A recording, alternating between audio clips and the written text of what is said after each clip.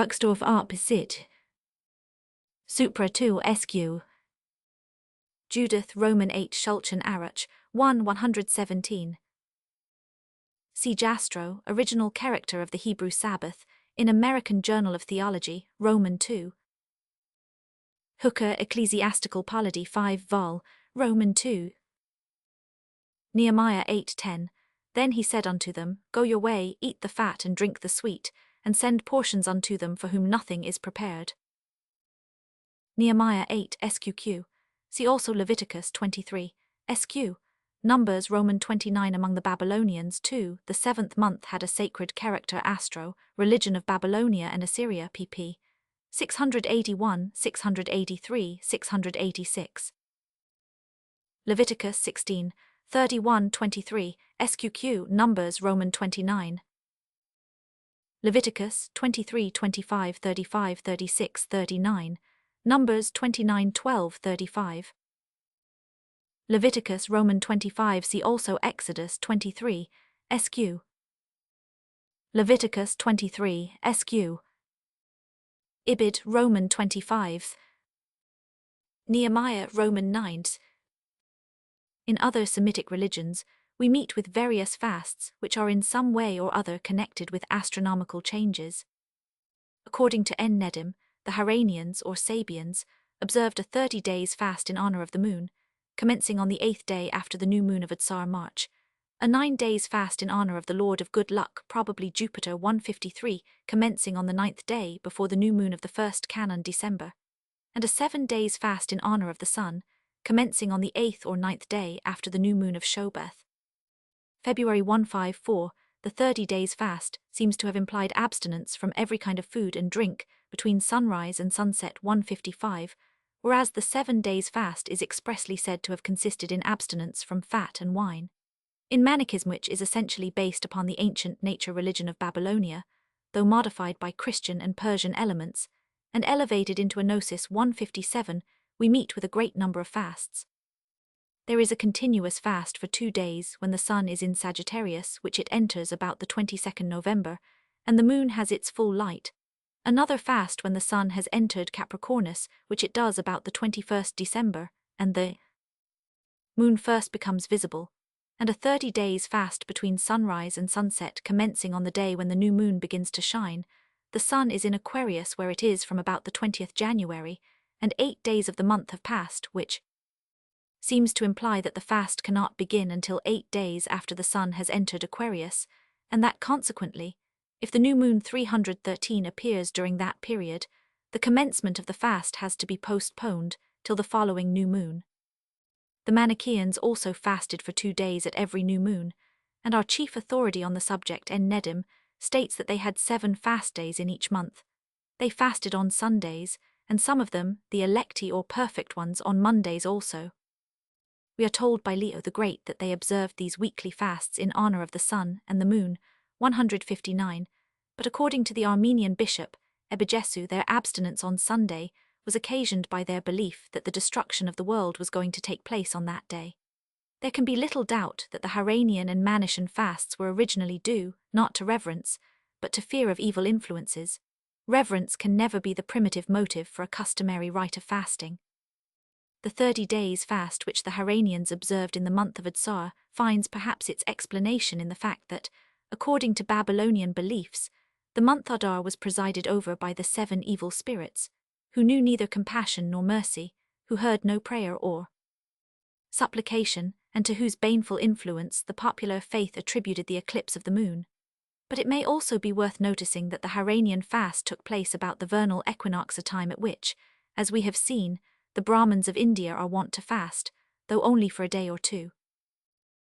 Ch. Walson, Die S. Sabia 2, N. 247. N. Nedim, Fihrist, Book 9, ch. 11511 SQ. Ch. Walson Up, Sit, 2 7 32 35 SQ. See also Ch. Walson 1, SQQ, 2 SQ. Ch. Walson Up, Sit, 2 SQ. Cf. A Bulfeda 6 Ibid, 2. N. Nedim Up, Sit, 5, Ch. Walson Up, Sit, 2. Kessler Mani Manischer in Herzog Hock, Real Encyclopädie F. Protestantische Theologie, 12. SQ. Harnack, History of Dogma, Roman 3 idem, Manichaeism in Encyclopaedia Britannica, Roman 15. N. Nedim, Fihrist in Flugel Mani, pp. 95-97, Flugel SQQ Kessler Locke Sit, SQ. Leo the Great, Sermo 42, Al 41-5 Mean Up Sit, 54. Flugel Up Sit, SQ. Jastrow, Religion of Babylonia and Assyria, pp. 263, 276, 463. It is highly probable that the 30 days fast of the Haranians and Manichaeans is the prototype of the Muhammadan fast of Ramadan. During the whole 9th month of the Muhammadan year, the complete abstinence from food, drink and cohabitation from sunrise till sunset is enjoined upon every Moslem, with the exception of young children and idiots, as also sick persons and travellers, who are allowed to postpone the 314 fast to another time. This fast is said to be a fourth part of faith, the other cardinal duties of religious practice being prayer, almsgiving and pilgrimage. But as a matter of fact, modern Muhammadans regard the fast of Ramadan as of more importance than any other religious observance. 163, many of them neglect their prayers, but anybody who should openly disregard the rule of fasting would be subject to a very severe punishment. Even the privilege granted to travelers and sick persons is not readily taken advantage of. During their marches in the middle of summer nothing but the apprehension of death can induce the Inez to interrupt the fast. 165, and when Burton, in the disguise of a Muhammadan doctor, was in Cairo making preparations for his pilgrimage to Mecca, he found among all those who suffered severely from such total abstinence only one patient who would eat even to save his life. There is no evidence that the fast of Ramadan was an ancient, pre-Muhammadan custom. On the other hand, its similarity with the Haranian and Manichaean fasts is so striking that we are almost compelled to regard them all as fundamentally the same institution. And if this assumption is correct, Muhammad must have borrowed his fast from the Haranians or Manichaeans or both. 315 indeed, Dr. Jacob has shown that in the year 623, when this fast seems to have been instituted, Ramadan exactly coincided with the Haranian fast month. In its Muhammadan form, the fast extending over a whole month is looked upon as a means of expiation. It is said that by the observance of it, a person will be pardoned all his past venial sins, and that only those who keep it will be allowed to enter through the gate of heaven called Rayyan. But this is only another instance of the common fact that customs often for an incalculable period survive the motives from which they sprang. Quran 2, 181, 183. Cf. Lane, Modern Egyptians. Von Kremer, Kulturgeschichte des Orients, Roman 1. Burkhardt, Bedouins and Wahhabis. Burton, Pilgrimage to Al-Madinah and Mecca, Roman 1. We can hardly regard as such the passage in the Quran too, where it is said, O ye who believe, there is prescribed for you the fast as it was prescribed for those before you, haply ye may fear. The traditionists say that Muhammad was in the habit of spending the month of Ramadan every year in the cave at Hira, meditating and feeding all the poor who resorted to him, and that he did so in accordance with a religious practice which the Quraysh used to perform in the days of their heathenism. Others add that Abd al-Muttalib commenced the practice, saying that it was the worship of God which that patriarch used to begin with the new moon of Ramadan, and continue during the whole of the month Muir, Life of Mahomet 2 Ensel Faith of Islam, but as Muir remarks up, Sit. 2n. It is the tendency of the traditionists to foreshadow the customs and precepts of Islam as if some of them had existed prior to Muhammad and constituted part of the religion of Abraham. See Jacob, der Muslimische Fastenmonat Ramadan in 6, Jorisbericht der Geographischen Gesellschaft, zu Greifswald pt. 196 SQQ. Jacob Locke Sit. Sell up Sit. In various religions we meet with fasting as a form of penance, as a means of appeasing an angry or indignant God, as an expiation for sin. The voluntary suffering involved in it is regarded as an expression of sorrow and repentance pleasing to God, as a substitute for the punishment which he otherwise would inflict upon the sinner, and at the same time it may be thought to excite his compassion, an idea noticeable in many Jewish fasts. Among the Jews, individuals fasted in cases of private distress or danger. Ahab, for instance, when Elijah predicted his downfall 172 Ezra, and his companions before their journey to Palestine 173, the pious Israelite when his friends were sick. Moreover, fasts were instituted for the whole community when it believed itself to be under divine displeasure, when danger threatened, when a great calamity befell the land, when pestilence raged or drought set in, or there was a reverse in war. 316 regular fast days were established in commemoration of various sad events that had befallen Israel during the captivity, 176, and in the course of time many other fasts were added, in memory of certain national troubles, though they were not regarded as obligatory. The law itself enjoined fasting for the Great Day of Atonement only. Wasserschleben die Bussordnungen der Abendländischen Kirche pass im Christianity. Quran 2, 4, 596, Roman 58 Jali recht und sit in Buhle, Grundriss der in Dorischen Philology, Dubois description of the character 100, of the people of India, Brahmanism. Clavigero, History of Mexico, Roman 1 on the occasion of any public calamity, the Mexican high priest retired to a wood, where he constructed a hut for himself, and shut up in this hut, he passed 9 or 10 months in constant prayer and frequent effusions of blood, eating only raw maize and water Torquemada, Monarchia Indiana 9 vol. 2. SQ. Cf. Benzinger, Fasting in Encyclopädie Biblica, 2, Schworley, Das Leben nach dem Tod nach den Vorstellungen des Alten Israel. 1721 Kings, Roman 21. Ezra, Roman 8. Psalms, Roman 35.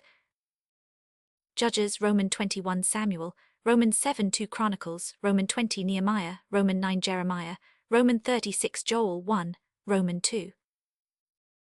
Zechariah, Roman 8. Greenstone in Jewish Encyclopedia, Roman 5. It may be asked why this particular kind of self-mortification became such a frequent and popular form of penance, as it did both in Judaism and in several other religions. One reason is, no doubt, that fasting is a natural expression of contrition, owing to the depressing effect which sorrow has upon the appetite. Another reason is that the idea of penitence, as we have just observed, may be a later interpretation put upon a fast which originally sprang from fear of contamination. Nay, even when fasting is resorted to as a cure in the case of distress or danger, as also when it is practiced in commemoration of a calamity, there may be a vague belief that the food is polluted and should therefore be avoided. But in several cases, fasting is distinctly a survival of an expiatory sacrifice. The sacrifice of food offered to the deity was changed into the sacrifice involved in the abstinence from food on the part of the worshipper. We find that among the Jews the decay of sacrifice was accompanied by a greater frequency of fasts. It was only in the period immediately before the exile that fasting began to acquire special importance, and the popular estimation of it went on increasing during and after the exile, partly at least from a feeling of the need of religious exercises to take the place of the suspended temple services. Like sacrifice, fasting was a regular appendage to prayer, as a means of giving special efficacy to the supplication. 179 fasting and praying became in fact a constant combination of words. And equally close is the 317 connection between fasting and almsgiving, a circumstance which deserves special notice where almsgiving is regarded as a form of sacrifice or has taken the place of it. In the penitential regulations of Brahmanism, we repeatedly meet with the combination sacrifice, fasting, giving gifts, 182, or also fasting and giving gifts, without mention being made of sacrifice.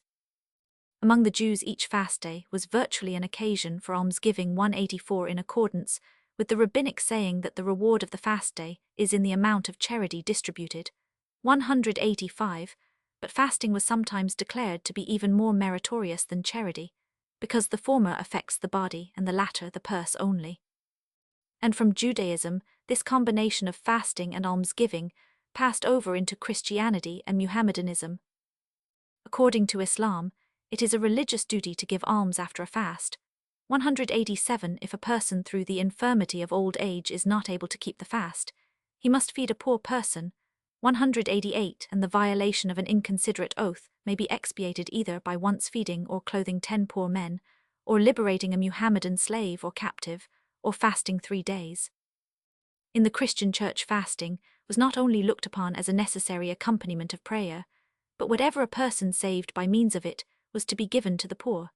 St. Augustine says that man's righteousness in this life consists in fasting, alms, and prayer, that alms and fasting are the two wings which enable his prayer to fly upward to God. But fasting without almsgiving is not 318 so much as counted for fasting, 192, that which is gained by the fast at dinner ought not to be turned into a feast at supper, but should be expended on the bellies of the poor. And if a person was too weak to fast without injuring his health, he was admonished to give the more plentiful alms. Tertullian expressly calls fasting sacrifices, which are acceptable to God 195. They assumed the character of reverence offerings. They were said to be works of reverence towards God. But fasting, as well as temperance, has also from early times been advocated by Christian writers on the ground that it is the beginning of chastity 197, whereas through love of eating love of impurity finds, passage 198. Benzinger in Encyclopaedia Biblica, Roman 2 Noack, Lehrbuch der Hebräischen Archäologie Roman 2. Lo Gesamelt Schriften Roman 1 Noack, up, sit, Roman 2 Benzinger in Encyclopaedia Biblica Roman 2. Judith 4:11, Tobit Roman 12 Ecclesiasticus Roman 34 St. Luke Roman 2. Supra 1 SQQ. Gautama Roman 19 Vasishtha, Roman 22 Bodhayana Roman 3:9. Vasishtha Roman 20. Kohler Alms in Jewish Encyclopedia Roman 1 Lo up, sit, Roman 1 cf, Tobit 12, Katz der War Talmudjud. Ibid, Fal, 6b, quoted by Greenstone in Jewish Encyclopedia Roman 5. Barakhath Fal, 32b, quoted by Hirschan Treasures of the Talmud. Sel up sit. Ibid, this opinion is based on a sentence in the Quran too, which has caused a great deal of dispute. It is said there that those who are fit to fast may redeem it by feeding a poor man, but the expression those who are fit to fast has been understood to mean those who can do so only with great difficulty. Quran Roman 5 Lane Modern Egyptians SQ. See also Quran 2, 4, 5 Roman 58. Harnack History of Dogma 1n5 Lo up sit Roman 1. St. Augustine en Oratio in Psalmum 42, Mean Patrologi Cursus 36.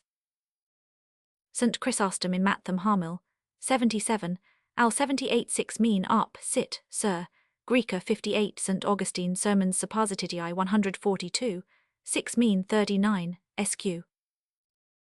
St. Augustine Sermons Supposititiae 141, Mean up sit, 39. See also canons enacted under King Edgar of Powerful Men 3 Ancient Laws of England, Ecclesiastical Institutes 38 Ibid. St. Chrysostom in Cap 1 Genes, Hamel 10, Mean up sit sir, Greca 53 St. Augustine Sermons Supposititiae 142, Mean 39 SQ. Tertullian de Resurrection Carnes 8 Mean up, sit 2. Hooker Ecclesiastical Polity 5 Vol, Roman 2. St. Chrysostom in Epist 2 ad Thessal, Cap 1 Hamil 1 Mean up sit sir gr 62.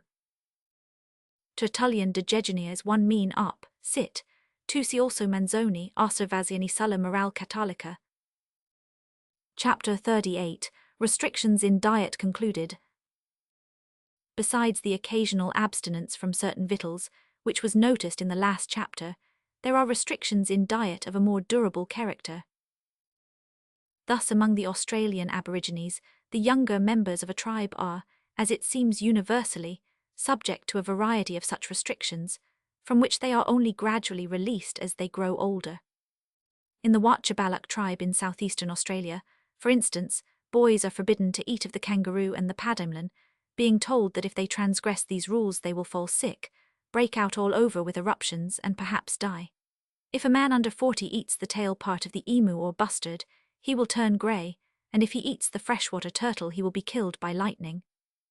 If young men or women of the Wakelbura tribe eat emu, black-headed snake or porcupine, they will become sick and probably die, uttering the sounds peculiar to the creature in question, the spirit of which is believed to have entered into their bodies. In the Warramunga tribe in central Australia, a man is usually well in the middle age before he 320 is allowed to eat wild turkey, rabbit bandicoot, and emu.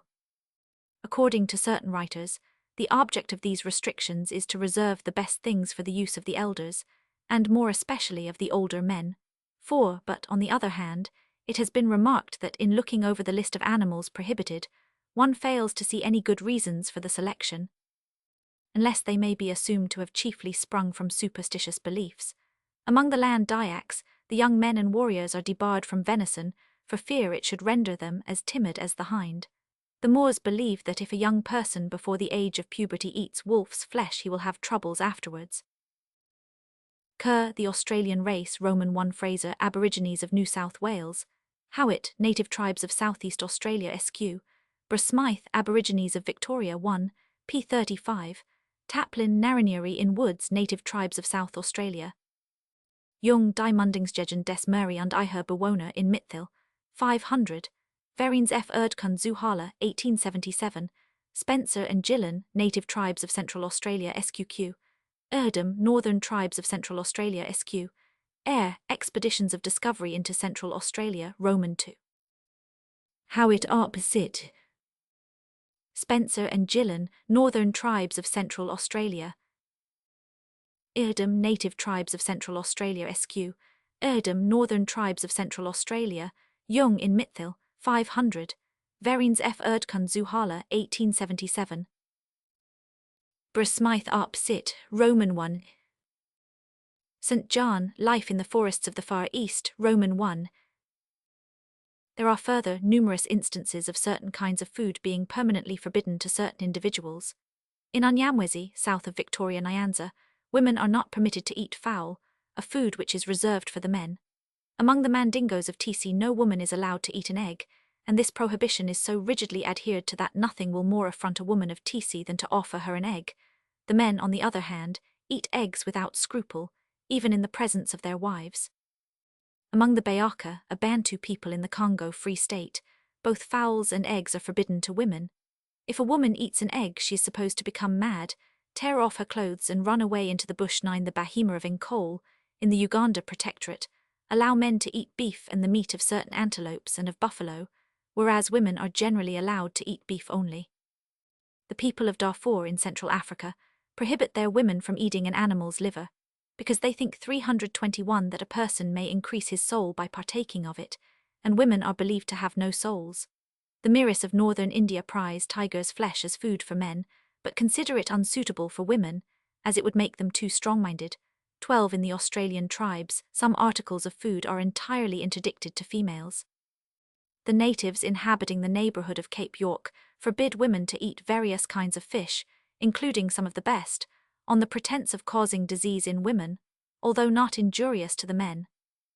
14. In the Sandwich Islands, again, women were not allowed to eat hog's flesh, turtle, and certain kinds of fruit, as cocoa and banana. Many of these prohibitions have been represented as signs of the low condition of the female sex, but a more intimate knowledge of the facts connected with them would perhaps show that they have some other foundation than the mere selfishness of the men, for sometimes the latter also are subject to very similar restrictions. Among the Bahuana in the Congo Free State, women are forbidden to eat owls or other birds of prey, but are permitted to eat frogs, from which men are obliged to abstain under penalty of becoming 99. 16. With reference to the natives of New Britain, Mr. Powell states that, whilst in one place the women are prohibited from eating pigs or tortoises, the men are in another place prohibited from eating anything but human flesh, fowls, or fish. In the Caroline Islands, the men are forbidden to eat a common blackbird, Lamprothornis, which is a favourite food of the women because it is believed that anyone who did so, and afterwards climbed a cocoa tree, would fall down and perish. In some Dayak tribes on the western branch 322 of the river of Sarawak, goats, fowls, and the fine kind of fern paku, which forms an excellent vegetable, are forbidden food to the men, though the women and boys are allowed to partake of them. Rijker die Wanjamusi in Zeitcher, 500, Gesselsch, F. Erdkunde zu Berlin, Roman 24. Park, Travels in the Interior of Africa, Roman 1. Torday and Joyce, Ethnography of the Bar Yaka in Jor, Anther, Inst, 36 42 51. Roscoe Bahima in Jor, Anther, Inst, Roman 37. Felkin, Notes on the Four Tribe in Proceed, Roy, Soch, Edinburgh, Roman 13. Dalton, Ethnology of Bengal. Kerr, The Australian Race, Roman 1. Smythe, Up, Sit, 135. Macgillivray, Voyage of Rattlesnake, Roman 2. Von Kotzebue, Voyage of Discovery into the South Sea, 3. Note. Cook, quoted by Buckle, Miscellaneous and Posthumous Works, Roman 3. Torday and Joyce, Ethnography of the Bar Huana in Jour, Anther, Inst, Roman 36. Powell, Wanderings in a Wild Country.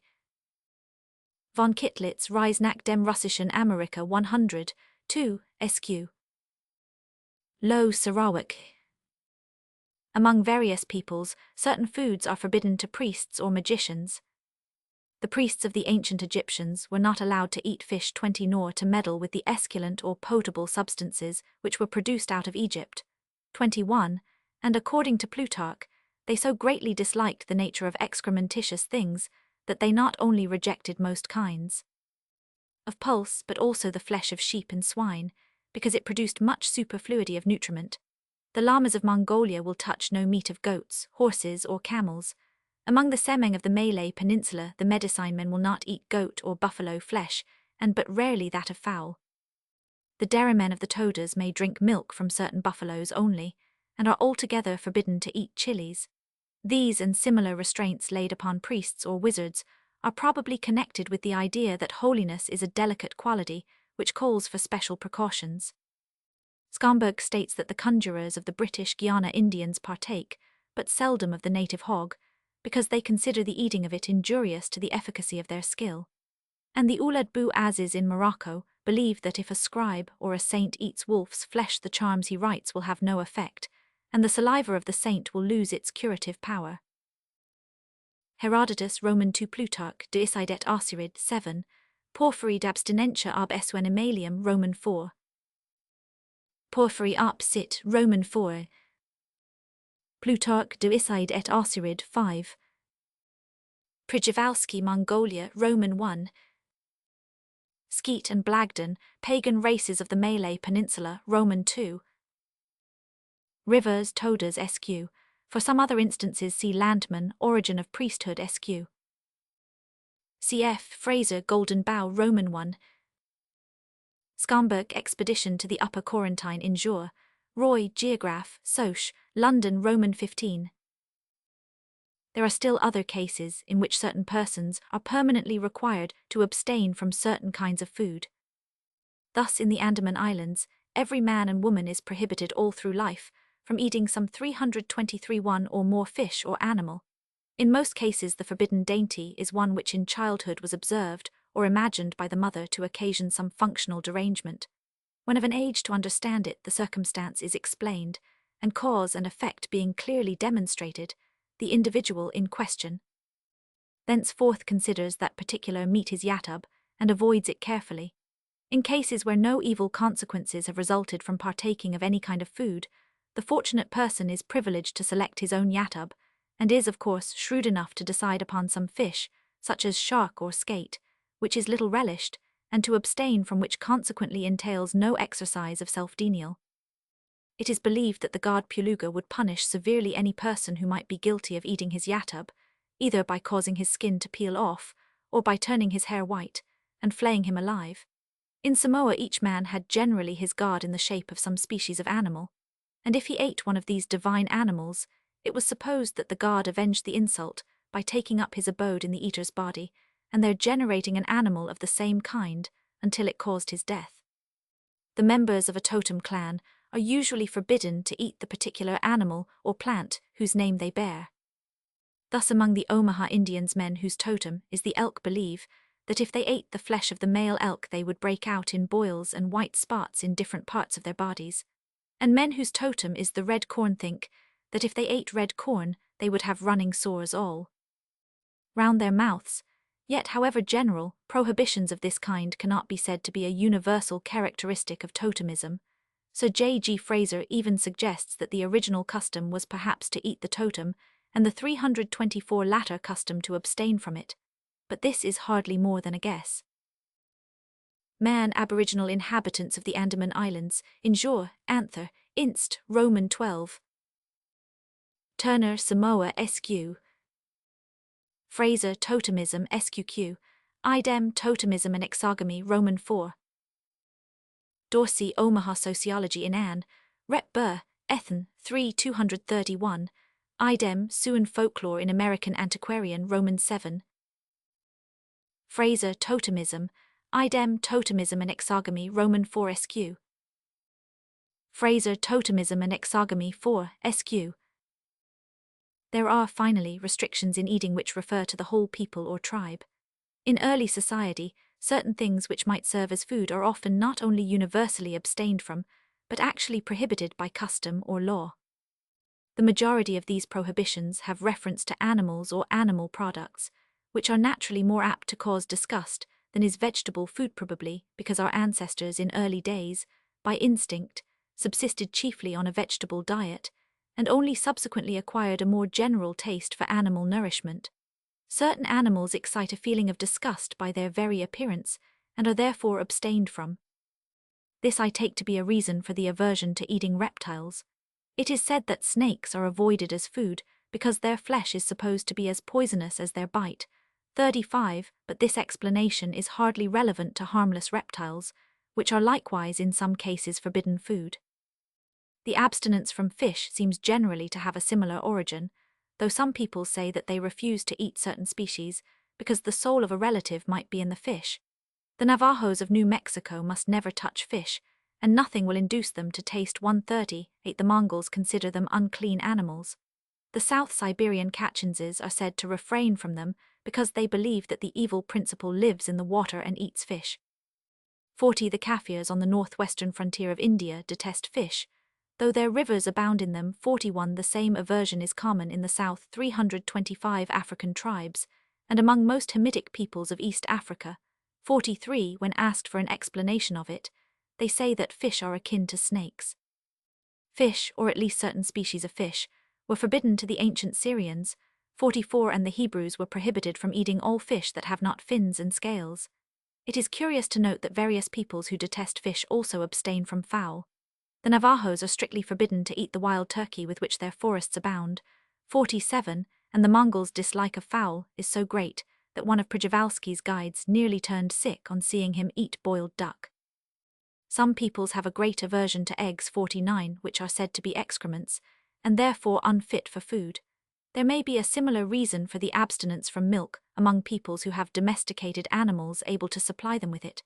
The Dravidian aborigines of the hills of 326 central India, who never use milk, are expressly said to regard it as an excrement. The ancient Caribs had a horror of eggs and never drank milk. The Ashantis are forbidden eggs by the fetish, and cannot be persuaded to taste milk. 54. The Kimbunda in southwestern Africa detest milk, and consider it inconceivable how a grown-up person can enjoy it. They believe that the Kilulu, or spirit, would punish him who partook of it. The Dayaks of Borneo, the Javanese, and the Malays abstain from milk.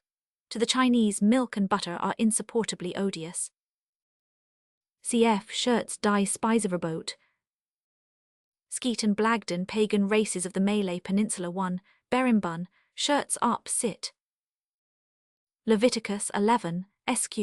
Sayce Hibbert Lectures on the Religion of the Ancient Babylonians. Fraser, Golden Bough 2, 432. Stephen, Navajo in American Anthropologist, Roman 6. Przewalski op sit, Roman 1.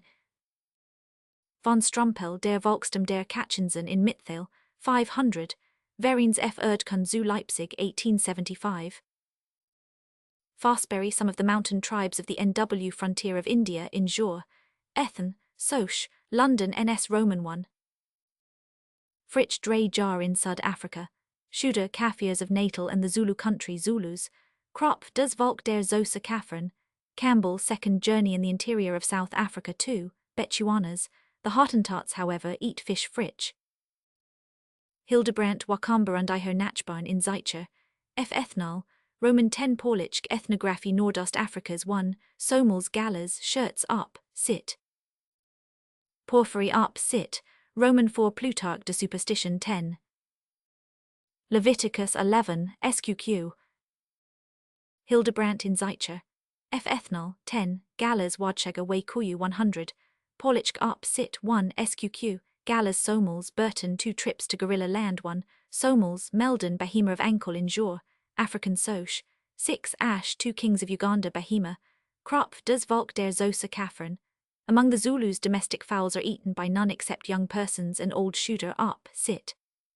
For other peoples who abstain from fowl, see Bastian Die Deutsche Expedition and Der Longo Kust, 1, Kasati 10 years in Equatoria 1. Mombatu, Salt, Voyage to Abyssinia Danakil, Skeet and Blagden Pagan Races of the Malay Peninsula 1. Sabimba 136 Orang Muka Kuning, Globus 50. Inhabitants of Hainan Ehrenreich quoted by Shirts Up, Sit, Carrier of Goyes, von den Steinen Dutch Central Brazilian Uruna, Cesar de Bello Gallico 5 Ancient Britons. Stephen in American Anthropologist, Roman 6. Przewalski up sit, Roman 1. The Kaffirs formerly abstained from eggs kropf up sit.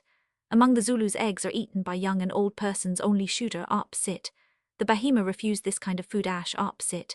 And so do generally the Waganda, especially the women Felkin. Notes on the Waganda tribe in Proceed. Roy, Soch, Edinburgh 13 Ash, see also Andri Ethnographisch Parallelen SQ. Shirts up sit, SQ. Reichard die Wanjamusi in Zeitcher, 500, Jesselsch, F. Erdkunn zu Berlin Roman 24 Hildebrandt Wakamba und Iher Nachbarn in Zeitcher, F. Ethnol, Roman 10. See Westermarck, History of Human Marriage. Crook Things Indian. Duterte, Histoire Générale des Antilles, Roman 2. Bowditch, Mission to Ashanti. Magyar Reisen in Sud Africa, 1 321. Low up sit. Huck Travels in Tartary, Roman 1 Westermarck up, sit. The meat of certain animals may also be regarded with disgust on account of their filthy habits or the nasty food on which they live. In the Warramunga tribe in Central Australia, there is a general restriction applying to eaglehawks, and the reason assigned for it is that this bird feeds on the bodies of dead natives. It seems that the abstinence from swine's flesh, at least in part, belongs to the same group of facts. Various tribes in South Africa hold it in abomination. In some districts of Madagascar, according to Drury, the eating of pork was accounted a very contemptible thing. It is, or was, abstained from by the Jakuts of Siberia, the Vartiaks of the government of Vologda 61, and the Lapps. The disgust for pork has likewise been met with in many American tribes. The Koniagas will eat almost any digestible substance except pork. The Navajos of New Mexico abominate it as if they were the devoutest of Hebrews. 64. It is not forbidden by their religion, but they say they will not eat the flesh of the hog, simply because the animal is filthy. In 327 its habits, because it is the scavenger of the town. 65. In his description of the Indians of the southeastern states, Adair writes, they reckon all those animals to be unclean that are either carnivorous or live on nasty food, as hogs, wolves, panthers, foxes, cats, mice, rats when swine were first brought among them. They deemed it such a horrid abomination in any of their people to eat that filthy and impure food, that they excluded the criminal from all religious communion in there. Circular townhouse they still affix vicious and contemptible ideas to the eating of swine's flesh, insomuch that Shukapa, swine-eater, is the most opprobrious epithet that they can use to brand us with. They commonly subjoin Akangapa, eater of dunghill fowls. Both together signify filthy, helpless animals. 66. So also those Indians in British Guiana who have kept aloof from intercourse with the colonists reject pork with the greatest loathing. Skamberg tells us that an old Indian permitted his children to accompany him on a journey only on the condition that they were never to eat any viands prepared by his cook, for fear lest pork should have been used in their preparation.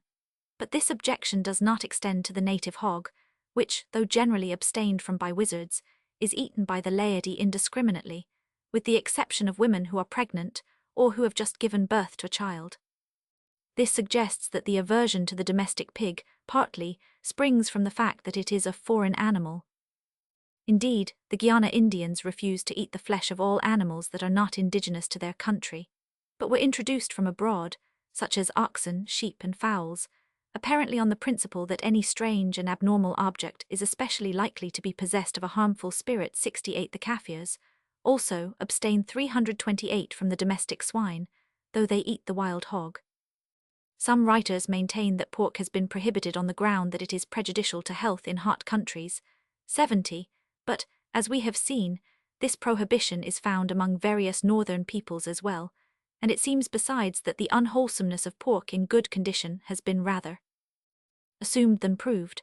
Sir J. G. Fraser again believes that the ancient Egyptians, Semites, and some of the Greeks abstained from this food, not because the pig was looked upon simply as a filthy and disgusting creature, but because it was considered to be endowed with high supernatural powers. In Greece the pig was used in purificatory ceremonies. Lucian says that the worshippers of the Syrian goddess abstained from eating pigs, some because they held them in abomination, others because they thought them holy. The heathen Haranians sacrificed the swine and ate swine's flesh once a year. According to Greek writers, the Egyptians abhorred the pig as a foul and loathsome animal, and to drink its milk was believed to cause leprosy and itchy eruptions, 75, but once a year they sacrificed pigs to the moon and to Osiris and ate of the flesh of the victims, though at any other time they would not so much as taste pork. Spencer and Gillen, Northern Tribes of Central Australia. Fritz Dre Jar in South Africa, Kropf op Sit Kaffirs. Drury, Madagascar. Latham, Descriptive Ethnology, Roman 1. Leem, Beskrivels over Finmarkens Lapper. Bancroft, Native Races of the Pacific States, Roman 1. Stephen in American Anthropologist, Roman 6.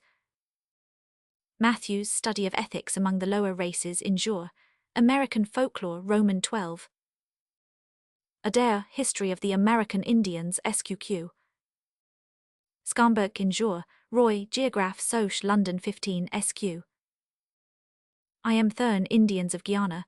Dr. Schertz suggests Sit, SQQ, that some other peoples, as the Indians of Brazil, abstain from fowls because they are not indigenous to their country. Muller, Allgemeine Ethnographie. Ramsay, Historical Geography of Asia Minor. Wiener, Die Alttestamentarischen Speiseverbot in Zeitschrift, F. Ethnal, Roman 8. See also Buckle, Miscellaneous and Posthumous Works 3, SQ. Fraser, Golden Bough 2, SQQ, Idem Pausanias Description of Greece 4, SQ. Ramsay Sit, SQ. Fraser, Pausanias Description of Greece 3, 593. Lucian de Syria 54. Robertson Smith, Religion of the Semites, cf. Isaiah 65 and 66, 17, where this sacrifice is alluded to as a heathen abomination. Herodotus, Roman 2 Plutarch, De Isidet Osirid 8, Alien de Natura Animalium Roman 10. Herodotus, Roman 2 Plutarch, De Isidet Osirid 8. Of the abhorrence of cannibalism, I shall speak in a separate chapter, but in this connection, it is worth noticing that the eating of certain animals is regarded with horror or disgust, either because they are supposed to be metamorphosed ancestors, or on account of their resemblance to men. Various peoples refrain from 329 monkeys' flesh, 78, and European travelers mention their own instinctive repugnance to it, and their aversion to shooting monkeys. The Indians of Lower California will eat any animal, except men and monkeys, the latter because they so much resemble the former 80 according to an ancient writer quoted by Porphyry. The Egyptian priests rejected those animals, which verged to a similitude to the human form 80. The Kaffirs say that elephants are forbidden food, because their intelligence resembles that of men. Fraser, Golden Bough 2, SQQ St. John Sit 1 Land Dyaks. Shooter Sit, Zulus, Schertz Sit, Abyssinians, Skeet and Blagden Sit 1 Orang Sletter, in the Institutes of Vishnu 51, the eating of apes is particularly stigmatized. Schertz Sit, Infra on regard for the lower animals. Bancroft Sit, Roman 1. Porphyry Sit, Roman 4. Muller, Ethnography. Moreover, intimacy with an animal easily takes away the appetite for its flesh.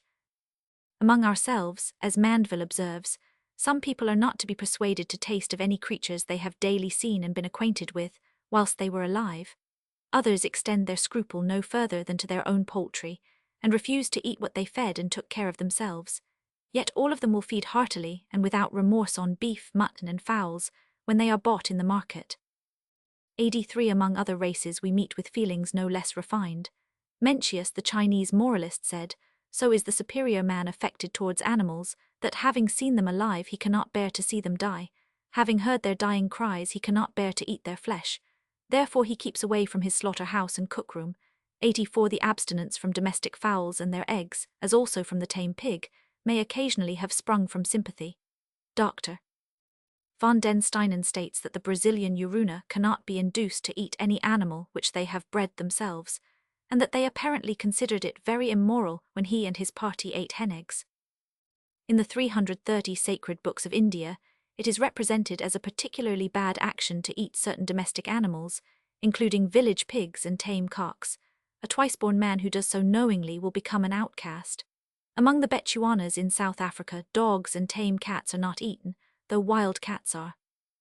The Arabs of Dakala in Morocco eat their neighbors' cats, but not their own. Among the Dinka, only such cows as die naturally, or by an accident, are used for food. But a dead cow is never eaten by the bereaved owner himself, who is too much afflicted at the loss to be able to touch a morsel of the carcass of his departed beast. Herodotus says that the Libyans would not taste the flesh of the cow, though they ate oxen. 89. And the same rule prevailed among the Egyptians and Phoenicians, who would sooner have partaken of human flesh than of the meat of a cow. The eating of cow's flesh is prohibited by the law of Brahmanism. According to Dr. Rajendralala Mitra, the idea of beef as an article of food is so shocking to the Hindus that thousands over thousands of the more orthodox among them never repeat the counterpart of the word in their vernaculars, and many and dire have been the sanguinary conflicts which the shedding of the blood of cows has caused. 92. In China, the slaughter of buffaloes for food is unlawful, according to the assertions of the people, and the abstaining from the eating of beef is regarded as very meritorious. 93. It is said in the divine panorama that he who partakes of beef or dog's flesh will be punished by the deity. In Japan, neither cattle nor sheep were in former days killed for food. 95. And in the rural districts many people still think it wrong to eat beef. In Rome, the slaughter of 331 laboring ox was in olden days punished with excommunication. 97. And at Athens, and in Peloponnesus, it was prohibited even on penalty of death. Indeed, the ancient idea has survived up to modern times in Greece, where it has been held as a maxim that the animal which tills the ground ought not to be used for food. These prohibitions are no doubt to some extent expressions of kindly feelings towards the animals to which they refer. A Dinka is said to be fonder of his cattle than of his wife and children. 101. And according to classical writers, the ploughing ox is not allowed to be slaughtered because he is himself an agriculturist, the servant of Ceres, and a companion to the labourer in his work. But at the same time, the restrictions in question are very largely due to prudential motives. Peoples who live chiefly on the products of their cattle show a strong disinclination to reduce their herds, especially by killing cows or calves. 103. And agricultural races are naturally anxious to preserve the animal which is used for work on the field. With reference to the Egyptian and Phoenician custom of eating bulls, but abstaining from cows, Porphyry observes that for the sake of utility in one and the same species of animals distinction is made between that which is pious and that which is impious, cows being spared on account of their progeny. Until quite recently in Egypt no one was allowed to kill a calf, and permission from the government was required for the slaughter of a bull. Moreover, domestic animals are frequently regarded as sacred in consequence of their utility, and for that reason also abstained from. The Dinka pay a 332 kind of reverence to their cattle. In Egypt, according to Herodotus, the cow was sacred to Isis. In India she has been the object of a special worship. Mandeville, Fable of the Bees. Mencius, Roman 178. Van den Steinen, Dutch Central Brazilian. See also Juan and Aloa, Voyage to South America 1, Indians of Quito. Institutes of Vishnu, Roman 51. Laws of Manu, Roman 5. Campbell, Second Journey in the Interior of South Africa, Roman 2. Schweinfurth, Heart of Africa 1, SQ. Herodotus, Roman 4. Ibid Roman 2 Porphyry up, sit, Roman 2. Institutes of Vishnu, Roman 51. Rajendralala Mitra, Indo-Aryans, Roman 1. Doolittle, Social Life of the Chinese, Roman 2. Giles, Strange Stories from a Chinese Studio, Roman 2. Reed, Japan, Roman 1. Griffiths, Mikado's Empire. Pliny, Historia Naturalis, Roman 8. Varro de Re Rustica, Roman 2-3.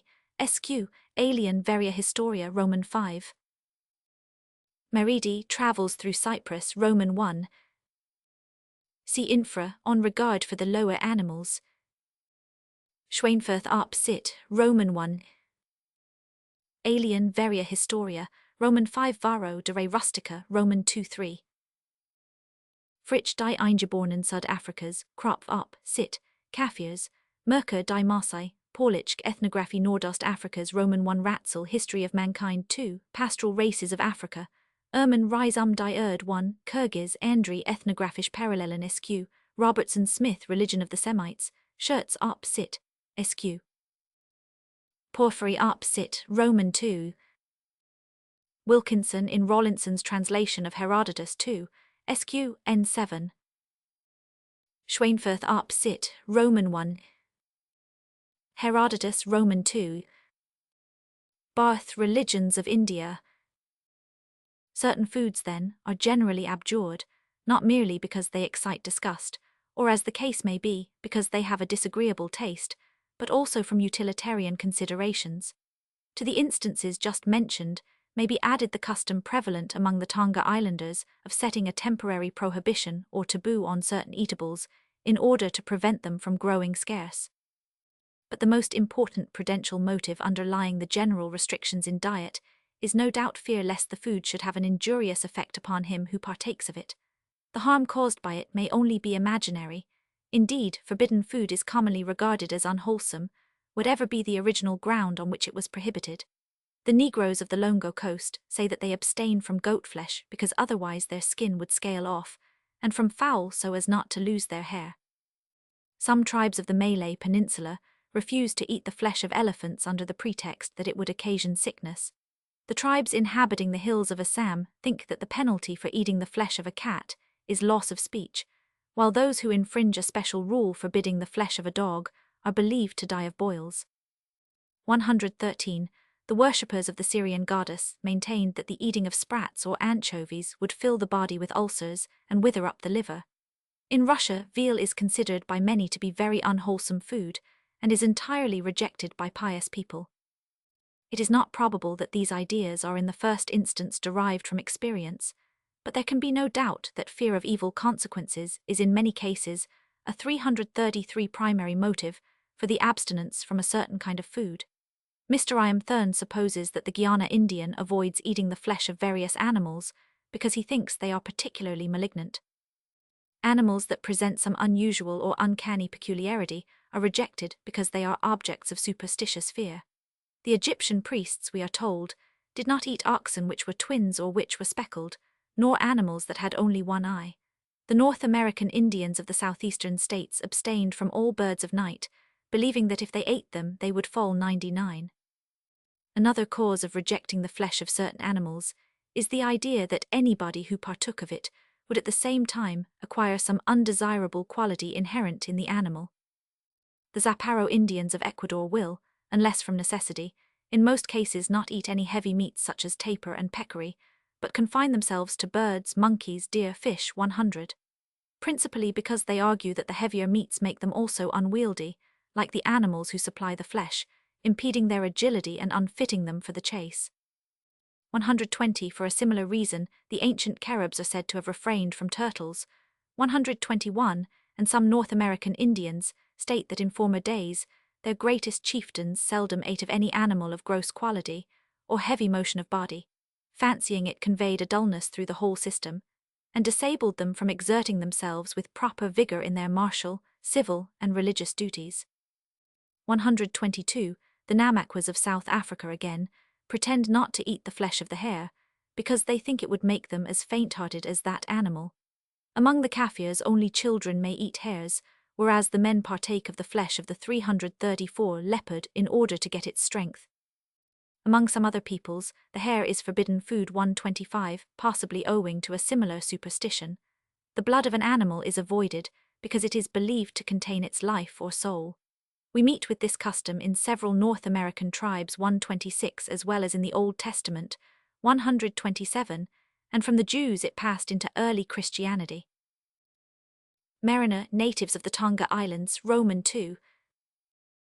CF Shirts op sit.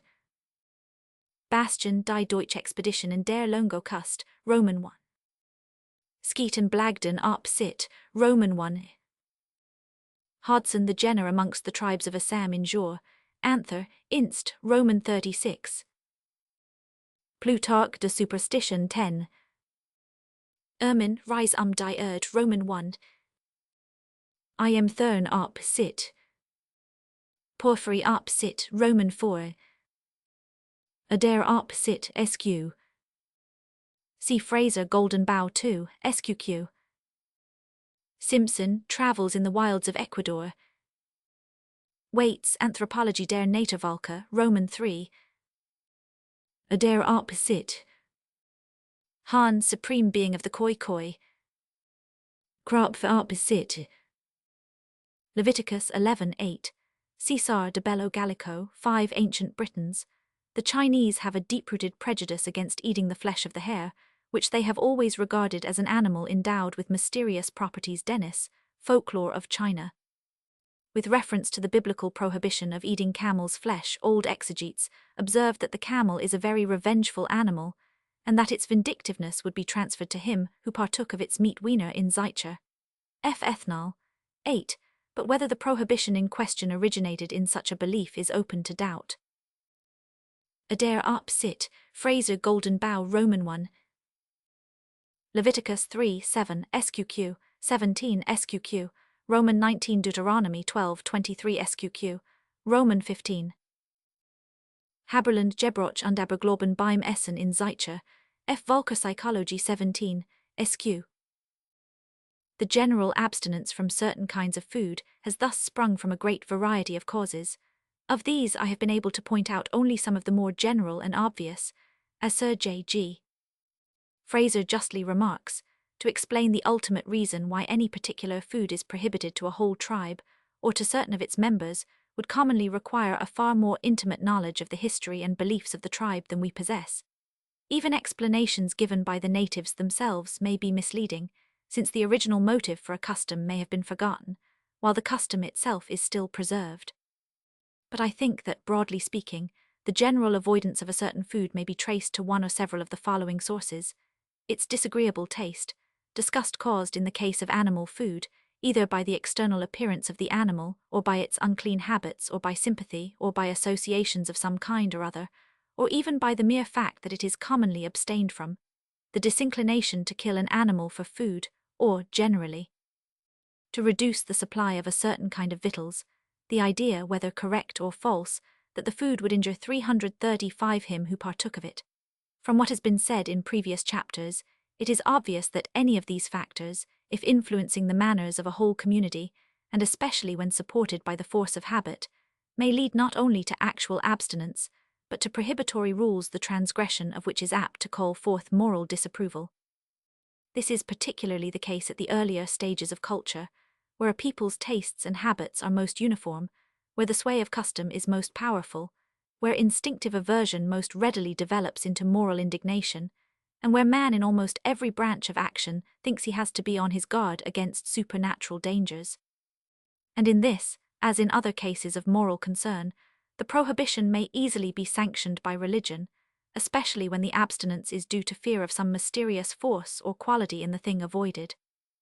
The religious aspect assumed particular prominence in Hebrewism and Brahmanism. It is said in the Institutes of Vishnu that the eating of pure food is more essential than all external means of purification. He who eats pure food only is truly pure, not he who is only purified with earth and water. 130. The Quran forbids the eating of what is dead, and blood and flesh of swine, and whatsoever has been consecrated to other than God. 131. Medieval Christianity prohibited the eating of various animals, especially horses, which were not used as food in the south of Europe, but which the pagan Teutons sacrificed and ate at their religious feasts. The idea that it is unchristian to eat horseflesh has survived even to the present day, and has, together with the aversion to feeding on a pet animal, been responsible for the loss of enormous quantities of nourishing food.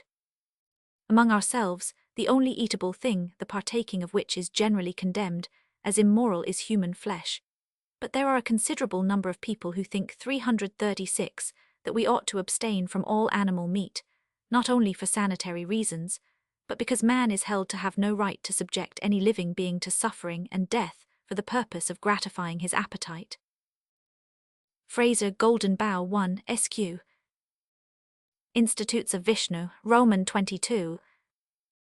Quran, Roman 2. Lankavel för den Nedervalke in Internationals Archive för Ethnography, Roman 1 Shirts, op. Sit. SQ. Mora die Bekehrung des Norwegischen Stamms zum Christentum, Roman 2. On similar grounds, vegetarianism has been advocated as a moral duty among Eastern races, as also in classical antiquity. The regard for life in general, which is characteristic of Taoism, Buddhism, Jainism, and Brahmanism, 133, led to the condemnation of the use of animals as food. It is a very common feeling among the Chinese of all classes that the eating of flesh is sensual and sinful, or at least quite incompatible with the highest degree of sincerity and purity. In Japan, many persons abstain from meat, owing to Buddhistic influence. In India, animal food was not avoided in early times. The epic characters shoot deer and eat cows. Even in the sacred law books, the eating of meat is permitted in certain circumstances, on offering the honey mixture to a guest, at a sacrifice, and at the rites in honor of the manes. But on these occasions only may an animal be slain. 137. Nay, some particular animals are expressly declared eatable. The total abstinence from meat is in fact represented as something meritorious rather than as a strict duty. 139. It is said that by avoiding the use of flesh, one gains a greater reward than by subsisting on pure fruit and roots, and by eating food fit for ascetics in the forest. 140. But on the other hand, we also read that there is no greater sinner than that man who, though not worshipping the gods or the manes, seeks to increase the bulk of his own flesh by the flesh of other beings. 141. As a matter of fact, meat is nowadays commonly, though by no means universally, abstained from by high-caste Hindus, whereas 337 most low-caste natives are only vegetarian when flesh food is not within their reach. 142. And we are told that the views which many Hindus entertain of people who indulge in such food are not very unlike the opinions which Europeans have. About cannibals, the immediate origin of these restrictions seems obvious enough. They were not introduced as has been supposed either as mere sumptuary measures. 144, or because meat was found to be an aliment too rich and heavy in a warm climate. 145, but they were the natural outcome of a system which enjoins regard for life in general and kindness towards all living beings. In the laws of Manu, it is expressly said that the use of meat should be shunned for the reason that meat can never be obtained without injury to living creatures, and injury to sentient beings is detrimental to the attainment of heavenly bliss. 146, that the prohibition of eating animals resulted from the prohibition of killing them is also suggested by other facts. If Hindu pariahs eat the flesh of animals which have died naturally, it is not visited upon them as a crime, but they are considered to be wretches as filthy and disgusting as their food is revolting. 147. Buddhism allows the eating of fish and meat if it is pure in 3 respects, to wit, if one has not seen, nor heard, nor suspected that it has been procured for the purpose. 148. And among the Buddhists of Burma, even the most strictly religious have no scruples in eating the flesh of an animal killed by another person, as then, they consider, the sin of its destruction does not rest upon them, but on the person who actually caused it. 149. See infra, on regard for the lower animals. Doolittle op. Sit. Roman 2.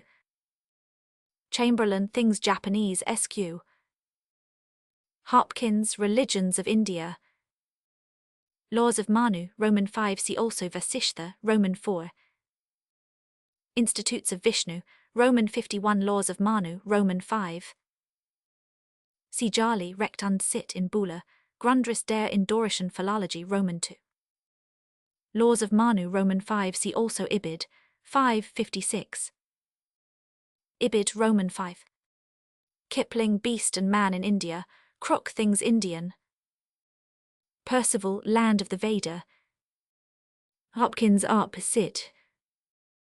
Dubois, Description of the Character 100 of the People of India. Laws of Manu, Roman 5. See also Ibid, 549. Dubois, Sit. Kern, Manual of Indian Buddhism, N5. Fitch, Burma Past and Present, Roman 2. Vegetarianism is, further, said to have been practiced by the first and most learned class of the Persian Magi, who, according to Eubulus, neither slew nor ate anything. 338 animated, 150, and many of the Egyptian priests are reported to have abstained entirely from animal food. In ancient legends, we are told that the earliest men who were pure and free from sin killed no animal, but lived exclusively on the fruits of the earth. In Greece, the Pythagoreans opposed the killing and eating of animals, as having a right to live in common with mankind. 153, or in consequence of their theory that the souls of men after death transmigrate into animals. According to Porphyry, a fleshless diet not only contributes to the health of the body and to the preservation of the power and purity of the mind, but is required by justice. Animals, he said, are allied to men, and he must be considered an impious person who does not abstain from acting unjustly towards his kindred. Porphyry, Sit, Roman 4. Ibid, Roman 4. Genesis, Roman 1. Bundahis 15, SQQ, cf. Windishman, Zoroastrisch Studien, Hesiod Opera et Dies 109 SQQ, Plato, Politicus, Porphyry, Sit, Roman 4. Diogenes Laertius, Vit Philosophorum, Roman 8:12, Plutarch, De Carnium Essu Oratio, Roman 1. Seneca, Epistole, Roman 108. Porphyry, Sit, 1:3 SQ.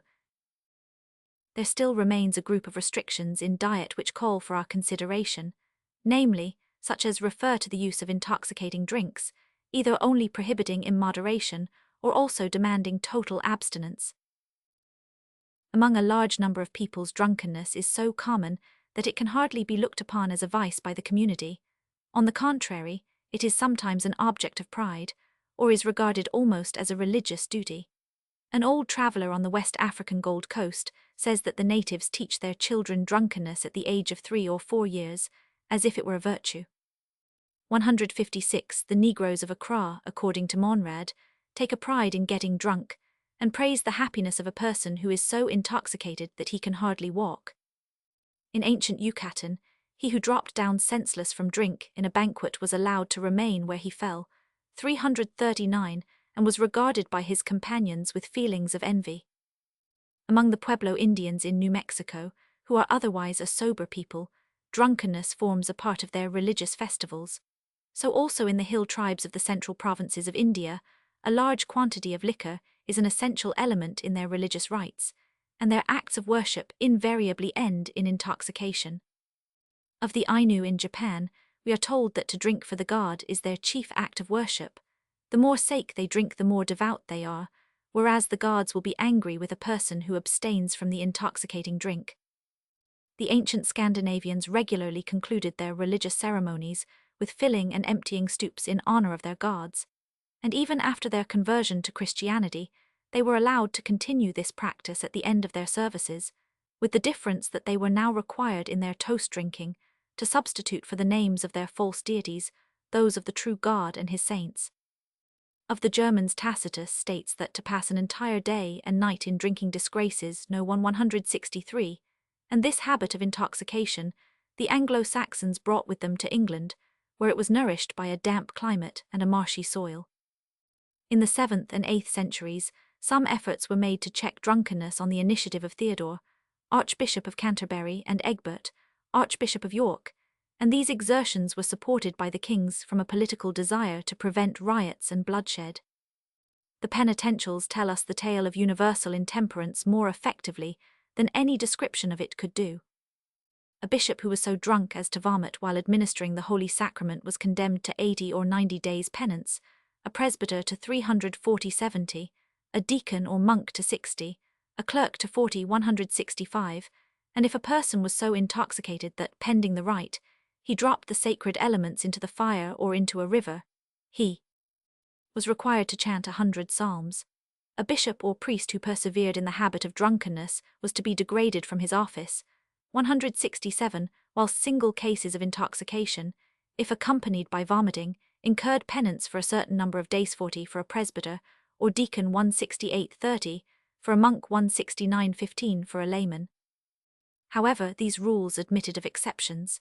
If anybody in joy and glory of our Saviour's natal day, or of Easter, or in honour of any saint, vomited through being drunk, and in so doing had taken no more than he was ordered by his elders, it mattered nothing. And if a bishop had commanded him to be drunk, he was likewise innocent, unless indeed the bishop was in the same state himself.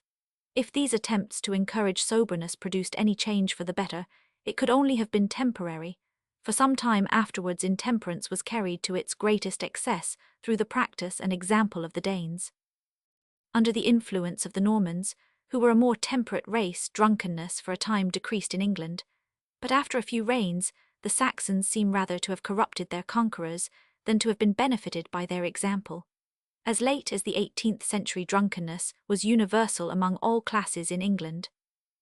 It was then as uncommon for a party to separate, while any member of it remained sober 341, as it is now for anyone in such a party to degrade himself through intoxication. No loss of character was incurred by habitual excess. Men in the position of gentlemen congratulated each other upon the number of bottles emptied, and it would have been considered a very frivolous objection to a citizen who aspired to the dignity of alderman or mayor that he was an habitual drunkard. Bosman, Description of the Coast of Guinea.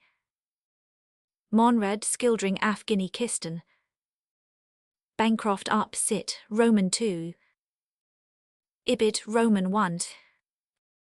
Hislop, Aboriginal Tribes of the Central Provinces. Campbell, Wild Tribes of Kondistan Sq. Cairns. Bird, Unbeaten Tracks in Japan 296. Cf. Bachelor Ainu of Japan. Mora Up Sit, Roman 2 Bartholinus Antiquitates Danic 1 Sqq. Mallet, Northern Antiquities. Tacitus, Germania 22. Laws of H. Lothair and Edric 12 Isq. Thrupp the Anglo-Saxon Home. Penitential Pseudo Theodori 26. Wasserschleben die Bussordnungen der Bendländischen Kirche. Penitential Egberti 11. Wasserschleben. Penitential Pseudo Theodori 26. Wasserschleben Up Sit. Penitential Egberti 11. Wasserschleben. Penitential Theodori Roman 1 Wasserschleben Up Sit. Penitential Egberti 11. Wasserschleben. Penitential Theodori Roman 1 Wasserschleben Up Sit. Penitential Egberti 11. Wasserschleben. Penitential Theodori Roman 1 Wasserschleben Up Sit. Penitential Egberti 11. Wasserschleben. Penitential Theodori Roman 1 Wasserschleben Up Sit. Penitential Theodori Roman 1 Wasserschleben Up Sit. Thrupp Up Sit Sqq. Ibid Sq. Porter, Progress of the Nation. Pike, History of Crime in England Roman 2 Massey, History of England during the reign of George III, Roman 2. Though of late years drunkenness has been decreasing among those European nations who have been most addicted to it, and is nowadays generally recognized as a vice, our civilization is still, as it has always been, the great source from which the poison of intoxication is pouring over the earth in all directions, infecting or killing races who previously knew nothing of alcohol or looked upon it with abhorrence. Eastern religions have emphatically insisted upon sobriety or even total abstinence from intoxicating liquors. In the sacred law books of Brahmanism, 13 different kinds of alcoholic drinks are mentioned, all of which are forbidden to Brahmanas and 3 to Kshatriyas and Vaisyas. 175 yet, though there be no sin in drinking spirituous liquor, abstention brings greater reward. 176. A twice-born man who drinks the liquor called surah commits a mortal sin, which will be punished both in this life and in the life to come. 177. The most proper penalty for such a person is to drink that liquor boiling hot, and only when his body has been completely scalded by it is he freed from his guilt. Among the modern Hindus, drunkenness is said to be detested by all but the very lowest castes in the agricultural districts, and some high-caste people residing in the great towns, who have learned it from Europeans.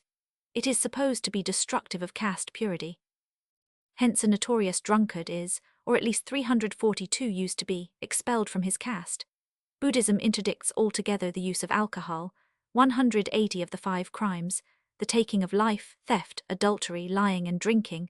The last is the worst. 181 Taoism condemns the love of wine. In Zoroastrianism, the holy Esrayasha is represented as fighting against the demon of drunkenness. 183, and it is said that the sacred beings are not pleased with him who drinks wine more than moderately. 184, but it seems that the ancient Persians nevertheless were much addicted to intoxication. According to classical writers, some of the Egyptian priests abstained entirely from wine, whilst others drank very little of it. 186, and before the reign of Psammetichus the kings neither drank wine, nor made libation of it as a thing acceptable to the gods. The use of wine and other inebriating drinks is forbidden by Islam. 188, and was punished by Muhammad with flogging. It may also be said of his followers that they for the most part have obeyed this command, at least in country districts. 190, and that the exceptions to the rule are directly or indirectly attributable to the influence of Christians. Institutes of Vishnu 2284, Gautama Roman 2 Laws of Manu 11, SQ. Laws of Manu Roman 5, Ibid 9 237, 1155, Roman 12. Ibid Roman 11. Caldwell Tinnerville Shanners, Dubois Up Sit, Samuelson History of Drink. Oldenburg Buddha, Munier Williams Buddhism. Hardy Manual of Buddhism. Douglas Confucianism and Taoism. Vendidad Roman 19. Dinai Mainogi Kurad Roman 16. Herodotus Roman 1. Porphyry Up Sit, Roman 4 Plutarch de Isidet Arsirid 6. Plutarch de Isidet Arsirid 6.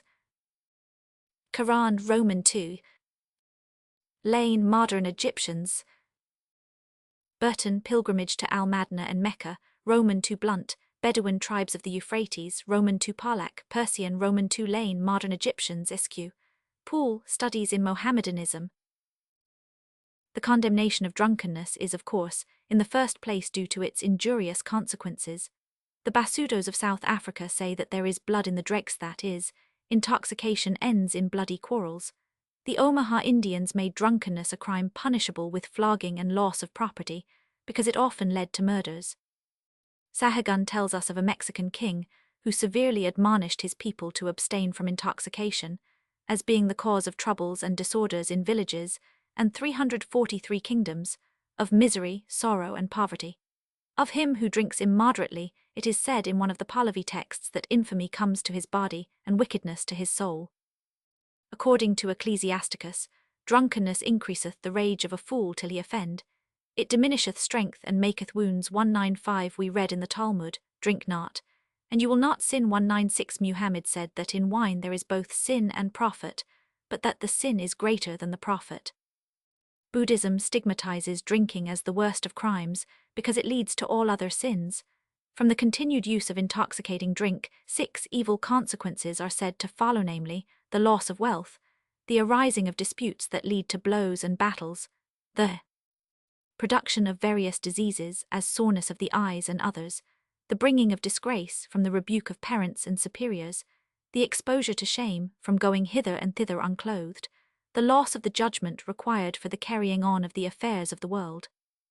That drunkenness, in spite of the evils resulting from it, nevertheless so frequently escapes censure, is due partly to the pleasures connected with it, partly to lack of foresight. 199, and in a large measure to the influence of intemperate habits. Why such habits should have grown up in one country and not in another we are often unable to tell. The climate has no doubt something to do with it, although it is impossible to agree with the statement made by Montesquieu that the prevalence of intoxication in different parts of the earth is proportionate to the coldness and humidity of the air. A gloomy temperament and a cheerless life are apt to induce people to resort to the artificial pleasures produced by drink. The dreariness of the Puritan Sunday has much to answer for. The evidence given by a spirit merchant before the Commission on the Forbes-Mackenzie Act was that there is a great 344 demand for drink on Sunday, and that this demand must be supplied. 201. Ennui was probably a cause of the prevailing inebriety in Europe in former days, when there was difficulty in passing the time not occupied in fighting or hunting. 202. And the monotony of life in the lower ranks of an industrial community still tends to produce a similar effect. Other causes of drunkenness are miserable homes and wretched cooking. Mr. Lecky is of opinion that if the wives of the poor in Great Britain and Ireland could cook, as they can cook in France and in Holland, a much smaller proportion of the husbands would seek a refuge in the public house. Casales Basudos, Dorsey Omaha Sociology and Ann, Rep. Burr, Ethan, Roman 3. Sahagun Historia General de las Cosas de Nueva España, 2, SQQ. Dinai Mainogi Curad, Roman 16.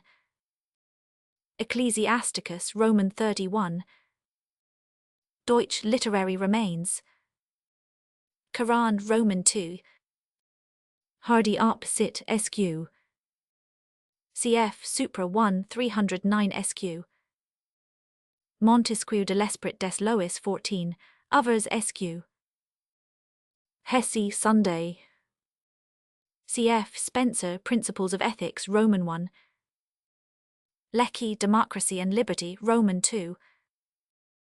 The evil consequences of intoxication have led not only to the condemnation of an immoderate use of alcoholic drink, but also to the demand for total abstinence, in consideration of the difficulty many people have in avoiding excess. But this hardly accounts in full for the religious prohibition of drink which we meet with in the East. Wine or spirituous liquor inspires mysterious fear. The abnormal mental state which it produces suggests the idea that there is something supernatural in it, that it contains a spirit, or is perhaps itself a spirit. Moreover, the juice of the grape is conceived as the blood of the vine. 205 in Ecclesiasticus. The wine which was poured out at the foot of the altar is even called the blood of the grape. 206, and in the blood is the soul. The law of Brahmanism not only prohibits the drinking of wine, but also commands that one should carefully avoid red exudations from trees and juices flowing from incisions. 207. That spirituous liquor is believed to contain baneful mysterious energy is obvious from the statement that if the Brahman, the Veda which dwells in the body of a Brahmana, is even once deluged with it, his Brahmanhood forsakes him, and he becomes a Sudra. 208 holy persons are, of 345 course, most easily affected by the mysterious drink, owing to the delicate nature of holiness. Muhammadans likewise regard wine as unclean and polluting.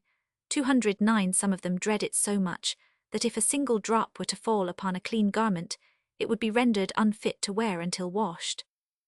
In Morocco it is said that by drinking alcohol a Muhammadan loses the barakah, or holiness, of the faith and ascribe the memory of the Quran, and that if a person who drinks alcohol has a charm on him, its barakah is spoiled.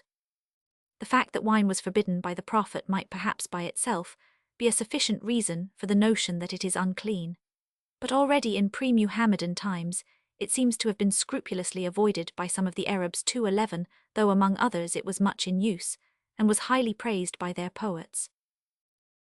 See Supra 1 281, Infra on the Belief in Supernatural Beings, Fraser, Golden Bough, Roman 1. Fraser Op. Sit. 1 SQ.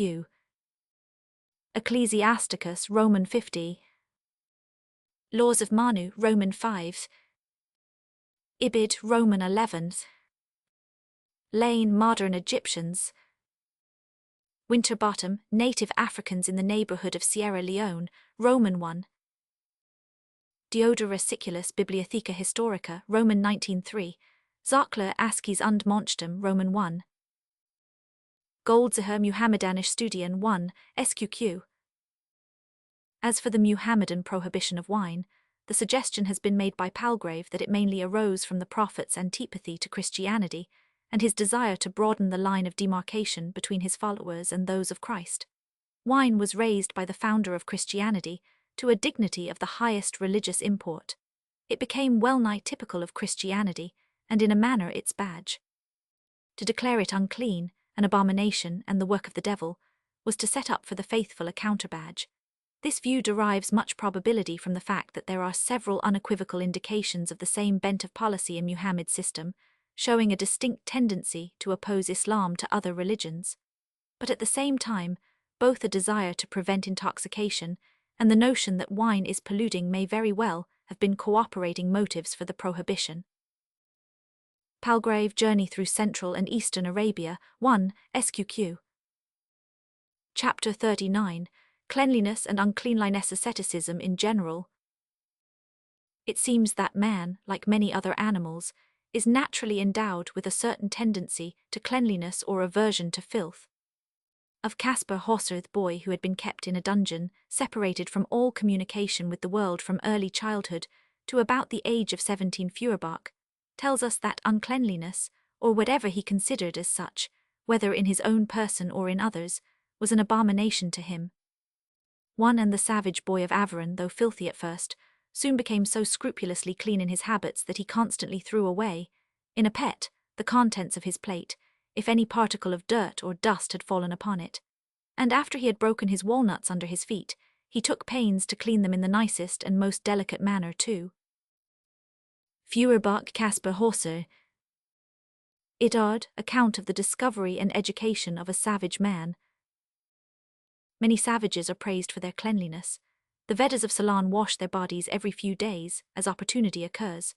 Among the South Sea Islanders, 347 bathing is a very common practice.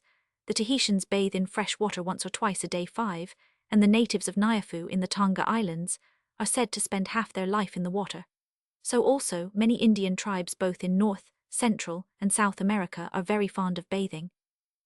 The Omahas generally bathe every day in warm weather, early in the morning and at night, and some of them also at noon. Among the Guiana Indians it is a custom for men and women to troop down together to the nearest water early in the morning and many times during the day. The Tehuelches of Patagonia not only make morning ablutions, and when encamped near a river enjoy bathing for hours, but are also scrupulously careful as to the cleanliness of their houses and utensils, and will, if they can obtain soap, wash up everything they may be possessed of. The Marquis and Pueblos of New Mexico are remarkable both for their personal cleanliness and the neatness of their dwellings.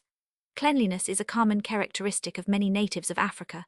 The Negroes of the Gold Coast wash their whole persons once, if not oftener, during the day. The Mij, a people subject to the Monbatu, wash 2 or 3 times a day, and when engaged in work constantly adjourn to a neighboring stream to cleanse themselves. The Marutsi Mabundas, rather than lose their bath, are always ready 348 to run the risk of being snapped up by crocodiles, and they are in the habit of keeping their materials in well-washed wooden or earthenware bowls, or in suitable baskets or calabashes. The cleanliness of the Dinka in everything that concerns the preparation of food is said to be absolutely exemplary. Among the Bari tribes, the dwellings are the perfection of cleanliness 17, so also the Bakapins, a Bechuana tribe, are remarkable for the cleanliness of their dwellings, showing the greatest carefulness to remove all rubbish and everything unsightly, but at the same time they are lacking in personal cleanliness. Kalkwahown amongst the Shans Sq. Man, Sonthalia and the Sonthals, Forman Philippine Islands domesticated natives, boiled Dyaks of Borneo, Erskine cruise among the islands of the Western Pacific pp. 110 Samoans, cf. Turner 19 years in Polynesia, 262-264 Fijians, Percy Smith Futuna in Jor, Polynesian Soch, Roman 1 Markham cruise of the Rosario Polynesians. Neville, Vedas of Ceylon in Taprobanian Roman 1. Ellis Polynesian Researches ed. 1829-2, Sq. Romilly Western Pacific. Bancroft Native Races of the Pacific States, 1 696, 722, 760. Domnech 7 years residence in the Great Deserts of North America, Roman 2 von Humboldt, Personal Narrative of Travels to the Equinoctial Regions of the New Continent, 3. Chambers, von Martius Beiträge zur Ethnographie Americas 1, Uops 643 Macuses. Molina History of Chile 2, Smith Araucanians, Dobrajoffer Account of the Abipones Roman 2. Dorsey Omaha Sociology in Anne, Rep Burr, Ethan Roman 3. I am Thurn among the Indians of Guiana. Musters at home with the Patagonians, Bancroft up sit, Roman 1 see also Ibid, 1 some inland Colombians. Waits Anthropology der Nativalka, 2 Negroes of Accra cruise 464 Western Fullers, Torde and Joyce Ethnography of the Bar Huana in Jour, Anther, Inst, Roman 36 Rowley Africa Unveiled, Ash 2 Kings of Uganda, Wilson and Felkin Uganda Roman 1 Kasati 10 years in Equatoria 1, Mombatu, Halub 7 years in South Africa 2 Manansas, Cruikshank 18 years on the Gold Coast 2, SQ. Burroughs Land of the Pygmies, Halub up sit Roman 2, Kasati up sit Roman 1, Baker Albert Nyanza Roman 1, Burchell Travels in the Interior of Southern Africa, 2 553. We commonly find that savages who are clean in certain respects are dirty in others. The Wanioro bathe frequently and always wash their hands before and after eating, but their dwellings are very filthy and swarm with vermin. The Nagas of India and the natives of the interior of Sumatra 21, though cleanly in their persons, are very dirty in their apparel. The Mayas of Central America make frequent use of cold water, but neither in their persons nor in their dwellings do they present an appearance of cleanliness. So also the Californian Indians, whilst exceedingly fond of bathing, are unclean about their lodges and clothing.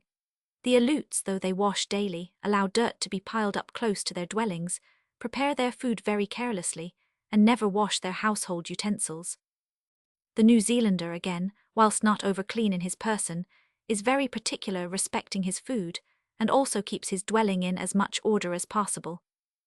On the other hand, there are very many uncivilized peoples who are described as generally filthy in their habits. For instance, the Fuegians, 26 many 349 Indian tribes in the Pacific states, 27 several Eskimo tribes, 28 various Siberian peoples, 29 the Ainu of Japan, 30 most hill tribes in India, 31 many Australian tribes, 32 the Bushmans, 33, and generally the dwarf races of Africa.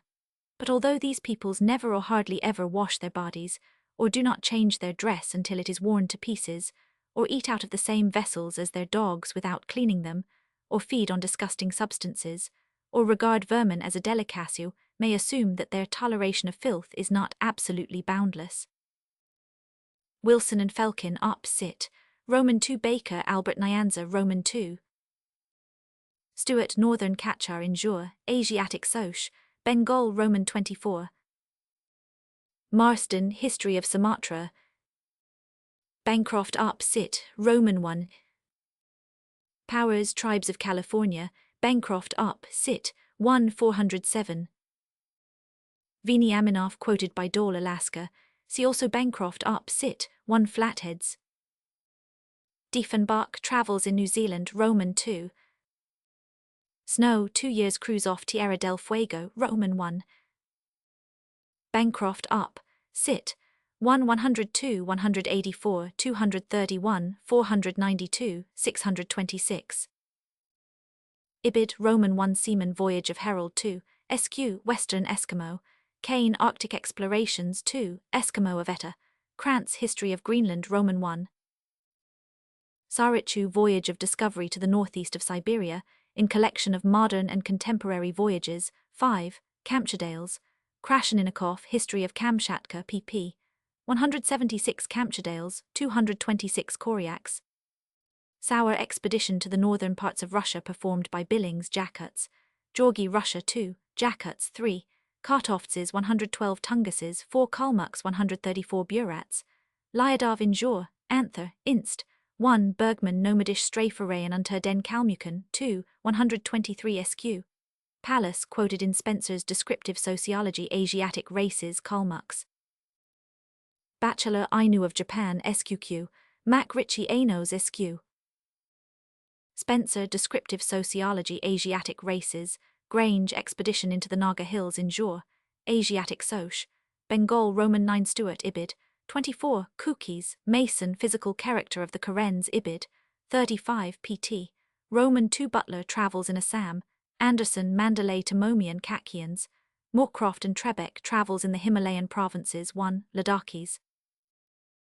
Breton Excursions in New South Wales, Barrington History of New South Wales Natives of Botany Bay, Angers, Savage Life in Australia 1, South Australian Aborigines.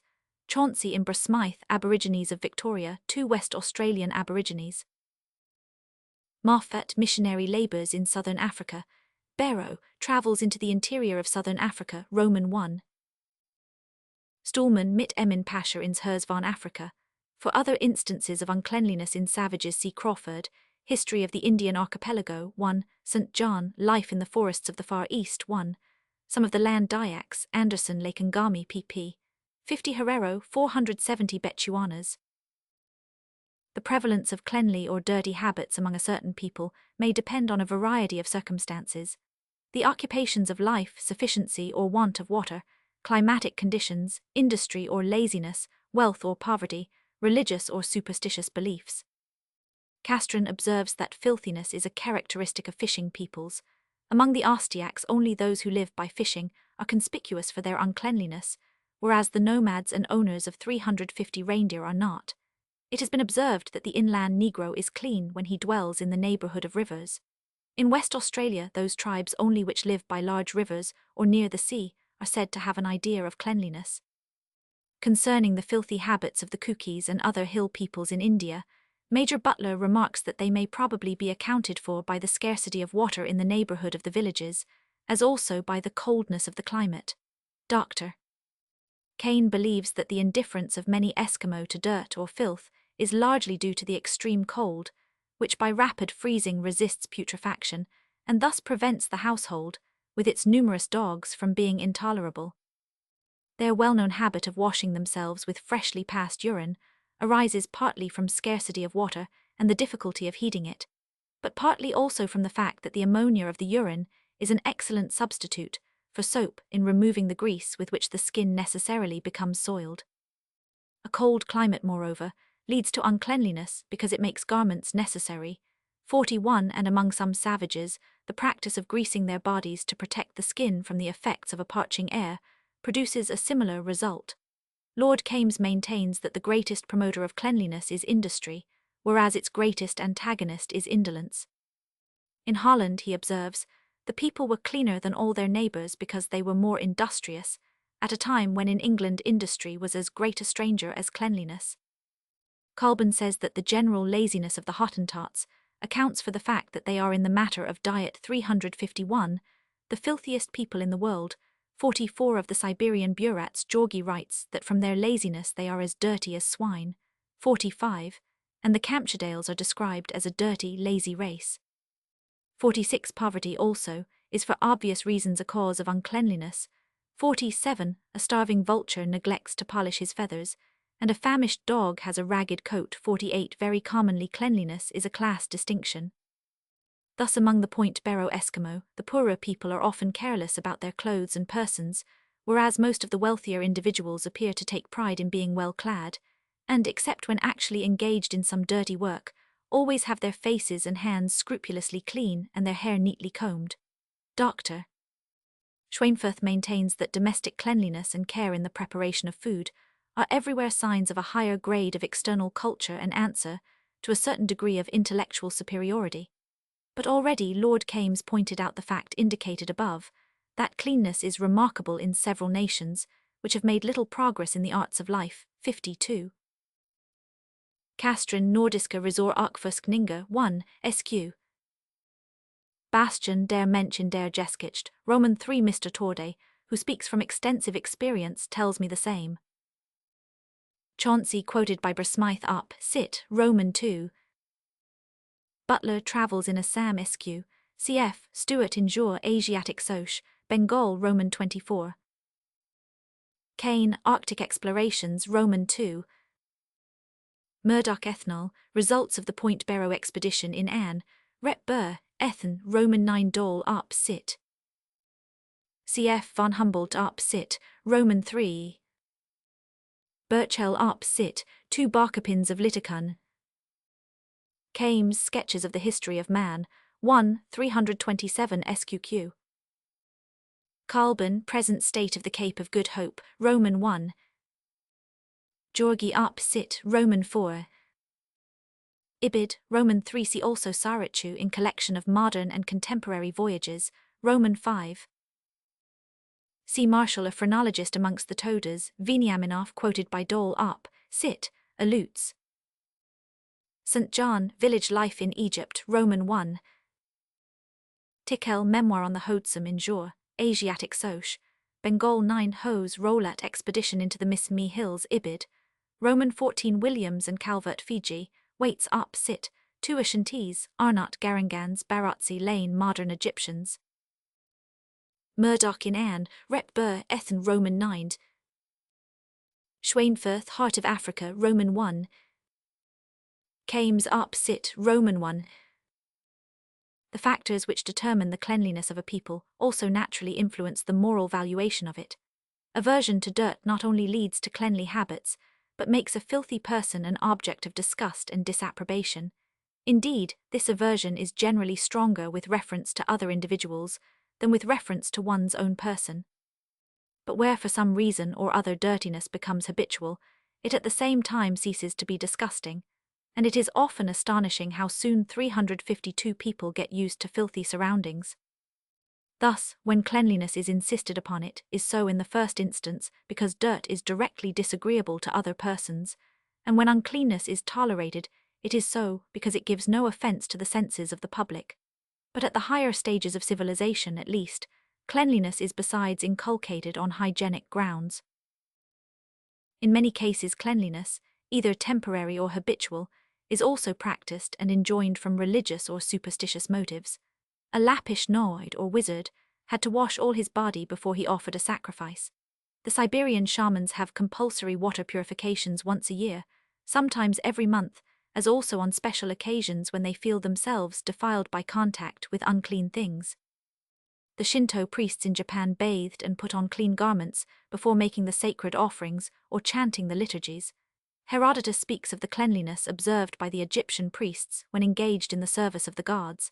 As a preliminary to an act of worship, the ancient Greeks washed their hands or bathed and put on clean clothes.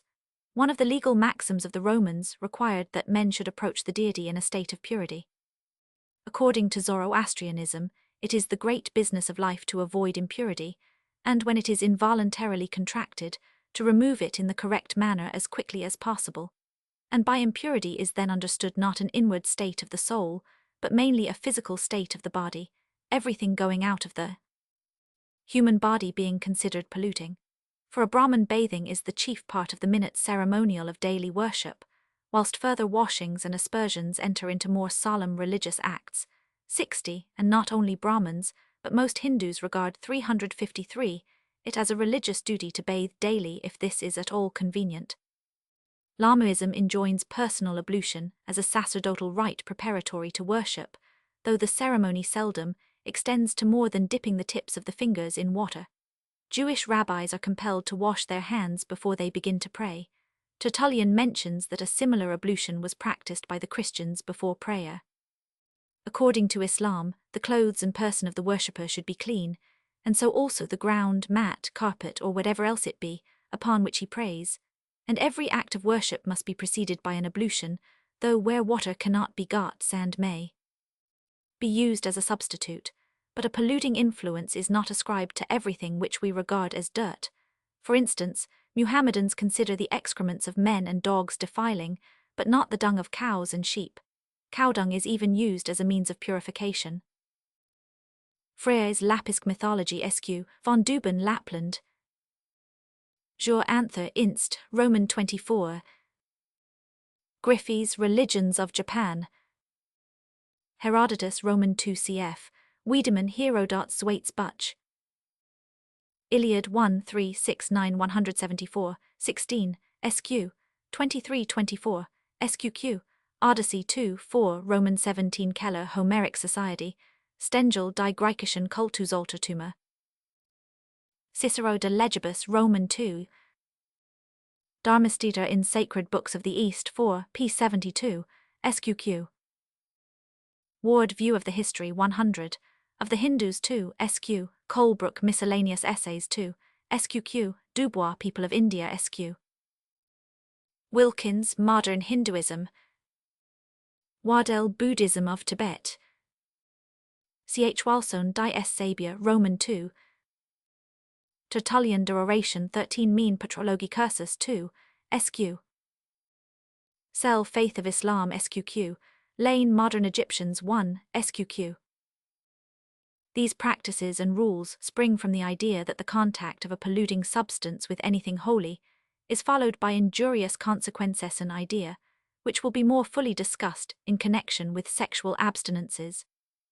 Such contact is supposed to deprive a deity or holy being of its holiness, or otherwise be detrimental to it, and therefore to excite its anger against him who causes the defilement. So also a sacred act is believed to lose its sacredness by being performed by an unclean individual. Moreover, as a polluting substance is itself held to contain mysterious energy of a baneful kind, it is looked upon as a direct danger even to persons who are not engaged in religious worship. We have previously noticed the rites of purification which a manslayer has to undergo in order to get rid of the blood pollution. We have also seen that ablutions and other purificatory ceremonies are performed for the purpose of removing sins and misfortunes, and bathing or sprinkling with water is a common method of clearing mourners or persons who have come in contact with a corpse from the contagion of death. Supra 1 SQQ. Tate Thompson Indians of British Columbia in Memoirs of the American Museum of Natural History, Anthropology Roman 1 Cruikshank Op. Cit. 2 Negroes of the Gold Coast. Ellis U.S.-speaking peoples of the Slave Coast. Turner Samoa, idem 19 years in Polynesia Samoans. Ellis Polynesian Researches 1. Society Islanders. Claus in the Andamans and Nicobars Car Nicobarese. Joinville Religion and Manners of the People of Ceylon in Asiatic Researches 7. Sinhalese. Ider Nayades of Malabar in the Madras Government Museum's Bulletin 4. Thurston Ibid. 4. SQ Nayades. Crook Tribes and Castes of the Northwestern Provinces and Oud 1. Arak, a tribe in Oud. Ward View of the History 100. Of the Hindus 2. 3. Dubois Manners and Customs of the People of India SQ. Bose Hindus as they are. Calland die Altindischen Taten und Bestattingsgebroch SQ. But whilst religious or superstitious beliefs have thus led to ablutions and cleanliness, they have in other instances had the very opposite effect. Among Arabs, young children are often left dirty and ill-dressed purposely, to preserve them from the evil eye. The Abo natives in Central Africa declare that if they do not wash their hands with cow's urine before milking, the cow will lose her milk, and with the same fluid they wash the milk bowl, and even mix some of it with the milk. The Jakuts never wash any of their eating or drinking utensils, but as soon as a dish is emptied, they clean it with the fore and middle finger, for they think it a great sin to wash away any part of their food, and apprehend that the consequence will be a scarcity. 71. A similar custom prevails among the Kyrgyz and Kalmucks. The latter are forbidden by the laws of their faith to wash their vessels in river water, and therefore do no more than wipe them with a piece of an old sheepskin shube, which they use also for cleaning their hands upon when dirty. 73. They, moreover, abstain from washing their 355 clothes, and so did the Huns and Mongols. The ancient Turks never washed themselves, because they believed that their gods punished ablutions with thunder and lightning, and the same belief still prevails among kindred peoples in Central Asia. Among the Bahima of Enkol in the Uganda Protectorate, a man may smear his body with butter or clay as often as he wishes, but to wash with water is bad for him, and is a sure way of bringing sickness into his family, and amongst his cattle. 76. The dread of water may be due partly to ill effects experienced after using it, partly to superstition. The Moors dare not wash their bodies with cold water in the afternoon and evening after the Asar, because all such water is then supposed to be haunted by Jinn or evil spirits. In various religions, the odor of sanctity is associated with filth. Muhammadan dervishes are recognized by their appearance of untidiness and uncleanness. Among the rules laid down for Buddhist monks, there is one which prescribes that their dress shall be made of rags taken from a dust or refuse heap. In the early days of Christian monasticism, the cleanliness of the body was regarded as a pollution of the soul. The saints who were most admired were those who had become one hideous mass of clotted filth. St. Athanasius relates with enthusiasm how St. Anthony, the patriarch of monachism, had never, to extreme old age, been guilty of washing his feet. A famous virgin, though bodily sickness was a consequence of her habits, resolutely refused on religious principles to wash any part of her body except her fingers, and St. Simeon Stylites, who was generally pronounced to be the highest model of a Christian saint, bound a rope round himself so that it became embedded in his flesh and caused putrefaction. And it is said that a horrible stench, intolerable 356 to the bystanders, exhaled from his body, and worms dropped from him whenever he moved, and they filled his bed. 78 In medieval Christianity, abstinence from every species of cleanliness was also enjoined as a penance, the penitent being required to go with foul mouth, filthy hands and neck, undressed hair and beard, unpared nails, and clothes as dirty as his person. In these cases, uncleanliness is a form of asceticism, a subject which we have already touched upon in dealing with industry and fasting, but the principles of which still call for our consideration. Blunt, Bedouin tribes of the Euphrates, Roman II Clunzinger, Upper Egypt. Baker, Albert Nyanza, Roman I. Sour opposite. Valikhanov 100, Russians in Central Asia. Georgi opposite, Roman IV Bergman opposite, Roman II. Newman, Die Volker des Südlichen Russlands, for the excessive dirtiness of the present Mongols, see Przewalski, Mongolia 1, SQ. Castron opposite, Roman IV. Roscoe Bahima Injure, Anther, Inst, Roman 37. Kerned, Manual of Indian Buddhism. Lecky, History of European Morals 2, SQQ. In various religions, we meet with the idea that a person appeases or gives pleasure to the deity by subjecting himself to suffering or deprivation. This belief finds expression in all sorts of ascetic practices. We read of Christian ascetics who lived in deserted dens of wild beasts, or in dried-up wells, or in tombs, who disdained all clothes, and crawled abroad like animals covered only by their matted hair, who ate nothing but corn which had become rotten by remaining for a month in water, who spent 40 days and nights in the middle of thorn bushes, and for 40 years never lay down. Hindu ascetics remain in immovable attitudes with their faces or their arms raised to heaven, until the sinews shrink, and the posture assumed stiffens into rigidity, or they expose themselves to the inclemency of the weather in a state of absolute nudity, or tear their bodies with knives, or feed on carrion and excrement. Among the Muhammadans of India, there are fakirs who have been seen dragging heavy chains or cannon bowls, or crawling upon their hands and knees for years. Others have been found lying upon iron spikes for a bed, and others, again, have been swinging for months before a slow fire with a 357 tropical sun blazing overhead. Among modern Jews, some of the more sanctimonious members of the synagogue have been known to undergo the penance of voluntary flagellation before the commencement of the Fast of Atonement, 2 persons successively inflicting upon each other 39 stripes or 13 lashes with a triple scourge. According to the Zoroastrian Yasts, 30 strokes with the Esraya Shakarana is an expiation which purges people from their sins and makes them fit for offering a sacrifice. Herodotus tells us that the ancient Egyptians beat themselves while the things offered by them as sacrifices were being burned, and that the Carian dwellers in Egypt on such occasions cut their faces with knives. Among the ancient Mexicans, blood-drawing was a favorite and most common mode of expiating sin and showing devotion. It makes one shudder, says Clavigero, to read the austerities which they exercised upon themselves, either in atonement of their transgressions or in preparation for their festivals.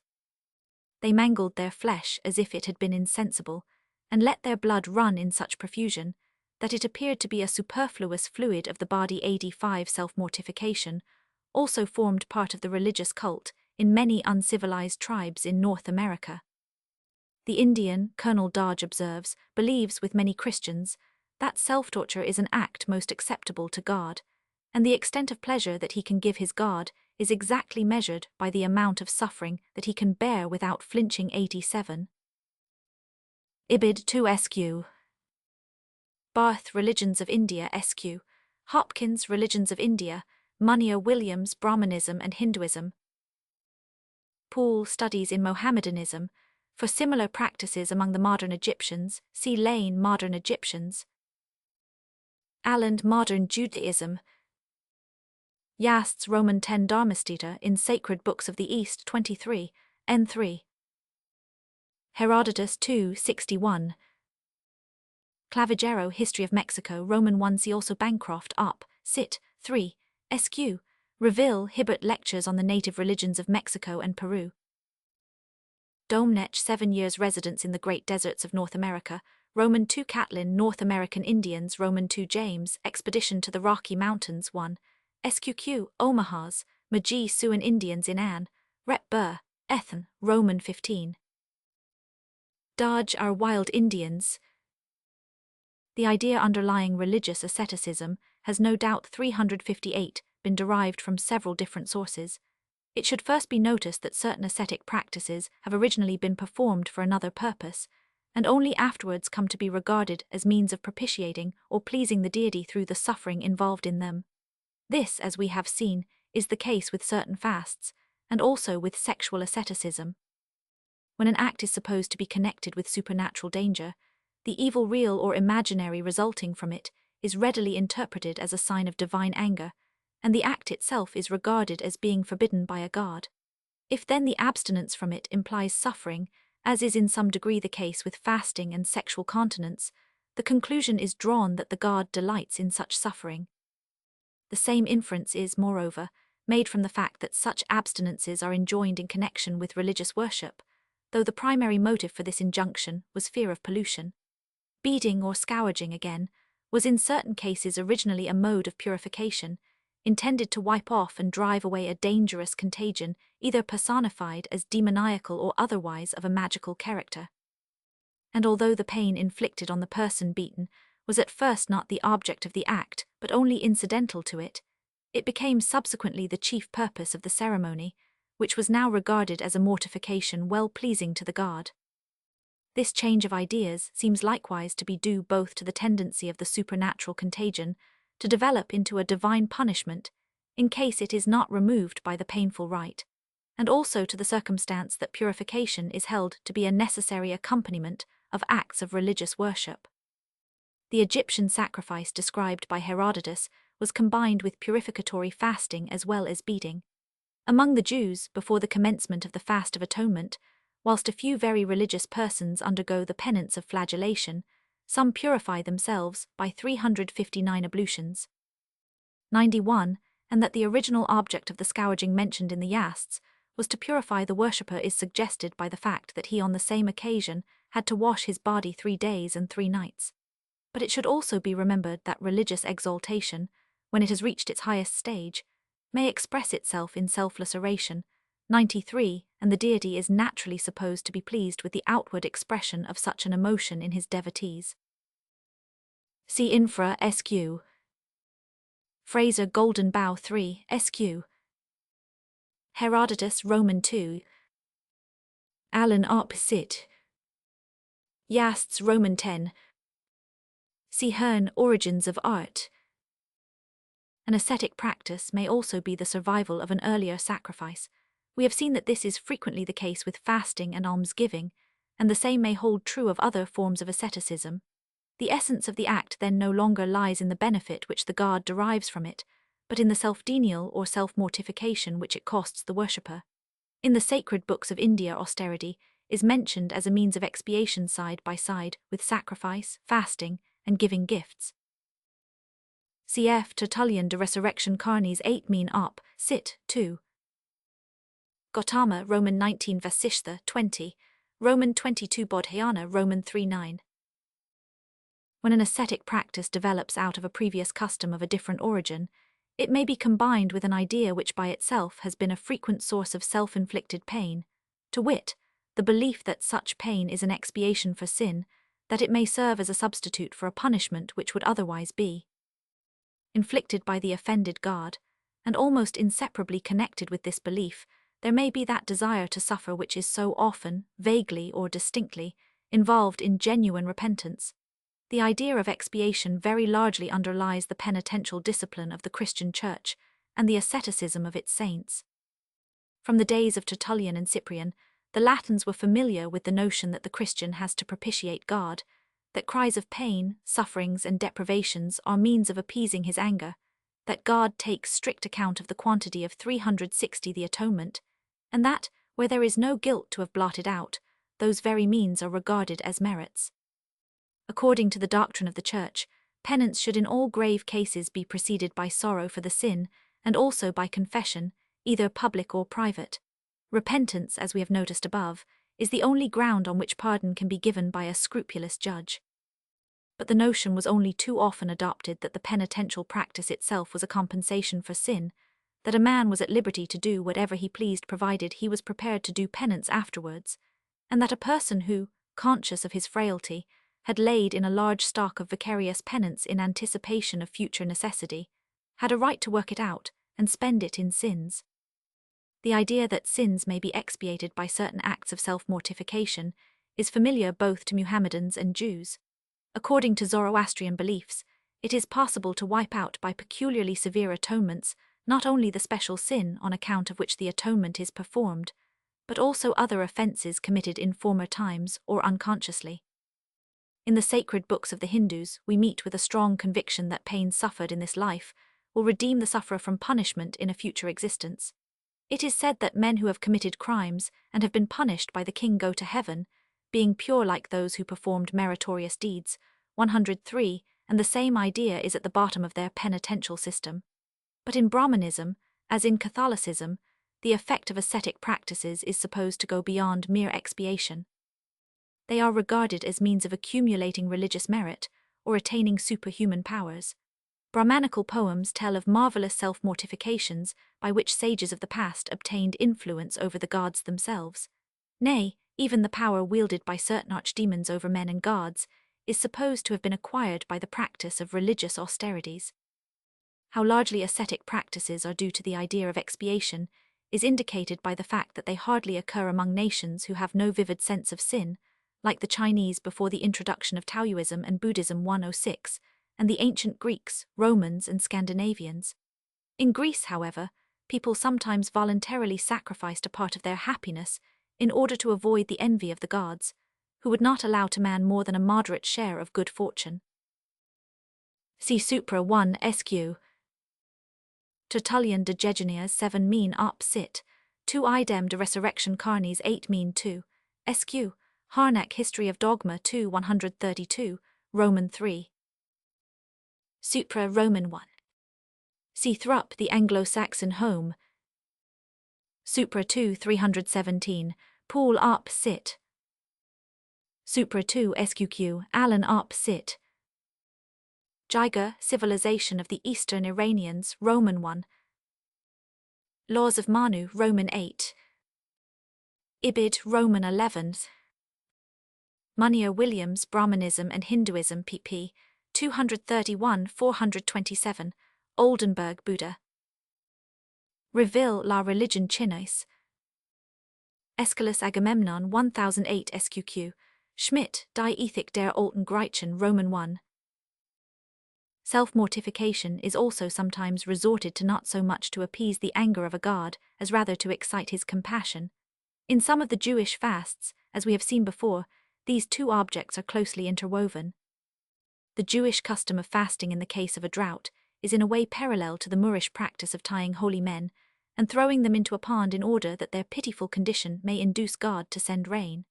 Mr. Williams tells us of a Fijian priest who, after supplicating his god for rain in the usual way without success, slept for several successive nights exposed on the top of a rock, without mat or pillow, hoping thus to move the obdurate deity to send a shower. 109. Supra Roman 2. Williams and Calvert, Fiji. Not only is suffering voluntarily sought as a means of wiping off sins committed, but it is also endured with a view to preventing the commission of sin. This is the second, or in importance, the first great idea upon which Christian asceticism rests. The gratification of every worldly desire is sinful.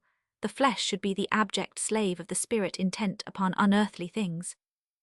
Man was created for a life in spiritual communion with God, 362, but he yielded to the seduction of evil demons, who availed themselves of the sensuous side of his nature to draw him away from the contemplation of the divine and lead him to the earthly. Moral goodness, therefore, consists in renouncing all sensuous pleasures, in separating from the world, in living solely after the Spirit, in imitating the perfection and purity of God. The contrast between good and evil is the contrast between God and the world, and the conception of the world includes not only the objects of bodily appetites, but all human institutions, as well as science and art. And still more than any theoretical doctrine, the personal example of Christ led to the glorification of spiritual joy and bodily suffering. Harnack op. Sit. 2, SQQ 3 SQQ, von Eichen Geschichte der mittelalterlichen Weltanschauung SQQ. The antithesis of spirit and body was not peculiar to Christianity. It was an old Platonic conception, which was regarded by the fathers of the Church as the contrast between that which was precious and that which was to be mortified. The doctrine that bodily enjoyments are low and degrading was taught by many pagan philosophers. Even a man like Cicero says that all corporeal pleasure is opposed to virtue and ought to be rejected. And in the Neoplatonic and Neo-Pythagorean schools of Alexandria, an ascetic ideal of life was the natural outcome of their theory that God alone is pure and good, and matter impure and evil. Renunciation of the world was taught and practiced by the Jewish sects of the Essenes and Therapeute. In India, Professor Kern observes, climate, institutions, the contemplative bent of the native mind, all tended to facilitate the growth of a persuasion that the highest aims of human life and real felicity cannot be obtained, but by the seclusion from the busy world, by undisturbed pious exercises, and by a certain amount of mortification. 112 we read in the Hittepatesa, subjection to the senses has been called the road to ruin, and 363 their subjugation the path to fortune. 113, the Jain regards pleasure in itself as sinful. What is discontent and what is pleasure? One should live subject to neither. Giving up all gaiety, circumspect, restrained, one should lead a religious life. 114 according to Buddhism, there are two causes of the misery with which life is inseparably bound, uplust and ignorance, and so there are two cures: suppression of lust and desire, and the removal of ignorance. It is said in the Dhammapada, there is no satisfying lusts, even by a shower of gold pieces. He who knows that lusts have a short taste and cause pain, he is wise. 116 penances, as they were practiced among the ascetics of India, were discarded by Buddha as vexatious, unworthy, unprofitable.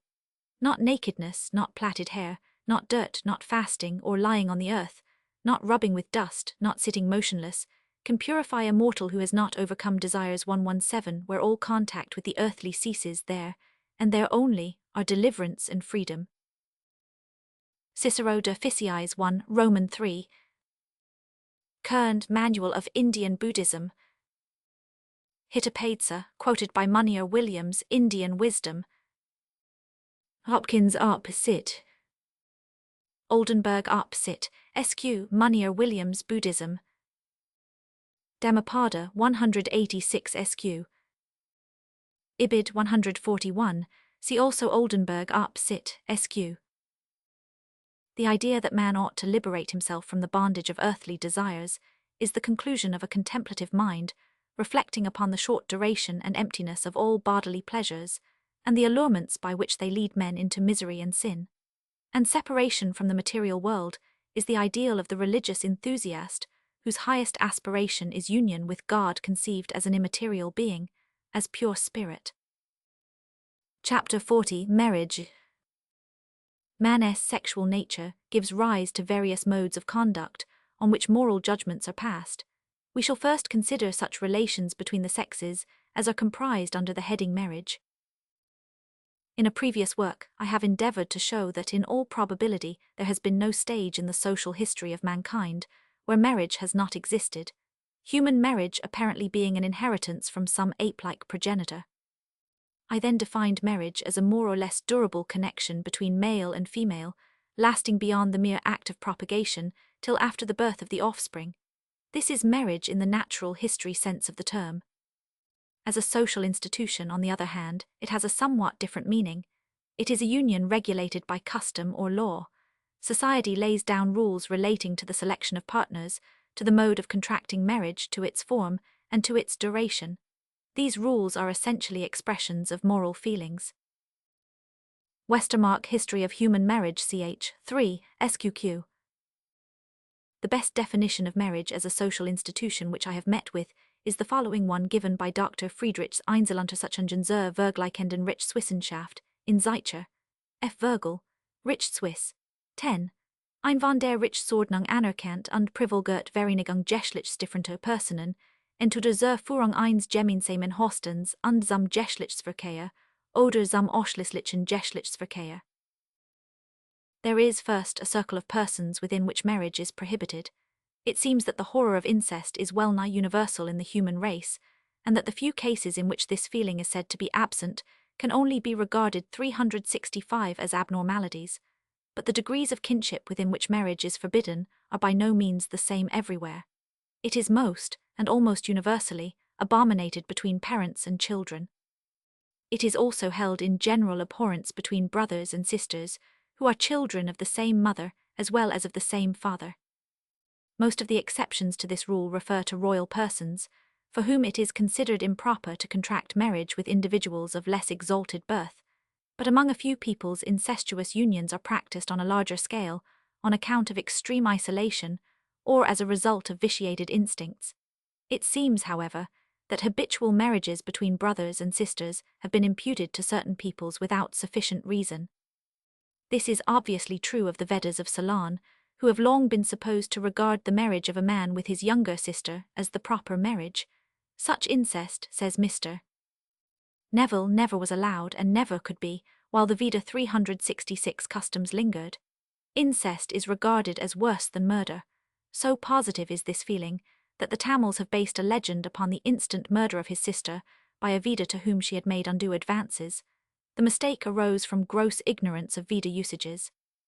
The title of a cousin with whom marriage ought to be contracted, that is, mother's brother's daughter or father's sister's daughter, is Naga or Nangi. This, in Sinhalese, is applied to a younger sister. Hence, if you ask a Veda, do you marry your sisters? The Sinhalese interpreter is apt to say, do you marry your Naga? The reply is, I have often tested it, yes, we always did formerly, but now it is not always observed. You say then, what, marry your own sister Naga? And the reply is an angry and insulted denial, the very question appearing a gross insult. The same writer adds, in no case did a person marry one of the same family, even though the relationship was lost in remote antiquity. Such a marriage is incest. The penalty for incest was death. 6. Westermarck op. Cit. ch. 14 sq. This is apparently the case with various peoples mentioned by Sir J. G. Fraser Pausanias' description of Greece, too, sq. as being addicted to incestuous unions. Mr. Turner's short statement Samoa, that among the New Caledonians no laws of consanguinity were observed in their marriages, and that even the nearest relatives united, radically differs from 1000. De Rocha's description of the same people. Les Neo-Caledonians, he says Nouvelle Calédonie, nisi mariant par entre proches parents du côte paternal, mais du côte maternal, ils si mariant à tous les degrés de cousinage. Brothers and sisters, after they have reached years of maturity, are no longer permitted to entertain any social intercourse with each other. They are prohibited from keeping each other company even in the presence of a third person, and if they casually meet, they must instantly go out of the way, or, if that is impossible, the sister must throw herself on the ground with her face downwards. Cet aloignement 1000. De Rochas adds ibid, qui nest certes lefit ni du mepris ni delinimidi, mi parit ni d'une exaggeration de reasonable dun sentiment natural, l'horreur de l'incest. Sir J. G. Fraser says that, according to Mr. Thompson, the marriage of brothers with sisters has been practiced among the Maasai, but a later and, as it seems, better informed authority tells us that the Maasai do not marry their near relations, and that incest is unknown among them Hind, the last of the Maasai. Again, the statement that among the Obongos, a dwarf race in West Africa, sisters marry with brothers, is only based on information derived from another people, the Ashangos, who have a strong antipathy to them. Du Chelu, Journey to Ashango Land. Liebich's assertion Die Zeigener, that the gypsies allow a brother to marry his sister is certainly not true of the gypsies of Finland, who greatly abhor incest. Thesleff, Zeignarlif I Finland in Nya Pressen, 1897, number 331b. Bailey, Wild Tribes of the Vedas of Ceylon in Trans, Ethan, Soch, NS2, SQ. Neville, Vedas of Ceylon in Taprobanian, Roman 1. As a rule, the prohibited degrees are more numerous among peoples unaffected by modern civilization than they are in more advanced communities, the prohibitions in a great many cases referring even to all the members of the tribe or clan, and the violation of these rules is regarded as a most heinous crime. Westermarck up, sit, sqq. The Algonquins speak of cases where men have been put to death by their nearest kinsfolk for marrying women of their own clan. Among the Assiniboine, a Siouan tribe, a chief can commit murder with impunity if the murdered person be without friends, but if he married within his gens, he would be dismissed, on account of the general disgust which such a union would arouse. The Hottentots used to punish alliances between first or second cousins with death. A Bantu of the coast region considers similar unions to be something horrible, something unutterably disgraceful. 11 The Busoga of the Uganda 367 Protectorate held in great abhorrence anything like incest, even amongst domestic animals. Among the Khans of India, intermarriage between persons of the same tribe, however large or scattered, is considered incestuous and punishable with death. 13 In the Malay archipelago, submersion is a common punishment for incest. 14 But among certain tribes the guilty parties are killed and eaten or buried alive. In F8 of the New Hebrides, it would be a crime punishable with death for a man or woman to marry a person belonging to his or her mother's clan. 17 And the Mortlock Islanders are said to inflict the same punishment upon anybody who has sexual intercourse with a relative belonging to his own tribe. 18 Nowhere has marriage been bound by more severe laws than among the Australian Aborigines. Their tribes are grouped in exogamous subdivisions, the number of which varies, and at least before the occupation of the country by the whites, the regular punishment for marriage or sexual intercourse with a person belonging to a forbidden division was death. Fraser, Totemism. Dorsey, Siouan Sociology in Anne, Rep. Burr, Ethan, Roman 15. Colburn, Present State of the Cape of Good Hope 1, SQ. Thiel, History of the Boers in South Africa. Johnston, Uganda Protectorate Roman 2. Macpherson, quoted by Percival, Land of the Veda, cf. Hunter, Annals of Rural Bengal Roman 3. Wilken, Huwelaken Tussen Bloedverwanten SQ. Riedel, De Sluken Crocharide Rassen Tussen Celebs en Papua. Wilken, Over de Verwenchap en het Huwelakes, en Urfrecht Bij de Valken, van het Malish Ras. Glimpses of the Eastern Archipelago. MacDonald, Oceania SQ. Cubery die Bewoner der Mortlock in Seln in Mitthil, 500, Geogga, Gesselsch in Hamburg, 18,789. Westermarck up, sit, SQ. See, besides the authorities quoted there, Roth Ethnol, Studies among the Northwest Central Queensland Aborigines, Spencer and Gillen, Native Tribes of Central Australia. Not less intense is the horror of incest among nations that have passed beyond savagery and barbarism. Among the Chinese, incest with a granduncle, a father's first cousin, a brother or a nephew is punishable by death, and a man who marries his mother's sister is strangled. Nay, punishment is inflicted even on him who marries a person with the same surname as his own, 60 blows being the penalty. So also incest was held in the utmost horror by the so-called Aryan peoples in ancient times. In the Institutes of Vishnu, it is said that sexual intercourse 368 with one's mother or daughter-in-law is a crime of the highest degree, for which there is no other atonement than to proceed into the flames. Medhurst, Marriage, Affinity and Inheritance in China in Trans, Roy, Asiatic Soc, China Branch 4, SQQ. Lest, Altarisches Jus Gentium SQ. Institutes of Vishnu 34, SQ. Various theories have been set forth to account for the prohibition of marriage between near kin. I criticized some of them in my book on the history of human marriage, and ventured at the same time on an explanation of my own. I pointed out that there is an innate aversion to sexual intercourse between persons living very closely together from early youth, and that, as such persons are in most cases related by blood, this feeling would naturally display itself in custom and law as a horror of intercourse between near kin. Indeed, an abundance of ethnographical facts seem to indicate that it is not in the first place by the degree of consanguinity, but by the close living together, that prohibitory laws against intermarriage are determined. Thus many peoples have a rule of exogamy which does not depend on kinship at all, but on purely local considerations, all the members of a horde or village, though not related by blood, being forbidden to intermarry. The prohibited degrees are very differently defined in the customs or laws of different nations, and it appears that the extent to which relatives are prohibited from intermarrying is nearly connected with their close living together. Very often the prohibitions against incest are more or less one-sided, applying more extensively either to the relatives on the father's side or to those on the mother's, according as descent is reckoned through men or women. Now, since 369, the line of descent is largely connected with local relationships. We may reasonably infer that the same local relationships exercise a considerable influence on the table of prohibited degrees. However, in a large number of cases, prohibitions of intermarriage are only indirectly influenced by the close living together.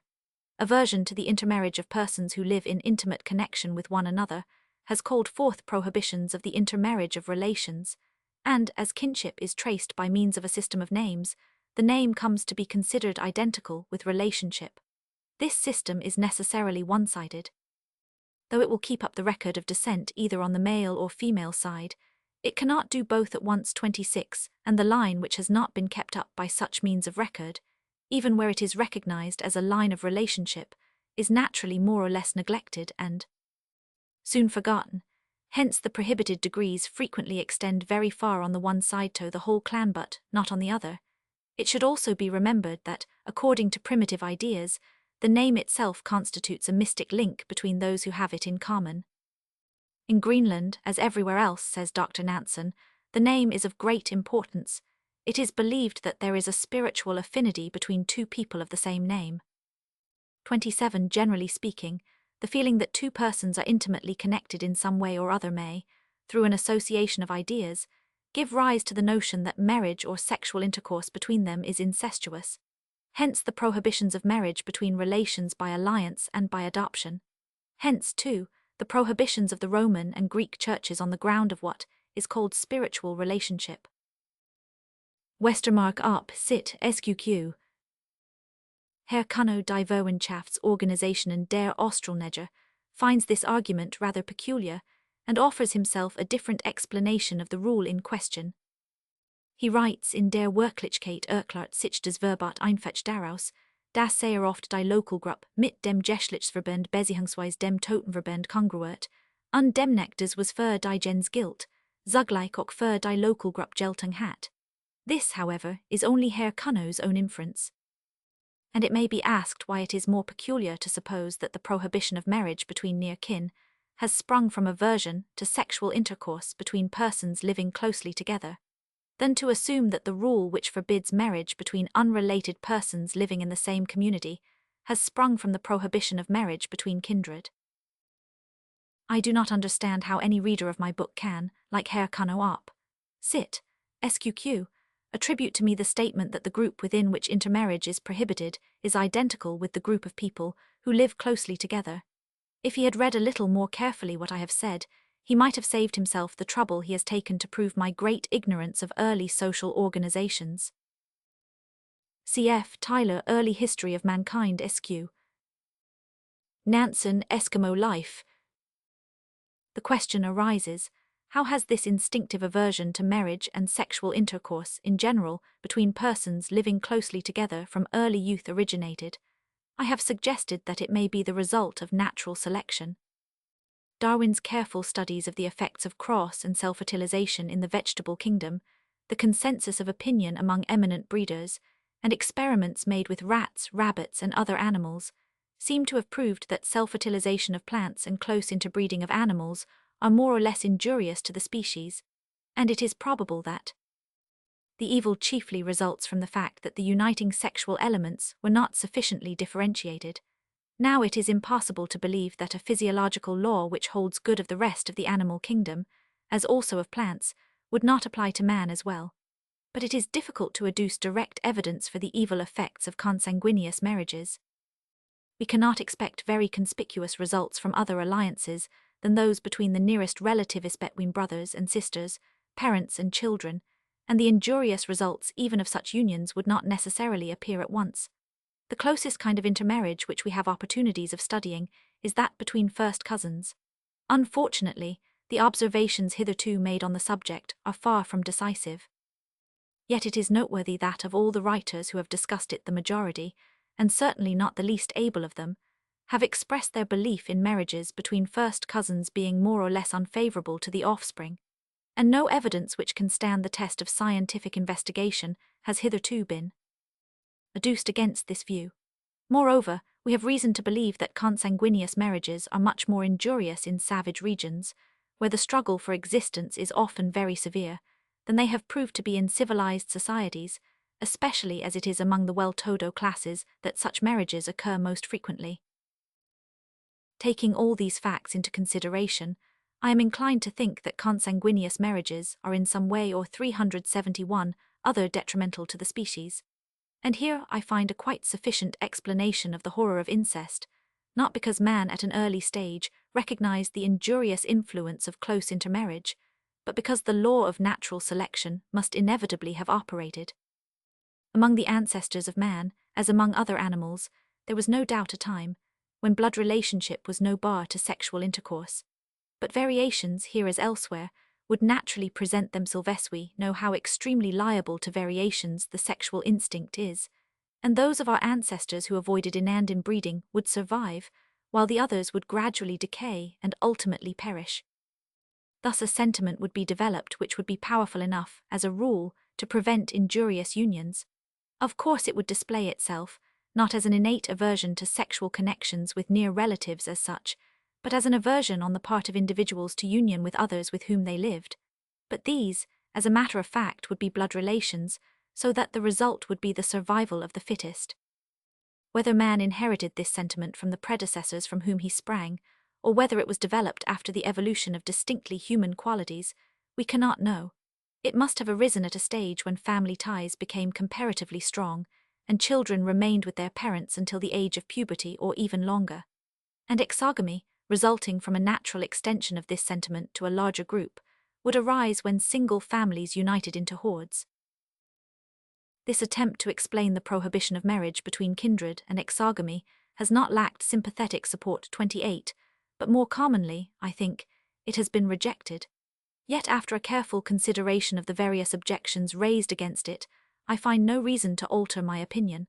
Some of my opponents have evidently failed to grasp the 372 argument on which the theory is based. Thus Professor Robertson Smith argued that it begins by presupposing the very custom which it professes to explain, the custom of exogamy, that it postulates the existence of groups which through many generations for the survival of the fittest implies this avoided wiving within the group. 29. But what my theory postulates is not the existence of exogamous groups, but the spontaneous appearance of individual sentiments of aversion. And if, as Mr. Andrew Lang maintains, my whole argument is a vicious circle 30, then the theory of natural selection itself is a vicious circle, since there never could be a selection of qualities that did not exist before. A.R. Wallace, in his introductory note to my History of Human Marriage, p. 6, Giddings, Principles of Sociology, Howard, History of Matrimonial Institutions 1, SQQ, Sir E. B. Tyler in Academy 40, says with regard to my theory that at any rate I am well on the track. See also Crook, Tribes and Castes of the Northwestern Provinces and Oud 1, pp. CLX 6, CLXXX 202. Robertson Smith in Nature, Roman 44. Lang, Social Origins. It has been argued that if close living together calls forth aversion to sexual intercourse, such aversion ought to display itself between husband and wife as well as between near relatives, but these cases are certainly not identical. The feeling of which I have spoken is aversion associated with the idea of sexual intercourse between persons who have lived in a long-continued intimate relationship from a period of life when the action of sexual desire is naturally out of the question. On the other hand, when a man marries a woman, his feeling towards her is of a very different kind, and his love impulse may remain, nay increase during the conjugal union, though even in this case long living together has undoubtedly a tendency to lead to sexual indifference and sometimes to positive aversion. The opinion that the home is kept free from incestuous intercourse only by law, custom, and education, 33373 shows lack of discrimination. Law may forbid a son to marry his mother, a brother to marry his sister, but it could not prevent him from desiring such a union. Have the most draconic codes ever been able to suppress, say, homosexual love? As Plato observed, an unwritten law defends as sufficiently as possible parents from incestuous intercourse with their children, brothers from intercourse with their sisters, nor does the thought of such a thing ever enter at all into the minds of most of them. 34. Considering the extreme variability to which the sexual impulse is subject, it is not astonishing that cases of what we consider incestuous intercourse sometimes do occur. It seems to me more remarkable that the abhorrence of incest should be so general, and the exceptions to the rule so few. Durkheim, La prohibition de l'inceste et ses origines in l'année sociologique, Roman I. Professor Durkheim refers in this connection to an article by Dr. Simmel, Die Verwandtene, in Vossische Zeitung, June 3 and 10, 1894. But I cannot find that Dr. Simmel is really opposed to my view. He only says, "Does in time Basemenleben workt keineswegs nur abstumpfend, sondern in vielen vollen Gerät anresend, sonst wird die Alt Erfahrung nicht gelten, dass die Liebe, wo sie beim Eingehen der fehlt, oft im Lauf derselben entsteht." Cf. Bentham, Theory of Legislation. Individuals accustomed to see each other and to know each other from an age which is neither capable of conceiving the desire nor of inspiring it, will see each other with the same eyes to the end of life. For advocates of such a view, see Westermarck, Up, Sit, SQQ. More recently it has been expressed by Cross in Am. Urquell 4 and Fink, Primitive Love.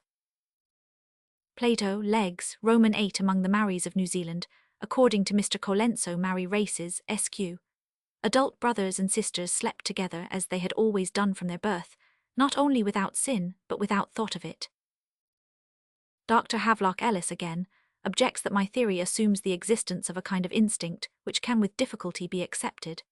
An innate tendency, he says, at once so specific and so merely negative, involving at the same time deliberate intellectual processes, can only with a certain force be introduced into the accepted class of instincts. It is as awkward and artificial an instinct as would be, let us say, an instinct to avoid eating the apples that grew in one's own orchard.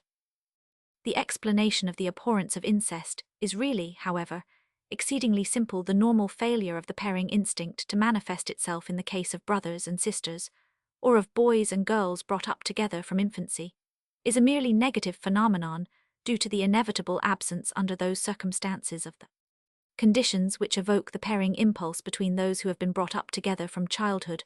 All the sensory stimuli of vision, hearing, and touch have been dulled by use, trained to the calm level of affection, and deprived of their potency to 374 arouse the erethistic excitement, which produces sexual tumescence. 35. I think that Dr. Ellis has considerably exaggerated the difference between my theory and his own. The instinct of which I have spoken is simply aversion to sexual intercourse with certain persons, and this is a no more complicated mental phenomenon than, for instance, an animal's aversion to eating certain kinds of substances. Indeed, Dr. Ellis himself, in his excellent studies in the psychology of sex, gives us many instances not only of sexual indifference, but of sexual aversion, quite instinctive in character. Thus the largest proportion of male inverts described by him experience what is called horror femmin, that is to say, woman as an object of sexual desire, is disgusting, not merely indifferent to them. And Dr. Ellis also repeatedly speaks of the abhorrence of incest. Havelock Ellis, Studies in the Psychology of Sex, Sexual Selection in Man, SQ. I have been blamed for making an illegitimate use of the word instinct. Crawley, The Mystic Rose. But if, as Dr. Ellis says, an instinct is fundamentally a more or less complicated series of reflexes set in action by a definite stimulus, or as Mr. Crawley puts it up, sit, instinct has nothing in its content except response of function to environment, then the aversion I speak of may certainly be called an instinct. Havelock Ellis Op. Sit.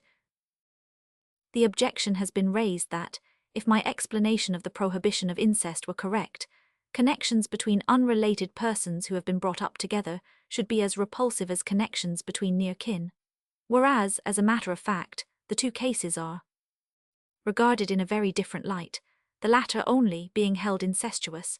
Much, of course, depends on the closeness of the union, and Dr. Steinmetz's argument that the very sensual Frenchmen often seem to marry the lady friends of their earliest youth 39 is certainly not to the point.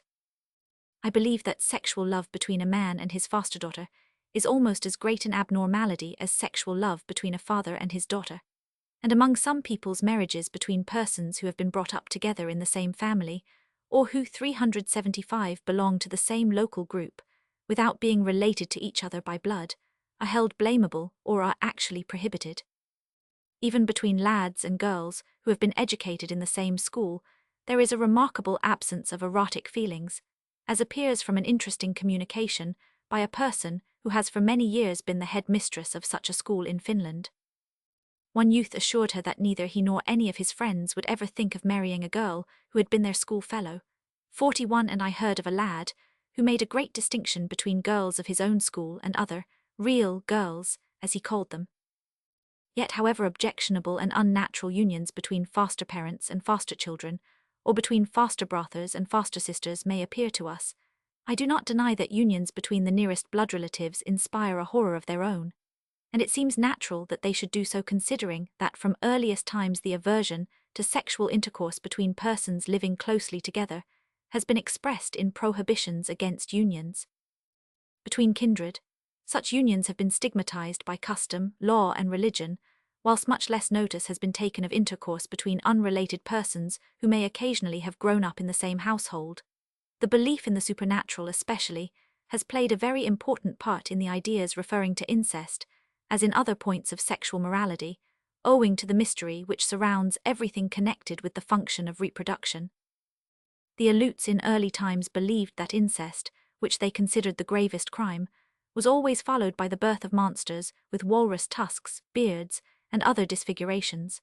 The Kafirs 376 likewise maintain that the offspring of an incestuous union will be a monster, as a punishment inflicted by the ancestral spirit.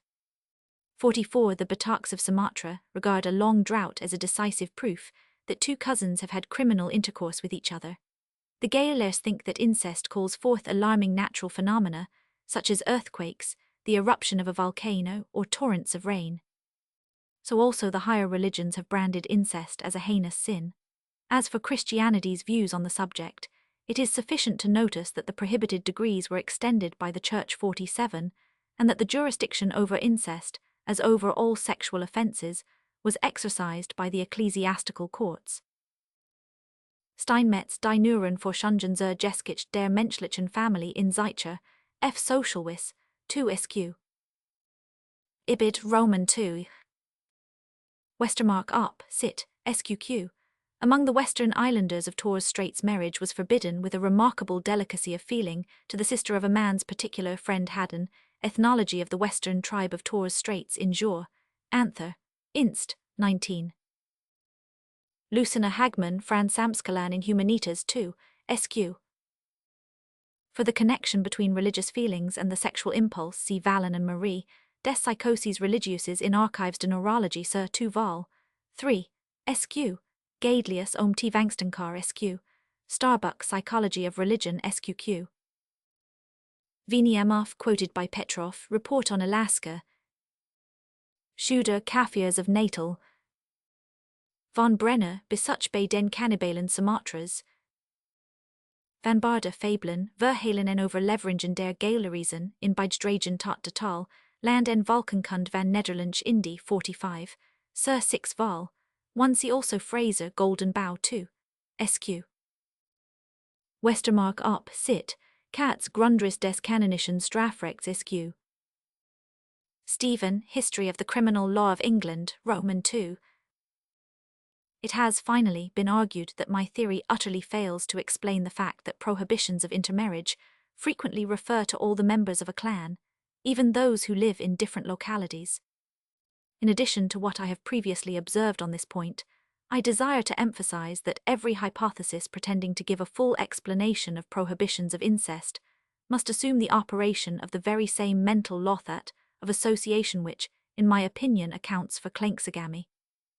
Thus Professor Durkheim, while maintaining that my theory as regards the horror of incest could not apply to exogamy because the members of the same totem do not live together, is himself quite ready to resort to analogy to explain prohibitions extending outside the totem clan. He tries to show that kleinxagamy is the source of all other prohibitions against incest, and that kleinxagamy itself springs from totemism. According 377 to him, the rule of kleinxogamy has been extended to near relatives belonging to different clans, because they are in no less intimate contact with each other than are the members of the same clan. According to my own theory, again, the prohibition of marriage between near relatives living closely together has been extended to all the members of the clan on account of the notion of intimacy connected with the idea of a common descent and with a common name. If I consider Professor Durkheim's hypothesis extremely unsatisfactory, 51, it is certainly not because he has called in the law of association to explain the rules against incest.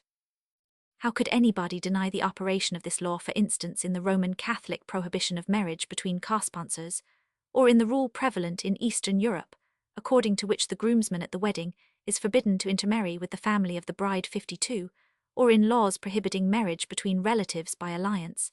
And why might not the 378 same law be applied to other relationships also, such as those constituted by a common descent or a common name? Kuno op sit, Durkheim in Lani Soziologique 1n2, Steinmetz in Zeitcher, F. Socialwis, Roman 2. Prof. Durkheim says Lani Soziologique 1. Le sang est tabou d'une manière générale, et il tabout out si qui entraîne rapports avec lui la femme est, d'une manière chronique, le théâtre de manifestations sanglantes la femme est donc elle aussi, et d'une manière également chronique, tabou pour les autres members du clan. However, the taboo is not restricted to the members of the clan, but refers also to near relatives belonging to different clans, and this has to be explained. 1000. Durkheim writes Ibid. Quand on a pris l'habitude de regarder comme incestueux et abominables les rapports conjugaux de sujets, qui sont nominalement du même clan, les rapports similaires d'individus qui, tout en ressortissant verbalement à des clans différents, sont portant en contact aussi au plus in time que les précédents, ni pouvant manquer de prendre le même caractère. And further Ibid. Quand le totmisme disparate, et avec lui la parent special au clan, l'exigami devient solidaire des nouveaux types de famille qui s'y constituent et qui reposent sur d'autres bases, et comme ces families sont plus restraints que n'était le clan, elles s'y circonscritent elles aussi, dans un cercle. Moins étendu, le nombre des individus entre lesquels le mariage est prohibe diminue. C'est ainsi que, par une évolution graduelle, LN est arrivé à l'état actuel où les marriages entre ascendants et descendants, entre frères et sœurs, sont à peu près les seuls qui sont radicalement interdits. Professor Durkheim tries to explain a phenomenon of universal prevalence through an institution which has been proved to exist among certain peoples only. How does Professor Durkheim know that totem clans once prevailed among all peoples who now prohibit the intermarriage of near relatives? If the rules which prevent parents from marrying their children and brothers from marrying their sisters are survivals of ancient totemism, how shall we explain the normal aversion to such unions? Ancient totemism can certainly not account for this, but then the coincidence between these two facts, legal prohibition of incest and the psychical aversion to it, is merely accidental, and this seems to me a preposterous supposition. See infra, additional notes. Main dissertations SQ. There is not only an inner circle within which no marriage is allowed, but also an outer circle outside of which marriage is either prohibited or at least disapproved of. Like the inner circle, the outer one varies greatly in extent. Probably every people considers it a disgrace, if not a crime, for its men, and even more so for its women, to marry within a race very different from its own, especially if it be an inferior race.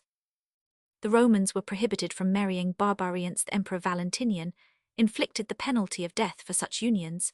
54, and a modern European girl who married an Australian native would no doubt be regarded as an outcast by her own society. Among many peoples, marriage very seldom or never takes place outside the limits of the tribe or community. In India there are several instances of this. The Tippuras and Aboors view with abhorrence the idea of their girls marrying out of their clan. 55, and Colonel Dalton was gravely assured that, when one of the daughters of Padam so demeans herself, the sun and moon refuse to shine, and there is such a strife in the elements that all labour is necessarily suspended, till by sacrifice and oblation the stain is washed away.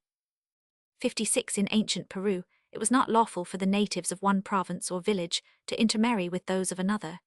Marriage with foreign women was unlawful at Sparta and Athens. At Rome, any marriage of a citizen with a woman who was not herself a Roman citizen or did not belong to a community possessing the privilege of connubium with Rome, was invalid, and no legitimate children could be born of such a union. Westermarck op. Cit. Sqq. Rossbuck Ramesh Ehi. Lewin, Wild Races of Southeastern India. Dalton, Ethnology of Bengal. Garcilaso de la Vega, first part of the Royal Commentaries of the Uncas, Roman 1. Muller, History of the Doric Race, Roman 2. Hearn, the Aryan Household Sq. Gaius Institutions, Roman 1. Prohibitions of intermarriage also very often relate to persons belonging to different classes or castes of the same community. To mention a few instances, the wild tribes of Brazil consider alliances between slaves and freemen highly disgraceful. In Tahiti, if a woman of condition chose an inferior person as her husband, the children he had by her were killed. In the Malay archipelago, marriages between persons of different rank are, as a rule, disapproved of, and in some places prohibited. In India, intermarriage between different castes, though formerly permissible, is now altogether prohibited. In Rome, plebeians and patricians could not intermarry till the year 445 B.C.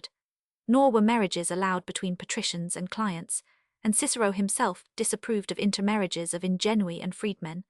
Among the Teutonic peoples in ancient times, any freeman who married a slave became a slave himself.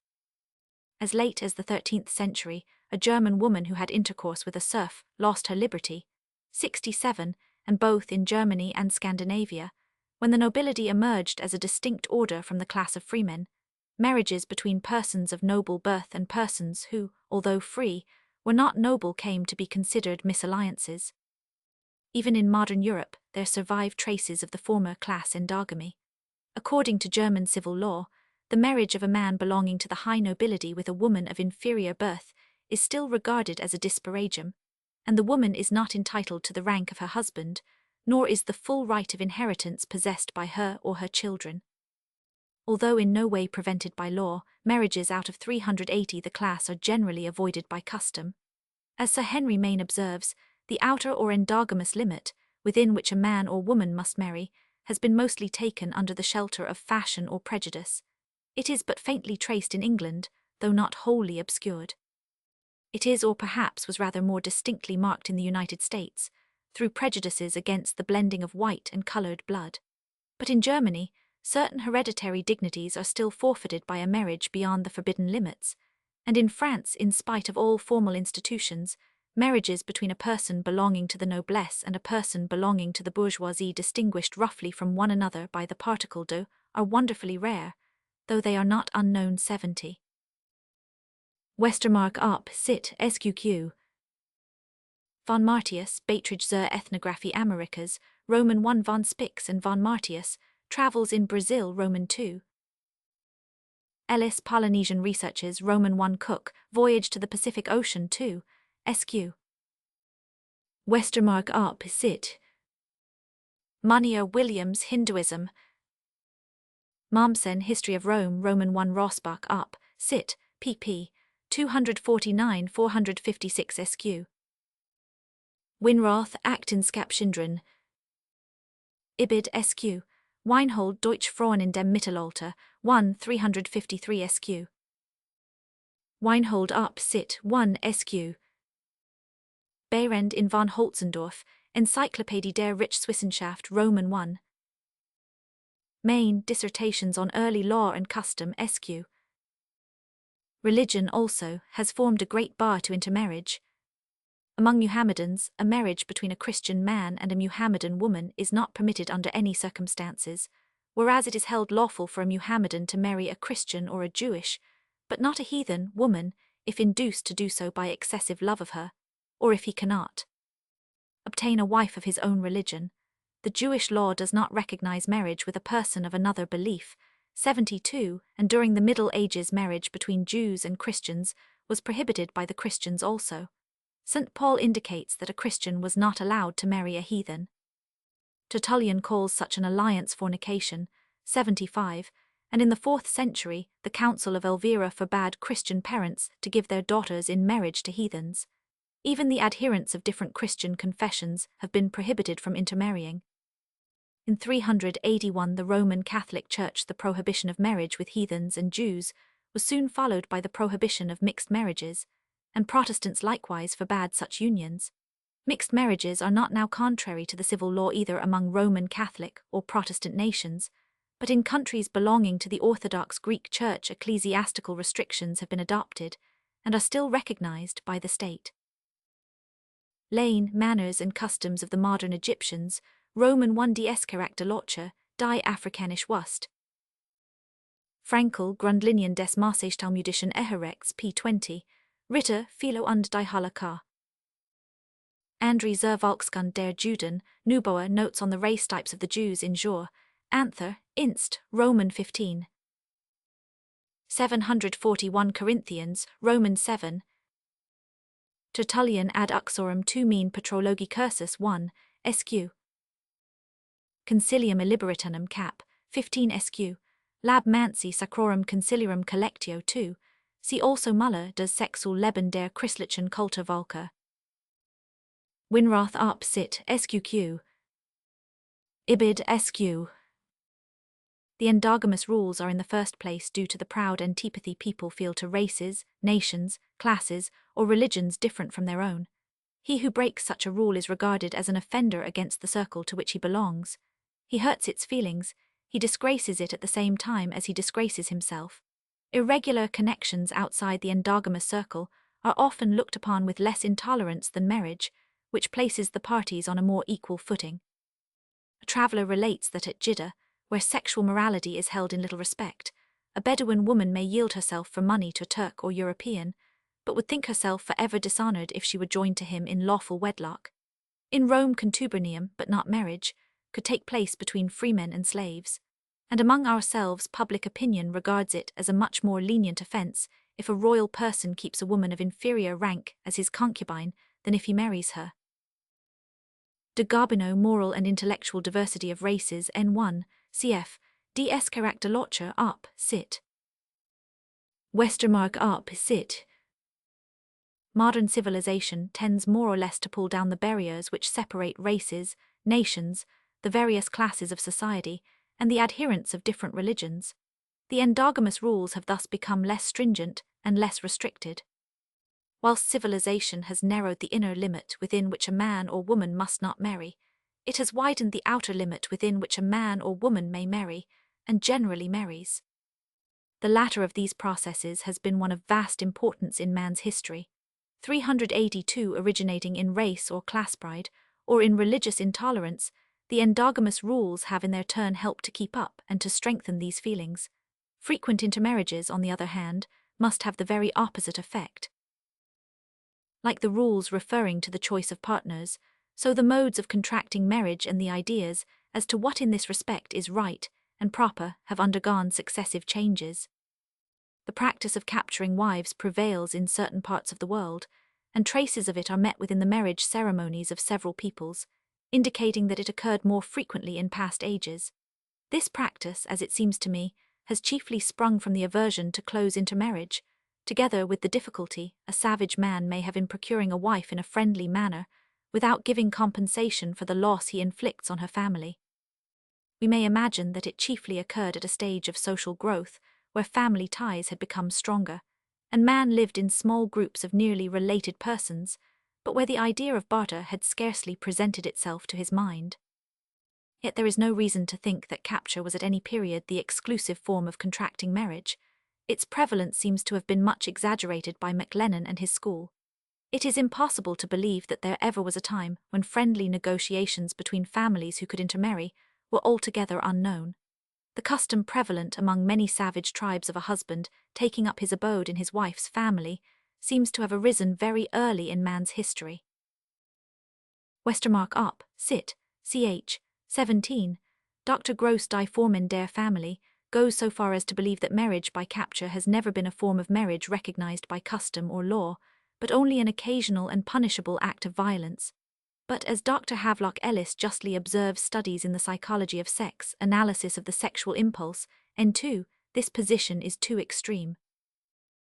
Among most uncivilized peoples now existing, a man has, in some way or other, to give compensation for his bride. The simplest way of purchasing a wife is to give a kinswoman in exchange for her, a practice prevalent among 383 Australian tribes. Much more common is the custom of obtaining a wife by services rendered to her father, the man taking up his abode with the family of the girl for a certain time, during which he works as a servant. But the ordinary compensation for a girl is property paid to her father, or in some cases to her uncle, or to some other relatives as well as to the father. Marriage by exchange or purchase is not only general among existing lower races, it occurs, or formerly occurred, among semi-civilized nations of a higher culture, as well in Central America and Peru, in China and Japan, in the various branches of the Semitic race, in the past history of all so-called Aryan peoples. We have no evidence that it is a stage through which every race has passed. We notice its absence among some of the rudest races with whom we are acquainted. Yet with much more reason than marriage by capture, purchase of wives may be said to form a general stage in the social history of mankind. Although the two practices may occur simultaneously, the former seems more often to have succeeded the latter, as barter in general has followed upon robbery. It has been suggested that the transition from marriage by capture to marriage by purchase was brought about in the following way. Abduction, in spite of parents, was the primary form. Then there came the offering of compensation to escape vengeance, and this grew eventually into the making of presents, or paying a sum beforehand. The price was a compensation for the loss sustained in the giving up of the girl, and a remuneration for the expenses incurred in her maintenance till the time of her marriage. The girl was regarded more or less in the light of property. To take her away from her owner without his consent was theft.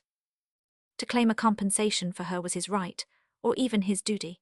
The Indians in Colombia consider it in the highest degree disgraceful to the girl's family if she is given away without a price, 85, and in certain tribes of California 380, for the children of a woman for whom no money was paid are accounted no better than bastards, and the whole family are condemned 86. Westermarck up, sit, SQQ. Königswarter, Études historiques sur le développement de la société humaine. Spencer, Principles of Sociology, Roman 1. Bancroft, Native Races of the Pacific States, Roman 1 cf. Von Weber, Virjar in Africa 2, SQ, Kaffirs. Powers, Tribes of California, pp. 2256. With progressing civilization, however, the practice of purchasing wives has been gradually abandoned and come to be looked upon as infamous. The wealthier classes took the first step, and poorer and ruder persons subsequently followed their examples. Thus in India, in ancient times, the usura form or marriage by purchase was lawful for all the four castes. Afterwards it fell into disrepute, and was prohibited among the Brahmanas and Kshatriyas, whereas it was still approved of in the case of a Vaisya and a Sudra. But in the laws of Manu it is forbidden altogether.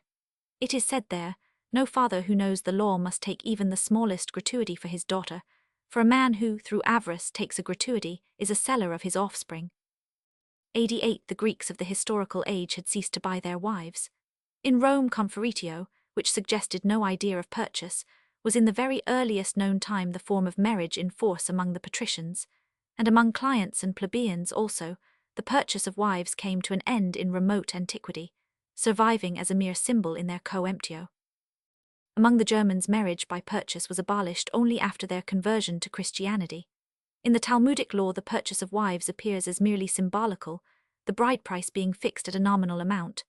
In China, although marriage presents correspond exactly to purchaser money in a contract of sale, the people will not hear of their being called a price, 92, which shows that here, too, some feeling of shame is attached to the idea of selling a daughter. Laws of Manu 3, SQQ. Ibid, Roman 3 cf. Ibid, 998. Rossbach up, sit, pp. 92 146 248 250 100. Grimm, Deutsch Rich Salterthumer. Gans Erbrecht, Roman 1. Jamison, Marriage Laws in China, Review 10, n.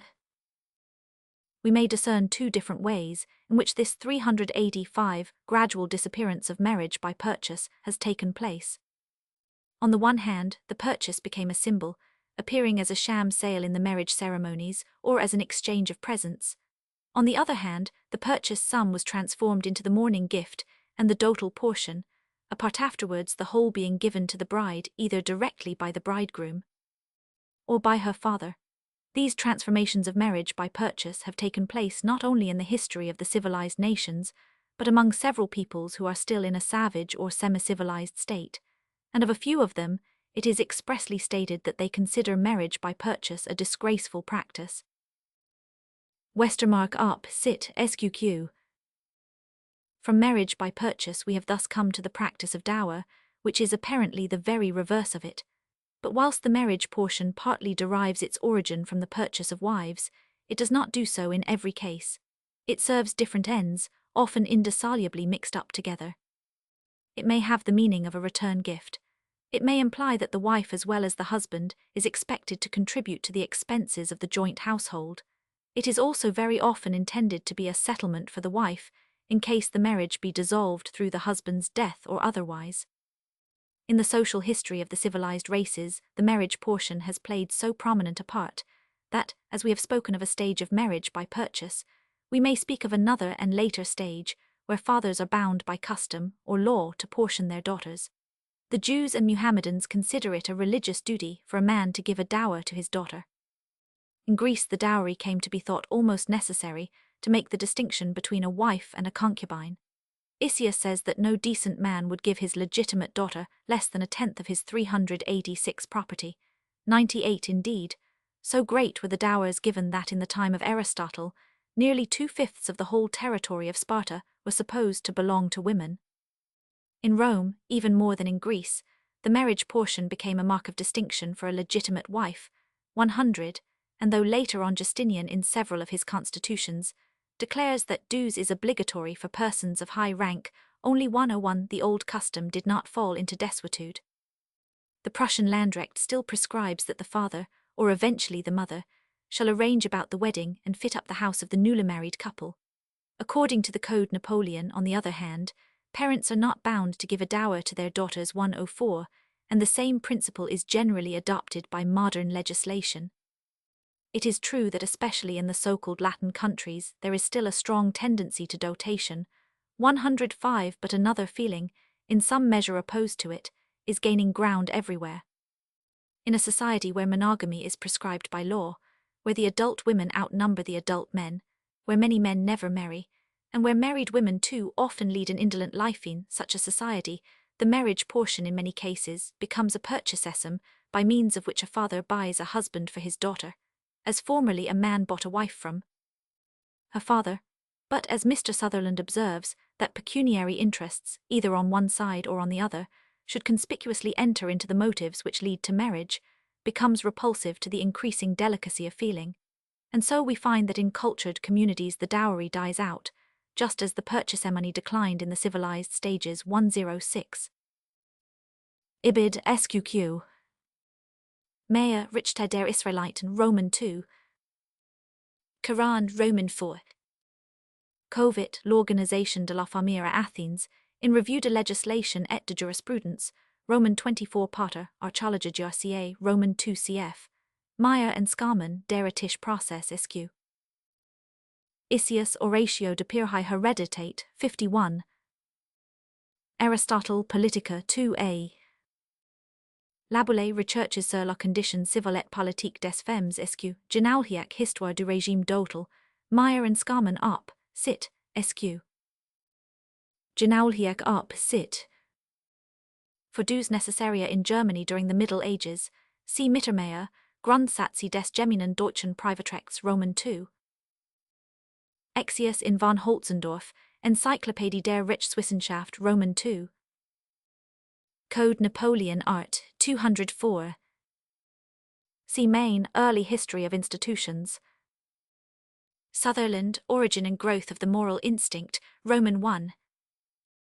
Whilst most of the lower animal species are by instinct either monogamous or polygynous, with man every possible form of marriage occurs. There are marriages of one man with one woman monogamy, of one man with many women polygyny, of many men with one woman polyandry, and in a few exceptional cases, of many men with many women. Westermarck op. Sit. Ch. 20. Among the causes by which the forms of marriage are influenced, the numerical proportion between the sexes plays an important part, polyandry seems to be due chiefly to a surplus of men, though it prevails only where the circumstances are otherwise in favor of it. It presupposes an abnormally feeble disposition to jealousy, and has probably at all times been exceptional in the human race. There is no solid evidence for the theory set forth by McLennan that it was the rule in early times. On the contrary, this form of marriage seems to require a certain degree of civilization. We have no trustworthy account of its occurrence among the lowest savages. In polyandrous families, the husbands are most frequently brothers, and the eldest brother, at least in many cases, has the superiority. It seems a fair conclusion that in such instances polyandry was originally an expression of fraternal benevolence on the part of the eldest brother, or of urgent demands on the part of the younger ones, who otherwise, on account of the scarcity of women, would have to live unmarried. If additional wives were afterwards acquired, they would naturally be considered the common property of all the brothers, and in this way the group marriage of the Toda type seems to have evolved. Polygyny, also, is to some extent dependent upon the proportion between the sexes. It has been observed in India that polyandry occurs in those parts of the country where the males outnumber the females, polygyny in those 388 where the reverse is the case. Indeed, in countries unaffected by European civilization, polygyny is likely to prevail wherever there is a majority of women, but the proportion between the sexes is only one cause out of many to which polygyny is due. Ibid. McLennan, The Leveret and Polyandry in Fortnightly Review NS 21, SQQ, IDEM Studies in Ancient History SQ. Westermarck Up, Sit, SQQ, see also Rivers Todas pp. 515, 519, 521. Gohlet, Die Geschlechtsverschiedenheit der Kinder in den Ehen in Zeitcher, F. Ethnology Roman 13. There are several reasons why a man may desire to possess more than one wife. Monogamy requires from him periodical continence, not only for a certain time every month, but among many peoples during the pregnancy of his wife, and as long as she suckles her child.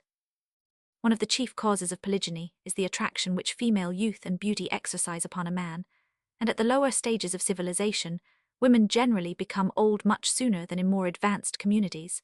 The liking of men for variety is also a potent factor.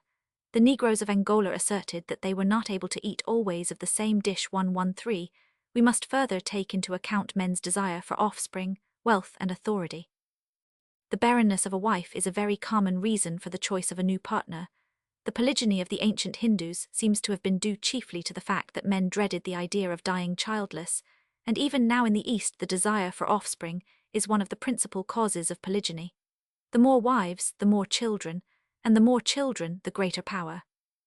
In early civilization, a man's relations and connections are often his only friends, and where slavery does not prevail, next to a man's wives the real servant, the only to be counted upon, is the child. Moreover, a man's fortune is increased by a multitude of wives not only through their children, but through their work. Manual labor among savages is undertaken largely by women, and when neither slaves nor persons who will work for hire can be procured, 389 it becomes necessary for any man who requires many servants to have many wives. Westermarck Up, Sit, SQQ. Marola de Sorrento, Voyage to Congo in Pinkerton, Collection of Voyages, Roman 16. Wallin, Recentikninger Fran Orient, Roman 3 Liban, La Civilisation des Arabes, Gray, China, Roman 1. Nevertheless, however desirable polygyny may be from the man's point of view, it is altogether prohibited among many peoples, and in countries where it is an established institution, it is practiced as a rule to which there are few exceptions only by a comparatively small class. The proportion between the sexes partly accounts for this, but there are other causes of no less importance. Where the amount of female labor is limited and no accumulated property exists, it may be very difficult for a man to keep a plurality of wives. Again, where female labor is of considerable value, the necessity of paying the purchasesum for a wife is a hindrance to polygyny which can be overcome only by the wealthier men. There are, moreover, certain factors of a psychical character which are unfavorable to polygyny. When love depends on external attractions only, it is necessarily fickle, but when it implies sympathy arising from mental qualities, there is a tie between husband and wife which lasts long after youth and beauty are gone. As another obstacle to polygyny, we have to note the true monogamous sentiment, the absorbing passion for one, which is not unknown even among savage races. Polygyny is finally checked by the respect in which women are held by men. Jealousy is not exclusively a masculine passion, and it is the ambition of every wife to be the mistress of her husband's house. Hence, where women have succeeded in obtaining some power over their husbands, or where the altruistic feelings of men have become refined enough to lead them to respect the feelings of those weaker than themselves, monogamy is frequently the result. Westermarck op. Cit. Sqq. Ibid. Sqq. It is certain that polygyny has been less prevalent at the lowest stages of civilization, where wars do not seriously disturb the proportion of the sexes, where life is chiefly supported by hunting and female labor is consequently of slight value, and where there is no accumulation of wealth 390 and no distinction of class than it is at somewhat higher stages. The more advanced savages and barbarians seem to indulge in this practice to a greater extent than the lower ones, many or most of whom are either little addicted to polygyny or strictly monogamous. Various forest tribes in Brazil are monogamous 118, and so are several of the Californian tribes, a humble and a lowly race, one of the lowest on earth. 119. Thus the Karok do not allow bigamy even to a chief, and though a man may own as many women for slaves as he can purchase, he brings obloquy on himself if he cohabits with more than one. Among the Vedas and Andaman Islanders, monogamy is as rigidly insisted upon as anywhere in Europe. The natives of Car Nicobar have but one wife, and look upon unchastity as a very deadly sin. 123. Among the Kak and Old Kukis, polygyny and concubinage are forbidden. 124. Whilst among some other aboriginal tribes in India, a man, though not expressly forbidden to have many wives, is blamed if he has more than one. Among the Karens of Burma and certain tribes of Indochina, the Malay Peninsula and the Indian archipelago, polygyny is said either to be prohibited or unknown. The Hill Dyaks marry but one wife, and a chief who once broke through this custom lost all his influence. In Australia there are said to be some truly monogamous tribes, 129 in the Beria tribe. For instance, the possession of more than one wife is absolutely forbidden, or was so before the coming of the whites. 130-391 Monogamy is all the more likely to have been the general rule among our earliest human ancestors, as it seems to be so among the man-like apes. Darwin certainly mentions the gorilla as a polygamist, 131, but the majority of statements we have regarding this animal are to the opposite effect. Relying on the most trustworthy authorities, Professor Hartmann says, the gorilla lives in a society consisting of male and female, and their young of varying ages 132. Westermarck op. Cit. Sqq. Von Martius op. Cit. 1 298. Wallace Travels on the Amazon pp. 509-515 Sqq. Waits Anthropology der Naturvölker Roman 3. Powers op. Cit. pp. 556-406. Wilkes U.S. Exploring Expedition Roman 5. Powers op. Cit. Bailey in Trans. Ethen Soch NS2. SQ. Hartshorne in Indian Antiquary Roman 8. Man in Jour Anther Inst Roman 12. Distant Ibid Roman 3. Dalton op. Cit. Stewart Notes on Northern Catcher in Jour, as Soch Bengal Roman 24. Dalton op. Cit. pp. 2854. Jellinghouse Munda Karls in Chota Nagpur in Zaicha, F. Ethnal Roman 3. Smeaton Loyal Karens of Burma. Westermarck op. Cit. Sq. Low Sarawak. Kerr Australian Race 1 Roman 2. Ibid Roman 2. Darwin Descent of Man pp. 217-590 SQ. Hartmann Dimensiononlichen Fen. While civilization is thus up to a certain point favorable to polygyny, it leads in its higher forms to monogamy. Owing to the decrease of wars, the death rate of the men becomes less, and the considerable disproportion between the sexes which among many warlike peoples makes polygyny almost a law of nature no longer exists among the most advanced nations. No superstitious belief keeps the civilized man apart from his wife during her pregnancy, and while she suckles her child, and the suckling time has become much shorter since the introduction of domesticated animals and the use of milk.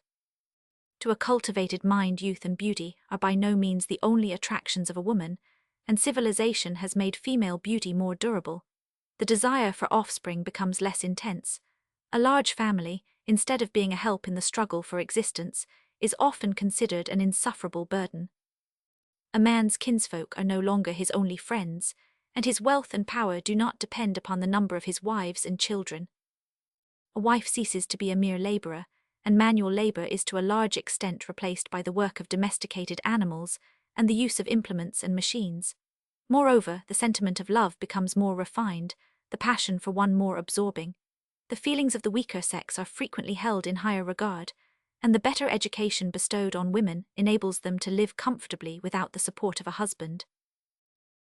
As for the moral valuation of the various forms of marriage, it should be noticed that even among polygynous and polyandrous peoples monogamy is permitted by custom or law, although in some instances it is associated with poverty and considered mean, whereas polygyny, as associated with greatness, is thought praiseworthy.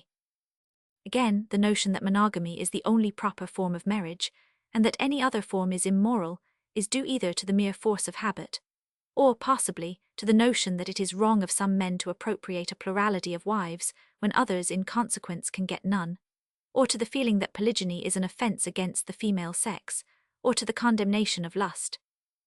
As regards the obligatory monogamy of Christian nations, we have to remember that monogamy was the only recognized form of marriage in the societies on which Christianity was first engrafted, and that it was the only form that could be tolerated by a religion which regarded every gratification of the sexual impulse with suspicion and incontinence as the gravest sin.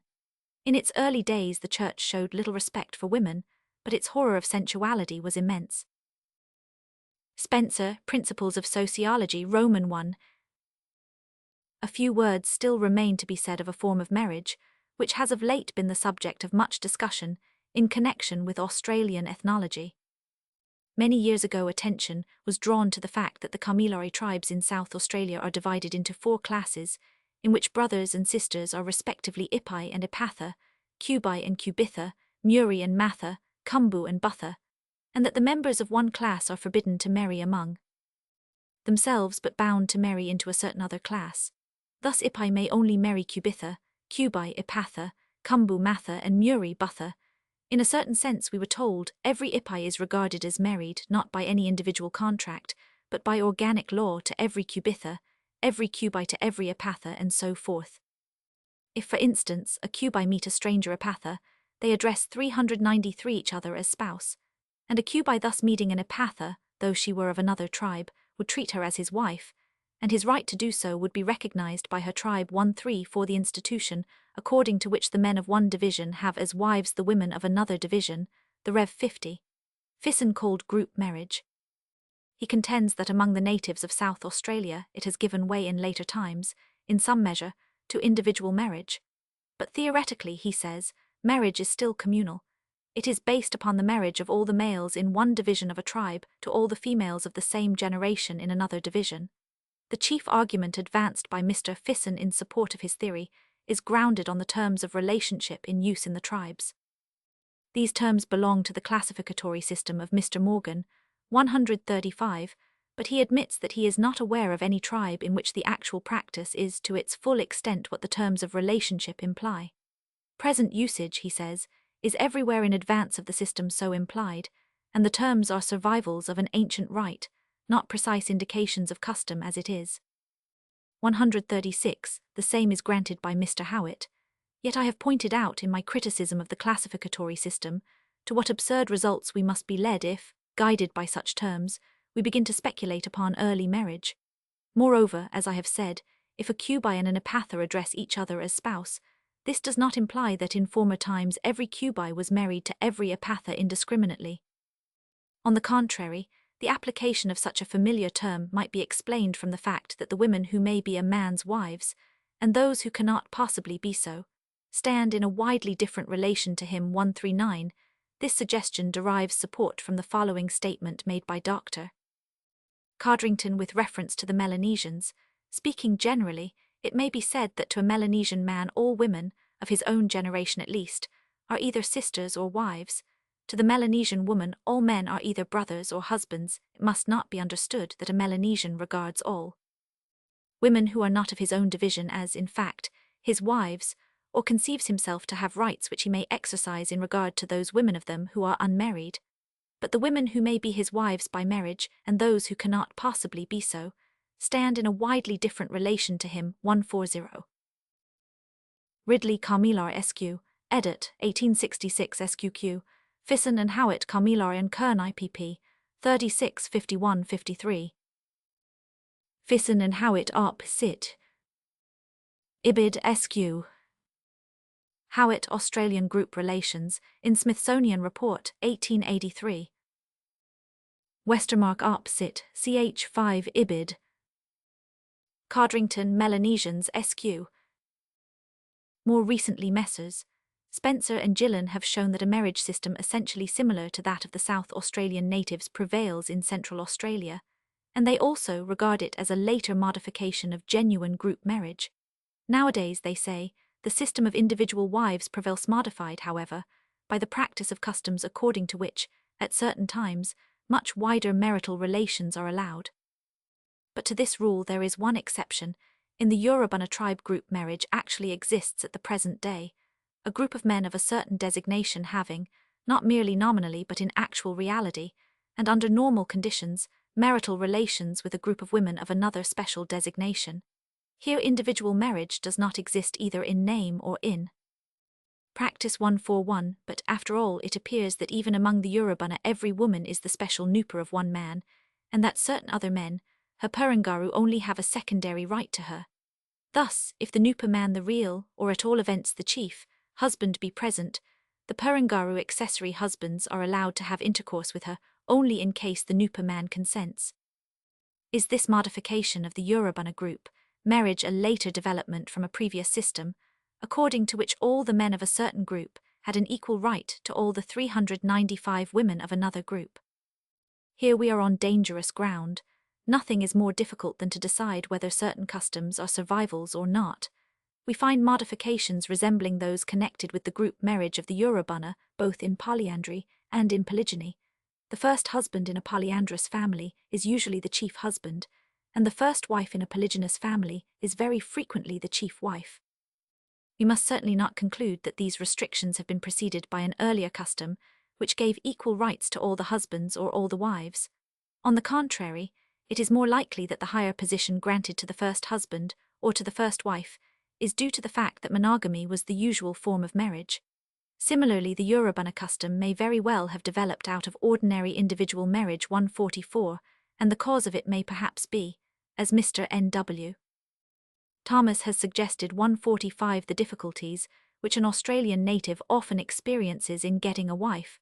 As for other facts which have been adduced as evidence of Australian group marriage in the past, such as the jus prim noctis, 100, I only desire to emphasize the circumstance that extramatrimonial intercourse is practiced by the Australian natives in a variety of cases, the real meaning of which seems obscure.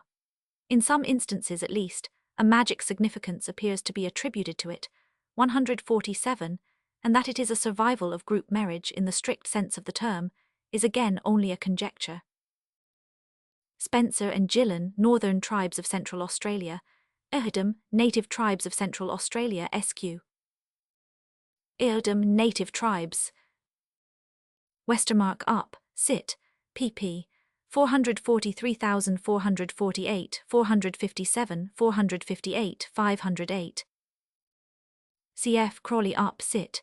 Lang Social Origins Sq. Thomas in a paper read before the Anthropological Institute in 1905. Cf. Idem, Kinship and Marriage in Australia. See Westermarck Up, Cit. Sq. Infra. C.E.G. Spencer and Gillen, Northern Tribes Sq. I must admit, therefore, that the facts produced by Messrs. Spencer and Gillen, and the severe criticism which they have passed on my sceptical attitude towards Mr. Fisson's group marriage theory have not been able to convince me that among the Australian Aborigines individual marriage has evolved out of a previous system of marriage between groups of men and women. Nor has Mr. Howitt, 396, in his recent work on the native tribes of Southeast Australia, in my opinion, sufficiently proved that such an evolution has taken place.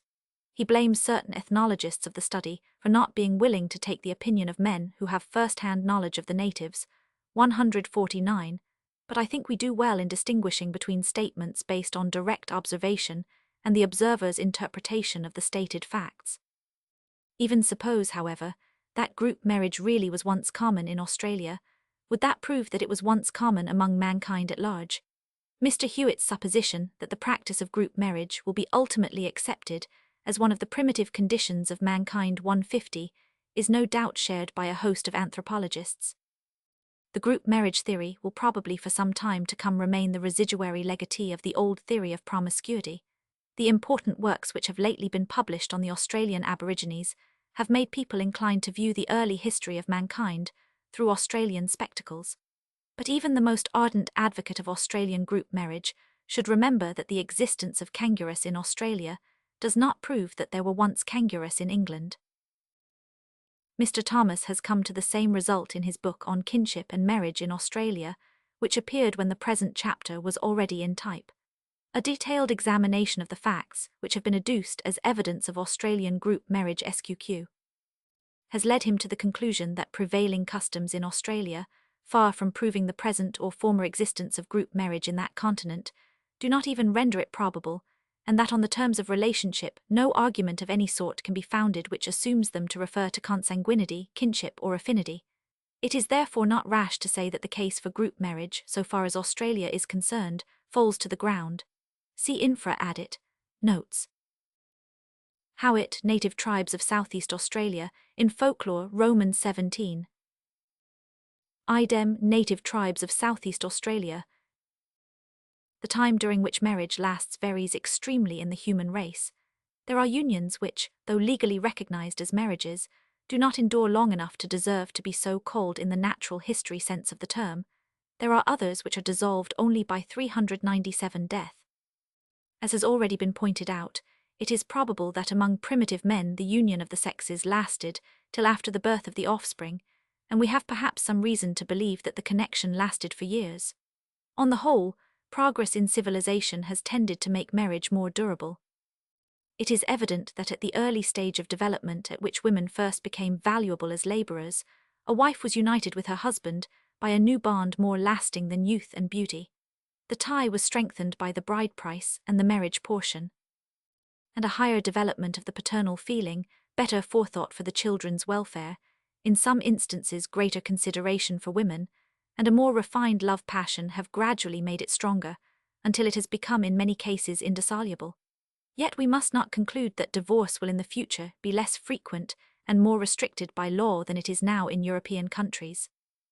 It should be remembered that the laws of divorce in Christian Europe owe their origin to an idealistic religious commandment, which, interpreted in its literal sense, gave rise to legal prescriptions far from harmonizing with the mental and social life of the mass of the people. The powerful authority of the Roman Church was necessary to enforce the dogma that marriage is indissoluble. The Reformation introduced somewhat greater liberty in this respect, and modern legislation has gone further in the same direction. In those Christian states of Europe, where absolute divorce is permitted, the grounds on which it may be sued for are nearly the same for the man and the woman, except in England, where the husband must be accused of one or other of several offences besides adultery. In Italy, Spain, and Portugal, a judicial separation may always be decreed on the ground of the adultery of the wife, but on the ground of the adultery of the husband, only if it has been committed under certain aggravating circumstances. These laws imply that marriage is not yet a contract on the footing of perfect equality between the sexes, but there is 398a growing opinion that, where it is not, it ought to be so. Again, when both husband and wife desire to separate, it seems to many enlightened minds that the state has no right to prevent them from dissolving the marriage contract, provided the children are properly cared for, and that for the children, also, it is better to have the supervision of one parent only than of two who cannot agree. Westermarck op. Cit. Ch. 23, Glasson Le Marriage Civil et le Divorce pp. 291, 298, 304. Chapter 41, Celibacy. Among savage and barbarous races of men, nearly every individual endeavors to marry as soon as he, or she, reaches the age of puberty. Marriage seems to them indispensable, and a person who abstains from it is looked upon as an unnatural being and is disdained. Among the Santals, a man who remains single is at once despised by both sexes, and is classed next to a thief or a witch. They term the unhappy wretch no man too. Among the Kafirs, a bachelor has no voice in the kraal. In the Tupi tribes of Brazil, no man was suffered to partake in the drinking feast while he remained single. The natives of Futuna in the Western Pacific maintained that it was necessary to be married in order to hold a part in the happy future life, and that the celibates, both men and women, had to submit to a chastisement of their own before entering the failmate, or home of the dead five according to Fijian beliefs. He who died wifeless was stopped by the god Nangananga on the road to paradise and smashed to atoms. Westermarck, History of Human Marriage SQQ. Man Sonthalia. Von Weber, Viajar in Africa, Roman 2. Southey, History of Brazil, Roman 1. Percy Smith, Futuna in Jor, Polynesian Soch, 1 SQ. Pritchard, Polynesian Reminiscences pp. 368-372, Seaman Vidi SQ. Fisson, Fijian Burial Customs in Jor, Anther, Inst, Roman 10 Williams and Calvert, Fiji. For other instances see Westermarck op. Cit. N10. Among peoples of archaic culture, celibacy is likewise a great exception, and marriage regarded as a duty. In 400 ancient Peru, marriage was compulsory at a certain age. Among the Aztecs, no young man lived single till his 22nd year, unless he intended to become a priest, and for girls the customary marrying age was from 11 to 18. In Tlaxcala, we are told, the unmarried state was so despised that a grown-up man who would not marry had his hair cut off for shame. Garcilaso de la Vega, first part of the Royal Commentaries of the Uncas 1, SQ. Clem Allgemeine Kultur Geschichte der Menschheit 5, SQ. Bancroft, Native Races of the Pacific States 2, SQ. Almost all Chinese, says Dr. Gray, robust or infirm, well-formed or deformed, are called upon by their parents to marry as soon as they have attained the age of puberty. Were a grown-up son or daughter to die unmarried, the parents would regard it as most deplorable. Hence a young man of marriageable age, whom consumption or any other lingering disease had marked for its own, would be compelled by his parents or guardians to marry at once. So indispensable is marriage considered by the Chinese, that even the dead are married, the spirits of all males who die in infancy, or in boyhood being in due time married to the spirits of females who have been cut off at a like early age. There is a maxim by Mencius, reared by the whole nation, that it is a heavy sin to have no sons, as this would doom father, mother, and the whole ancestry in the netherworld to a pitiable existence without descendants enough to serve them properly, to worship at the ancestral tombs, to take care of the ancestral tablets, and duly to perform all rites and ceremonies connected with the departed dead. For a man whose wife has reached her 40th year without bringing him a son, it is an imperative duty to take a concubine. In Korea, the male human being who is unmarried is never called a man, whatever his age, but goes by the name of Yato, a name given by the Chinese to unmarriageable young girls, and the man of 13 or 14 has a 401 perfect right to strike, abuse, order about the Yato of 30, who dares not as much as open his lips to complain. 12. Gray, China, Roman 1, Ibid 1 SQ. Giles, Strange Stories from a Chinese Studio 1 N10, De Groot, Religious System of China Vol. 2 Book 1 Indo-Chinese Gleaner Roman 3. Ross, History of Korea. Among the Semites also, we meet with the idea that a dead man who has no children will miss something in Sheol through not receiving that kind of worship which ancestors in early times appear to have received. The Hebrews looked upon marriage as a religious duty. According to the Shulchan Aruch, he who abstains from marrying is guilty of bloodshed, diminishes the image of God, and causes the divine presence to withdraw from Israel. Hence a single man past 20 may be compelled by the court to take a wife. Muhammadanism likewise regards marriage as a duty for men and women.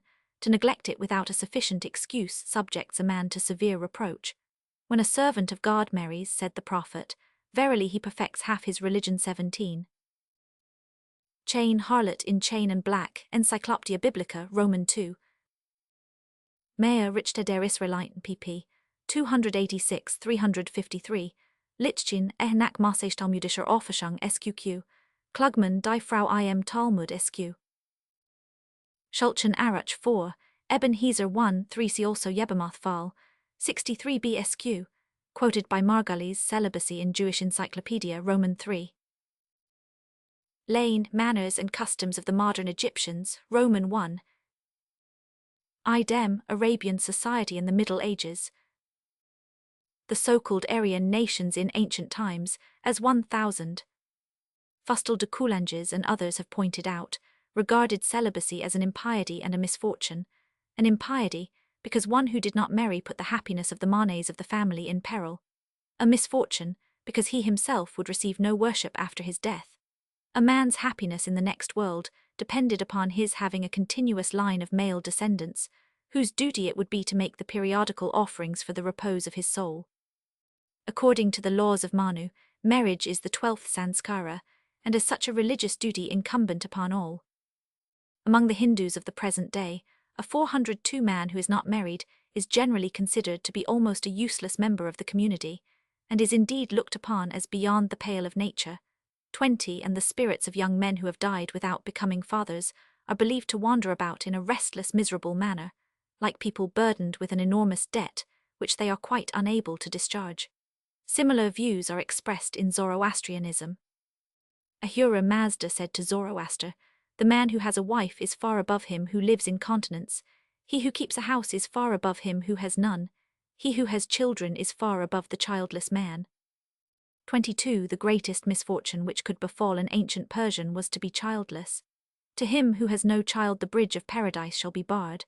The first question the angels there will ask him is, whether he has left in this world a substitute for himself, and if the answer be no, they will pass by and he will stay at the head of the bridge, full of grief. The primitive meaning of this is plain. The man without a son cannot enter paradise because there is nobody to pay him the family worship. Ashi Vanguhi, a feminine impersonification of piety, and the source of all the good and riches that are connected with piety, rejects the offerings of barren peeply old men, courtesans and children. It is said in the Yasts, "This is the worst deed that men and tyrants do, namely, when they deprive maids that have been barren for a long time of marrying and bringing forth children 26, and in the eyes of all good Parsis of the present day, as in the time of King Darius and the contemporaries of Herodotus, the two greatest merits of a citizen are the begetting and rearing of a numerous family, and the fruitful tilling of the soil." Fustel de Coulanges La Cite Antique SQ, here in the Aryan Household pp. 69-71, Main Treatise on Hindu Law and Usage SQ. Laws of Manu 2 SQ, Munyer Williams Indian Wisdom, cf. Main Up Sit. Dubois Description of the Character 100, of the People of India. Munyer Williams Brahmanism and Hinduism SQ. Vendidad Roman 4. Rawlinson in his translation of Herodotus 1n1, cf. Herodotus 1:136, Dinai Mainogi Kurad Roman 35. Dharmistita in Sacred Books of the East Roman 4 cf. Idem Ormazd et Ariman. Yasts Roman 17. Ibid Roman 17. Dharmistita in Sacred Books of the East 4 p. 62, cf. Plos Bartels des Weib Roman 1. The ancient Greeks regarded marriage as a matter both of public and private importance. In various places, criminal proceedings might be taken against celibates.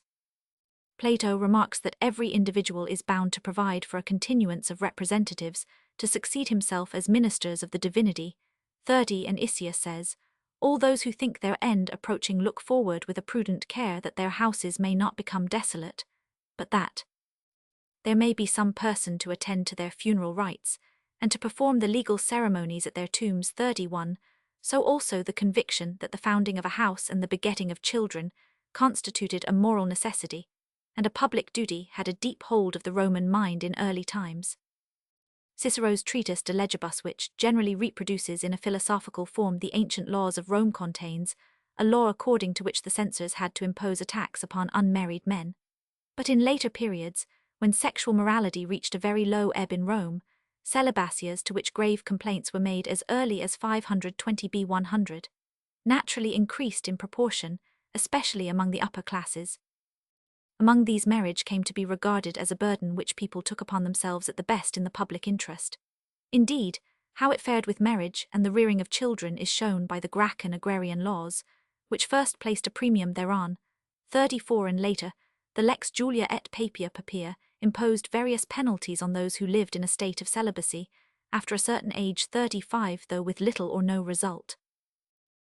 Muller History and Antiquities of the Doric Race 2, SQ, Fustel de Coulanges op sit, Hearn op sit, Darlinger the Gentile and the Jew 2, SQ. Parlex Onomasticum, Roman 3. Plato, Legs, Roman 6. Isius, Oratio de Apollodori Hereditate 30.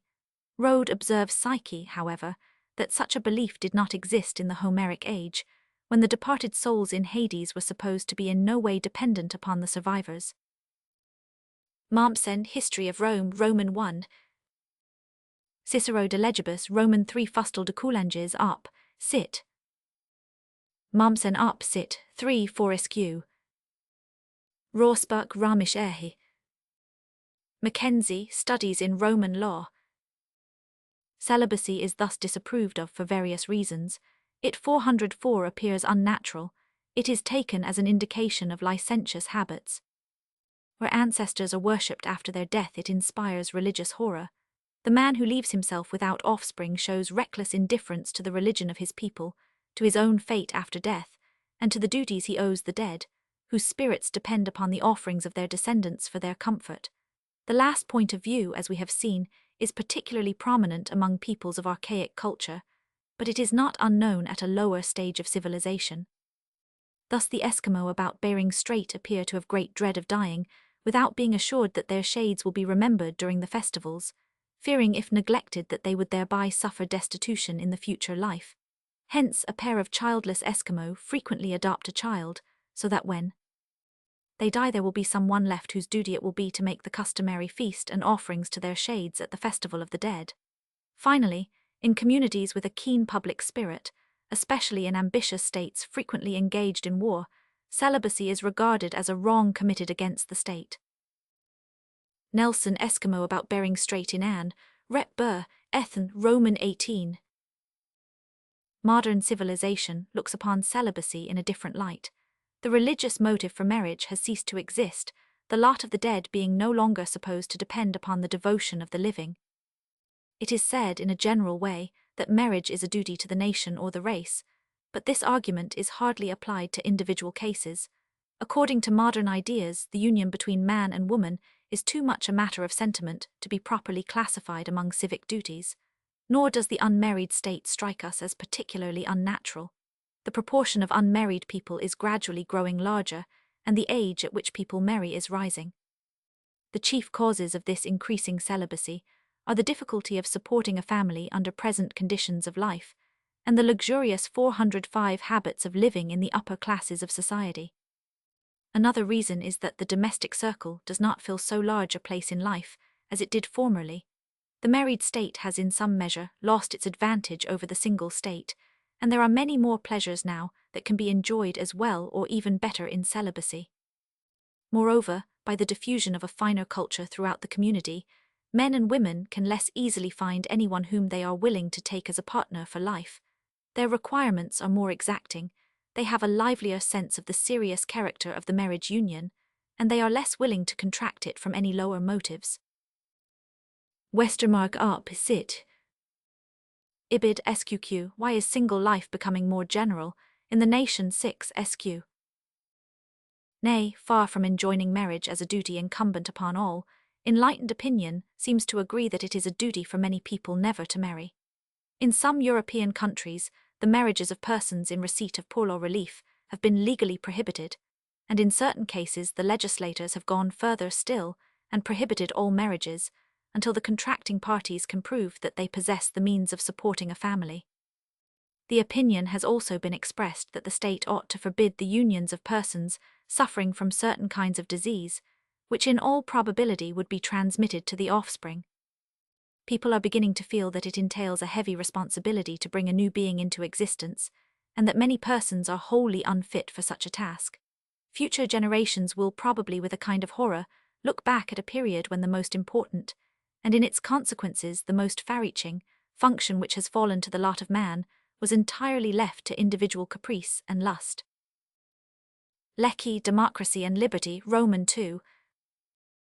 See Mr. Galton's papers on eugenics and the discussions of the subject in Sociological Papers, vols. 1 and 2.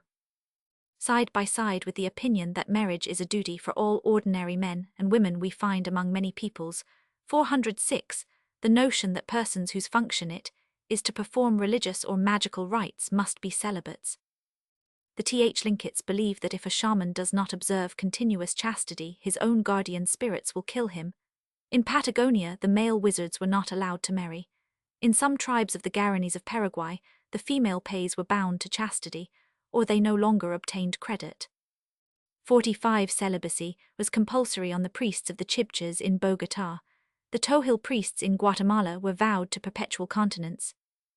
In Icatlan, the high priest was obliged to live constantly within the temple, and to abstain from commerce with any woman whatsoever, and if he failed in this duty, he was cut in pieces, and the bloody limbs were given as a warning to his successor. Of the women who held positions in the temples of ancient Mexico, we are told that their chastity was most zealously guarded. During the performance of their duties, they were required to keep at a proper distance from the male assistants, at whom they did not even dare to glance. The punishment to be inflicted upon those who violated their vow of chastity was death, whilst, if their trespass remained entirely secret, they endeavored to appease the anger of the gods by fasting and austerity of life, dreading that in punishment of their crime their flesh would rot. In Yucatan there was, connected with the worship of the sun, an order of vestals the members of which generally enrolled themselves for a certain time, but were afterwards allowed to leave and enter the married state. Some of them, however, remained forever in the service of the temple and were apotheosist. Their duty was to attend to the sacred fire, and to keep strictly chaste, 407 those who broke their vows being shot to death with arrows. In Peru there were likewise virgins dedicated to the sun, who lived in perpetual seclusion to the end of their lives, who preserved their virginity and were forbidden to converse or have sexual intercourse with or to see any man, or even any woman who was not one of themselves. And besides the virgins who thus professed perpetual virginity in the monasteries, there were other women of the blood royal who led the same life in their own houses, having taken a vow of continence. These women were held in great veneration for their chastity and purity, and as a mark of worship and respect they were called Oklo, which was a name held sacred in their idolatry. But if they lost their virtue, they were burnt alive or cast into the lake of lions. 52. Some instances of this are stated by Landman, Origin of Priesthood Sq. Veniaminoff quoted by Landman up, Cit. Faulkner, Description of Patagonia. Southey, History of Brazil, Roman II. Simon quoted by Dorman, Origin of Primitive Superstitions. Bancroft up, Cit. Roman III. Clavigero, History of Mexico, Roman 1. Ibid 1 Sq. Torquemada Monarchia Indiana 2 Sqq Bancroft up, Cit. 3 Sq. Cf. Acosta History of the Indies 2 Sq. Bancroft up, Cit. Roman 3 Lopez Cogaludo Historia de Yucatán. Garcilaso de la Vega up, Cit. 1 Sqq. Ibid Roman 1. Among the Guanches of the Canary Islands there were virgins, called magaids or harimagaids, who presided over the cult under the direction of the high priest, and there were other virgins, highly respected, whose function was to pour water over the heads of newborn children, and who could abandon their office and marry whenever they pleased. The priestesses of the Tishi and Ewe-speaking peoples on the west coast of Africa are forbidden to marry. In a wood near Cape Padron in Lower Guinea lives a priestly king who is allowed neither to leave his house nor to touch a woman. Bory de St. Vincent, S.I. sur les Isles Fortunes Sq. Ellis Tishi-speaking peoples, idem Ewe-speaking peoples. Bastian die Deutsche Expedition and der Longo Kust 1, Sq. In ancient Persia there were sun priestesses who were obliged to refrain from intercourse with men. The 9 priestesses of the oracle of a Gallic deity in Sina were devoted to perpetual virginity. The Romans had their Vestal virgins, whose office, according to tradition, was instituted by Numa. They were compelled to continue 408 unmarried during 30 years, which time they employed in offering sacrifices and performing other rites ordained by the law.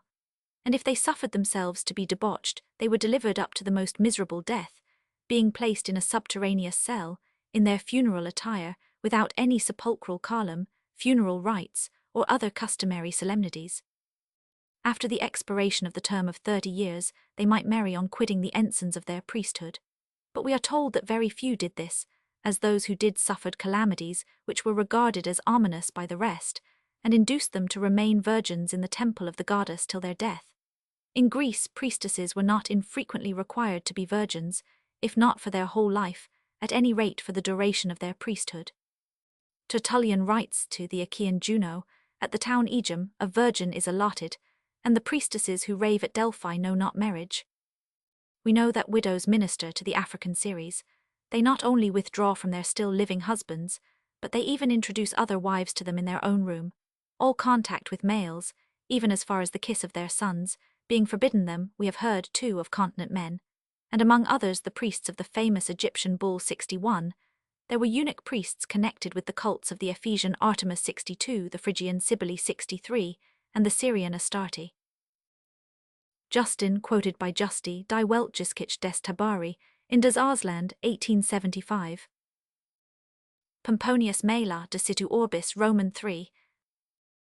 Dionysius of Halicarnassus Antiquitates, Roman 2, SQQ, Plutarch Numa 10, SQQ. Dionysius of Halicarnassus, Roman 2. Strabo 14, Roman 1 Muller des Sexual Leben der alten Kulturvölker SQQ. Blumner, Home Life of the Ancient Greeks, Gart des Delphisch Oracle SQ. Tertullian ad Uxorum 1, Mean Patrologi Cursus 1, Idem de Exhortation Castitatis 13 Mean 2, SQ, cf, Idem de Monogamia 17 Mean 2. Strabo, Roman 14:23. Arnobius Adversus Gentes 5, Mean up, sit, 5, SQQ. Farnell, Sociological Hypotheses Concerning the Position of Women in Ancient Religion in Archive F. Religion Suisse, Roman 7. Lucian de Syria 15:27, 50 SQQ. Among the todas of the Nilgiri Hills, the Derry man or priest is bound to a celibate existence, 65 and 409 among the Hindus. In spite of the great honor in which marriage is held, celibacy has always commanded respect in instances of extraordinary sanctity. Those of the sannyasis who are known to lead their lives in perfect celibacy receive on that account marks of distinguished honor and respect. Already the time-honored Indian institution of the 4 asramas contained the germ of monastic celibacy, the brahmacharin or student being obliged to observe absolute chastity during the whole course of his study. The idea was further developed in Jainism and Buddhism. The Jain monk was to renounce all sexual pleasures, either with gods or men or animals, not to give way to sensuality, not to discuss topics relating to women, not to contemplate the forms of women. Buddhism regards sensuality as altogether incompatible with wisdom and holiness. It is said that a wise man should avoid married life as if it were a burning pit of live coals. 70, according to the legend, Buddha's mother, who was the best and purest of the daughters of men, had no other sons, and her conception was due to supernatural causes. One of the fundamental duties of monastic life, by an infringement of which the guilty person brings about his inevitable expulsion from Buddha's order, is that an ordained monk may not have sexual intercourse, not even with an animal. 72 In Tibet, some sects of the lamas are allowed to marry, but those who do not are considered more holy, and in every sect the nuns must take a vow of absolute continence. The Buddhist priests of Ceylon are totally debarred from women. Chinese law enjoins celibacy on all priests, Buddhist or Taoist, and among the immortals of 410 Taoism there are some women also, who have led an extraordinarily ascetic life. Thurston, Anthropology of the Todas and Kotas, in the Madras Government Museum's Bulletin, 170-193. Rivers, Todas, pp. AD 99-236. Munier Williams, Buddhism. Dubois up, sit, cf. Munyer Williams, Brahmanism and Hinduism. Kern, Manual of Indian Buddhism. Hopkins, Religions of India. Dhammika Sutta, 21, quoted by Munyer Williams, Buddhism. Rhys Davids, Hibbert Lectures on Buddhism. Oldenburg, Buddha SQ. Wilson, Abode of Snow. Percival, Account of the Island of Ceylon. Tatsing Leuli Sec. Roman 114 Medhurst, Marriage in China in Trans. Roy, Asiatic Soc. China Branch, Roman 4 Davis, China Roman 2. Reville, La Religion Chinoise SQ. A small class of Hebrews held the idea that marriage is impure. The Essenes, says Josephus, reject pleasure as an evil, but esteem continence and the conquest over our passions to be virtue. They neglect wedlock 77. This doctrine exercised no influence on Judaism, but probably much upon Christianity. St. Paul considered celibacy to be preferable to marriage. He that giveth her his virgin in marriage doeth well, but he that giveth her not in marriage doeth better. 78. It is good for a man not to touch a woman. Nevertheless, to avoid fornication, let each man have his own wife, and let each woman have her own husband. 79. If the unmarried and widows cannot contain, let them marry, for it is better to marry than to burn. These and other passages in the New Testament inspired a general enthusiasm for virginity. Commenting on the words of the Apostle, Tertullian points out that what is better is not necessarily good. It is better to lose one eye than two, but neither is good. So also, though it is better to marry than to burn, it is far better neither to marry nor to burn. Marriage consists of that which is the essence of fornication. 83. Whereas continence is a means whereby a man will traffic in a mighty substance of sanctity. 84. The body which our Lord wore, and in which he carried on the conflict of life in this world, he put on from a holy virgin. And John the Baptist, Paul, and all the others whose names are in the book of life. 85. Cherished and loved virginity. Virginity works miracles. Mary, the sister of Moses leading the female band, passed on 411 foot over the straits of the sea, and by the same grace Thecla was reverenced even by lions, so that the unfed beasts lying at the feet of their prey underwent a holy fast, neither with wanton look nor sharp claw venturing to harm the virgin. Virginity is like a spring flower, always softly exhaling immortality from its white petals. The Lord himself opens the kingdoms of the heavens to eunuchs. If Adam had preserved his obedience to the Creator, he would have lived forever in a state of virgin purity, and some harmless mode of vegetation would have peopled paradise with a race of innocent and immortal beings. It is true that, though virginity is the shortest way to the camp of the faithful, the way of matrimony also arrives there, by a longer circuit. Tertullian himself opposed the Marcionites, who prohibited marriage among themselves and compelled those who were married to separate before they were received by baptism into the community. And in the earlier part of the 4th century, the Council of Gangra expressly condemned anyone who maintained that marriage prevented a Christian from entering the kingdom of God. But at the end of the same century, a council also excommunicated the monk Jovinian because he denied that virginity was more meritorious than marriage. The use of marriage was permitted to man only as a necessary expedient for the continuance of the human species, and as a restraint, 412 however imperfect, on the natural licentiousness of desire. The procreation of children is the measure of a Christian's indulgence in appetite, just as the husbandman throwing the seed into the ground awaits the harvest, not sowing more upon it. Josephus de Bello Judaico, Roman 2:2. See also Salinus Collectania Rerum Memorabilium 35, SQ. 781 Corinthians, Roman 7. Ibid 7, SQ. Ibid, Roman 7. St. Matthew, Roman 19. Revelation 14, 100.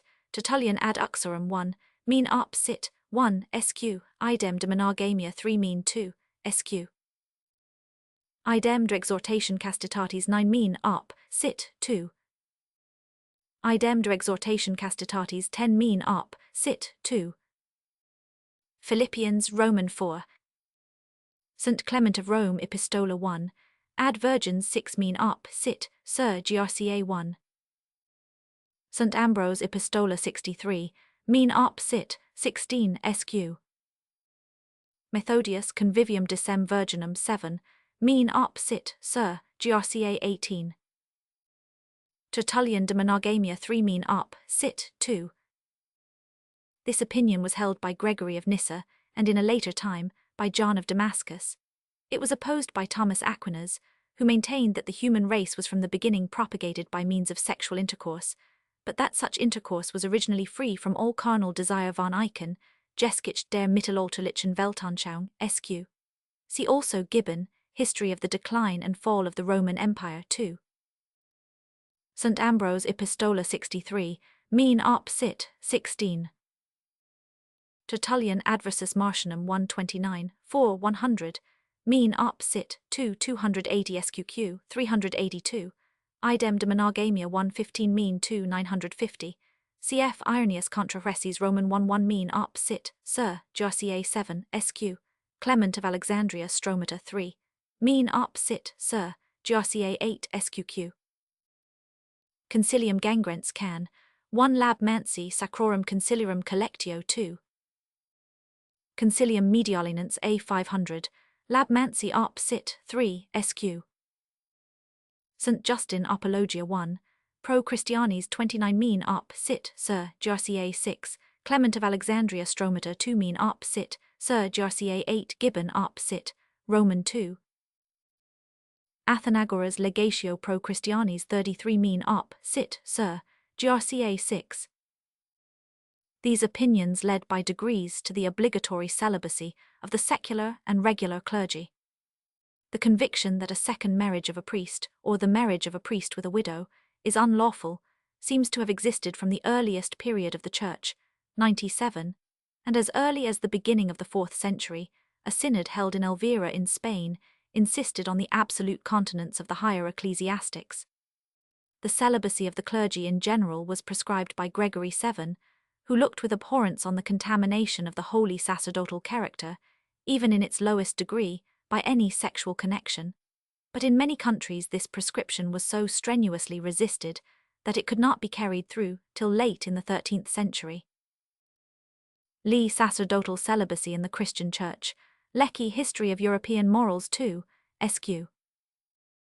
Concilium Illiberatinum A 500, ch. 33 Lab Mansi op. Cit. 2 Placuit in Tatum Prohibiri Episcopis Presbyteris et Diaconibus vel omnibus clericis positis in ministerio, abstiner sia conjugibus sues, et non generare filios, quicumque viro fecerit ob honor clericatus extermenta. Gisela, Textbook of Ecclesiastical History, Roman 2 Milman, History of Latin Christianity, Roman 2. The practice of religious celibacy may be traced to several sources. In many cases the priestess is obviously regarded as married to the god whom she is serving, and is therefore forbidden to marry anybody else. In ancient Peru the son was the husband of the virgins dedicated to him. They were obliged to be of the same blood as their consort, that is to say, daughters of the Incas.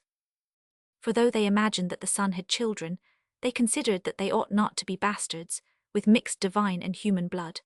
So the 413 virgins were of necessity legitimate, and of the blood royal, which was the same as being of the family of the son 101, and the crime of violating the virgins dedicated to the son was the same, and punished in the same severe manner, as the crime of violating the women of the Inca.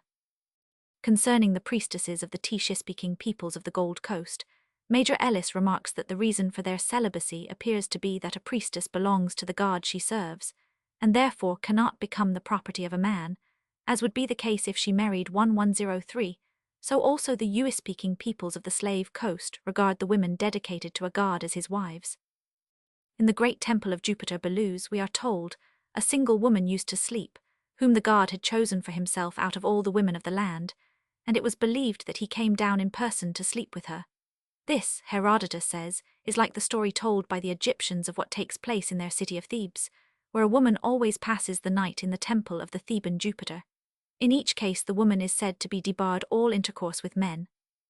105 In the Egyptian texts there are frequent references to the divine consort, Neter Hempt, a position which was generally occupied by the ruling queen, and the king was believed to be the offspring of such a union.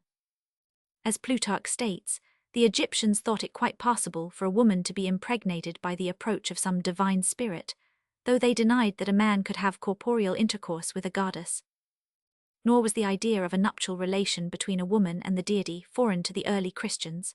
St. Cyprian speaks of women who had no husband and lord but Christ, with whom they lived in a spiritual matrimony, who had dedicated themselves to Christ, and retiring from carnal 414 lust, vowed themselves to God in flesh and spirit.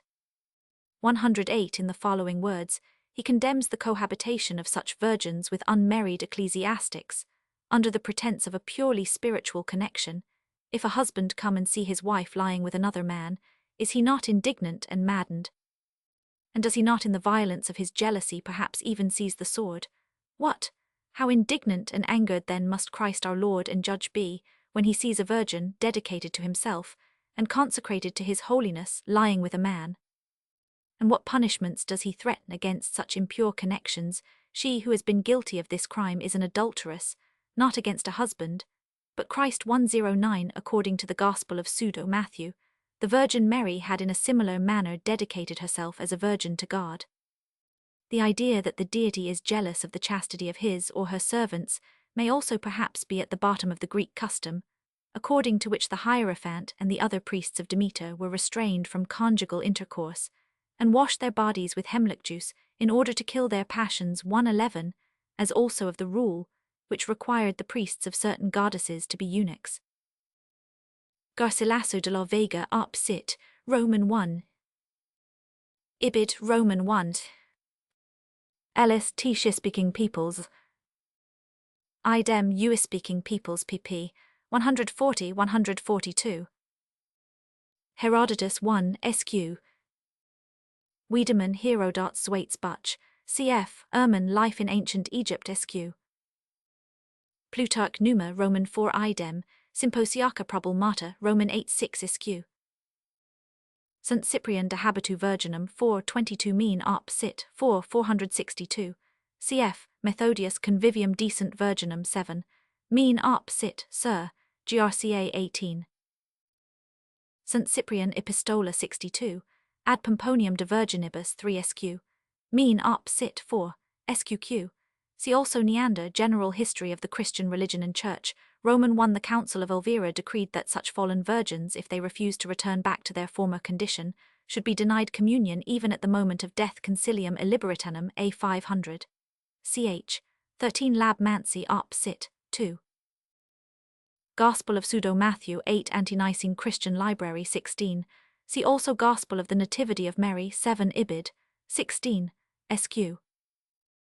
Watchsmuth Hellenish Alterthumbskund Roman 2. Cf. Lactantius Divin Institutions 1. Mean op. Cit. 6. Diem mater et amavit formosum adolescentum, et eumdum cum pellis deprehensum ex sectis virilibus semiverum redidit, et ideo nunc sacra igiusa gallis sacerdotibus celebranter. Religious celibacy is further connected with the idea that sexual intercourse is defiling. In F8 of the New Hebrides, it is regarded as something unclean. The Tahitians believed that if a man refrained from all connections with women some months before death, he passed 415 immediately into his eternal mansion without any purification. Herodotus writes, as often as a Babylonian has had intercourse with his wife, he sits down before a censer of burning incense, and the woman sits opposite to him. At dawn of day they wash, for till they are washed they will not touch any of their common vessels. This practice is also observed by the Arabs. 115 Among the Hebrews, both the man and woman had to bathe themselves in water, and were unclean until the even 116. The idea that sexual intercourse is unclean implies that some degree of supernatural danger is connected with it. 117. And, as Mr. Crawley has pointed out, the notion of danger may develop into that of sinfulness. Where woman is regarded as an unclean being, it is obvious that intercourse with her should be considered polluting, but this is not a sufficient explanation of the idea of sexual uncleanness. A polluting effect is ascribed to any discharge of sexual matter, 120, originally no doubt on account of its mysterious propensities, and the veil of mystery which surrounds the whole sexual nature of man. MacDonald Oceania. Cook Voyage to the Pacific Ocean, Roman 2. Herodotus, Roman 1. Leviticus, Roman 15. The danger attributed to sexual intercourse has been much emphasized by Mr. Crawley in The Mystic Rose. See also Westermarck, marriage ceremonies in Morocco. Crawley Arp Sit. See Supra 1 SQQ. Gregory 3 Judicia Congrua Penitentibus ch. 24 Labmancy Arp Sit. 12. In Somno Peccans see ex cogitation pollutus viginti duus samos cantet, see in Somno Peccans sine cogitation duus im samos cantet, penitential pseudo Theodori 28, Wasserschleben Bussordnungen derer Bendlandischen Kirch qui in Somno non voluntate pollutus sit surget cantec 7, samos penitentials, cf. Ibid. 28:33 Wasserschleben SQ. The idea of sexual defilement is particularly conspicuous in connection with religious observances. It is a common rule that he who performs a sacred act or enters a holy place must be ceremonially clean 121, and no kind of uncleanness is to be avoided more carefully than sexual pollution. Among the Chipuians, if a chief is anxious to know the disposition of his people towards him, or if he wishes to settle any difference between them, he announces his intention of opening his medicine bag and smoking in his 416 sacred stem. No, one can avoid attending on these occasions, but a person may attend and be excused from assisting at the ceremonies by acknowledging that he has not undergone the necessary purification.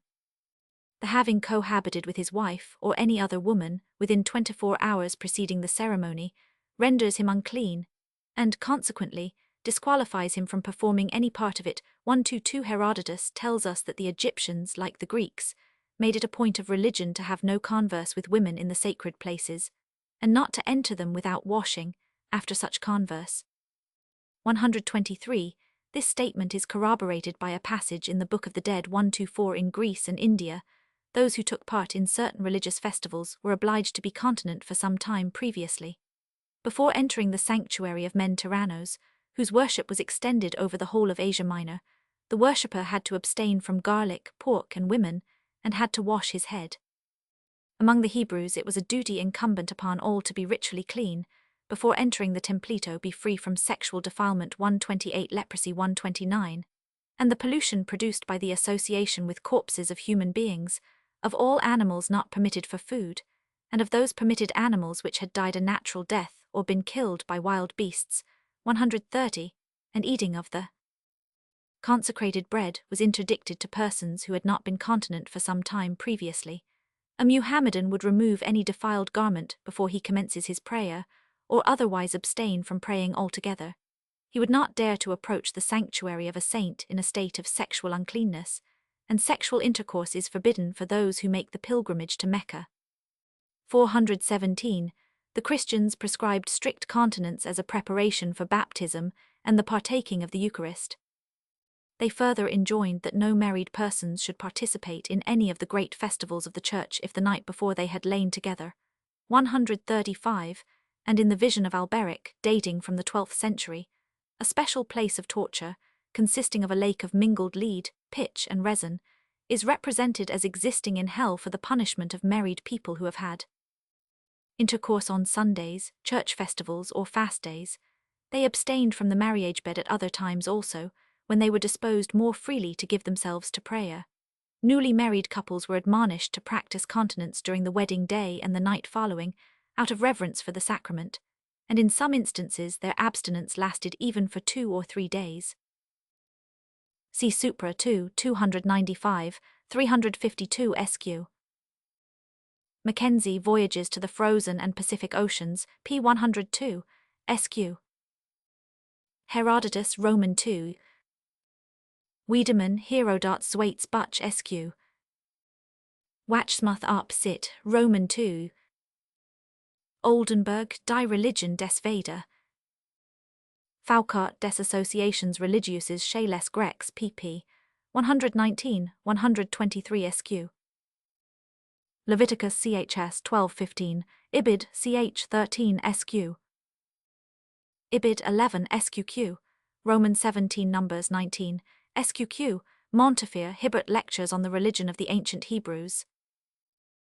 1311 Samuel 21, SQ.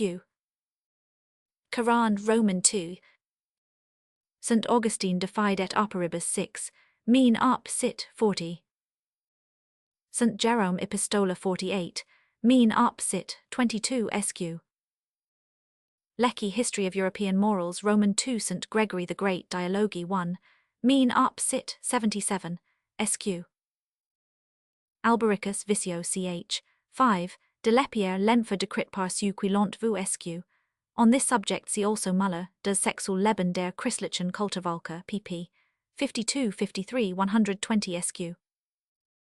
St. Jerome Epistola 48, Mean up sit 22, Fleury Manners and Behavior of the Christians. Muratori Dissertazioni sopra l'antichita Italian 20 vol. Roman 1. Holiness is a delicate quality which is easily destroyed if anything polluting is brought into contact with the holy object or person. The Moors believe that if anybody who is sexually unclean enters a granary, the grain will lose its baraka, or holiness. A similar idea probably underlies the belief prevalent among various peoples that incontinence, and especially illicit love, injures the harvest. In F8, namim, or uncleanness, supposed to be contracted in various emergencies, was especially avoided 418 by the sacred men, because it was believed to destroy their sacredness. The priestly taboos, of which Sir J.G. Fraser has given such an exhaustive account in The Golden Bough, have undoubtedly in a large measure a similar origin. Nay, it seems that pollution not only deprives the holy person of his holiness, but is also supposed to injure him in a more positive way.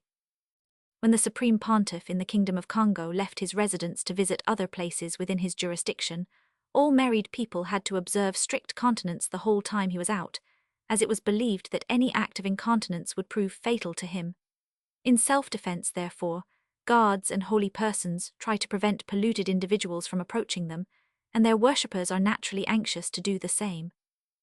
But apart from the resentment which the sacred being would feel against the defiler, it appears that holiness is supposed to react quite mechanically against pollution, to the destruction or discomfort of the polluted individual.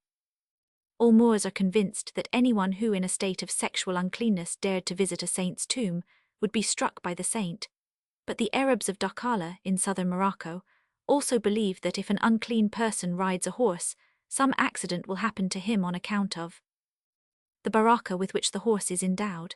It should further be noticed that, owing to the injurious effect of pollution upon holiness, an act generally regarded as sacred would, if performed by an unclean individual, lack that magic efficacy which otherwise would be ascribed to it. Muhammad represented ceremonial cleanliness as one half of the faith, and the key of prayer 142 the Moors say that a scribe is afraid of evil spirits only when he is sexually unclean, because then his reciting of passages of the Koran, most powerful weapon against such spirits, would be of no avail. The Syrian philosopher Jamblichus speaks of the belief that the gods do not hear him who invokes them if he is impure from venereal connections. 143. A similar notion prevailed among the early Christians. With reference to a passage in the first epistle of the Corinthians, 144 Tertullian remarks that the apostle added the recommendation of a temporary abstinence for the sake of adding an efficacy to prayers. To the same class of beliefs belongs the notion that a sacrificial victim should be clean and without blemish. The Chibchas of Bogota considered that the most valuable sacrifice they could offer was that of a youth who had never had intercourse with a woman. Fraser, Golden Bough 2, SQQ. This is in my opinion a more natural explanation than the one suggested by Sir J.G. Fraser, namely, that uncivilized man imagines that the vigour which he refuses to expend in reproducing his own kind will form as it were a store of energy whereby other creatures, whether vegetable or animal, will somehow benefit in propagating their species. This theory entirely fails to account for the fact that illicit love, by preference, is supposed to mar the fertility of the earth and to blight the crops of belief, which is in full accordance with my own explanation, in so far as such love is considered particularly polluting. MacDonald, Oceania. Labat, Relation historique de l'Éthiopie occidentale 1, SQ. Poole, Studies in Mohammedanism. Jamblichus de Mysteries, Roman 4. 1441 Corinthians, Roman 7. Tertullian de Exhortation Castitatis 10 Mean op. Sit. 2. See Supra 2 SQ. Simon, quoted by Waits, Anthropology der Naturvölker, Roman 4 C. Infra, additional notes. If ceremonial cleanliness is required even of the ordinary worshipper, it is all the more indispensable in the case of a priest. 148, and of all kinds of uncleanness none is to be more carefully avoided than sexual pollution. Sometimes admission into the priesthood is to be preceded by a period of continence. In the Marquesas Islands, no one could become a priest without having lived chastely for several years previously. Among the Tisha-speaking peoples of the Gold Coast, men and women, in order to become members of the priesthood, have to pass through a long novitiate, generally from 2 to 3 years, during which they live in retirement and are instructed by the priests in the secrets of the craft. And the people believe that, during this period of retirement and study, the novices must keep their bodies pure, and refrain from all commerce with the other sex. 151. The Huicals of Mexico, again, are of opinion that a man who wishes to become a shaman must be faithful to his wife for 5 years, and that, if he violates this rule, he is sure to be taken ill and will lose the power of healing. In ancient Mexico, the priests, all 420 the time that they were employed in the service of the temple, abstained from all other women but their wives, and even affected so much modesty and reserve that when they met a woman they fixed their eyes on the ground that they might not see her. Any incontinence amongst the priests was severely punished. The priest who, at Teotihuacan, was convicted of having violated his chastity was delivered up by the priests to the people, who at night killed him by the bastinado. 153. Among the Kotas of the Nilgiri Hills, the priests who, unlike the Deramen of their Toda neighbors, are not celibates at the great festival in honor of Kamataria, forbidden to live or hold intercourse with their wives for fear of pollution, and are then even obliged to cook their meals themselves. It seems that, according to the Anatolian religion, married hieroi had to separate from their wives during the period they were serving at the temple. The Hebrew priest should avoid all unchastity. He was not allowed to marry a harlot or a profane or a divorced wife. 156, and the high priest was also forbidden to marry a widow. Nay, even in a priest's daughter unchastity was punished with excessive severity, because she had profaned her father. She was to be burned. Cf. Supra 2, SQ. Cf. Landman op. Sit, SQQ. Waits Gerland, Anthropology der Naturvölker, Roman 6. Ellis Tisha-speaking peoples. Lumholtz Unknown Mexico, Roman 2. Clavigero op. Sit, Roman 1.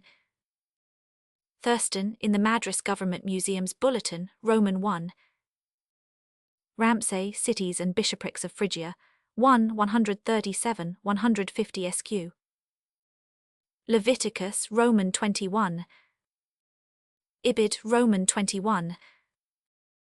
Carried further, the idea underlying all these rules and practices led to the notions that celibacy is more pleasing to God than marriage. 159, and that it is a religious duty for those members of the community whose special office is to attend to the sacred cult. For a nation like the Jews, whose ambition was to live and to multiply, celibacy could never become an ideal, whereas the Christians, who professed the most perfect indifference to all earthly matters, found no difficulty in glorifying a state which, however opposed it was to the interests of the race and the nation, made men preeminently fit to approach their God. Indeed, 421, far from being a benefit to the kingdom of God, by propagating the species, sexual intercourse was on the contrary detrimental to it, by being the great transmitter of the sin of our first parents. This argument, however, was of a comparatively late origin. Pelagius himself almost rivaled St. Augustine in his praise of virginity, which he considered the great test of that strength of free will, which he asserted to be at most only weakened by the fall of Adam. Cf. Supra Roman 2. Milman op. Sit. 1 153. Religious celibacy is, moreover, enjoined or commended as a means of self-mortification supposed to appease an angry God, or with a view to raising the spiritual nature of man by suppressing one of the strongest of all sensual appetites. Thus we find in various religions celibacy side by side with other ascetic observances practiced for similar purposes. Among the early Christians, those young women who took a vow of chastity did not look upon virginity as anything if it were not attended with great mortification, with silence, retirement, poverty, labor, fastings, watchings, and continual praying. They were not esteemed as virgins who would not deny themselves the common diversions of the world. Even the most innocent 161 Tertullian enumerates virginity, widowhood, and the modest restraint in secret on the marriage bed, among those fragrant offerings acceptable to God, which the flesh performs to its own especial suffering. Finally, it was argued that marriage prevents a person from serving God perfectly, because it induces him to occupy himself too much with worldly things. Though not contrary to the act of charity or the love of God, says Thomas Aquinas, it is nevertheless an obstacle to it.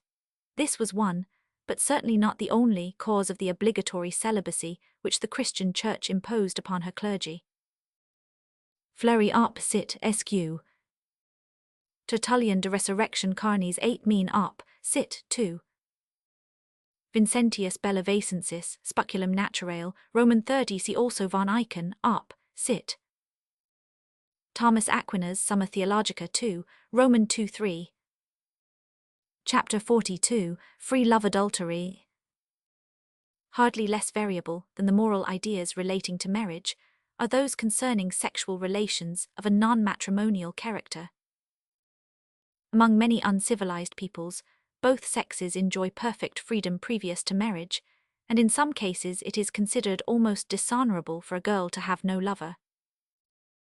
The East African Beria and Kanama do not regard it as in the least disreputable for a girl to become pregnant, nor do they punish nor censure the seducer.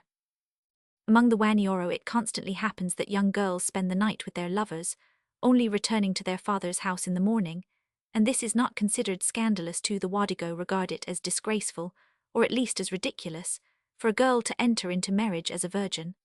Among the Bakongo, womanly chastity is unknown, and a woman's honour is measured by the price she costs for over nearly the whole of British Central Africa, says Sir H. Johnston. Before a girl is become a woman, that is to say, before she is able to conceive, it is a matter of absolute indifference what she does, and scarcely any girl remains a virgin after about 5 years of age. 5 Among the Baronga l'opinion publique, see moque des gens continents plus quel ni, les admire 6, according to Mr. Warner, Seduction of Virgins, and cohabiting with unmarried women, and 423 widows, are not punishable by Kaffir law.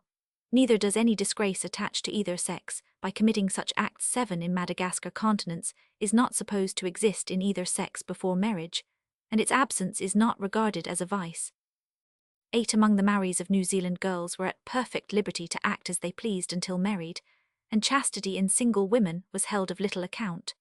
In the Tonga Islands, unmarried women might bestow their favours upon whomsoever they pleased without any opprobrium, although it was thought shameful for a woman frequently to change her lover. In the Solomon Islands, female chastity is a virtue that would sound strangely in the ear of the native, and in St. Cristobal and the adjacent islands, for 2 or 3 years after a girl has become eligible for marriage, she distributes her favours amongst all the young men of the village. 11 In the Malay archipelago, intercourse between unmarried people is very commonly considered neither a crime nor a disgrace. 12 And the same is perhaps even more generally the case among the uncivilized races of India and Indochina. Among the Angami Nagas, for instance, girls consider short hair, the symbol of virginity, a disgrace, and are anxious to become entitled to wear it long. Men are desirous before marriage to have proof that their wives will not be barren. Chastity begins with marriage. 14 The Jakuts see nothing immoral in free love, provided only that nobody suffers material loss by it. Among the Vatiaks it is disgraceful for a girl to be little sought after by the young men, and it is honourable for her to have children. She then gets a wealthier husband, and a higher price is paid for her to her father. The Kamtschadales set no great value on the virginity of their brides. Of the Point Barrow Eskimo, Mr. Murdoch writes, as to the relations between the sexes, there seems to be the most complete absence of what we consider moral feelings. Promiscuous sexual 424 intercourse between married or unmarried people, or even among children, appears to be looked upon simply as a matter for amusement. As far as we could learn, unchastity in a girl was considered nothing against her. The immorality of these people among themselves, as we witnessed it, seems too purely animal and natural to be of recent growth or the result of foreign influence. Moreover, a similar state of affairs has been observed among Eskimo elsewhere. 18 Munzinger, Ostafrikanische Studien, Emin Pasha in Central Africa, cf. Ibid Monbatu. Borman Uzimbira, Johnston, British Central Africa. Ibid note. Junod Lesbar Ronga. Warner in Maclean, Compendium of Kaffir Laws. Ellis, History of Madagascar 1, SQ. Taylor T. Iker Maui, Gisborne, Colony of New Zealand. Mariner, Natives of the Tonga Islands, Roman 2. Guppy, Solomon Islands. Wilken, Plechtigheden en Gebruiken bij Verlevingen en Huwelijken bij de Valken van den Indischen Archipel, in bijdragen tot de Talland en Valkenkund van Nederlands Indie, Sir 5 vol. 4. SQQ. Westermarck, History of Human Marriage. Crook, Tribes and Castes of the Northwestern Provinces and Oud 1, p. 184. Prain and Gami Nagas in Revue Coloniale Internationale 5, SQ. Sumner in Jour, Anther, Inst, Roman 30. Butch, Die Watjaken in Acta Soch, Scientiarum Fennic, Roman 12. Georgi, Russia, Roman 3. Murdoch, Ethnological Results of the Point Barrow Expedition in Anne. Rep. Burr, Ethen 9, SQ. See also Turner, Ethnology of the Ungava District in Anne. Rep. Burr, Ethen 11. Coxogmiut Perry, Second Voyage for the Discovery of a Northwest Passage, Eskimo of Igloolik and Winter Island. Yet however commonly chastity is disregarded in the savage world, we must not suppose that such disregard is anything like a universal characteristic of the lower races. In a previous work, I have given a list of numerous savage and barbarous peoples, among whom unchastity before marriage is looked upon as a disgrace or a crime for a woman, sometimes punishable with banishment from the community, or even with death. 19. And it is noteworthy that to this group of peoples belong savages of so low a type as the Vedas of Ceylon 20, the Igorotes of Luzon 21, and certain Australian tribes. I have also called attention to facts which seem to prove that in several cases the wantonness of savages is largely due to foreign influence. The pioneers of a higher civilization are very frequently unmarried men who go out to make their living in uncivilized lands, and though unwilling to contract regular marriages with native women, they have no objection to corrupting their morals. Moreover, in many tribes the 425 free intercourse which prevails between unmarried people is not of a promiscuous nature, and leads necessarily to marriage, should the girl prove with child. Nay, among various uncivilized races not only the girl, but the man who seduces her is subject to punishment or censure. Westermarck op. Cit. SQQ. Neville, Vedas of Ceylon in Taprobanian, Roman 1. Meyer Igorots von Luzon in Verhandel, Berliner Gesellschaft, F. Anthrop, 1883 SQ, Blumentritt Ethnographie der Philippinen. Westermarck op. Cit. SQ. Holden in Taplin, Folklore of the South Australian Aborigines. It is strange to hear from a modern student of anthropology, and especially from an Australian writer, that in sexual license the savage has never anything to learn, and that all that the lower fringe of civilized men can do to harm the uncivilized is to stoop to the level of the latter, instead of teaching them a better way. Sutherland, Origin and Growth of the Moral Instinct 1. Mr. Edward Stevens Aborigines of Australia in Jour, Proceed, Royal Soch, N.S. Wales 23, has a very different story to tell with reference to the tribes which once inhabited the Adelaide Plains in South Australia, and whose acquaintance he made more than half a century ago. Westermarck op. Cit. pp. 23-24-71. Among the East African Taku, a seducer may have to pay the same sum as if he had killed the girl, although the fine is generally reduced to 50 cows. Among the Bini Amer and Meria he is killed, together with the girl and the child. In Teswa, a fine of 100,000 kurdi is imposed on the father of a bastard child. Among the Bini Emzab, a man who seduces a girl has to pay 200 francs and is banished for 4 years. Among the Tedder he is exposed to the revenge of her father. The Baziba look upon illegitimate intercourse between the sexes as the most serious offence, though no action is taken until the birth of a child. Then the man and woman are bound hand and foot and thrown into Lake Victoria 30 among the Bakoki, whilst the girl was driven from home and remained for ever after an outcast. The man was fined 3 cows to her father and 1 to the chief. Certain West African savages described by Mr. Winwood Reade, who banish from the clan a girl guilty of wantonness, inflict severe flogging on the seducer. In Dahomey, a man who seduces a girl is compelled by law to marry her and to pay 80 cowries to the parent or master. Among some Kafir tribes, the father or guardian of a woman who becomes pregnant can demand a fine of 1 head of cattle from the father of the child, 34, whilst in the Gaika tribe the mere seduction of a virgin incurs the fine of 3 or 4 head of cattle. Khazales mentions an interesting custom prevalent among the Basudos, which on the one hand illustrates the belief that sexual intercourse in certain circumstances exposes a person to supernatural danger, and on the other hand indicates that unchastity in unmarried men is not looked upon with perfect indifference immediately after the birth of a child. The fire of the dwelling was kindled afresh. For this purpose it was necessary that a young man of chaste habits should rub 2 426 pieces of wood quickly one against another, until a flame sprung up, pure as himself. It was firmly believed that a premature death awaited him who should dare to take upon himself this office, after having lost his innocence. As soon, therefore, as a birth was proclaimed in the village, the fathers took their sons to undergo the ordeal. Those who felt themselves guilty confessed their crime, and submitted to be scourged rather than expose themselves to the consequences of a fatal temerity. 36 Livingstone, speaking of the good name which was given to him by the Bakwains, observes, "No one ever gains much influence in this country without purity and uprightness. The acts of a stranger are keenly scrutinized by both young and old, and seldom is the judgment pronounced, even by the heathen, unfair or uncharitable.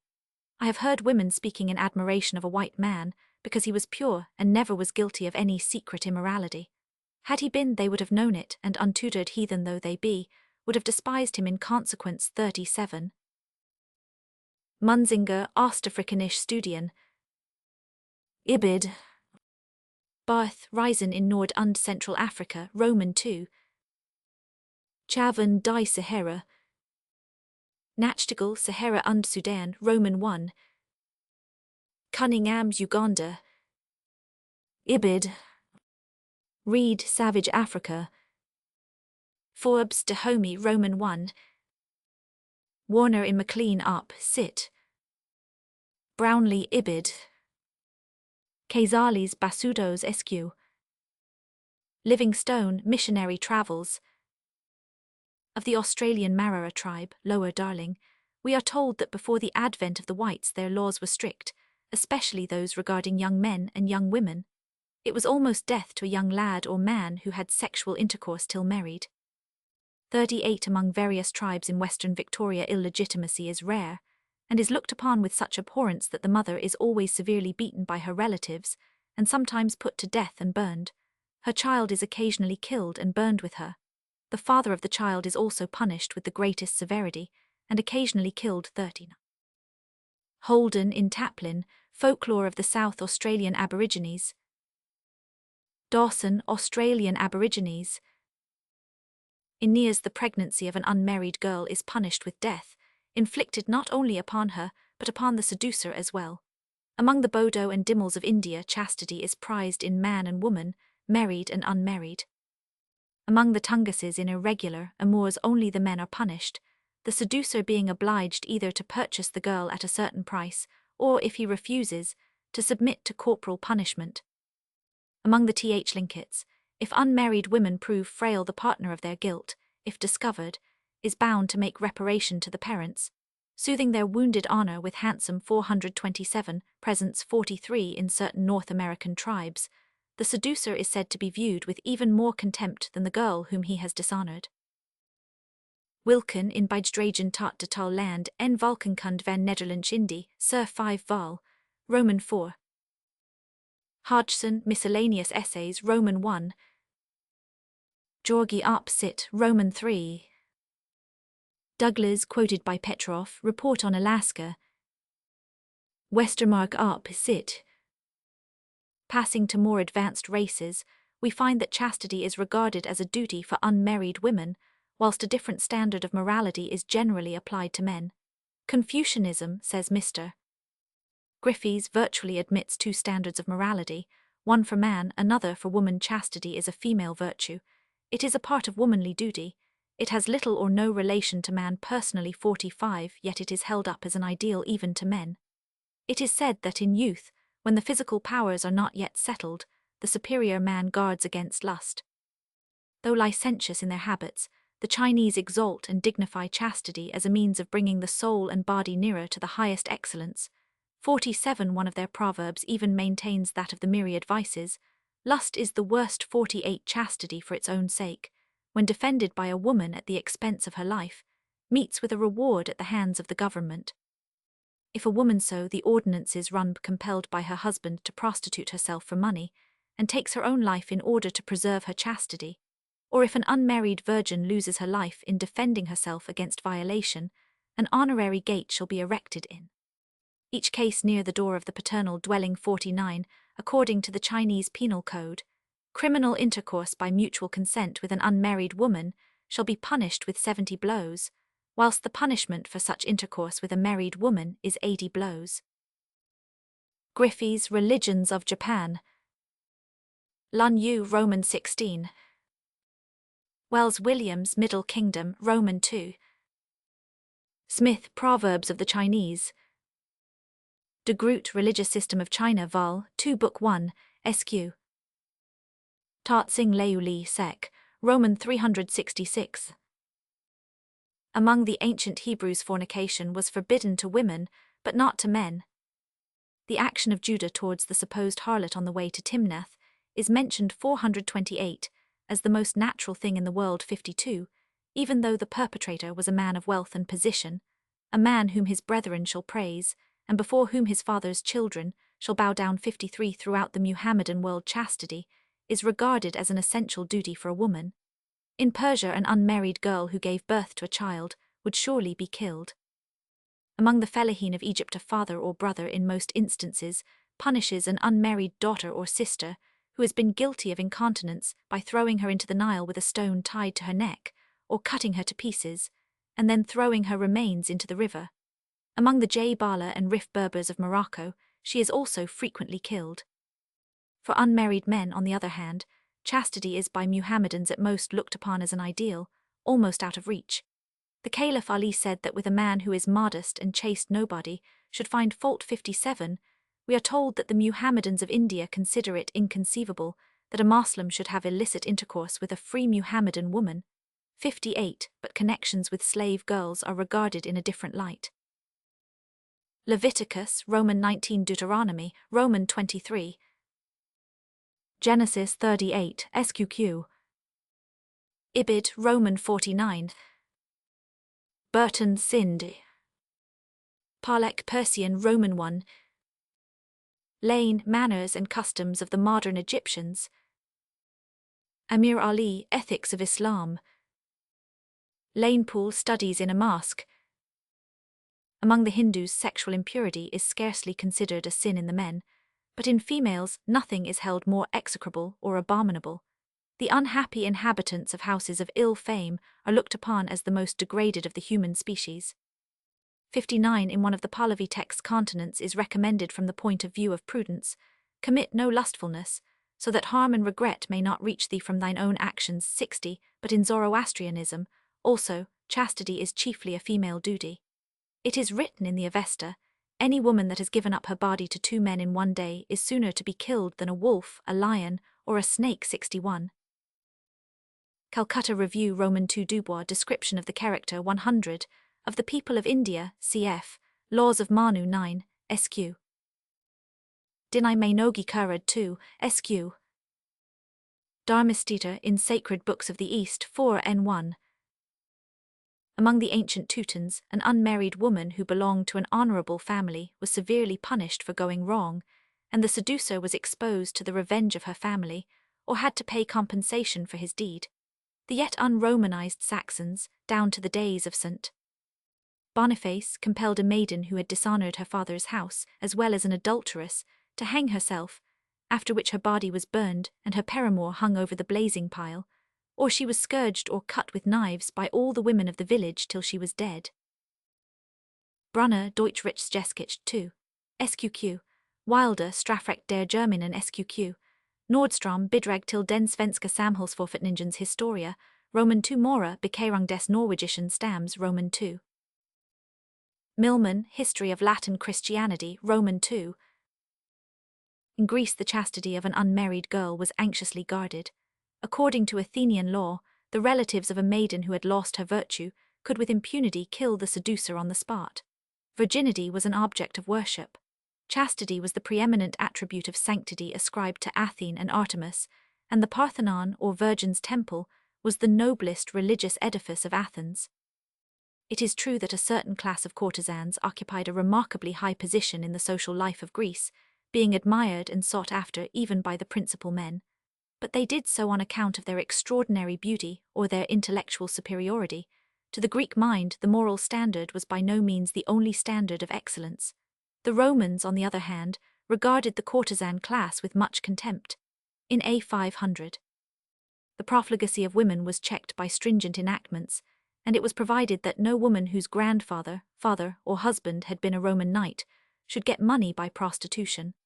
68. The names of prostitutes had to be published on the aediles list, as Tacitus says, according to a recognized custom 430 of our ancestors, who considered it a sufficient punishment on unchaste women to have to profess their shame. 69. But both in Rome and Greece prenuptial unchastity in men, when it was not excessive or did not take some especially offensive form, was hardly censured by public opinion. The elder Cato expressly justified it. Cicero says, if there be anyone who thinks that youth is to be wholly interdicted from amours with courtesans, he certainly is very strict indeed. I cannot deny what he says, but still, he is at variance not only with the license of the present age, but even with the habits of our ancestors, and with what they used to consider allowable. For when was the time that men were not used to act in this manner? When was such conduct found fault with? When was it not permitted? When, in short, was the time when that which is lawful was not lawful? 73. Epictetus only went a little step further. He said to his disciples, concerning sexual pleasures, it is right to be pure before marriage, as much as in you lies. But if you indulge in them, let it be according to what is lawful. Do not in any case make yourself disagreeable to those who use such pleasures, nor be fond of reproving them, nor of putting yourself forward as not using them. 74. Here chastity in men is at all events recognized as an ideal. But even in pagan antiquity, there were a few who enjoined it as a duty. Musonius Rufus emphatically asserted that no union of the sexes other than marriage was permissible. 76, and Dio Chrysostom desired prostitution to be suppressed by law. Similar opinions grew up in connection with the Neoplatonic and Neo-Pythagorean philosophies, and may be traced back to the ancient masters themselves. We are told that Pythagoras inculcated the virtue of 431 chastity so successfully that when 10 of his disciples, being attacked, might have escaped by crossing a beanfield, they died to a man rather than tread down the beans, which were supposed to have a mystic affinity with the seat of impure desires. Plato, again, is in favor of a law to the effect that no one shall venture to touch any person of the freeborn or noble class, except his wedded wife, or sow the unconsecrated and bastard seed among harlots, or in barren and unnatural lusts. Our citizens, he says, ought not to be worse than birds and beasts, which live without intercourse pure and chaste, until the age for procreation, and afterwards when they have arrived at that period, and the male has paired with the female and the female with the male, live the rest of their lives in holiness and innocence, abiding firmly in their original compact. 79. See Denis' Histoire des Theories et des Idées Morales dans l'Antiquité, 1, SQ. Schmidt, Die Ethik der alten Griechen, Roman 2. See Lecky, History of European Morals, Roman 1. Ibid, Roman 2. Tacitus, Annals, Roman 2. Valerius Maximus Facta Dictac Memorabilia, Roman 2:6 praises frugalitas as immoderato veneris usu aversa. Lecky Op. Cit., Roman 2. Horace Satir, Roman 131 SQ. Cicero Pro Cleo 20. Epictetus, Enchiridion, Roman 33. Denis Op. Cit. 2 SQQ. Musonius Rufus, quoted by Stobus Florilegium, Roman 6. Denis Op. Cit. 2 SQQ. Jamblichus de Pythagorica Vita 31, cf. Jevons in Plutarch's Roman Questions PAD 8, SQ. Plato Legs 8 SQ, cf. Xenophon Memorabilia Roman 1:8. Much stronger was the censure which Christianity passed on prenuptial connections, While looking with suspicion even on the lifelong union of one man with one woman, the Church pronounced all other forms of sexual intercourse to be mortal sins. In its penitentials, sins of unchastity were the favorite topic, and its horror of them finds an echo in the secular legislation of the first Christian emperors. Pandars were condemned to have molten lead poured down their throats. In the case of forcible seduction, both the man and woman, if she consented to the act, were put to death. Even the innocent offspring of illicit intercourse were punished for their parents' sins, with ignominy and loss of certain rights, which belonged to other, more respectable, members of the Church and the state. Persons of different sex 432 who were not united in wedlock were forbidden by the Church to kiss each other. Nay, the sexual desire itself, though unaccompanied by any external act, was regarded as sinful in the unmarried. In this standard of purity, no difference of sex was recognized, the same obligations being imposed upon man and woman. Leci Arp Sit, Roman 2. Codex Theodosianus, Roman 9:1. Concilium Claromontanum, A 500. Can. 11 Labmancy, Sacrorum Conciliarum Collectio 20. Ut nulli filii concubinarum ad ordines vel aliquos honors ecclesiasticos promovinter, nisi montuliter vel canonis vixerint in ecclesia. See also Supra, Roman 1. 83 Perit ergo et ipsa ment virginitas. Cats, Grundris des Canonician Strafrex Esq. For the subject of kissing see also Thomas Aquinas Summa Theologica 2, Roman 2:4. Laurent Études sur l'histoire de l'humanité, Roman 4. In this, as in so many other points of morals, however, there is a considerable discrepancy between Christian doctrine and public opinion in Christian countries. The gross and open immorality of the Middle Ages indicates how little the idea of sexual purity entered into the manners and opinions of the people. The influence of the ascetic doctrine of the Church was in fact quite contrary to its aspirations. The institution of clerical celibacy lowered the estimation of virtue by promoting vice. During the Middle Ages, unchastity was regarded as an object of ridicule rather than censure, and in the comic literature of that period, the clergy are universally represented as the great corrupters of domestic virtue. Whether the tenet of chastity laid down by the code of chivalry was taken more seriously may be fairly doubted. A knight, it was said, should be abstinent and chaste. 86 He should love only the virtues, talents and graces of his lady. 87 And love was defined as the chaste union of two hearts by virtue wrought. 88 But whilst the knight had certain claims as regards the virtue of his lady, whilst he probably was inclined to draw his sword only for a woman of fair reputation, and whilst he himself professed to aspire only to her lip or hand, we have reason to believe that the amours in which he indulged with her were of a far less delicate kind. Saint Palais observes, Gemais 433 On ni vit les mœurs plus corrompus, que du temps de nos chevaliers, et jamais le rigne de la debauche ni fut plus universal. 89 For a medieval knight the chief object of life was love. He who did not understand how to win a lady was but half a man, and the difference between a lover and a seducer was apparently slight. The character of the seducer, as Mr. Lecky remarks, and especially of the passionless seducer who pursues his career simply as a kind of sport, and under the influence of no stronger motive than vanity or a spirit of adventure, has for many centuries been glorified and idealized in the popular literature of Christendom in a manner to which there is no parallel in antiquity. Write essays on archaeological subjects, Roman 2 cf. Idem, History of Domestic Manners and Sentiments in England during the Middle Ages, pp. 54, 281-420. Book of the Order of Jewellery, Fal. 40. Saint Palais, Memoirs sur l'Ancienne Chevalerie, Roman 2. Mill's History of Chivalry 1, Sq. Saint Palais Arp Sit, Roman 2 cf. Walter Scott Essay on Chivalry in Miscellaneous Prose Work 6, Sq. Lecky Arp Sit, Roman 2 cf. De Leclu's Roland o la Chevalerie, Roman 1. The Reformation brought about some change for the better, if in no other respect at least by making marriage lawful for a large class of people to whom illicit love had previously been the only means of gratifying a natural desire, and by abolishing the monasteries. In fits of religious enthusiasm, even the secular legislators busied themselves with acts of incontinence in which two unmarried adults of different sex were consenting parties.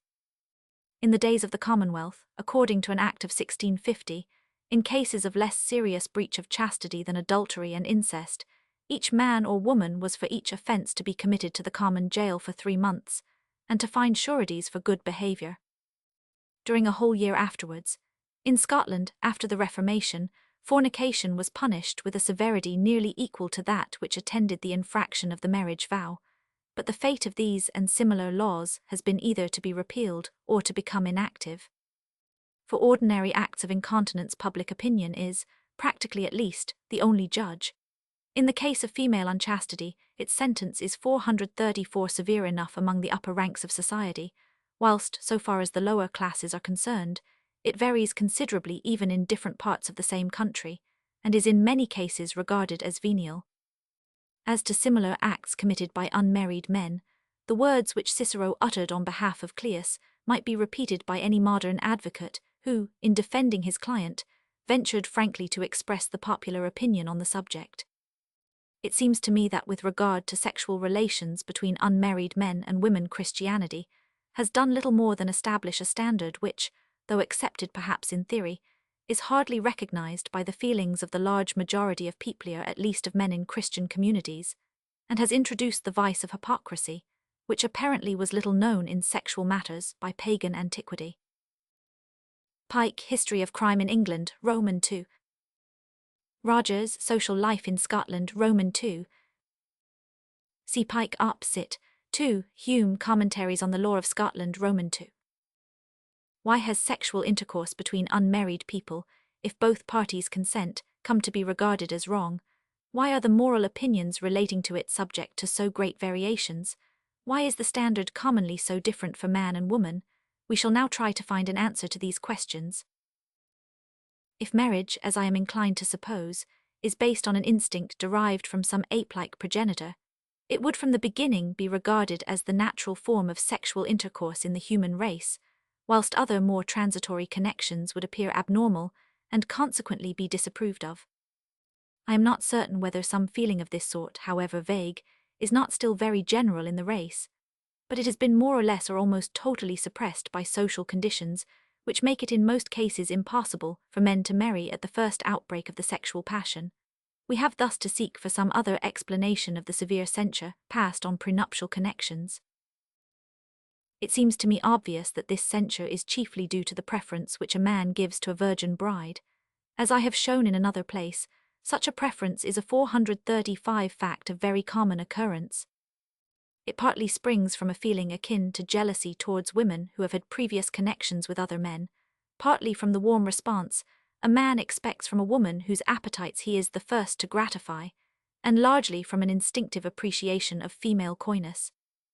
Each sex is attracted by the distinctive characteristics of the opposite sex, and coyness is a female quality. In mankind, as among other mammals, the female requires to be courted, often endeavouring for a long time to escape from the male. Not only in civilized countries may courtship mean a prolonged making of love to the woman. Mariner's words with reference to the women of Tonga hold true of a great many, if not all, savage and barbarous races of men. It must not be supposed, he says, that these women are always easily won.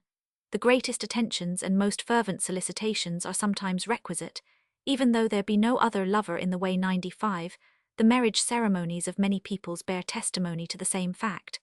One origin of the form of capture is the resistance of the pursued woman, due to coyness, partly real and partly assumed. On the east coast of Greenland, for instance, the only method of contracting a marriage is for a man to go to the girl's tent, catch her by her hair or anything else which offers a hold, and drag her off to his dwelling without further ado. Violent scenes are often the result, as single women always affect the utmost bashfulness and aversion to any proposal of marriage, lest they should lose their reputation. For modesty, it is certainly not the woman who most readily yields to the desires of a man that is most attractive to him. As an ancient writer puts it, all men love seasoned dishes, not plain meats or plainly dressed 436 fish, and it is modesty that gives the bloom to beauty. Conspicuous eagerness in a woman appears to a man unwomanly, repulsive, contemptible. His ideal is the virgin, the libertine he despises. Westermarck op. Cit. Sq. Mariner op. Cit. Roman II cf. Fritsch die Eingeboren Südafrikas Bushmans. Cf. Spencer, Principles of Sociology 1, SQ, idem in Fortnightly Review 21, SQ, Westermarck up sit, Gross Die Formen der Family, Crawley The Mystic Rose SQ. Nansen First Crossing of Greenland 1, SQQ. Athenus Deipnosophist Roman 13, where marriage is the customary form of sexual intercourse, prenuptial incontinence in a woman, as suggesting lack of coyness and modesty, is therefore apt to disgrace her. At the same time it is a disgrace to, and consequently an offence against, her family, especially where the ties of kinship are strong. Moreover, where wives are purchased, the unchaste girl, by lowering her market value, deprives her father or parents of part of their property. Among the Tisha-speaking peoples of the Gold Coast, says Major Ellis, chastity per se is not understood. An unmarried girl is expected to be chaste because virginity possesses a marketable value, and were she to be unchaste her parents would receive little, and perhaps no head money for her. 99 Among the Rendal of Eastern Africa, we are told, the unchastity of unmarried girls meets with severe retribution, the girl invariably being driven out from her home, for the sole and simple reason that her market value to her parents has been decreased. The same commercial point of view is expressed in the Mosaic rule: if a man entice a maid that is not betrothed, and lie with her, he shall surely endow her to be his wife. If her father utterly refuse to give her unto him, he shall pay money according to the dowry of virgins 101, but the girl is not the only offender. Whilst the disgrace of incontinence falls on her alone, the offence against her relatives is divided between her and the seducer. Speaking of the presents which, among the Linkits, a man is bound to give to the parents of the girl whom he has seduced, Sir James Douglas observes, the offender is simply regarded as a robber, who has committed depredation on their merchandise, their only anxiety being to make the 437 damages exacted as heavy as possible. 102 Marriage by purchase has thus raised the standard of female chastity, and also, to some extent, checked the incontinence of the men. But it can certainly not be regarded as the sole cause of the duty of chastity, where such a duty is recognized by savages. Among the Vedas, who do not make their daughters objects of traffic 103, the unmarried girls are nevertheless protected by their natural guardians, with the keenest sense of honor 10, for in many of the instances quoted above where a seduction is followed by more or less serious consequences for the seducer, the penalty he has to pay is evidently something else than the mere market value of the girl. Ellis Tisha-speaking peoples. Chandler Through Jungle and Desert. Exodus 22, SQ.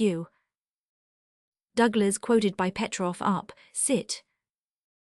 Lemessurier Vedas of Ceylon in Jour, Roy, Asiatic Soch, Ceylon Branch Roman 9 Hartshorn, Vedas in Indian Antiquary Roman 8. Neville, Vedas of Ceylon in Taprobanian Roman 1. Thus the men, by demanding that the women whom they marry shall be virgins, indirectly give rise to the demand that they themselves shall abstain from certain forms of incontinence. From my collection of facts relating to savages, I find that in the majority of cases where chastity is required of unmarried girls, the seducer also is considered guilty of a crime. But, as was just pointed out, his act is judged from a more limited point of view. It is chiefly, if not exclusively, regarded as an offence against the parents or family of the girl. Chastity per se is hardly required of savage men. Where prostitution exists, they may, without censure, gratify their passions among its victims. Now, to anybody who duly reflects upon the matter, it is clear that the seducer does a wrong to the woman also, but I find no indication that this idea occurs at all to the savage mind. Where the seducer is censured, the girl also is censured, being regarded not as the injured party but as an injurer. Even in the case of rape, the harm done to the girl herself is little thought of. Among the Tonga Islanders, rape, providing it be not upon a married woman or one to whom respect is due on the score of 438 superior rank from the perpetrator, is considered not as a crime, but as a matter of indifference 105. The same is the case in the Pelu Islands.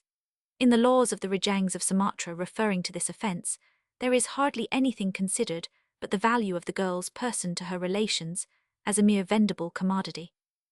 107. Among the Assiniboine, a Siouan tribe, the punishment for rape is based on the principle that the price of the woman has been depreciated, that the chances of marriage have been lessened, and that the act is an insult to her kindred, as implying contempt of their feelings and their power of protection.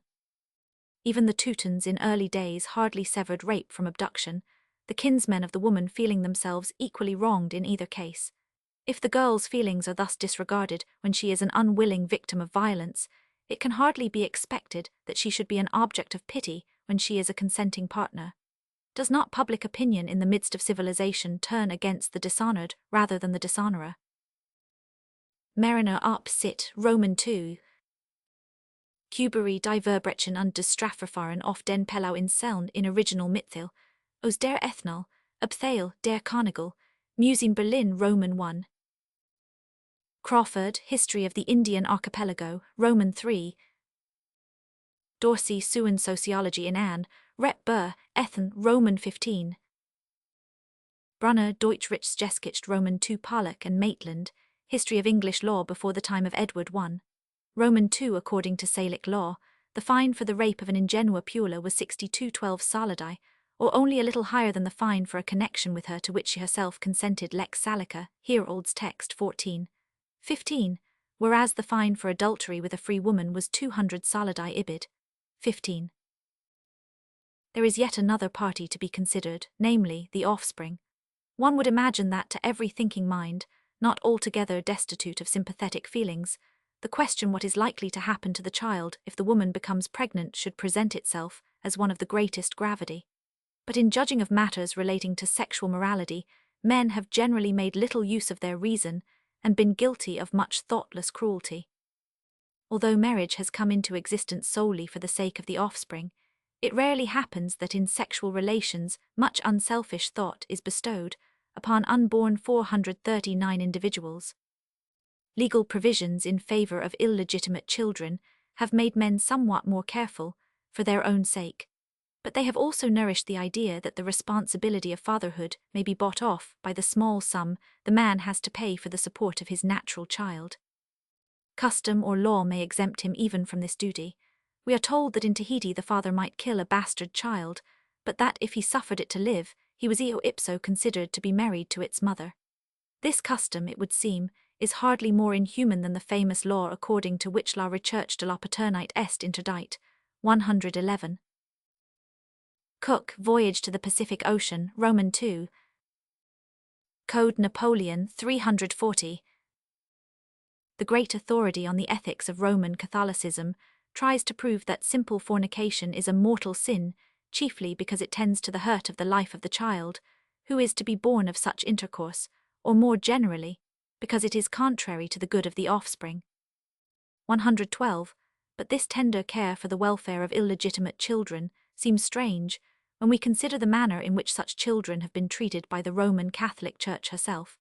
It is obvious that the extreme horror of fornication which is expressed in the Christian doctrine is in the main a result of the same ascetic principle which declared celibacy superior to marriage and tolerated marriage only because it could not be suppressed. Thomas Aquinas, Summa Theologica 2, Roman 2:2. Moral ideas concerning unchastity have also been influenced by the close association which exists in a refined mind between the sexual impulse and a sentiment of affection which lasts long after the gratification of the bodily desire. We find the germ of this feeling in the abhorrence with which prostitution is regarded by savage tribes, who have no objection to ordinary sexual intercourse previous to marriage 113, and in the distinction which among ourselves is drawn between the prostitute and the woman 440 who yields to temptation because she loves. To indulge in mere sexual pleasure, unaccompanied by higher feelings, appears brutal and disgusting in the case of a man, and still more so in the case of a woman. After all, love is generally only an episode in a man's life, whereas for a woman it is the whole of her life. The Greek orator said that in the moment when a woman loses her chastity, her mind is changed. On the other hand, when a man and a woman, tied to each other by deep and genuine affection, decide to live together as husband and wife, though not joined in legal wedlock, the censure which public opinion passes upon their conduct seems to an unprejudiced mind justifiable at most only in so far as it may be considered to have been their duty to comply with the laws of their country and to submit to a rule of some social importance. E.g. the Chittagong Hill tribes Lewin, Wild Races of Southeastern India, cf. Westermarck op. Cit. Sq. Cf. Simmel Einleitung in die Moralwissenschaft 1, Paulsen, System der Ethik, Roman 2. Leisures quoted by Schmidt, Die Ethik der alten Griechen, Roman 1. Sexual intercourse between unmarried persons of opposite sex is thus regarded as wrong from different points of view under different conditions, social or psychical, and all of these conditions are not in any considerable degree combined at any special stage of civilization. Sometimes the opinions on the subject are greatly influenced by the institution of marriage by purchase, sometimes they are influenced by the refinement of love, and between such causes there can be no cooperation. This is one reason for the singular complexity which characterizes the evolution of the duty of chastity, but there is another reason perhaps even more important. The causes to which this duty may be traced are frequently checked by circumstances operating in an opposite direction. Thus the preference which a man is naturally disposed to give to a virgin bride may be overcome by his desire for offspring, inducing him to marry a woman who has proved capable of gratifying this desire. It may also be ineffective for the simple reason that no virgin bride is to be found. Nothing has more generally prevented chastity 441 from being recognized as a duty than social conditions promoting licentious habits. Even in savage society, where almost every man and every woman marry and most of them marry early in life, there are always a great number of unmarried people of both sexes above the age of puberty, and generally speaking, the number of the unmarried increases along with the progress of civilization. This state of things easily leads to incontinence in men and women, and where such incontinence becomes habitual, it can hardly incur much censure. Again, where the general standard of female chastity is high, the standard of male chastity may nevertheless be the lowest possible. This is the case where there is a class of women who can no longer be dishonored, because they have already been dishonored, whose virtue is of no value either to themselves or their families, because they have lost their virtue, and who make incontinence their livelihood. Prostitution, being a safeguard of female chastity, has facilitated the enforcement of the rule which enjoins it as a duty, but at the same time it has increased the inequality of obligations imposed on men and women. It has begun to exercise this influence already at the lower stages of culture. Prostitution is by no means unknown in the savage world. It is a recognized institution in many of the Melanesian islands. At Santa Cruz, says Dr. Codrington, where the separation of the sexes is so carefully maintained, there are certainly public courtesans. 118 prostitution prevails in many or most Negro countries. 119, and so favorably, we are told, is this institution sometimes regarded, that rich Negro ladies on their deathbeds buy female slaves and present them to the public, in the same manner as in England they would have left a legacy to some public charity. 120. The Wanioro even have a 442 definite system of prostitution, governed by stringent laws which seem to be very old. In Greenland, where it was reckoned the greatest of infamies for an unmarried woman to become pregnant 122, there were professional harlots already in early times, 123, and the same was the case among many of the North American Indians. Thus among the Omahas extramatrimonial intercourse is, as a rule, practiced only with public women called minkeda, and so strict are the Omahas about these matters that a young girl or even a married woman walking or riding alone would be ruined in character, being liable to be taken for a minkeda, and are dressed as such. 125 Public prostitution was tolerated, if not encouraged, among all the Maya nations, whilst intercourse with other unmarried women was punished with a fine, or, if the affronted relatives insisted, with death. In order to avoid greater evils, the Incas of Peru permitted public prostitutes, who were treated with extreme contempt, 127, but with this exception, to be lewd with single women was capital. 128 Among all the civilized nations of the Old World, prostitution has existed, and still exists, as a tolerated institution, even where legislators have endeavored to suppress it. Its prevalence in our modern society greatly increases the perplexity of public opinion in regard to sexual morality.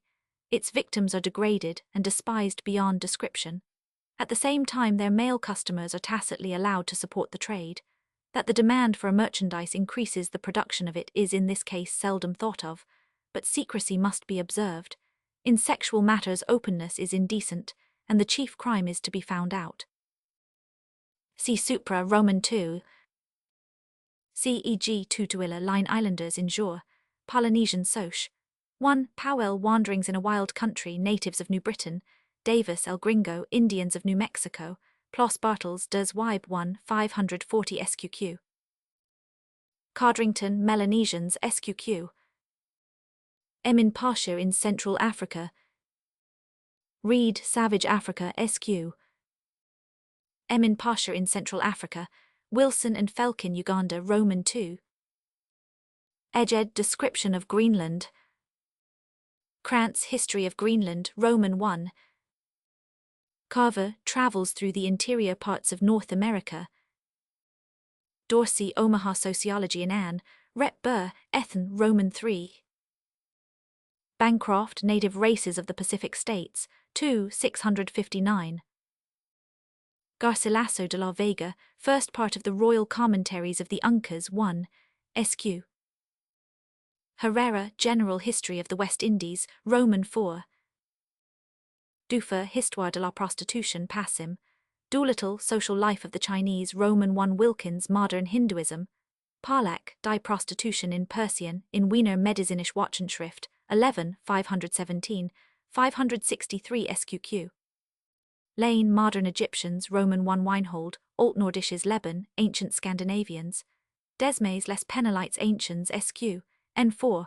Mackintosh History of Civilization in Scotland 1, Middle Ages 100.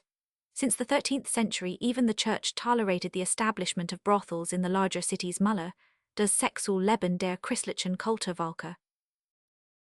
There is, moreover, a form of religious prostitution, just as there is religious celibacy. In fact, the two customs are sometimes very closely connected with one another.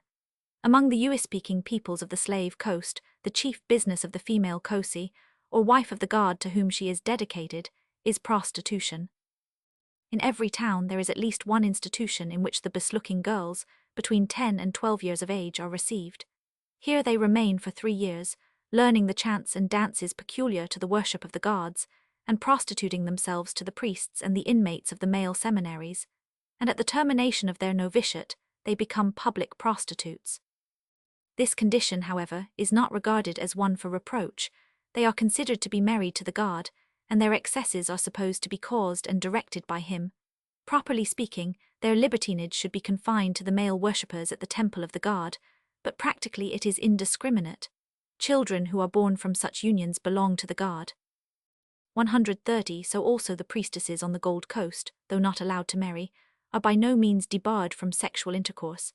They are ordinarily most licentious, and custom allows them to gratify their passions with any man who may chance to take their fancy. A priestess who is favorably impressed by a man sends for him to her house, and this command he is sure to obey, through fear of the consequences of exciting her anger. She then tells him that the god she serves has directed her to love him, and the man thereupon lives with her until she grows tired of him, or a new object takes her fancy. Some priestesses have as many as half a dozen men in their train at one time, and may on great occasions be seen walking 444 in state, followed by them. Their life is one continual record of debauchery and sensuality, and when excited by the dance, they frequently abandon themselves to the wildest excesses. 131. It seems that the wife of the Egyptian god at Thebes also in time became a libertine. Strabo tells us that the beautiful woman who was dedicated to him had sexual intercourse with any man she chose, till the natural purification of her body took place, after which she was given to a man. In India, every Hindu temple of any importance has its dancing girls, whose position is inferior only to that of the sacrificers. Thus at Juganathakshutru in Orissa, a number of women of infamous character are employed to dance and sing before the god. They live in separate houses, not at the temple. The Brahmins who officiate there continually have adulterous connections with them, and these women also prostitute themselves to visitors.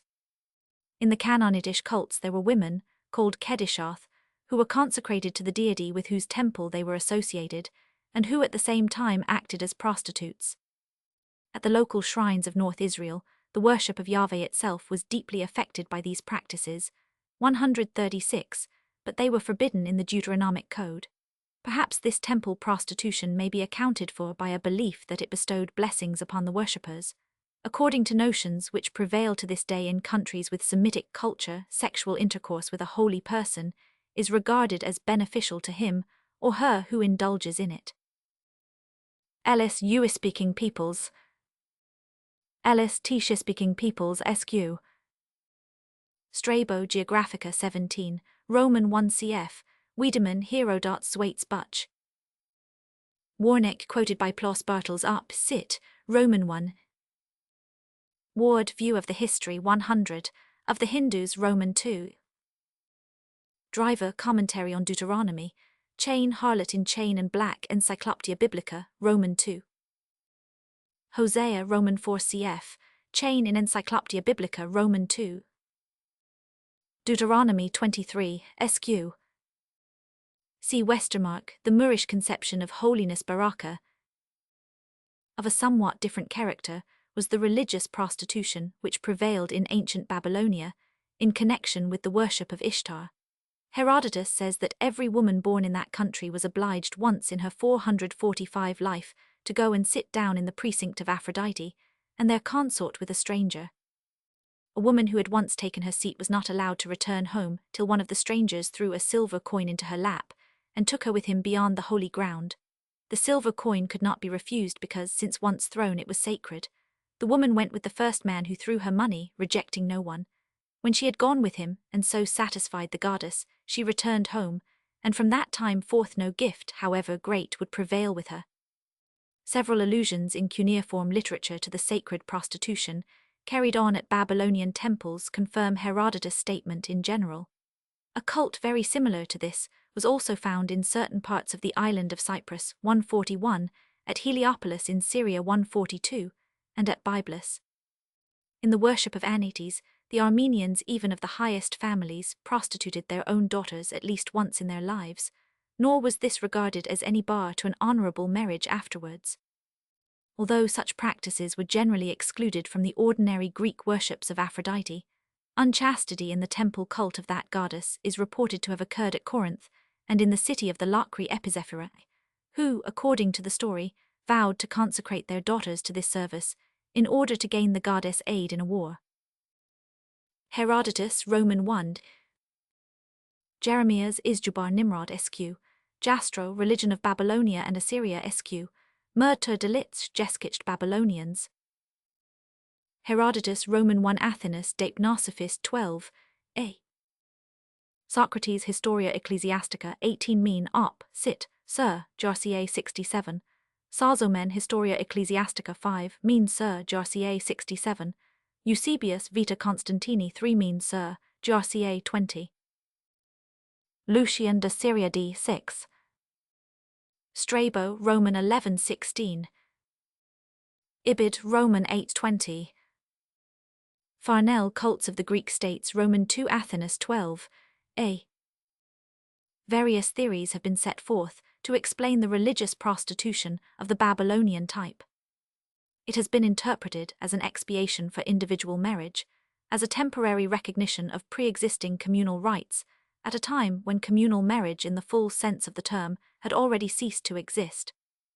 It 446 has been supposed to be nothing but ordinary immorality practiced under the cloak of religion.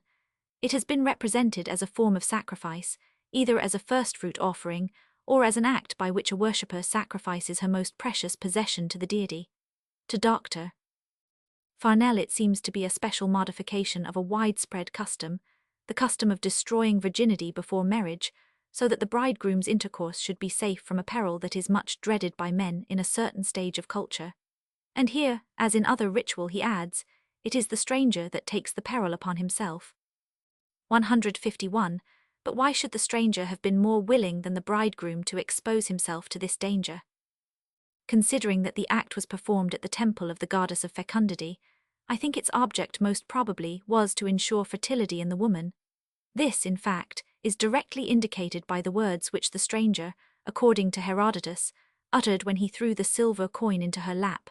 The goddess Mylita prosper thee, 152, and from what has been said in a previous chapter about the semi-supernatural character ascribed to strangers, about the efficacy of their blessings and the benefits expected from their love 153, we can see why a stranger was appointed to confer the blessing upon the girl. Avebury, Origin of Civilization. Jeremias Isjubar Nimrod. Wiedemann Herodotus Zwaits Butch SQ. Curtis Primitive Semitic Religion Today. Farnell Sociological Hypotheses Concerning the Position of Women in Ancient Religion, in Archive F. Religion Swiss, Roman 7. Herodotus Roman 1. Supra 1 ch. 24. Since the present chapter was in type, some fresh attempts have been made to explain this religious prostitution. Sir J. G. Fraser Adonis Attis Osiris SQ. regards it as a rite intended to ensure the fruitfulness of the ground and the increase of man and beast on the principle of homeopathic magic. A very similar opinion has been expressed by Dr. Havelock Ellis Ursprung und Entwicklung der Prostitution in Mutterschutz 3, Fask, 1 SQ. According to Mr. Hartland, again concerning the rite at the Temple of Mylata, in Anthropological Essays presented to E. B. Tyler SQQ, it was a puberty rite involving a sacrifice of virginity to which every woman was subjected. My own theory has subsequently been accepted by Van Gennep, Les Rites de Passage SQ. Among ourselves, an act of incontinence assumes a 447 different aspect if one of the parties, either the man or the woman, is married. Involving a breach of faith, adultery is an offence against him or her to whom faith is due, and at the same time the seducer commits an offence against the husband of the adulteress. But here again our own views are not universally shared. Although it is hard to understand that the seducer could ever be regarded as guiltless, we are told that among a few peoples adultery is not held to be wrong, 155, and Mr. Morgan states that among the Iroquois punishment was inflicted upon the woman alone, who was supposed to be the only offender 156, but these cases are certainly quite exceptional. In a savage tribe, a seducer may be thankful if he escapes by paying to the injured husband the value of the bride or some other fine, or if the penalty is reduced to a flogging, to his head being shaved, his ears cut off, one of his eyes destroyed, or his legs speared. Very commonly he has to pay with his life. We have seen that even among many peoples who generally prohibit self-redress, an adulterer may be put to death by the aggrieved husband, especially if he be caught flagrante delicto, 157, and in other cases he may be subject to capital punishment, in the proper sense of the word. In Albania, even in our days, custom not only allows but compels the injured husband to kill the adulterer. Hebrew law enjoined the man who committed adultery with another man's wife to be put to death, 160, and Christian legislators followed the example. Constantine celebrated his new zeal for the sacramental idea of marriage by establishing the punishment of death for the seducer, 161 adultery, was in point of 448 heinousness, assimilated to murder, idolatry, and sorcery. Various medieval law books punished the seducer with death, 163, whilst in Scotland notorious and manifest adultery was made capital as late as 1563. This extreme severity, however, has been followed by extreme leniency. In Scotland, though adultery kept its place in the statute book as a heinous, and in some cases a capital crime, prosecution for it had ceased for many years before the time of Baron Hume, 165, and in England it is no crime at all in the eyes of the law, only an ecclesiastical offence. Davis El Gringo Esq., Indians of New Mexico, Adair History of the American Indians Cherokees, Krasheninnikov History of Kamchatka, Przewalski Mongolia 1, Mongols Kulkwahoun amongst the Shans Yendelines one of the Karen tribes, Chandler Op Sit, Rendell in Eastern Africa, Liechtenstein Travels in Southern Africa 2, Bushmans. Morgan's League of the Iroquois. Supra 1 SQQ. Supra Roman 1. Hahn Albanesisch Studien Roman 1. Leviticus Roman 20 Deuteronomy Roman 22. Codex Justinianus Roman 929, 4.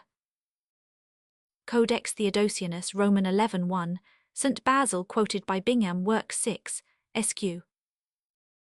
Du Bois Histoire du droit criminel des peuples modernes, Roman 2 idem, Histoire du droit criminel de l'Espagne. Erskine Rankin, Principles of the Law of Scotland. Hume, Commentaries on the Law of Scotland, Roman 2. The punishment of the seducer often varies according to his rank, or according to that of the husband, or according to the relative rank of both, or according to the rank of the adulteress. Among the Monbatu, if the guilty woman belongs to the royal household, the adulterer is put to death, whereas otherwise he is only compelled to pay an indemnity to the offended husband. Among the US-speaking peoples of the Slave Coast, the fine imposed for adultery depends on the rank of the injured husband, 167, and the same principle is found in Anglo-Saxon law.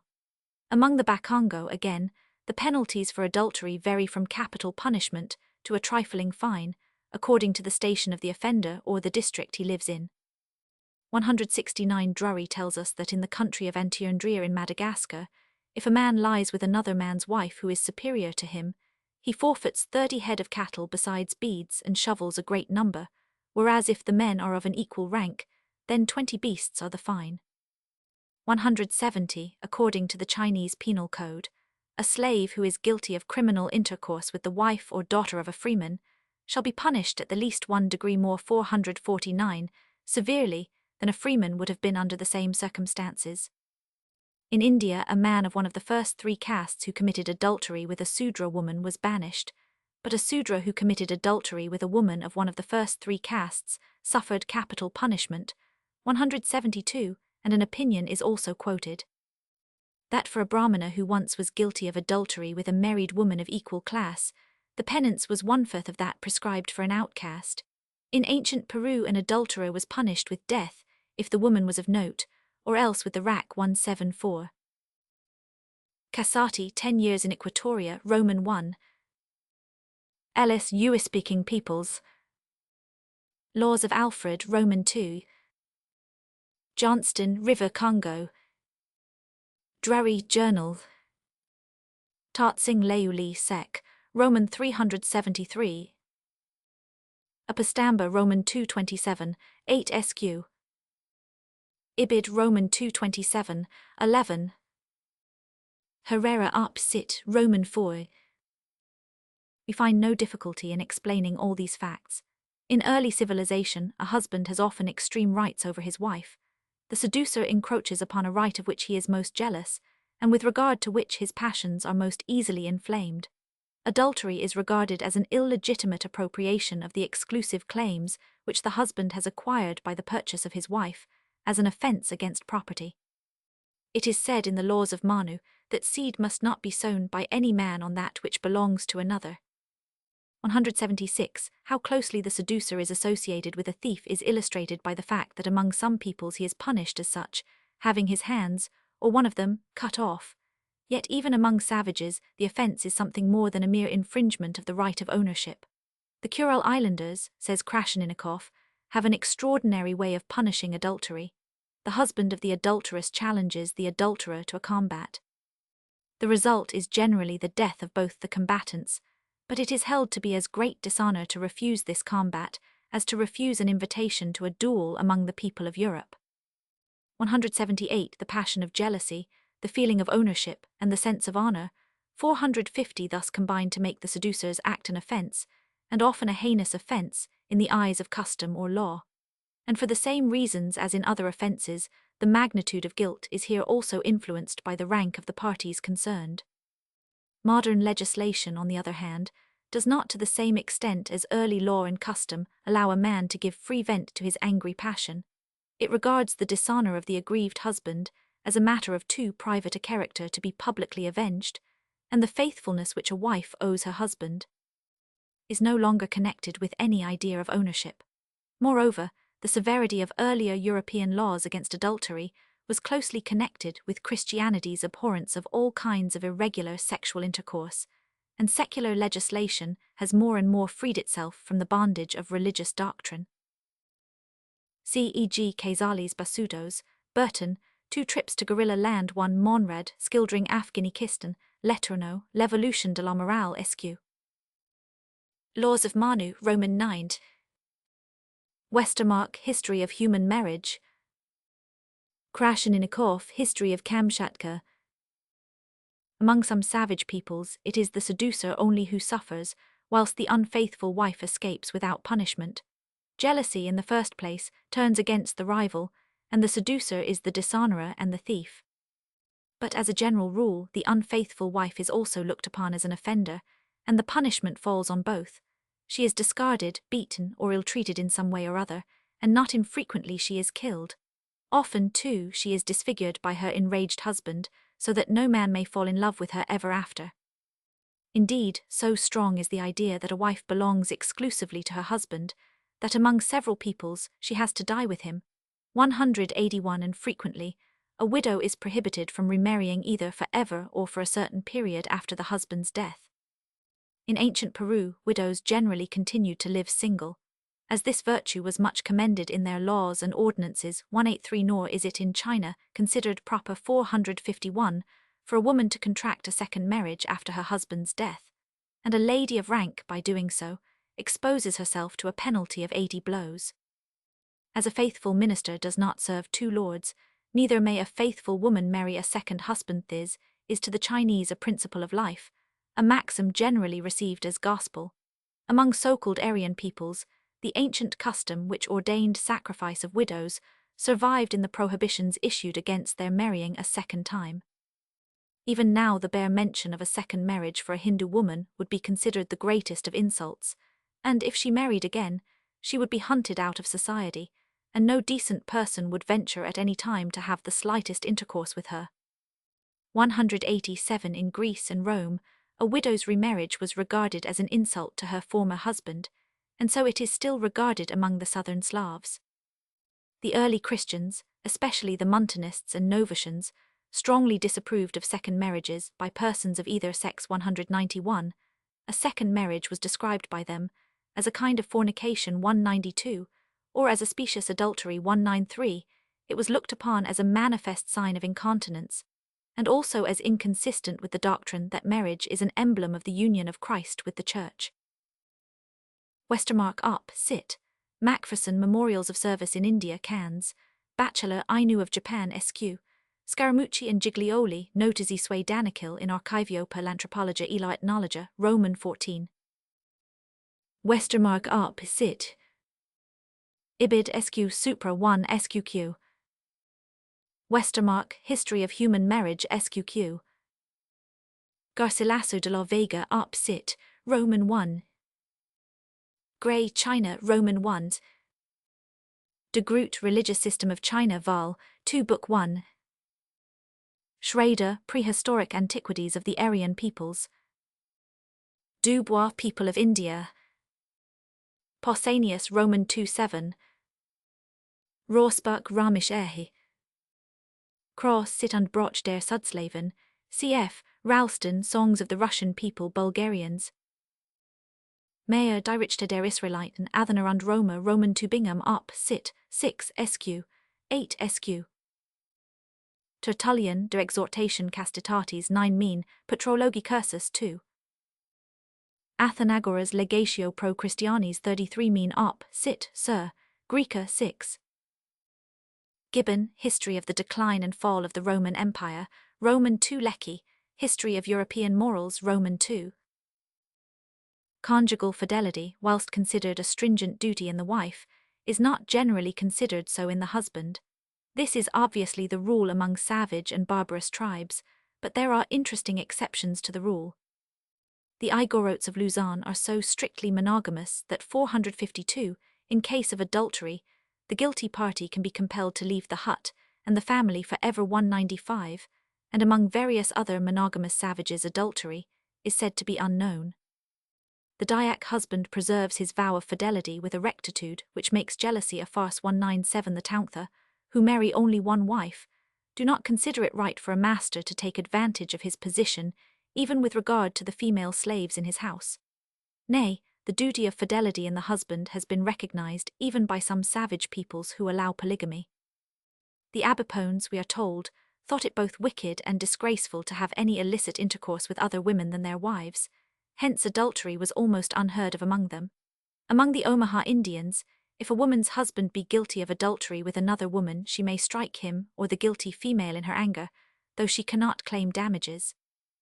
In several tribes of western Victoria, a wife whose husband has been unfaithful to her may make a complaint to the chief, who can punish the man by sending him away from his tribe for 2 or 3 moons.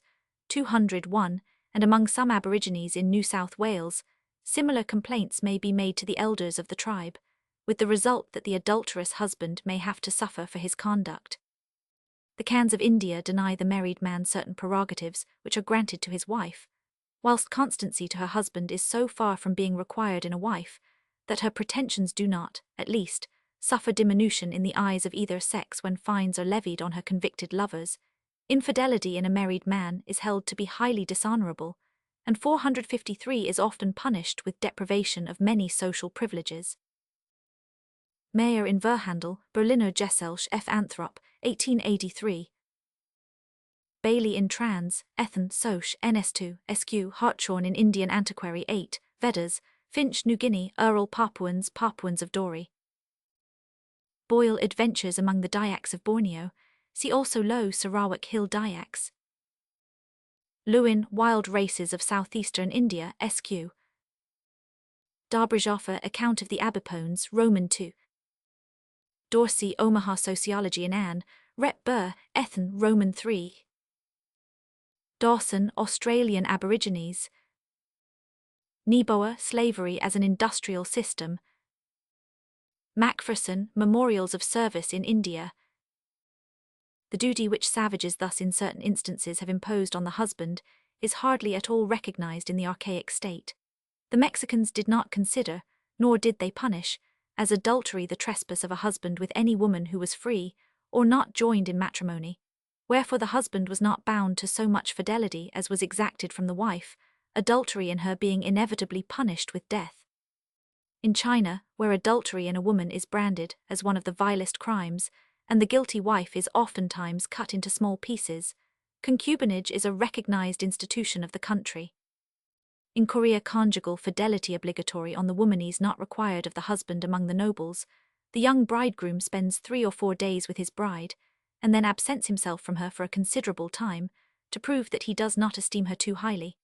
Etiquette dooms her to a species of widowhood, while he spends his hours of relaxation in the society of his concubines. To act otherwise would be considered in very bad taste, and highly unfashionable.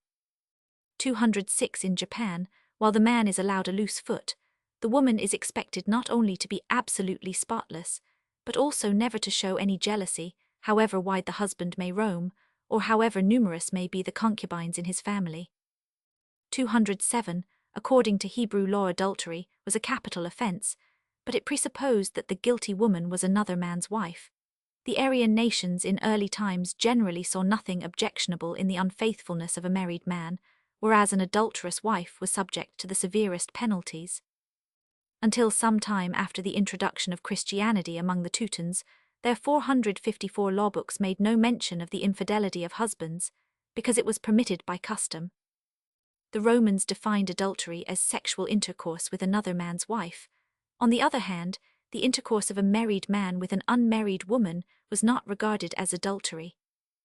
The ordinary Greek feeling on the subject is expressed in the oration against Nera, ascribed to Demosthenes, where the license accorded to husbands is spoken of as a matter of course. We keep mistresses for our pleasures, concubines for constant attendance, and wives to bear us legitimate children, and to be our faithful housekeepers. 212.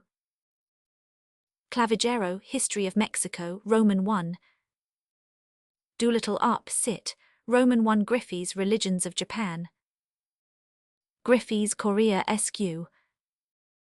Idem, Religions of Japan. Leviticus, Roman 20. Deuteronomy, Roman 22. Schrader, Prehistoric Antiquities of the Aryan Peoples. Wilder, Strafrecht der Germanen, Nordstrom Up, Sit, 2 SQ. Stemmen den Dansk Rikshistorie intil Christian 5, S. Love pp. 324-633, Kieser Efterlaat Skrifter vol 2 pt. 2, SQ. Brunner Deutsch Rechtsgeschichte Roman 2. Vinius in Quatua Libros Institutionum Imperialium Commentarius, Roman 4-4, cf. Digesta Roman 50-101, 1, Mommsen Römisches Strafrecht SQ. Oratio in Neram, cf. Schmidt Die Ethik der Alten Griechen 2, SQ. At the same time, the idea that fidelity in marriage ought to be reciprocal was not altogether unknown in classical antiquity. In a lost chapter of his Economics, which has come to us only through a Latin translation, Aristotle points out that it for various reasons is prudent for a man to be faithful to his wife, but that nothing is so peculiarly the property of a wife as a chaste and hallowed intercourse. Plutarch condemns the man who, lustful and dissolute, goes astray with a courtesan or maidservant, though at the same time he admonishes the wife not to be vexed or impatient, considering that it is out of respect to her that he bestows upon another all his wanton depravity. 2:15 Plautus argues that it is unjust of a husband to exact a fidelity which he does not keep himself. Lecky opsit 2 Sq Schmidt opsit 2 Sq. Aristotle Canonica vol. Roman 2 cf. Isocrates Nicocles Sive Cyprii 40. Plutarch Conjugalia Piarcepta 16. Plautus Mercator Roman 4. In its condemnation of adultery, Christianity made no distinction between husband and wife. If continence is a stringent duty for unmarried persons, independently of 455 their sex, the observance of the sacred marriage vow must be so in a still higher degree. But here again, there is a considerable discrepancy between the actual feelings of Christian peoples and the standard of their religion. Even in the laws of various European countries relating to divorce or judicial separation, we find an echo of the popular notion that adultery is a smaller offense in a husband than in a wife. Laurent op sit, Roman 4 Gratian Decretum Roman 2 523. See Supra Roman 2. The judgment pronounced upon an unfaithful husband is of course influenced by the opinion about extramatrimonial connections in general. Where it is considered wrong for a man to have intercourse with either an unmarried woman or another man's wife, adultery in a husband is eo ipso condemned. But whether, or how far, infidelity on his part is stigmatized as an offense against his wife, chiefly depends upon the degree of regard which is paid to the feelings of women. That a married man generally enjoys more liberty than a married woman is largely due to the same causes as make him the more privileged partner in other respects. But there are also special reasons for this inequality between the sexes. It was a doctrine of the Roman jurists that adultery is a crime in the wife, and in the wife only, on account of the danger of introducing strange children to the husband. Moreover, the temptation to infidelity and the facility in indulging in it are commonly greater in the case of the husband than in that of the wife. And, as we have often noticed before, actual practice is always apt to influence moral opinion. And a still more important reason for the inequality in question is undoubtedly the general notion that unchastity of any kind is more discreditable for a woman than for a man. Hunter, Exposition of Roman Law. Chapter 43, Homosexual Love. Our review of the moral ideas concerning sexual relations has not yet come to an end. The gratification of the sexual instinct assumes forms which fall outside the ordinary pale of nature.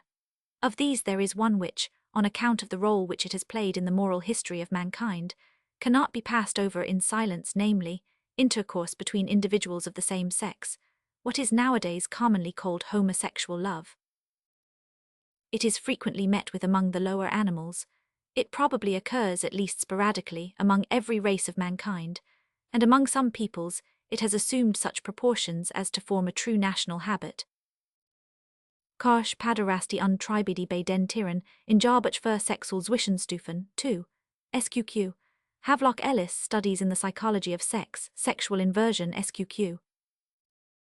Ives Classification of Crimes. The statement that it is unknown among a certain people cannot reasonably mean that it may not be practiced in secret.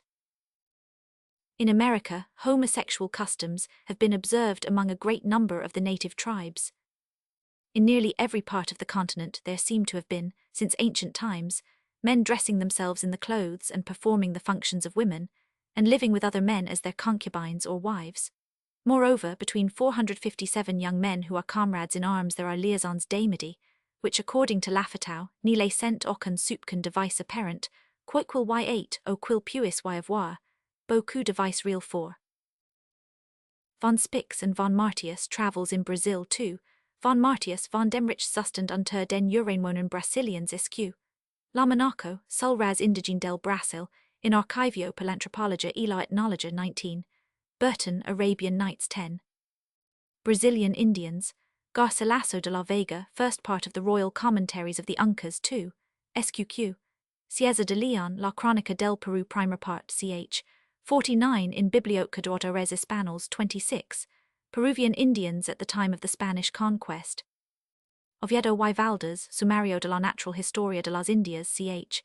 81 in Biblioteca de Autores Españoles 22, Isthmians, Bancroft, Native Races of the Pacific States 1, Indians of New Mexico 2 Esq, Ancient Mexicans, Diaz del Castillo, Conquista de Nueva España ch. 208 in Biblioteca de Autores Españoles 26, Ancient Mexicans, Landa Relación de las Cosas de Yucatán, Ancient Yucatans, Nunes Cabeza de Vaca, Naufragios y Relación de la Jornada que hizo a la Florida ch. 26 in Biblioteca de Autores Españoles 22, Corial Voyages aux Indes Occidentales 1, Esq, Indians of Florida. Perrin du Lac, Voyage dans les Louisians et chez les Nations Sauvages du Missouri, Bossu, Travels through Louisiana, Roman 1 Hennepin, Nouvelle découverte d'un très grand pays situé dans l'Amérique, Esq. La Salle's Last Expedition and Discoveries in North America, in collections of the New York Historical Society 2, Esq. De Lahontan, Memoirs de l'Amérique septentrionale, Illinois, Marquette Recit des Voyages, Esq. Illinois and Nordwesses, Wide Newweed, Travels in the Interior of North America, Manataries, Mandans 100, McCoy, History of Baptist Indian Missions, Esq. Osages. Heriot, Travels through the Canadas, Catlin, North American Indians 2, Esq. Sue, Dorsey, Omaha Sociology and Ann, Rep. Burr, Ethn. 3, James, Expedition from Pittsburgh to the Rocky Mountains 1, Omahas, Laskill, History of the Mission of the United Brethren among the Indians 1, Iroquois, Richardson, Arctic Searching Expedition 2, Crees. Oswald, quoted by Bastian, Der Mensch in der Geschichte 3, Indians of California, Holder in New York Medical Journal, December 7, 1889, quoted by Havelock Ellis, Op. Cit. Esq. Indians of Washington and other tribes in the northwestern United States. See also Karsh, Uranismus oder Paderasti Untribedi bei den Nativalkern, in Jarbach für Sexual Zwischenstufen 3. SQQ. Lafetau Moers des Sauvages Américains 1, 607 SQQ. Homosexual practices are or have been very prominent among the peoples in the neighborhood of Bering Sea. In Kadiak it was the custom for parents who had a girl-like son to dress and rear him as a girl, teaching him only domestic duties, keeping him at woman's work, and letting him associate only with women and girls. Arriving at the age of 10 or 15 years, he was married to some wealthy man and was then called an achnutchik or shupan. Dr. Bargoraz gives the following account of a 458 similar practice prevalent among the Chukchi.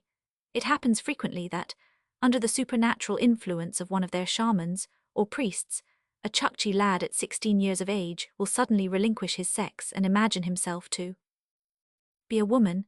He adopts a woman's attire, lets his hair grow, and devotes himself altogether to female occupation. Furthermore, this disowner of his sex takes a husband into the yurt, and does all the work which is usually incumbent on the wife in most unnatural and voluntary subjection. Thus it frequently happens in a yurt that the husband is a woman, while the wife is a man. These abnormal changes of sex imply the most abject immorality in the community, and appear to be strongly encouraged by the shamans, who interpret such cases as an injunction of their individual deity. The change of sex was usually accompanied by future shamanship. Indeed, nearly all the shamans were former delinquents of their sex. Among the Chukchi male shamans who are clothed in woman's attire and are believed to be transformed physically into women are still quite common, and traces of the change of a shaman's sex into that of a woman may be found among many other Siberian tribes. In some cases at least there can be no doubt that these transformations were connected with homosexual practices. In his description of the Koryaks, Krasninikov makes mention of the Kiev, that is, men occupying the position of concubines, and he compares them with the Kamchadale Kotkuk, as he calls them, that is, men transformed into women. Every Kotkuk, he says, is regarded as a magician and interpreter of dreams, but from his confused description Mr. Jochelson thinks it may be inferred that the most important feature of the institution of the Kotkuk lay, not in their shamanistic power, but in their position with regard to the satisfaction of the 459 unnatural inclinations of the Kamchadales. The Kotkuk wore women's clothes, did women's work, and were in the position of wives or concubines. Dole, Alaska, Bancroft Op. Cit. 1 Waits Anthropology der Nativalka 3, Lutz von Langsdorff Voyages and Travels, 2 Natives of Unalaska, Stella Kamchatka N. Georgi Russia 3, SQ Kamchadales. Davidow, quoted by Holmberg, Ethnographisch Skizen über die Völker des Russischen Amerika in Acta Soc. Scientiarum Fennick 4 SQ, Lisiansky Voyage Round the World, von Langsdorff up Sit, Roman Tusauer Billings Expedition to the northern parts of Russia, Sarichu Voyage of Discovery to the northeast of Siberia in Collection of Modern and Contemporary Voyages, Roman 6. Bargoraz, quoted by Demidov, Shooting Trip to Kamchatka SQ. Jochelson, Koryak Religion and Myth pp. 52, 53 and 3. Jochelson up Sit SQ. In the Malay archipelago, homosexual love is common 10, though not in all of the islands. It is widely spread among the Bataks of Sumatra. In Bali it is practiced openly, and there are persons who make it a profession. The baser of the Dayaks are men who make their living by witchcraft and debauchery. They are dressed as women, they are made use of at idolatrous feasts and for sodomitic abominations, and many of them are formerly married to other men. 14 Dr. Haddon says that he never heard of any unnatural offences in Torres Straits. 15. But in the Rego district of British New Guinea, several instances of pederasty have been met with. 16, and at Moat in Dodai it is regularly indulged in. Homosexual love is reported as common among the Marshall Islanders and in Hawaii. From Tahiti we hear of a set of men called by the natives Mahus, who assume the dress, attitude and manners of women, and affect all the fantastic oddities and coquetries of the vainest of females. They mostly associate with the women, who court their acquaintance. With the manners of the women, they adopt their peculiar employments. The encouragement of this abomination is almost solely 460 confined to the chiefs. 20 of the New Caledonians 1000. Foley writes, La plus grande fraternite nest, parce eu la fraternite uterin, mais la fraternite des armes. Il en est ainsi surtout au village de Popo. Il est vrai que cette fraternite des armes est compliquée de pederasty. 21. Wilken, plechtigheden en gebruiken bij verlevingen en huwelijken bij de Valken van den Indischen archipel, in bijdragen tot de tal land en Valkenkund van Nederlands Indie, 33, Sir 5 vol. 4, SQQ. Crawford, History of the Indian Archipelago, Roman 3 Marston, History of Sumatra. Junghoon die Battelander of Sumatra 2 N.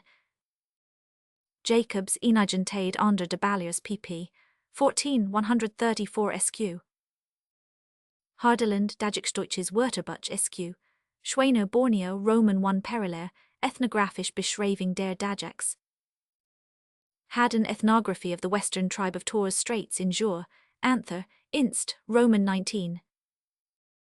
Seligman, Sexual Inversion Among Primitive Races, in the Alienist and Neurologist 23, SQQ. Beardmore, Natives of Moat Dodai New Guinea in Jure, Anther, Inst, Roman 19. Haddon Ibid, Roman 19. Hernsheim, Beiträge zur Sprache der Marshall in Seln.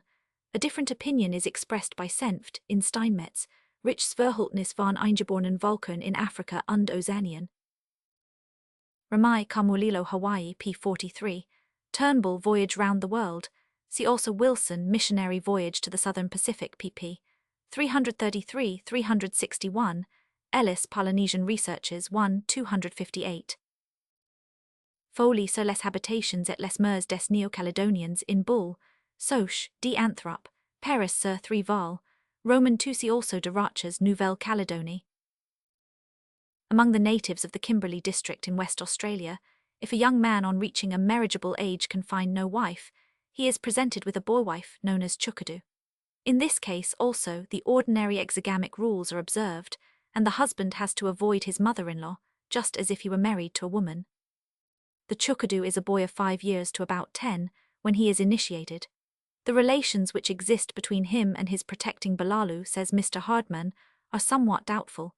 There is no doubt they have connection, but the natives repudiate with horror and discuss the idea of sodomy. 22. Such marriages are evidently exceedingly common. As the women are generally monopolized by the older and more influential men of the tribe, it is rare to find a man under 30 or 40 who has a wife. Hence it is the rule that, when a boy becomes 5 years old, he is given as a boy-wife to one of the young men. According to Mr.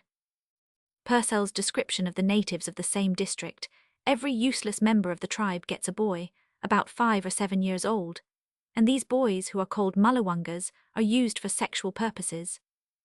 Among the Chingalee of South Australia, Northern Territory, old men are often noticed with no wives, but accompanied by 1 or 2 boys, whom they jealously guard, and with whom they have sodomitic intercourse. 461. That homosexual practices are not unknown among other Australian tribes may be inferred from Mr. Hewitt's statement relating to southeastern natives, that unnatural offences are forbidden to the novices by the old men and guardians after leaving the initiation camp. Hardman notes on some habits and customs of the natives of the Kimberley district in Proceed. Roy, Irish Academy, Sir 3 Vol. Roman 1. Ibid pp. 71-73. Purcell, Rights and Customs of Australian Aborigines in Verhandel, Berliner Gesellschaft, Anthrop, 1893. Ravenscroft, Some Habits and Customs of the Chingalee Tribe, in Trans. Roy, Soc. South Australia, Roman 15. I am indebted to Mr. N. W. Thomas for drawing my attention to these statements. Howitt, Some Australian Ceremonies of Initiation in Jour, Anther, Inst. Roman 13. In Madagascar, there are certain boys who live like women and have intercourse with men, paying those men who please them. In an old account of that island, dating from the 17th century, it is said, Roman 2 Why quelques harms quills appellant secats, qui sont harms effemines et impuissans, qui recherchant les garcans, et font mine den ester amaru, n. Contrafacens les fils et si vestens ainsi quels lures, font des presents pour dormiroic you, et mesmes si donnant des noms de fils, en facent les hontuses, et les modestes ils haïssent les femmes, et ni les violent point hanter. 28 men behaving like women have also been observed among the Ondunger in German Southwest Africa, and the Diakite Saracolese in the French Soudan, 30, but as regards their sexual habits details are wanting. Homosexual practices are common among the Banaka and Bapuku in the Cameroons. But among the natives of Africa, generally such practices seem to be comparatively rare, 32, except among Arabic-speaking peoples, and in countries like Zanzibar, 33, where there has been a strong Arab influence. In North Africa, they are not restricted to the inhabitants of towns. They are frequent among the peasants of Egypt and universal among the Jabala inhabiting the northern mountains of Morocco. On the other hand, they are much less common or even rare among the Berbers and the nomadic Bedouins, 35, and it is reported that the Bedouins of Arabia are quite exempt from them. Lasnet in Annals d'Hygiène de Médecine Coloniales, 1899, quoted by Havelock Ellis op. Cit. Cf. Rencural in Annals d'Hygiène 1900, quoted Ibid. Sq. See also Legaville de Lacum Voyage à Madagascar 1. Sq. Pederasty prevails to some extent in the island of Nasibi, close to Madagascar, and is very common at Ankesimin, opposite to it on Jasendava Bay Walter in Steinmetz Rich Sverholtnis. De Flacourt, Histoire de la Grande Isle Madagascar. Rottinen in Steinmetz Rich Sverholtnis. Nicole Ibid. Ibid. Munzinger, Ostafrikanische Studien, Beria and Kanama. Bormann, Contrary Sexual Urshinungen bei der Neger Bevolkerung Zanzibars in Verhandel. Der Berliner Gesellschaft, für Anthropology, 1899. Felkin, Notes on the Waganda Tribe of Central Africa in Proceed. Roy, Soc. Edinburgh, Roman 13 Johnston, British Central Africa Bakongo. Monrad, Skildring Afghanikistan Negroes of Accra. Torde and Joyce, Ethnography of the Ba Mbala in Jour. Anther, Inst. Roman 35 Nicole in Steinmetz Rich Sverholtnis Muhammadan Negroes. Tellier Ibid, Craze Keter in the French Soudan. Beverly Ibid, Wagogo, Kraft Ibid, Wapakomo. Bormann in Verhandel, Berliner Gesellschaft, Anthrop, 1899 Sq. Burkhardt Travels in Nubia. Die Eskerak de Lorche, Afrikanisch Wust. Burkhardt Travels in Arabia, Roman 1. See also von Kremer, Kulturgeschichte des Orients, Roman 2. Homosexual love is spread over Asia Minor and Mesopotamia. It is very prevalent among the Tartars and Karachai of the Caucasus, 38 the Persians, 39 Sikhs, 40 and Afghans. In Kabul a bazaar or street is set apart for it. Old travelers make reference to its enormous frequency among the Muhammadans of India 42, and in this respect time seems to have produced no change. In China, where it is also extremely common, there are special houses devoted to male prostitution, and boys are sold by their parents about the age of 4 to be trained for this occupation. In Japan, pederasty is said by some to have prevailed from the most ancient times, whereas others are of opinion that it was introduced by Buddhism about the 6th century of our era. The monks used to live with handsome youths, to whom they were often passionately devoted, and in feudal times nearly every knight had as 463 his favourite a young man with whom he entertained relations of the most intimate kind, and on behalf of whom he was always ready to fight. Duel when occasion occurred. Tea-houses with male geishas were found in Japan till the middle of the 19th century. Nowadays pederasty seems to be more prevalent in the southern than in the northern provinces of the country, but there are also districts where it is hardly known. Burton, Arabian Nights, Roman 10. Kowalewski, Kautum contemporane. Parlak, die Prostitution in Persian in Wiener Medizinische Wochenschrift, 11, SQQ.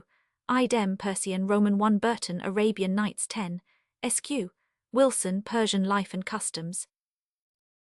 Malcolm, Sketch of the Sikhs, Havelock Ellis Arp Sit, N2, Burton, Arabian Nights, Roman 10. Wilson, Abode of Snow, Burton, Arabian Nights, Roman 10. Staverinus, Voyages to the East Indies, Roman 1 Friar, New Account of East India, Chevers, Manual of Medical Jurisprudence for India. Chevers Arp Sit. Indochinese Gleaner, Roman 3 Wells Williams, The Middle Kingdom, Roman 1 Matignon, Du mot sur la pédérastie en Chine, in Archives d'Anthropologie Criminelle 14, SQQ. Kosch, das gleichgeschlechtliche Leben der Ostasiaten SQQ. J. Weyer Nansho K. in Jarbach für Sexualzwischenstufen, 4 268-270, Kosch Arp Sit, SQQ. No reference is made to pederasty either in the Homeric poems or by Hesiod, but later on we meet with it almost as a national institution in Greece. It was known in Rome and other parts of Italy at an early period, 46, but here also it became much more frequent in the course of time. At the close of the 6th century, Polybius tells us, many Romans paid a talent for the possession of a beautiful youth. During the empire il edate dusage, dans les families patricians, de donero junham puber un esclave du même age comme compagnon de lit, a fin quil put satisfaire ses premiers élans génésiques, 48, and formal marriages between men were introduced with all the solemnities of ordinary nuptials. Homosexual practices occurred among the Celts 50, and were by no means unknown to the ancient Scandinavians, who had a whole nomenclature on the subject. Dionysius of Halicarnassus, Antiquitates Roman, Roman 7 Athenus de Gnosophis 12 Etruscans, Reign, Criminal Rec der Roma. Polybius Histori, Roman 30-5.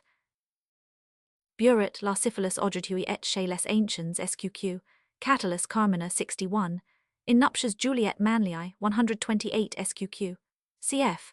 Martial Epigrammata Roman 816 SQ. Juvenal Satire 2, SQQ Martial Arp Sit, Roman 12. Diodorus Siculus Bibliotheca Historica Roman 5-7, Aristotle Politica 2b. 51 Spuren van Kontrasexualität bei den alten Skandinaviern, in Jarbach für Sexualzwischenstufen 4, SQQ. Of late years, a voluminous and constantly increasing literature on homosexuality has revealed its frequency in modern Europe. No country and no class of society is free from it. In certain parts of Albania, it even exists as a popular custom, the young men from the age of 16,464 upwards regularly having boy favourites of between 12 and 17. See infra additional notes. Hahn, Albanesisch Studien, Roman 1. The above statements chiefly refer to homosexual practices between men, but similar practices also occur between women. Among the American Aborigines, there are not only men who behave like women, but women who behave like men. Thus in certain Brazilian tribes women are found who abstain from every womanly occupation and imitate the men in everything, who wear their hair in a masculine fashion, who go to war with a bow and arrows, who hunt together with the men, and who would rather allow themselves to be killed than have sexual intercourse with a Man, each of these women has a woman who serves her, and with whom she says she is married.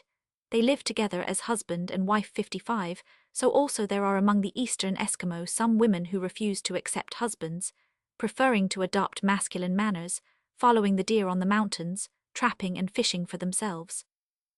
Homosexual practices are said to be common among Hottentot and Herero women. In Zanzibar there are women who wear men's clothes in private, show a preference for masculine occupations, and seek sexual satisfaction among women who have the same inclination, or else among normal women who are won over by presents or other means. In Egyptian harems, every woman is said to have a friend. 60 In Bali, homosexuality is almost as common among women as among men, though it is exercised more secretly. 61, and the same seems to be the case in India. From Greek antiquity, we 465 hear of lesbian love. The fact that homosexuality has been much more frequently noticed in men than in women does not imply that the latter are less addicted to it. For various reasons, the sexual abnormalities of women have attracted much less attention 63, and moral opinion has generally taken little notice of them. Karsh in Jarbach für Sexualzwischenstufen 3, SQQ, plus Bartels des Weib 1, SQQ, von Kraft Ebbing Psychopathia Sexualis SQQ, Mal die Contrary Sexuumfindung SQQ, Havelock Ellis Op Sit, SQQ. Magel Haynes de Gandavo, Histoire de la Province de Sancta Cruz SQ. Dole Op Sit. Fritsch quoted by Karsh in Jarbach für Sexualzwischenstufen 3, SQ. Fritsch die Eingeborenen Südafrikas, cf. Skins Deutsch Südwest Africa pp. 173-177. Bormann in Verhandel, Berliner Gesellschaft Anthrop, 1899 SQ. Havelock Ellis Op Sit. Jacobs, Enigentate onder de Baliers SQ. Havelock Ellis Op Sit SQ. See Ibid SQ. Homosexual practices are due sometimes to instinctive preference, sometimes to external conditions unfavorable to normal intercourse. A frequent cause is congenital sexual inversion, that is, sexual instinct turned by inborn constitutional abnormality toward persons of the same sex. 65 It seems likely that the feminine men and the masculine women referred to above are, at least in many instances, sexual inverts, though in the case of shamans, the change of sex may also result from the belief that such transformed shamans, like their female colleagues, are particularly powerful. Dr. Holder affirms the existence of congenital inversion among the northwestern tribes of the United States, 67 Dr. Baumann among the people of Zanzibar, 68 and in Morocco, also, I believe it is common enough. But as regards its prevalence among non-European peoples, we have mostly to resort to mere conjectures. Our real knowledge of congenital inversion is derived from the voluntary confessions of inverts. The large majority of travelers are totally ignorant of the psychological side of the subject, and even to an expert, it must very often be impossible to decide whether a certain case of inversion is congenital or acquired. Indeed, acquired inversion itself presupposes an innate disposition, which under certain circumstances develops into actual inversion. Even between inversion and normal sexuality, 466, there seem to be all shades of variation. Professor James thinks that inversion is a kind of sexual appetite, of which very likely most men possess the germinal possibility 70. This is certainly the case in early puberty. Another reason for such practices is given by Mr. Beardmore in Jour, Anther, Inst. 19 with reference to the Papuans of Mowat. He says that they indulge in sodomy because too great increase of population is undesired amongst the younger portion of the married people. Cf. Infra SQQ. Havelock Ellis Op Sit. Jarchelson Op Sit SQ. Holder quoted by Havelock Ellis Op Sit SQ. Bormann in Verhandel, Berliner Gesellschaft Anthrop, 1899 SQ. Fear Linstinct Sexual quoted by Havelock Ellis Op Sit. James Principles of Psychology Roman 2 See also Ives Op Sit SQQ. Dr. Dissoir zur Psychologie der Vita Sexualis in Allgemeine Zeitschrift für Psychiatrie 50, even goes so far as to conclude that an undifferentiated sexual feeling is normal, on the average, during the first years of puberty. But this is certainly an exaggeration. Cf. Havelock Ellis op. Cit. Sq. A very important cause of homosexual practices is absence of the other sex. There are many instances of this among the lower animals. Buffon long ago observed that, if male or female birds of various species were shut up together, they would soon begin to have sexual relations among themselves, the males sooner than the females.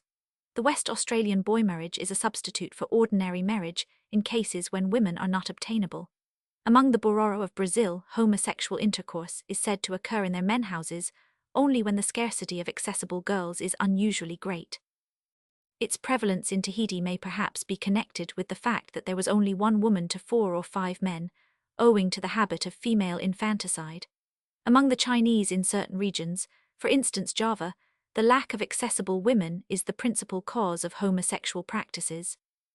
According to some writers, such practices are the results of polygamy. In Muhammadan countries, they are no doubt largely due to the seclusion of women, preventing free intercourse between the sexes, and compelling the unmarried people to associate almost exclusively with members of their own sex. Among the mountaineers of northern Morocco, the excessive indulgence in pederasty thus goes hand in hand with great isolation of the women 467 and a very high standard of female chastity, whereas among the Arabs of the plains, who are little addicted to boy love, the unmarried girls enjoy considerable freedom. Both in Asia and Europe, the obligatory celibacy of the monks and priests has been a cause of homosexual practices, though it must not be forgotten that a profession which imposes abstinence from marriage is likely to attract a comparatively large number of congenital inverts. The temporary separation of the sexes involved in a military mode of life, no doubt, accounts for the extreme prevalence of homosexual love among warlike races like the Sikhs, Afghans, Dorians, and Normans. In Persia and Morocco, it is particularly common among soldiers. In Japan, it was an incident of knighthood, in New Caledonia and North America of brotherhood in arms. At least in some of the North American tribes, men who were dressed as women accompanied the other men as servants in war and the chase. Among the Banaka and Bapuku in the Cameroons, pederasty is practiced especially by men who are long absent from their wives.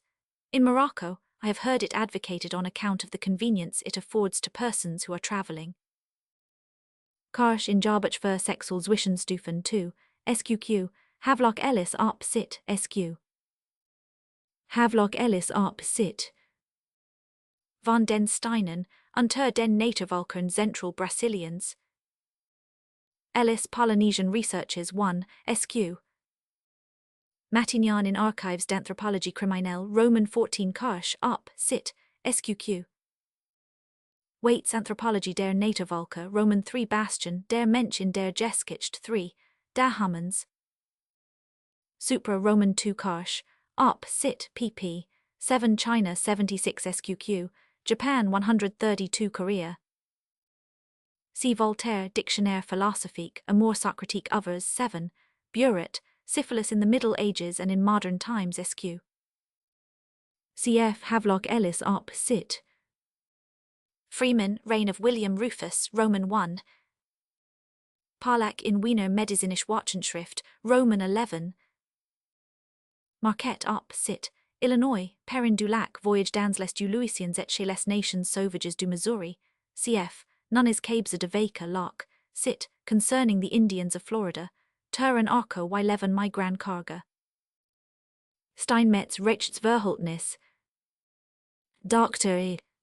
Havelock Ellis justly observes that when homosexual attraction is due simply to the absence of the other sex, we are not concerned with sexual inversion, but merely with the accidental turning of the sexual instinct into an abnormal channel, the instinct being called out by an approximate substitute, or even by diffused emotional excitement, in the absence of the normal object.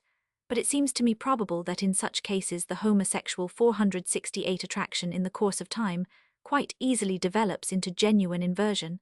I cannot but think that our chief authorities on homosexuality have underestimated the modifying influence which habit may exercise on the sexual instinct. Professor Kraft Ebbing and Dr. Mahl deny the existence of acquired inversion, except in occasional instances. And Dr. Havelock Ellis takes a similar view, if putting aside those cases of a more or less morbid character in which old men with failing sexual powers, or younger men exhausted by heterosexual debauchery, are attracted to members of their own sex. But how is it that in some parts of Morocco, such a very large proportion of the men are distinctly sexual inverts, in the sense in which this word is used by Dr. Havelock Ellis, 89, that is, persons who for the gratification of their sexual desire prefer their own sex to the opposite one? It may be that in Morocco and in Oriental countries generally, where almost every individual marries, congenital inversion, through the influence of heredity, is more frequent than in Europe, where inverts so commonly abstain from marrying. But that this could not be an adequate explanation of the fact in question becomes at once apparent when we consider the extremely unequal distribution of inverts among different neighboring tribes of the same stock, some of which are very little or hardly at all addicted to pederasty. I take the case to be that homosexual practices in early youth have had a lasting effect on the sexual instinct, which at its first appearance, being somewhat indefinite, is easily turned into a homosexual direction. In Morocco, inversion is most prevalent among the scribes, who from childhood have lived in very close association with their fellow students. Of course, influences of this kind require a favorable organic predisposition to act on, 91, but this predisposition is probably no abnormality at all, only a 469 feature in the ordinary sexual constitution of man. It should be noticed that the most common form of inversion, at least in Muhammadan countries, is love of boys or youths not yet in the age of puberty, that is, of male individuals who are physically very like girls. Voltaire observes, souvent un jeune garçon, par la fraîcheur de son teint, par l'éclat de ses couleurs, et par la douceur de ses yeux, ressemble pendant du au toit en une belle fille, si on l'aime c'est parce que la nature s'y méprend. 93. Moreover, in normal cases sexual attraction depends not only on sex, but on a youthful appearance as well, and there are persons so constituted that to them the latter factor is of chief importance, whilst the question of sex is almost a matter of indifference. Havelock Ellis op cit. Kraft Ebbing op cit SQ. Mal op cit SQQ. Havelock Ellis op cit SQCF Ibid SQQ. Ibid. Cf. Norman, Sexual Perversion, in Tuke's Dictionary of Psychological Medicine, Roman 2. Havelock Ellis op cit. Dr. Havelock Ellis also admits op cit. That if in early life the sexual instincts are less definitely determined than when adolescence is complete, it is conceivable, though unproved, that a very strong impression, acting even on a normal organism, may cause arrest of sexual development on the psychic side. It is a question, he adds, I am not in a position to settle. Voltaire Dictionnaire philosophique art, Amour Socratique Ouvers 7, cf. Ovid Metamorphoses 10, SQ. In ancient Greece also, not only homosexual intercourse but actual inversion seems to have been very common, and although this, like every form of love, must have contained a congenital element, there can be little doubt, I think, that it was largely due to external circumstances of a social character. It may in the first place be traced to the methods of training the youth. In Sparta it seems to have been the practice for every youth of good character to have his lover, or inspirator, 94, and for every well-educated man to be the lover of some youth. The relations between the inspirator and the listener were extremely intimate. At home the youth was constantly under the eyes of his lover, who was supposed to be to him a model and pattern of life. 96. In battle they stood near one another, and their fidelity and affection were often shown till death. 97. If his relatives were absent, the youth 470 might be represented in the public assembly by his lover. 98. And for many faults, particularly want of ambition, the lover could be punished instead of the listener. 99. This ancient custom prevailed with still greater force in Crete, which island was hence by many persons considered to be the place of its birth. Whatever may have been the case originally, there can be no doubt that in later times the relations between the youth and his lover implied unchaste intercourse, and in other Greek states, the education of the youth was accompanied by similar consequences. At an early age the boy was taken away from his mother, and spent thenceforth all his time in the company of men, until he reached the age when marriage became for him a civic duty. According to Plato, the gymnasia and common meals among the youth seem always to have had a tendency to degrade the ancient and natural custom of love below the level, not only of man, but of the beasts. 103 Plato also mentions the effect which these habits had on the sexual instincts of the men. When they reached manhood they were lovers of youths, and not naturally inclined to marry or beget children, but if at all, they did so only in obedience to the law. Is not this in all probability an instance of acquired inversion?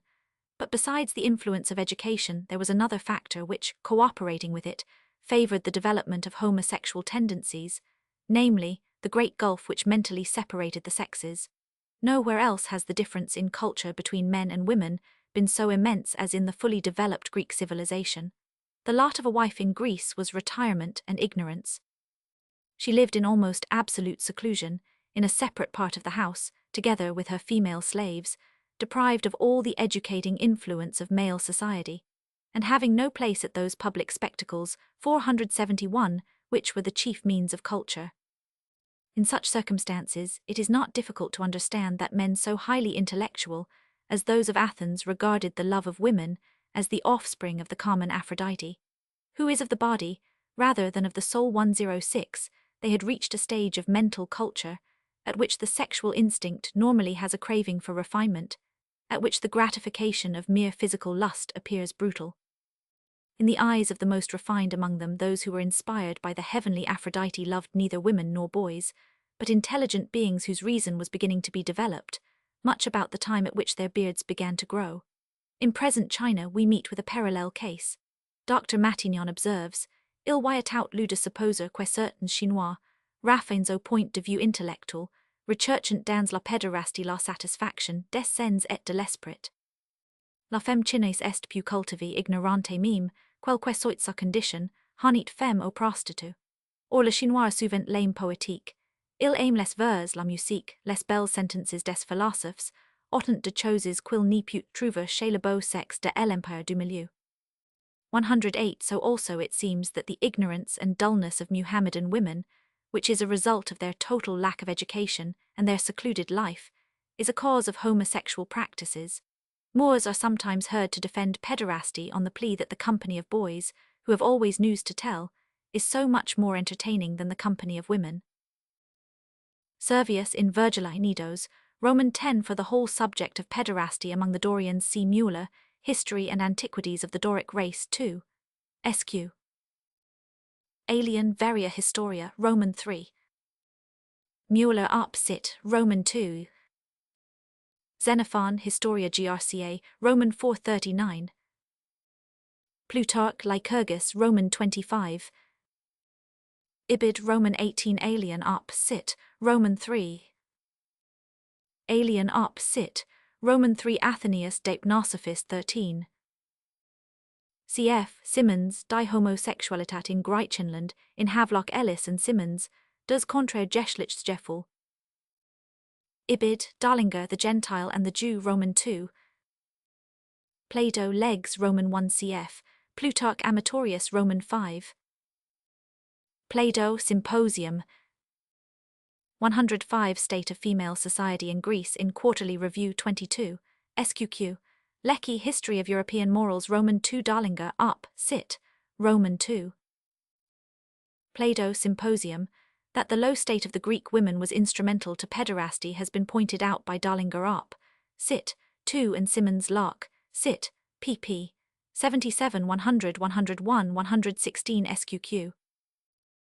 Plato Symposium Matignon in Archives d'Anthropologie Criminelle, Roman 14. We have hitherto dealt with homosexual love as a fact. We shall now pass to the moral valuation to which it is subject. Where it occurs as a national habit, we may assume that no censure, or no severe censure, is passed on it. Among the Bataks of Sumatra, there is no punishment. 472 for it. Of the Bazirs among the Engajas of Pulau Patak in Borneo, Dr. Schweiner says that in spite of their loathsome calling they escape well-merited contempt 110, the Society Islanders had for their homosexual practices not only the sanction of their priests, but the direct example of their respective deities. 111, the Tsekats of Madagascar maintained that they were serving the deity by leading a feminine life. 112, but we are told that at Ankasimene and in Nasi B, opposite to it, pederasts are objects of public contempt. Father Veniaminoff says of the Atka, alludes that sodomy and too early cohabitation with a betrothed or intended wife are called among them grave sins, 114, but apart from the fact that his account of these natives in general gives the impression of being somewhat eulogistic, the details stated by him only show that the acts in question were considered to require a simple ceremony of purification. There is no indication that the North American Aborigines attached any opprobrium to men who had intercourse with those members of their own sex, who had assumed the dress and habits of women.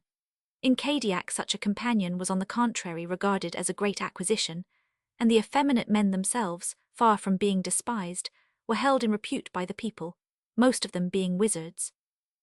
We have previously noticed the connection between homosexual practices and shamanism among various Siberian peoples, and it is said that such shamans as had changed their sex were greatly feared by the people, being regarded as very powerful. Among the Illinois and Northwesses, the 473 effeminate men assist in all the juggleries and the solemn dance in honor of the calumet, or sacred tobacco pipe, for which the Indians have such a deference that one may call it the god of peace and war, and the arbiter of life and death. But they are not permitted either to dance or sing. They are called into the councils of the Indians, and nothing can be decided upon without their advice, for because of their extraordinary manner of living, they are looked upon as manitous or supernatural beings, and persons of consequence. The Sioux, Sacs, and Fox Indians give once a year, or oftener if they choose, a feast to the Berdash or Aikukua, who is a man dressed in woman's clothes, as he has been all his life. For extraordinary privileges which he is known to possess, he is driven to the most servile and degrading duties, which he is not allowed to escape, and he being the only one of the tribe submitting to this disgraceful degradation, is looked upon as medicine and sacred, and a feast is given to him annually, and initiatory to it, a dance by those few young men of the tribe who can dance forward and publicly make their boast without the denial of the Berdash such, and such only, are allowed to enter the dance and partake of the feast 119. Among some American tribes, however, these effeminate men are said to be despised, especially by the women. In ancient Peru, also, homosexual practices seem to have entered in the religious cult. In some particular places, says Cieza de Leon, boys were kept as priests in the temples, with whom it was rumored that the lords joined in company on days of festivity. They did not meditate, he adds, the committing of such sin, but only the offering of sacrifice to the demon. If the Incas by chance had some knowledge of such proceedings in the temple, they might have 474 ignored them out of religious tolerance. But the Incas themselves were not only free from such practices in their own persons, they would not even permit anyone who was guilty of them to remain in the royal houses or palaces, and Cieza heard it related that, if it came to their knowledge that somebody had committed an offence of that kind, they punished it with such a severity that it was known to all. Las Casas tells us that in several of the more remote provinces of Mexico sodomy was tolerated, if not actually permitted, because the people believed that their gods were addicted to it, and it is not improbable that in earlier times the same was the case in the entire empire. But in a later age severe measures were adopted by legislators in order to suppress the practice. In Mexico, people found guilty of it were killed. In Nicaragua, it was punished capitally by stoning 125, and none of the Maya nations was without strict laws against it. Among the Chibchas of Bogotá, the punishment for it was the infliction of a painful death. However, it should be remembered that the ancient culture nations of America were generally extravagant in their punishments, and that their penal codes in the first place expressed rather the will of their rulers than the feelings of the people at large. Junghun op sit 2n. Schweiner op sit Roman 1. Ellis Polynesian Researches Roman 1 cf. Moerenhout Voyages aux Isles du Grand Ocean 2. SQ. De Flacourt op sit. Walter in Steinmetz Rich Sverholtnis. Veniaminoff quoted by Petrov, Report on Alaska. Ibid, the offender desirous of unburdening himself selected a time when the sun was clear and unobscured. He picked up certain weeds and carried them about his person, then deposited them and threw his sin upon them, calling the sun as a witness, and when he had eased his heart of all that had weighed upon it, he threw the grass or weeds into the fire, and after that considered himself cleansed of his sin. Davido, quoted by Homburg Locke, sit, sq. Lysiansky op sit. Bargarez, quoted by Demidov op sit, Jochelson op sit, sq. Marquette op sit, sq. Catlin, North American Indians 2, sq. 120 La Salle's Last Expedition in North America, in Collections of the New York Historical Society 2. Illinois, Perrin du Lac, Voyage dans les Louisians et chez les Nations Sauvages du Missouri, Bossu op sit. 1 Chactaws, Oviedo y Valdez Lock, sit. Isthmians, von Martius von Demrich Zustand unter den Ureinwohnern Brasilians Guaycurus. Cieza de Leon, Segunda Part de Crónica del Perú ch. 25, see also idem, Crónica del Perú Primer Part ch. 64 Biblioteca de Autores Españoles 26, sq. Idem Segunda Part de Crónica del Perú ch. 25, see also Garcilaso de la Vega op sit. Roman 2. Las Casas, quoted by Bancroft op sit. 2 sq. cf. Ibid. Roman 2. Clavigero, History of Mexico, Roman 1. Square Archaeology and Ethnology of Nicaragua in Trans, American Ethn, Soc. 3, pt. Roman 1. Bancroft op sit. Roman 2. Piedrahita, Historia General de las Conquistas, del Nuevo Reino de Granada. See Supra 195. Homosexual practices are said to be taken little notice of even by some uncivilized peoples who are not addicted to them. In the Pelu Islands, where such practices occur only sporadically, they are not punished, although if I understand Herr Kubery rightly, the persons committing them may be put to shame. The Ossetes of the Caucasus, 475 among whom pederasty is very rare, do not generally prosecute persons for committing it but ignore the act. The East African Maasai do not punish sodomy, but we also meet with statements of a contrary nature. In a Kafir tribe, Mr. Warner heard of a case of it, only one during a residence of 25 years, which was punished with a fine of some cattle claimed by the chief. Among the Ondonga, pederasts are hated, and the men who behave like women are detested, most of them being wizards. The Washambala consider pederasty a grave moral aberration and subject it to severe punishment. Among the Waganda, homosexual practices, which have been introduced by the Arabs and are of rare occurrence, are intensely abhorred, the stake being the punishment. The Negroes of Accra, who are not addicted to such practices, are said to detest them. In Nubia, pederasty is held in abhorrence, except by the Kashefs and their relations, who endeavor to imitate the Mamelukes in everything. Kubery, die Verbrechen und des Strafverfahren auf den Pelau in Seln, in original Mitteilungen aus der ethnologischen Abteilung der Königlichen Museen zu Berlin, Roman 1. Kowalewski, Kautum Contemporain. Merker, die Maasai. The Maasai, however, slaughter at once any bullock or he-goat which is noticed to practice unnatural intercourse, for fear lest otherwise their herds should be visited by a plague, as a divine punishment. Ibid. Warner in Maclean, Compendium of Kafir Laws. Rottinen in Steinmetz, Rechtsverhältnis SQ. Lang Ibid. Falcon in Proceed, Roy Soch, Edinburgh, Roman 13. Monred op sit. Burkhardt Travels in Nubia. Muhammad forbade sodomy 138, and the general opinion of his followers is that it should be punished like fornication, for which the punishment is, theoretically, severe enough 139 unless the offenders make a public act of penitence. In order to convict, however, the law requires that 4 reliable persons shall swear to have been eyewitnesses 140, and this alone would make the law a dead letter, even if it had the support of popular feelings, but such support is certainly wanting. In Morocco, active 476 pederasty is regarded with almost complete indifference, whilst the passive sodomite, if a grown-up individual, is spoken of with scorn. Dr. Pollack says the same of the Persians. In Zanzibar, a clear distinction is made between male congenital inverts and male prostitutes. The latter are looked upon with contempt, whereas the former, as being what they are by the will of God, are tolerated.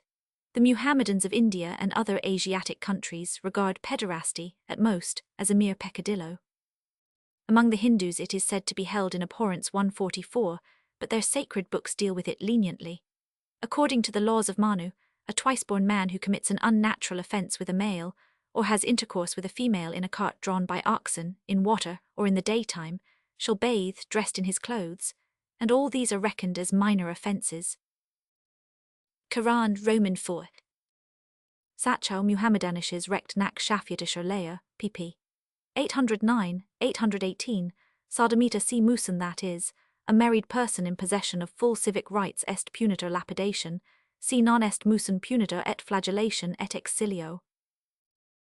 Burton, Arabian Nights, Roman 10.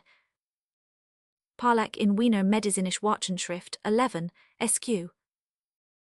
Baumann in Verhandel, Berliner Gesellschaft, Anthrop, 1899. Chevers op. Cit. Burton, Arabian Nights 10, SQQ. Burton, Arabian Nights, Roman 10. Laws of Manu, Roman 11 cf. Institutes of Vishnu 53, Apostamba, Roman 126, 7, Gautama, Roman 25. Chinese law makes little distinction between unnatural and other sexual offences. An unnatural offence is variously considered according to the age of the patient and whether or not consent was given. If the patient be an adult or a boy over the age of 12, and consent, the case is treated as a slightly aggravated form of fornication, both parties being punished with 100 blows and 1 month's kang, whilst ordinary fornication is punished with 80 blows. If the adult or boy over 12 resist, the offence is considered as rape, and if the boy be under 12, the offence is rape irrespective of consent or resistance, unless the boy has previously gone astray. But, as a matter of fact, unnatural offences are regarded as less hurtful to the community than ordinary immorality 147, and pederasty is not looked down upon. L'opinion publique restait out a fait indifferent à ce genre de distraction, et la 477 morale ni sen immute en rien, puisque cela plata l'operateur et que l'opère est consentant, tout est pour le mieux, la loi chinis name gura s'occuper des. Affairs trop in times. La pederastie est même considérée comme une chose de bon ton, une fantaisie dispendieuse et part out unplaisir élégant. La pederastie une consecration officielle en Chine. Il existe en effet des pédères pour l'empereur. 148. Indeed, the only objection which Dr. Matignon has heard to be raised to pederasty by public opinion in China is that it has a bad influence on the eyesight. In Japan, there was no law against homosexual intercourse till the Revolution of 1868. In the period of Japanese chivalry, it was considered more heroic if a man loved a person of his own sex than if he loved a woman, and nowadays people are heard to say that in those provinces of the country where pederasty is widely spread, the men are more manly and robust than in those where it does not prevail. Alabaster Notes and Commentaries on Chinese Criminal Law SQQ, Tatsing Leu Li Appendix No, Roman 32. Alabaster op. Cit. Matignon in Archives d'Anthropologie Criminelle 14, 43-52. Ibid. Karsch op. Cit. J. Weyer in Jahrbuch für Sexualzwischenstufen 4, 270 SQ. The laws of the ancient Scandinavians ignored homosexual practices, but passive pederasts were much despised by them. They were identified with cowards and regarded as sorcerers. The epithets applied to Themogger, Ragger, Blander, and others assumed the meaning of poltroon in general, and there are instances of the word arg being used in the sense of practicing witchcraft. This connection between pederasty and sorcery, as a Norwegian scholar justly points out, helps us to understand Tacitus' statement that among the ancient Teutons individuals, whom he describes as corpore infames, were buried alive in a morass. Considering that drowning was a common penalty for sorcery, it seems probable that this punishment was inflicted upon them not in the first place on account of their sexual practices, but in their capacity of wizards. It is certain that the opprobrium which the pagan Scandinavians attached to homosexual love was chiefly restricted to him who played the woman's part. In one of the poems 478, the hero even boasts of being the father of offspring born by another man. Tacitus Germania 12. 153, Spuren von Kontrasexualität bei den alten Skandinavien Mittelungen eins norwegischen Gelehrten, in Jahrbuch für Sexualzwischenstufen, 4, 256 SQQ. In Greece, pederasty in its baser forms was censured, though generally, it seems, with no great severity, and in some states it was legally prohibited. According to an Athenian law, a youth who prostituted himself for money lost his rights as a free citizen and was liable to the punishment of death if he took part in a public feast or entered the agora. In Sparta, it was necessary that the listener should accept the inspirator from real affection. He who did so out of pecuniary considerations was punished by the ephors. We are even told that among the Spartans the relations between the lover and his friend were truly innocent, and that if anything unlawful happened both must forsake either their country or their lives. But the universal rule in Greece seems to have been that when decorum was observed in the friendship between a man and a youth, no inquiries were made into the details of the relationship, and this attachment was not only regarded as permissible, but was praised as the highest and purest form of love, as the offspring of the heavenly Aphrodite, as a path leading to virtue, as a weapon against tyranny, as a safeguard of civic liberty, as a source of national greatness and glory. Phaedrus said that he knew no greater blessing to a young man who is beginning life than a virtuous lover, or to the lover than a beloved youth, for the principle which ought to be the guide of men who would lead a noble life cannot be implanted by any other motive so well as by love. The Platonic Pausanias argued that if love of youths is held in ill repute, it is so only because it is inimical to tyranny. The interests of rulers require that their subjects should 479 be poor in spirit, and that there should be no strong bond of friendship or society among them, which love, above all other motives, is likely to inspire. 160. The power of the Athenian tyrants was broken by the love of Aristogiton and the constancy of Harmodius. At Agrigentum in Sicily, the mutual love of Chariton and Melanippus produced a similar result, and the greatness of Thebes was due to the sacred band established by Epaminondas. For in the presence of his favourite, a man would choose to do anything rather than to get the character of a coward. 161. It was pointed out that the greatest heroes and the most warlike nations were those who were most addicted to the love of youths. 162. And it was said that an army consisting of lovers and their beloved ones, fighting at each other's side, although a mere handful, would overcome the whole world. Xenophon, Lacemonerum Respublica, Roman 2 Maximus Tyrius, Dissertations 25, Roman 26. Aeschines contra Timochem 21. Alien Varia Historia Roman 3 cf. Plato Legs Roman 8. Alien op sit Roman 3 cf. Maximus Tyrius op sit Roman 26. Cf. Simmons Locke sit SQQ. Plato Symposium. Plato Symposium. Hieronymus the Peripatetic referred to by Athenaeus op sit 13. See also Maximus Tyrius op sit Roman 24. Plutarch Amatorius Roman 17. Plato Symposium. Herodotus asserts that the love of boys was introduced from Greece into Persia. Whether his statement be correct or not, such love could certainly not have been a habit of the Mazda worshippers. In the Zoroastrian books, unnatural sin is treated with a severity to which there is a parallel only in Hebrewism and Christianity. According to the Vendidad, there is no atonement for it. It is punished with torments in the other world, and is capital here below. Even he who committed it involuntarily by force is subject to corporal punishment. Indeed, it is a more heinous sin than the slaying of a righteous man. There is no worse sin than this in the good religion, and it is proper to call those who commit it worthy of death in reality.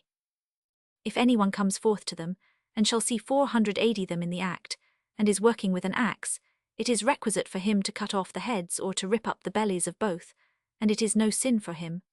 But it is not proper to kill any person without the authority of hypriests and kings, except on account of committing or permitting unnatural intercourse. 170. Herodotus, Roman 1. Ammianus Marcellinus says 23, that the inhabitants of Persia were free from pederasty, but see also Sextus Empiricus, Pyrrhoni Hypotyposes, Roman 1. Vendidad 1, Roman 8. Dharmasteter in Sacred Books of the East 4, p. 86, Vendidad Roman 8. Dinai Mainogi Kurad 36, SQQ. Sad Dar 9 Sqq. Nor are unnatural sins allowed to defile the land of the Lord. Whosoever shall commit such abominations, be he Israelite or stranger dwelling among the Israelites, shall be put to death. The souls that do them shall be cut off from their people. By unnatural sins of lust the Canaanites polluted their land, so that God visited their guilt, and the land spewed out its inhabitants. Leviticus 18:24 Sqq. Roman 20. This horror of homosexual practices was shared by Christianity.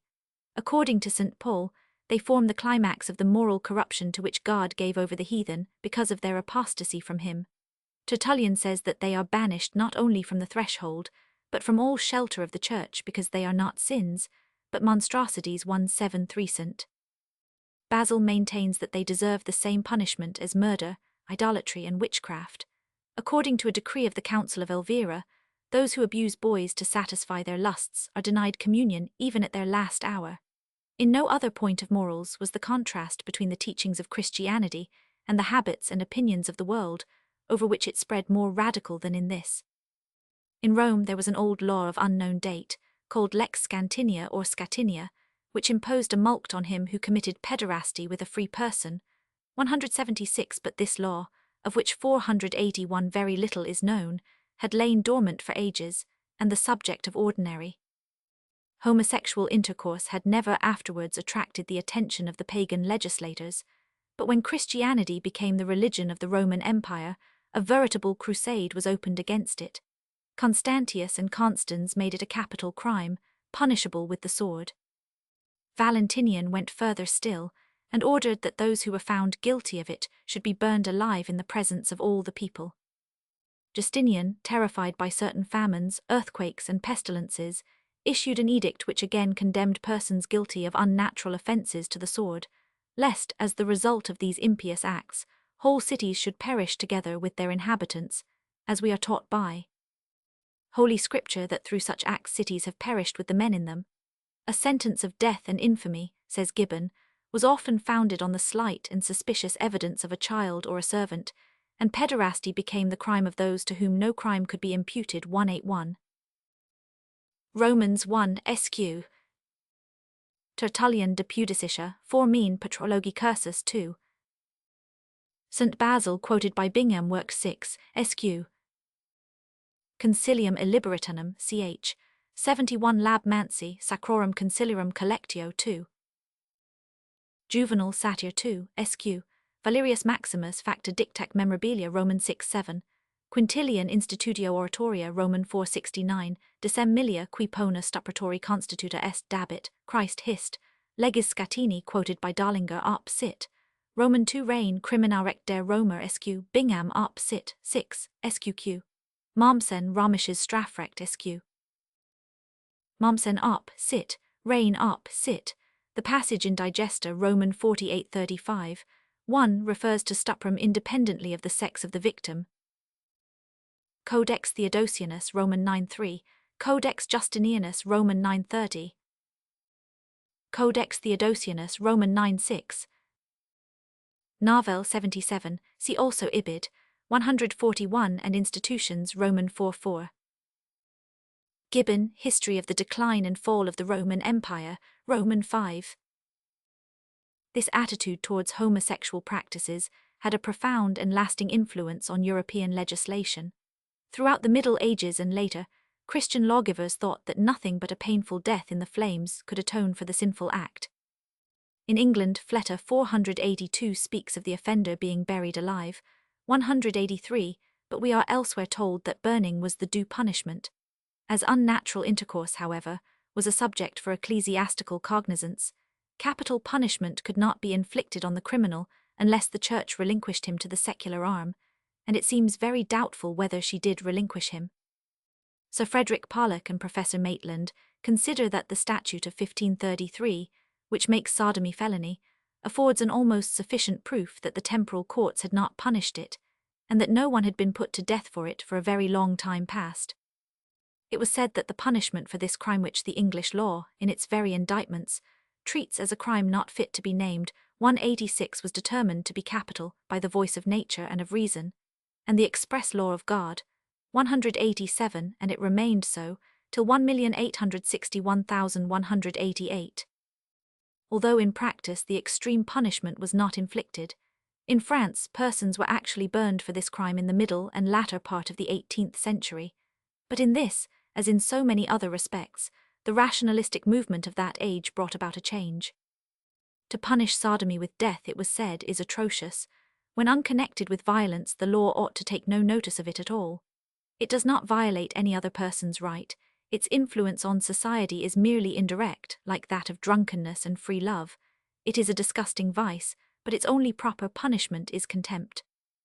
This view was adopted by the French Code Penal, according to which homosexual practices in private, between two consenting adult parties, whether men or women, are absolutely 483 unpunished. The homosexual act is treated as a crime only when it implies an outrage on public decency, or when there is violence or absence of consent, or when one of the parties is under age or unable to give valid consent. This method of dealing with homosexuality has been followed by the legislators of various European countries 194, and in those where the law still treats the act in question per se as a penal offence, notably in Germany, a propaganda in favour of its alteration is carried on with the support of many men of scientific eminence. This changed attitude of the law towards homosexual intercourse undoubtedly indicates a change of moral opinions. Though it is impossible to measure exactly the degree of moral condemnation, I suppose that few persons nowadays attach to it the same enormity of guilt as did our forefathers, and the question has even been put whether morality has anything at all to do with a sexual act, committed by the mutual consent of two adult individuals, which is productive of no offspring, and which on the whole concerns the welfare of nobody but the parties themselves. Du Bois' Histoire du droit criminel de l'Espagne pp. 93 403. Les établissements de Saint Louis 1 vol. Roman 2 Beaumanoir Cautums du Beauvices 30 vol. Roman 1 Montesquieu de l'Esprit des Lois 12. Others. Hume Commentaries on the Law of Scotland 2. Pitcairn Criminal Trials in Scotland 2 N2. Clarus Practica Criminalis Book 5. Sodomia for Opera Omnia 2. Jark Handbuch des Geminen Deutschen Strafrechts 3. SQQ Charles 5. S. Peinlich Gerich Sordnung Art 116. Henk Jeskich des Deutschen Peinlichen Rechts, Roman 1 Numa Praetorius, die Strafrechtlichen Bestimmungen gegen den gleichgeschlechtlichen Verkehr, in Jahrbuch für Sexualzwischenstufen 1. SQQ. In the beginning of the 19th century, sodomy was still nominally subject to capital punishment by burning in Bavaria von Feuerbach. Kritik des Kleintraditionentwurf zu einem peinlichen Gesetzbuch für die Zerfaltsbayerischen Staaten 2, and in Spain as late as 1843 Du Bois, op. Cit. Fletter Roman 1-3. Britain 1 vol. Roman 1. Pollock and Maitland, History of English Law before the time of Edward 1-2. SQ. Coke, third part of the Institutes of the Laws of England, SQ. Blackstone, Commentaries on the Laws of England, Roman 4. Blackstone op. Cit. Roman 4. Stephen, History of the Criminal Law of England, Roman 1. Blackstone op. Cit. Roman 4. Desmays Penalites Ancients, Havelock Ellis op. Cit. Numa Praetorius Locke, Cit. SQQ. Note of the editors of Cale's edition of Voltaire's Prix de la Justice et de l'Humanité, in others completes 5 N2. Code Penal 330 SQQ, cf. Chevalier l'inversion sexuelle SQQ, Havelock Ellis op. Cit. SQ. Numa Praetorius Locke, Cit. pp. 131,133, 143 SQQ. C.E.G. Back's Ethics of Socialism. From this review of the moral ideas on the subject, incomplete though it be, it appears that homosexual practices are very frequently subject to some degree of censure, though the degree varies extremely. This censure is no doubt, in the first place, due to that feeling of aversion or disgust which the idea of homosexual intercourse tends to call forth in normally constituted adult individuals whose sexual instincts have developed under normal conditions. I presume that nobody will deny the general prevalence of such a tendency. It corresponds to that instinctive repugnance to sexual connections with women which is so frequently found in congenital inverts, whilst that particular form of it with which legislators have chiefly busied themselves evokes, in addition, physical disgust of its own. And in a society where the 484 large majority of people are endowed with normal sexual desires, their aversion to homosexuality easily develops into moral censure and finds a lasting expression in custom, law, or religious tenets. On the other hand, where special circumstances have given rise to widely spread homosexual practices, there will be no general feeling of disgust even in the adults, and the moral opinion of the society will be modified accordingly. The act may still be condemned, in consequence of a moral doctrine formed under different conditions, or of the vain attempts of legislators to check sexual irregularities, or out of utilitarian considerations, but such a condemnation would in most people be rather theoretical than genuine. At the same time, the baser forms of homosexual love may be strongly disapproved of for the same reasons as the baser forms of intercourse between men and women, and the passive pederast may be an object of contempt on account of the feminine practices to which he lends himself, as also an object of hatred on account of his reputation for sorcery. We have seen that the effeminate men are frequently believed to be versed in magic. 196. Their abnormalities readily suggest that they are endowed with supernatural power, and they may resort to witchcraft as a substitute for their lack of manliness and physical strength. But the supernatural qualities or skill in magic ascribed to men who behave like women may also, instead of causing hatred, make them honored or reverenced. See also Bastion in Zeicher. F. Ethnol. 1. Sq. Speaking of the witches of Fez, Leo Africanus says History and Description of Africa 2, that they whore a damnable custom to commit vn lawful venery among themselves. Among the Patagonians, according to Faulkner Description of Patagonia, the male wizards are chosen for their office when they are children, and a preference is always shown to those who at that early time of life discover an effeminate disposition. They are obliged, as it were, to leave their sex, and to dress themselves in female apparel. It has been suggested that the popular attitude towards homosexuality was originally an aspect of economics, a question of under- or overpopulation, and that it was forbidden or allowed accordingly. Dr. Havelock Ellis thinks it probable that there is a certain relationship 485 between the social reaction against homosexuality and against infanticide. Where the one is regarded leniently and favorably, there generally the other is also. Where the one is stamped out, the other is usually stamped out. 197. But our defective knowledge of the opinions of the various savage races concerning homosexuality hardly warrants such a conclusion. And if a connection really does exist between homosexual practices and infanticide, it may be simply due to the numerical disproportion between the sexes resulting from the destruction of a multitude of female infants. On the other hand, we are acquainted with several facts which are quite at variance with Dr. Ellis' suggestion. Among many Hindu castes, female infanticide has for ages been a genuine custom. 199, and yet pederasty is remarkably rare among the Hindus. The ancient Arabs were addicted to infanticide 200, but not to homosexual love 2 or 1, whereas among modern Arabs the case is exactly the reverse. And if the early Christians deemed infanticide and pederasty equally heinous sins, they did so certainly not because they were anxious that the population should increase. If this had been their motive, they would hardly have glorified celibacy. It is true that in a few cases the unproductiveness of homosexual love has been given by indigenous writers as a reason for its encouragement or condemnation. It was said that the Cretan law on the subject had in view to check the growth of population, but like Darlinger, 202, I do not believe that this assertion touches the real root of the matter. More importance may be attached to the following passage in one of the Pahlavi texts. He who is wasting seed makes a practice of causing the death of progeny. When the custom is completely continuous, which produces an evil stoppage of the progress of the race, the creatures have become annihilated, and certainly that action, from which, when it is universally proceeding, the depopulation 486 of the world must arise, has become and furthered the greatest wish of Ahriman.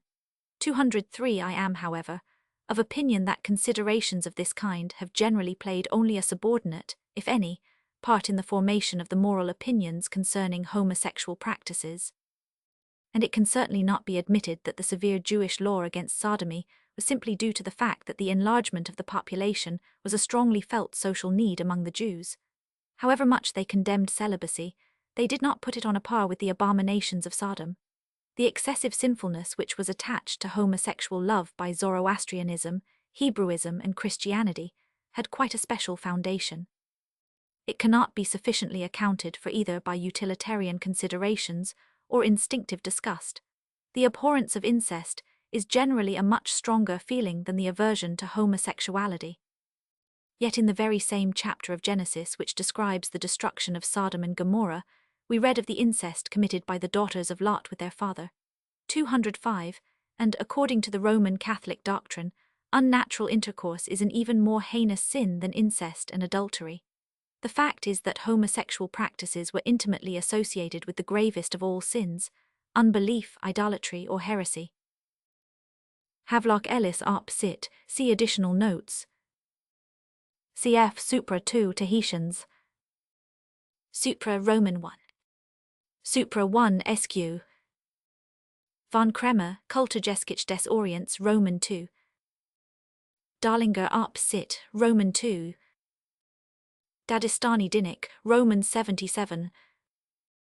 Havelock Ellis op. Cit. Genesis 19, SQQ. Thomas Aquinas Summa Theologica 2, Roman 2:12, Katz Grundriss des Canonischen Strafrechts pp. 104, 118, 120, Clarus Practica Criminalis Book 5, Sodomia Editions 1 Opera Omnia 2, Hoc vitium est magis quam si quis proprium matrum cognoscerit. According to Zoroastrianism, unnatural sin had been created by Angra Mainyu. Ahriman the wicked miscreated the demons and fiends, and also the remaining corrupted ones, by his own unnatural intercourse. 208 Such intercourse is on a par with Afrasiab, a Turanian king who conquered the Iranians for 12 years, 209 with Dahak, a king or dynasty who is said to have conquered Yim and reigned for 1,000 years, 210 with Turi Bradovaksh, 487 a heterodox wizard by whom the best men were put to death. He who commits unnatural sin is in his whole being a diva, 212, and a diva worshipper is not a bad Zoroastrian, but a man who does not belong to the Zoroastrian system, a foreigner, a non-Aryan. In the Vendidad, after the statement that the voluntary commission of unnatural sin is a trespass for which there is no atonement for ever and ever, the question is put, when is it so? And the answer given is, if the sinner be a professor of the religion of Mazda, or one who has been taught in it. If not, his sin is taken from him, in case he makes confession of the religion of Mazda, and resolves never to commit again such forbidden deeds. This is to say, the sin is inexpiable if it involves a downright defiance of the true religion, it is forgiven if it is committed in ignorance of it, and is followed by submission. From all this it appears that Zoroastrianism stigmatized unnatural intercourse as a practice of infidels, as a sign of unbelief. And I think that certain facts referred to above help us to understand why it did so. Not only have homosexual practices been commonly associated with sorcery, but such an association has formed, and partly still forms, an incident of the shamanistic system prevalent among the Asiatic peoples of Turanian stock, and that it did so already in remote antiquity is made extremely probable by statements which I have just quoted from Zoroastrian texts. To this system, Zoroastrianism was naturally furiously opposed, and the change of sex therefore appeared to the Mazda worshipper as a devilish abomination. Vendidad Roman 1. Dinai Mainogi Kurad Roman 8. Saddar Roman 9 West's note to Dinai Mainogi Kurad 8. Sacred Books of the East 24, N4. Saddar Roman 9 West's note to Dinai Mainogi Kurad 8. Sacred Books of the East 24, N3. Saddar Roman 9 West's note to Dadistani Dinnik 72. Sacred Books of the East 18. Vendidad Roman 8. Dharmastita in Sacred Books of the East 4, p51, Vendidad 8 SQ. So also the Hebrews' abhorrence of sodomy was largely due to their hatred of a foreign cult. According to Genesis, unnatural vice was the sin of a people who were not the Lord's people, and the Levitical legislation represents Canaanitish abominations as the chief reason 488 why the Canaanites were exterminated. Now we know that sodomy entered as an element in their religion. Besides kedishath or female prostitutes, there were kedeshim or male prostitutes attached to their temples. The word kadish, translated sodomite, properly denotes a man dedicated to a deity, 217, and it appears that such men were consecrated to the mother of the gods, the famous Syria, whose priests or devotees they were considered to be. The male devotees of this and other goddesses were probably in a position analogous to that occupied by the female devotees of certain gods, who also, as we have seen, have developed into libertines, and the sodomitic acts committed with these temple prostitutes may, like the connections with priestesses, have had in view to transfer blessings to the worshippers. In Morocco, supernatural benefits are expected not only from heterosexual, but also from homosexual intercourse with a holy person. The Kedeshim are frequently alluded to in the Old Testament, especially in the period of the monarchy, when rites of foreign origin made their way into both Israel and Judah. And it is natural that the Yahweh worshipper should regard their practices with the utmost horror, as forming part of an idolatrous cult. Leviticus, Roman 20. Deuteronomy, Roman 23. Driver, Commentary on Deuteronomy. Driver up, sit, SQ, Selby Sodomite in Hastings, Dictionary of the Bible, Roman 4. St. Jerome in Osi, Roman 1:14 mean, up, sit, 25. Cook's note to 1 Kings 14. In his edition of the Holy Bible, Roman 2, see also Lucius 38. Rosenbaum suggests Jeskich der Lustsuch im Altertum, that the eunuch priests connected with the cult of the Ephesian Artemis and the Phrygian worship of Cybele likewise were sodomites. See Westermarck, The Moorish Conception of Holiness, 22:11 Kings 14. 15, Roman 22:2 Kings, Roman 23 Job, Roman 36 Driver up, sit. The Hebrew conception of homosexual love to some extent affected Muhammadanism and passed into Christianity. The notion that it is a form of sacrilege was here strengthened by the habits of the Gentiles. St. Paul found the abominations of Sodom prevalent among nations who had changed the truth of God into a lie, and worshipped and served the creature more than the 489 Creator 222. During the Middle Ages, heretics were accused of unnatural vice as a matter of course. Indeed, so closely was sodomy associated with heresy that the same name was applied to both. In Locautum de Touraine Anjou the word herite, which is the ancient form of heretique, 224 seems to be used in the sense of sodomite. 225, and the French bauger from the Latin bulgarus, Bulgarian, as also its English synonym, was originally a name given to a sect of heretics who came from Bulgaria in the 11th century and was afterwards applied to other heretics, but at the same time it became the regular expression for a person guilty of unnatural intercourse. In medieval laws, sodomy was also repeatedly mentioned together with heresy, and the punishment was the same for both. It thus remained a religious offence of the first order. It was not only a vitium nefandum et super omnia detestandum, 228, but it was one of the 4 clamantia peccata, or crying sins, 229, a crime de majesty, vers le roi celeste.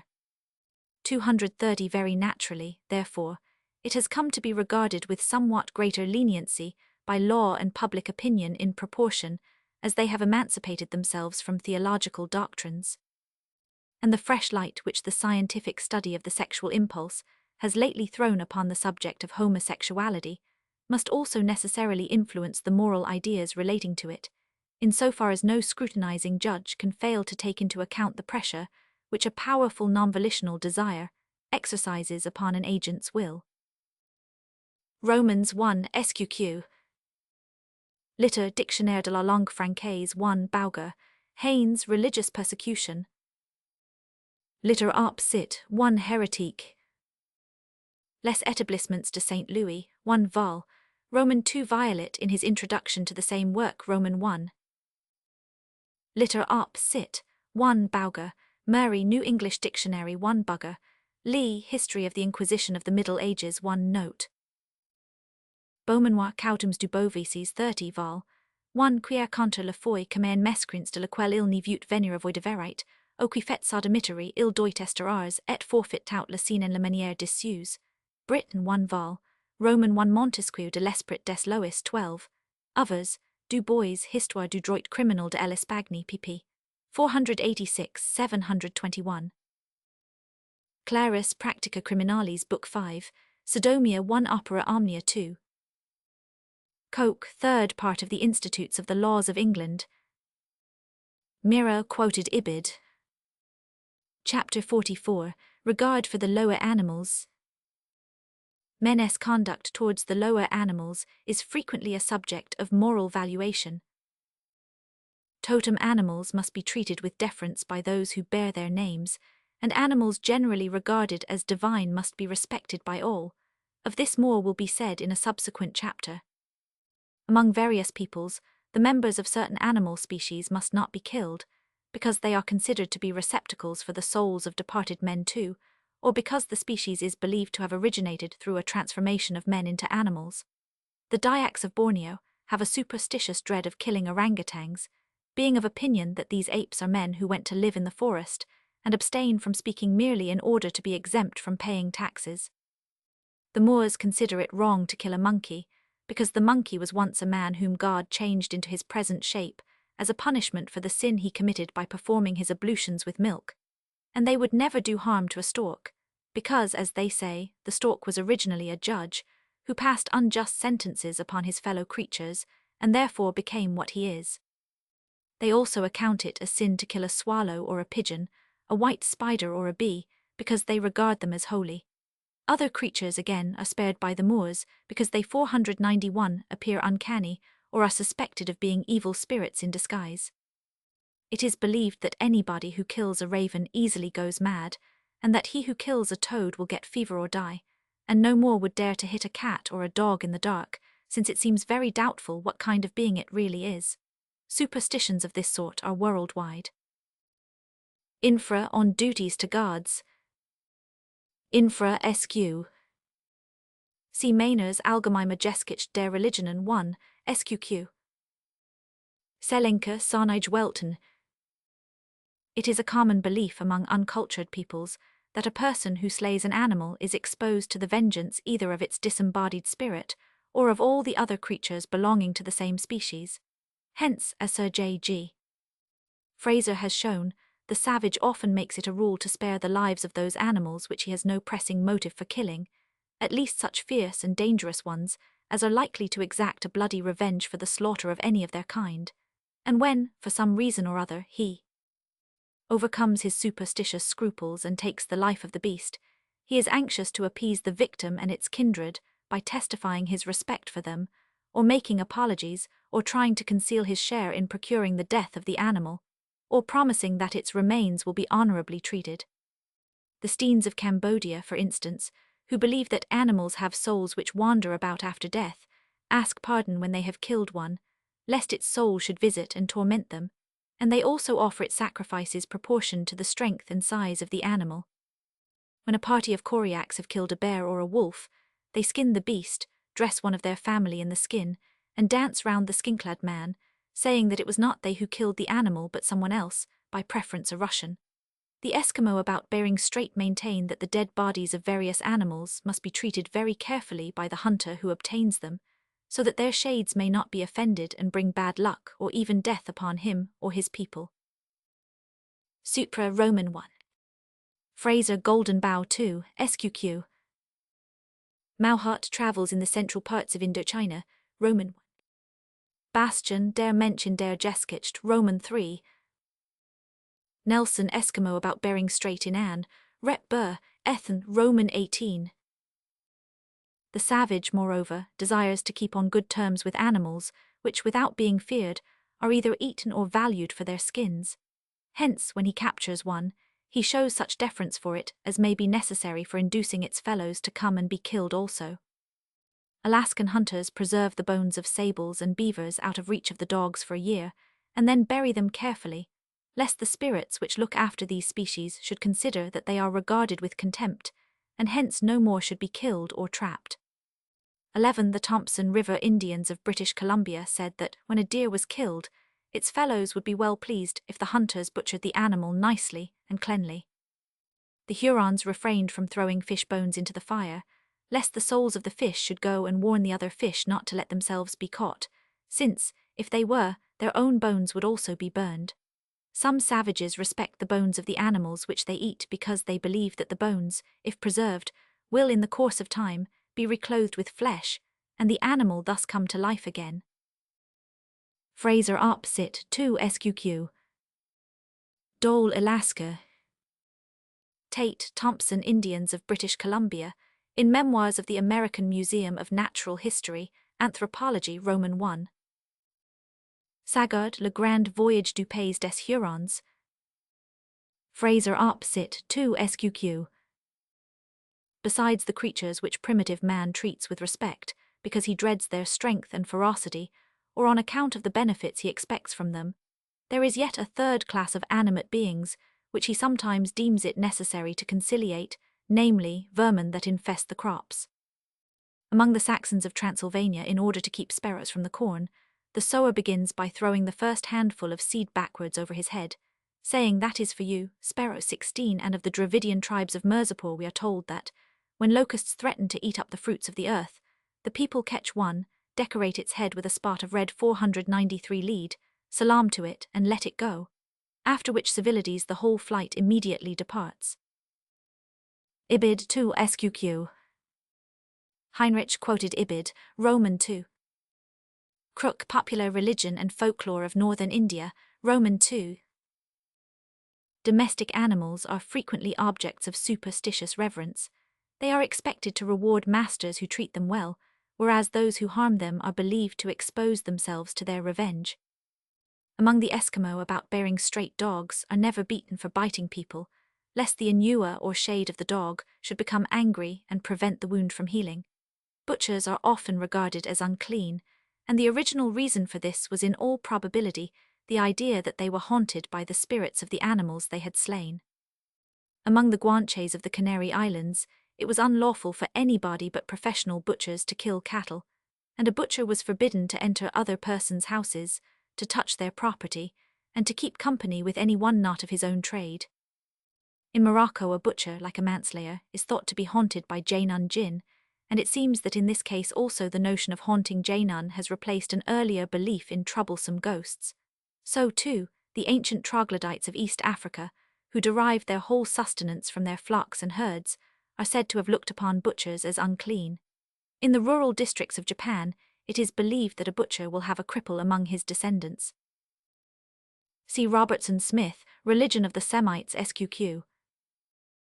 Nelson in and, Rep. Burr, Ethan, Roman 18. Abreu de Galindo, History of the Discovery and Conquest of the Canary Islands, SQ Bory de St. Vincent, SI sur les Isles Fortunes SQ. Cf. Supra Roman 1. Robertson Smith Op. Sit. SQ. Griffey's Mikado's Empire. How far ideas of this sort may account for the great disinclination of many peoples to kill their cattle, it is impossible to say, but they certainly do not constitute the only motive.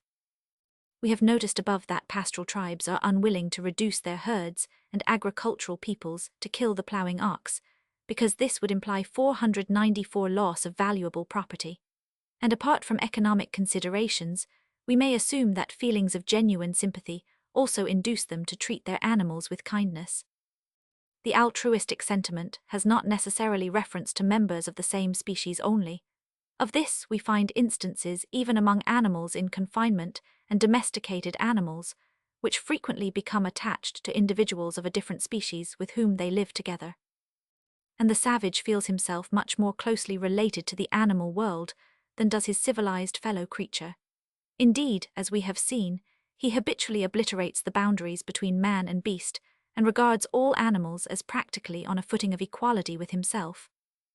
Among the pastoral races of Africa, the men delight in attending their cattle, and spend much time in ornamenting and adorning them. The herdsman knows every beast in his herd, calls it by its name, and affectionately observes all its peculiarities.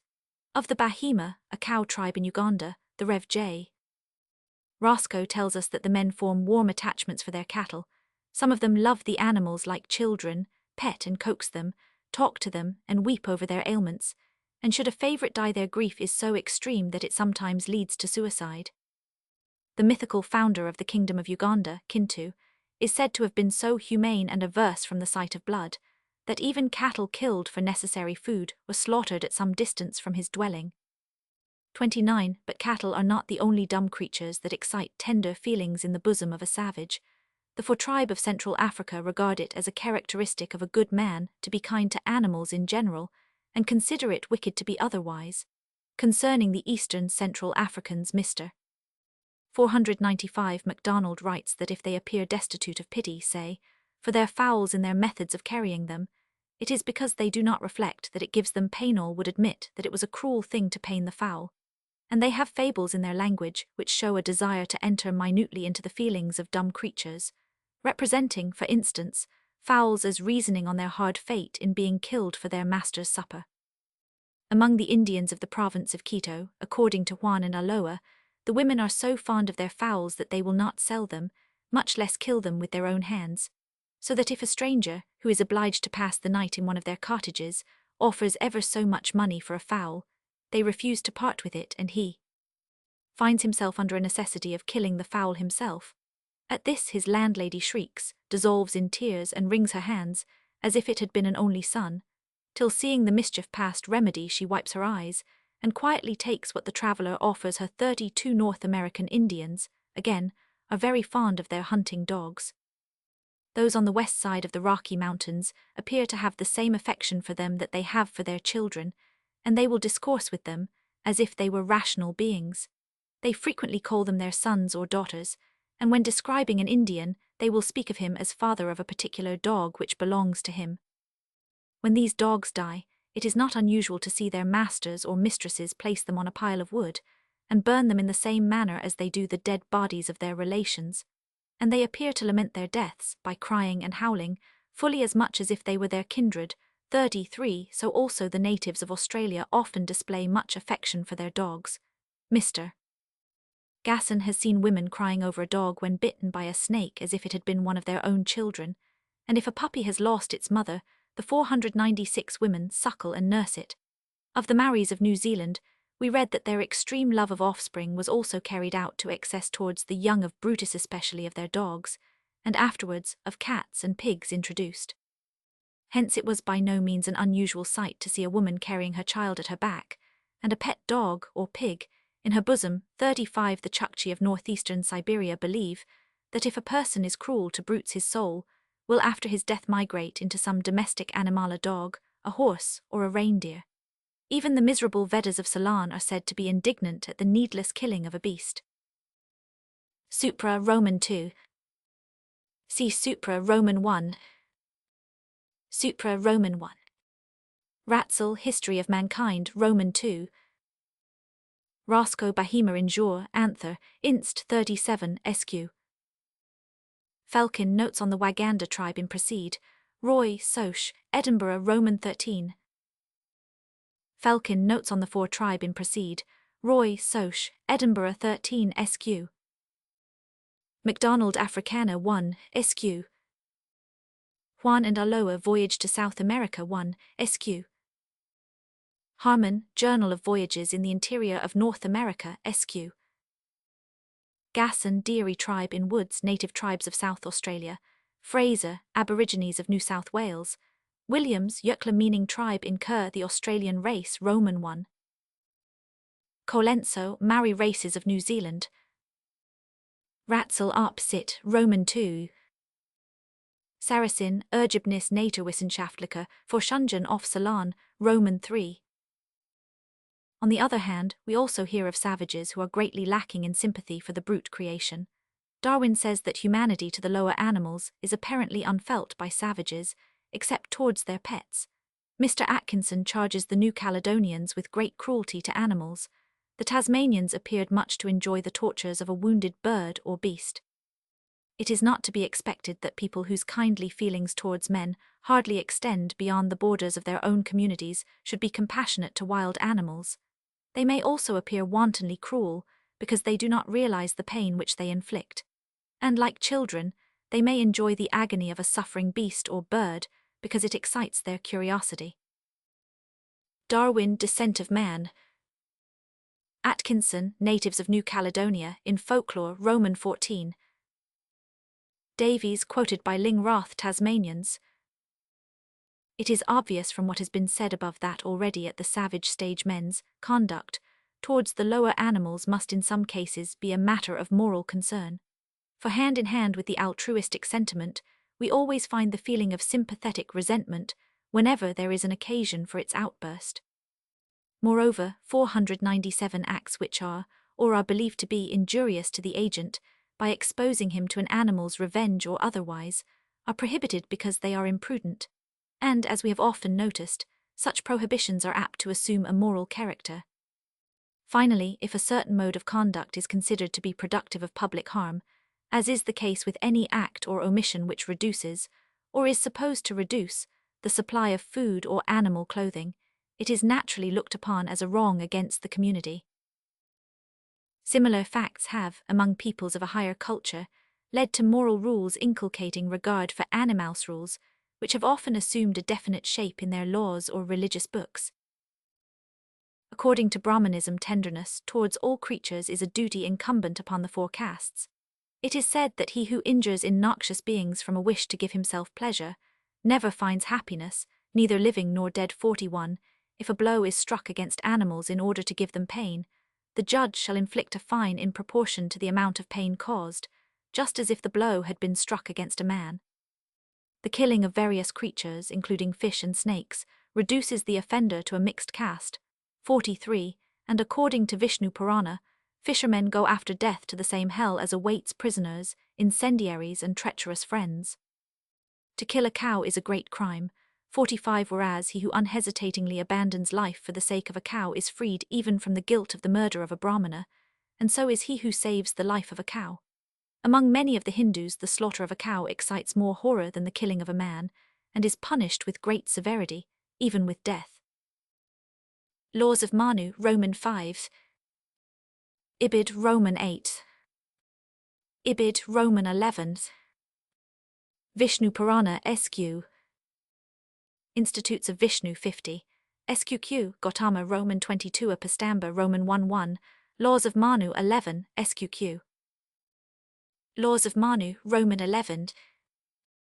Barth, Religions of India, Kipling, Beast and Man in India, SQ. Crook, Things Indian. In Buddhism, Jainism and Taoism, the respect for animal life is extreme. A disciple of Buddha may not 498 knowingly deprive any creature of life, not even a worm or an ant. He may not drink water in which animal life of any kind whatever is contained, and must not even pour it out on grass or clay. And the doctrine which forbids the killing of animate beings is not only professed, but in a large measure followed, by the great majority of people in Buddhistic countries. In Siam, the tameness of many living creatures which in Europe fly from the presence of man is very striking.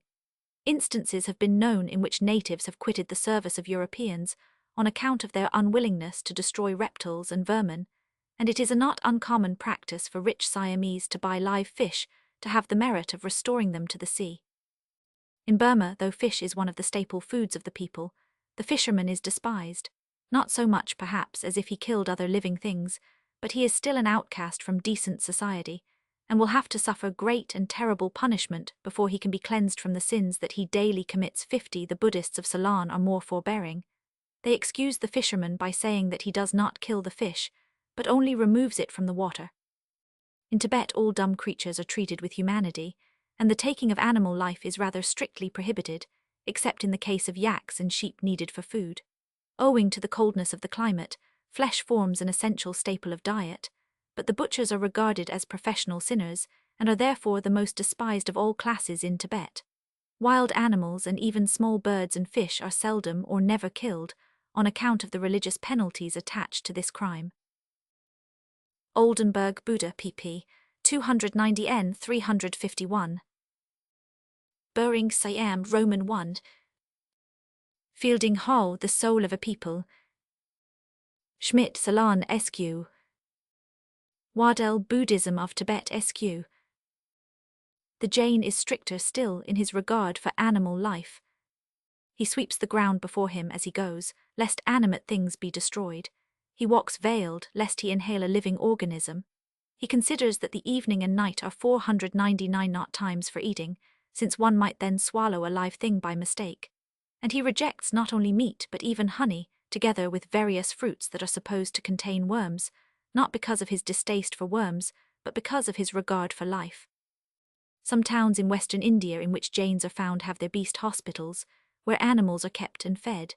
At Surat there was quite recently an establishment of this sort with a house where a host of noxious and offensive vermin, dense as the sands on the seashore, were bred and nurtured. And at Anjar in Kutch, about 5,000 rats were kept in a certain temple and daily fed with flour, which was procured by a tax on the inhabitants of the town. Hopkins' Religions of India, Barth op Sit, Kipling op Sit Sq. Burns' notice of a remarkable hospital for animals at Surat in Jur, Roy Asiatic Soch, 1 Sq. According to Taishang, one of the books of Taoism, a good man will feel kindly towards all creatures, and refrain from hurting even the insect tribes, grass and trees. And he is a bad man who shoots birds and hunts beasts, unearths the burrowing insects and frightens roosting birds, blocks up the dens of animals and overturns nests, hurts the pregnant womb and breaks eggs. 55 in the book called Merits and Errors Scrutinized, which enjoys great popularity in China. It is said to be meritorious to save animals from death even insects if the number amounts to 100, to relieve a brute that is greatly wearied with work, to purchase and set at liberty animals intended to be slaughtered. On the other hand, to confine birds in a cage, to kill 10 insects, to be unsparing of the strength of tired animals, to disturb insects in their holes, to destroy the nests of birds, without great reason to kill and dress animals for food, are all errors of various degrees.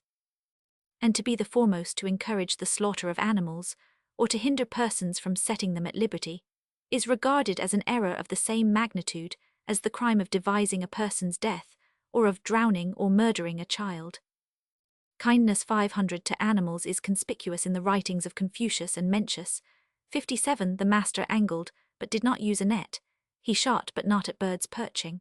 Throughout Japan, according to Sir Edward Reed, the life of animals has always been held more or less sacred, neither Shintoism nor Buddhism requiring or justifying the taking of the life of any creature for sacrifice. 59. Taishang 3 Sq. Indochinese Gleaner 3 205 Sq. Mencius Roman 1:7. Lun Yu Roman 7. Reed Japan Roman 1. The regard for the lower animals which is shown by these Eastern religions, and their adherence is to some extent due to superstitious ideas, similar to those which we found prevalent among many savages. Dr. de Groot observes that in China the virtues of benevolence and humanity are extended to animals because these, also, have souls which may work vengeance or bring reward. The conduct of Orientals towards the brute creation has further been explained by their belief in the transmigration of souls, but it seems that the connection between their theory of metempsychosis and their rules relating to the treatment of animals is not exclusively, nor even chiefly, one of cause and effect, but rather one of a common origin. This theory itself may in some measure be regarded as a result of that intimacy which prevails in the East between animals and men. Buddhism recognizes no fundamental distinction between them, only an accidental or phenomenal difference. 61, and the step is not long from this attitude to the doctrine of metempsychosis. Captain Forbes maintains that the humanity with which the Burmans treat dumb animals comes more from the innate good nature and easiness of their dispositions than from any effect over them of this peculiar doctrine. 62 And they laugh at the suggestion made by Europeans that Buddhists abstain from taking life because they believe in the transmigration of souls, having never heard of it before. Their motive, says Mr. Fielding Hall, is compassion and noblesse oblige, but by its punishments 501 and rewards, religion has greatly increased the natural regard for animal life and welfare, and introduced a new motive for conduct which originally sprang in the main from kindly feeling. De Groot Religious System of China Vol. 4 Book 2. Rhys Davids Hibbert Lectures on Buddhism. Forbes British Burma. Fielding Hall Op Sit Sq. In Zoroastrianism we meet with a different attitude towards the lower animal world. A fundamental distinction is made between the animals of Ormuzd and those of Ahriman. To kill one of the former is a heinous sin, to kill one of the latter is a pious deed. Sacred above all other animals is the dog. The ill-feeding and maltreatment of dogs are prosecuted as criminal, and extreme penalties are inflicted on those who venture to kill them. Nay, if there be in the house of a worshipper of Mazda a mad dog who has no scent, the worshippers of Mazda shall attend him to heal him, in the same manner as they would do for one of the faithful 66 in the eyes of the Parsis. Animals are enlisted under the standards of either Ormuzd or Ahriman according as they are useful or hurtful to man. But 1000. Dharmesteter is of opinion that they originally belonged to the one or the other, not on account of any such qualities, but according as they chanced to have lent their forms to either the god or the fiend in the storm tales.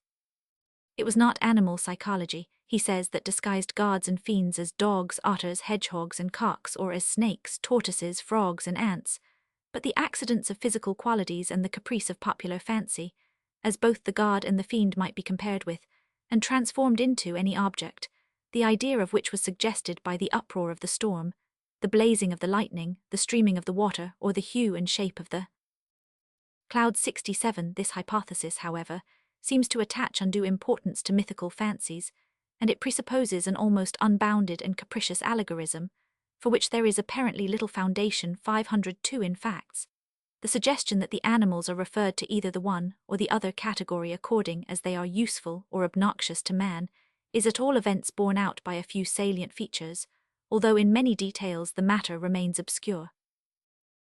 Dharmesteter, Ormuzd et Ahriman. Vendidad 13, SQ, Jiger, Civilization of the Eastern Iranians, Roman 2. Vendidad, Roman 13. Dharmesteter in Sacred Books of the East 4, First Edit, p. 72, SQ, see also Idem, Ormuzd et Ahriman, SQQ. It appears that among the Zoroastrians, also, the respect for the life of animals is partly due to superstitious ideas about their souls and fear of their revenge. According to the Yazds, the souls of the wild beasts and of the tame are objects of worship. 68, and in one of the Pahlavi texts it is said that people should abstain from unlawfully slaughtering any species of animals, since otherwise, in punishment for such an act, each hair of the animal killed becomes like a sharp dagger, and he who is unlawfully a slaughterer is slain. But here again, we may assume the cooperating influence of the feeling of sympathy. Various passages in the Zoroastrian gathas which enjoin kindness to domestic animals suggest as their motives not only considerations of utility, but genuine tenderness. In a later age Ferdowsi sang, "Ah, spare yon emmet rich in hoarded grain. He lives with pleasure, and he dies with pain." 71, and of the modern Persian Dr. Pollack says that, naturally not cruel, he treats animals with more consideration than men. 72. His present religion, too, enjoins kindness to animals as a duty. Yazds, Roman 13. Shayust, Roman 10. Dharmesteter in Lazendavesta 1, p. 106. Ferdowsi quoted by Jones, 10th Anniversary Discourse in Asiatic Researches, Roman 4. Parlek Persian, Roman 1. According to Muhammadanism, beasts, birds, fish, insects are all like man, the slaves of God, the tools of his will. There is no intrinsic distinction between them and the human species, except what accidental diversity God may have been pleased to make. Muhammad said to his followers, "There is not a beast upon the earth nor a bird that flies with both its wings, but is a nation like to you, to their Lord shall they be gathered." 74. Muhammadan law prescribes that domestic animals shall 503 be treated with consideration and not be overworked. 75, and in various Muhammadan countries, this law has also been habitually put into practice. The Moslems of India are kind to animals. In his earlier intercourse with the people of Egypt, Mr. Lane noticed much humanity to beasts. Montaigne said that the Turks gave alms to brutes and had hospitals for them. 78. And Mr. Bosworth Smith is of opinion that beasts of burden and domestic animals are nowhere in Christendom, with the one exception, perhaps, of Norway, treated with such unvarying kindness and consideration as they are in Turkey. In the East, he adds, so far as it has not been hardened by the West, there is a real sympathy between man and the domestic animals. They understand one another. 79. Cf. Palgrave, Journey Through Central and Eastern Arabia, Roman 1. Quran, Roman 6. Sacho Muhammadanisches Recht, pp. 18 103. Poole, Studies in Mohammedanism, pp. 176, 177, 247, cf. Heber, Journey Through the Upper Provinces of India, Roman 2. Lane, Modern Egyptians. Montaigne, Essays, Roman 2. Bosworth Smith, Mohammed and Mohammedanism, pp. 180, 217. So also the ancient Greeks were on familiar terms with the animal world. This appears from the frequency with which their poets illustrate human qualities by metaphors drawn from it, and as men were compared with animals, so animals were believed to possess human peculiarities. When a beast was going to be sacrificed, it had to give its consent to the act by a nod of the head before it was killed. Animals were held in some measure responsible for their deeds. They were tried for manslaughter, sentenced and executed.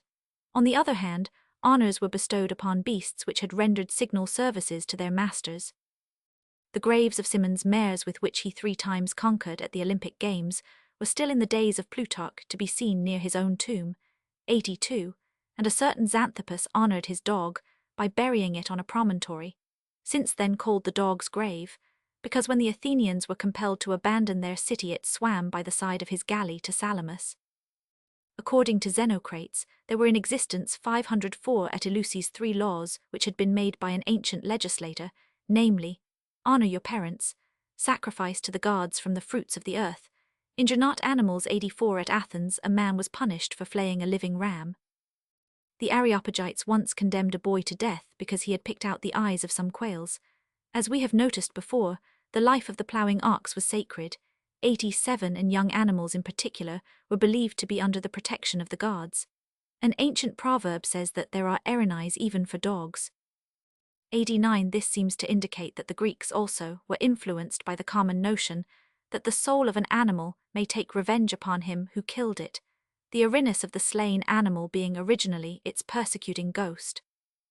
Among the Pythagoreans, again, the rule that animals which are not obnoxious to the human race should be neither injured nor killed was connected with their theory of metempsychoses, 91, and in some cases the prohibition of slaying useful animals may be traced to utilitarian motives. But both in Greece and Rome kindness to brutes was also inculcated for their own sake, on purely humanitarian grounds. Porphyry says that, as justice pertains to rational beings and animals have been proved to be possessed of reason, it is necessary that we should act justly towards them.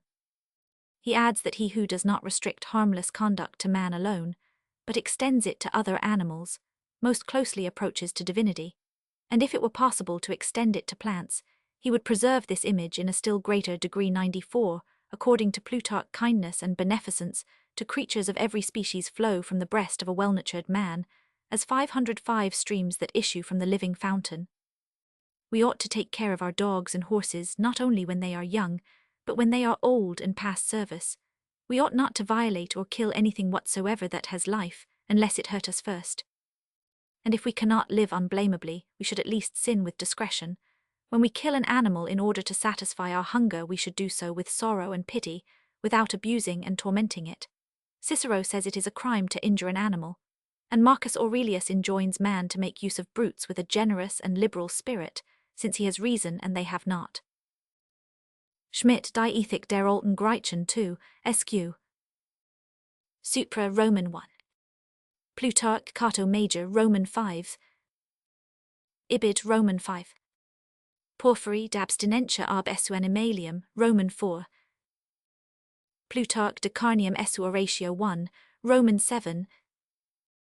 Quintilian, De Institution Oratoria, Roman 5:13. Supra, Roman 2. Aeschylus, Agamemnon 48 SQQ, Xenophon, Synegeticus, Roman 5. Schmidt, Op. Cit., Roman 2. Jamblichus, De Pythagorica Vita, 21. Diogenes Laertius, Vit Philosophorum, Roman 8:12. Aristotle, Rhetorica, Roman 1:2. B. Schmidt, Op. Cit., Roman 2. Porphyry, Op. Cit., Roman 4. Supra, Roman 2. Porphyry, Op. Cit., Roman 3. Ibid, Roman 3. Plutarch, Cato Major 5, SQ. Idem, Questions, Roman 75. Idem, De Carnium Essu Oratio 2, Roman 1. Cicero de Republica, Roman 3. Marcus Aurelius, Commentarii, Roman 6. In the Old Testament we meet with several instances of kindly feeling towards animals. God watches over and controls the sustenance of their life. He sends springs into the valleys, which will give drink to every beast of the field. He gives nests to the birds of the heaven, which sing among the branches. He causes grass to grow for the cattle, and the young lions, roaring after their prey, seek their food from God. Whilst the Jews, as Professor Toy observes, found it hard to conceive of the God of Israel as thinking kindly of its enemies, they had no such feeling of hostility towards beasts and birds. But at the same time man is the center of the creation, a being set apart from all other sentient creatures as God's special favorite, for whose sake everything else was brought into existence. The sun, the moon, and the stars were placed in the firmament of the heaven to give light upon the estate of man. For his sustenance the fruits of the earth were made to grow, and to him was given dominion over the fish of the sea, 506, and over the fowl of the air, and over every living thing that moves upon the earth. And when the earth is to be replenished after the deluge, the same privileges are again granted to him. The fear of man and the dread of man shall be upon all living creatures. Into his hand are they all delivered, they shall all be meat for him. And they are given over to his supreme and irresponsible control, without the slightest injunction of kindness, or the faintest suggestion of any duties towards them. They are to be regarded by him simply as food. Sie Berthallet, Die Stellung der Israeliten zu den Fremden. Various passages, however, which are often quoted as instances of tenderness towards animals, allow of another, and more natural interpretation. This is especially the case with the Sabbatarian injunctions referring to domestic animals. Psalms 104:12, 14, 17, 21. Toy, Judaism and Christianity. Genesis 1 SQ. Genesis Roman 1. Ibid 9 SQ.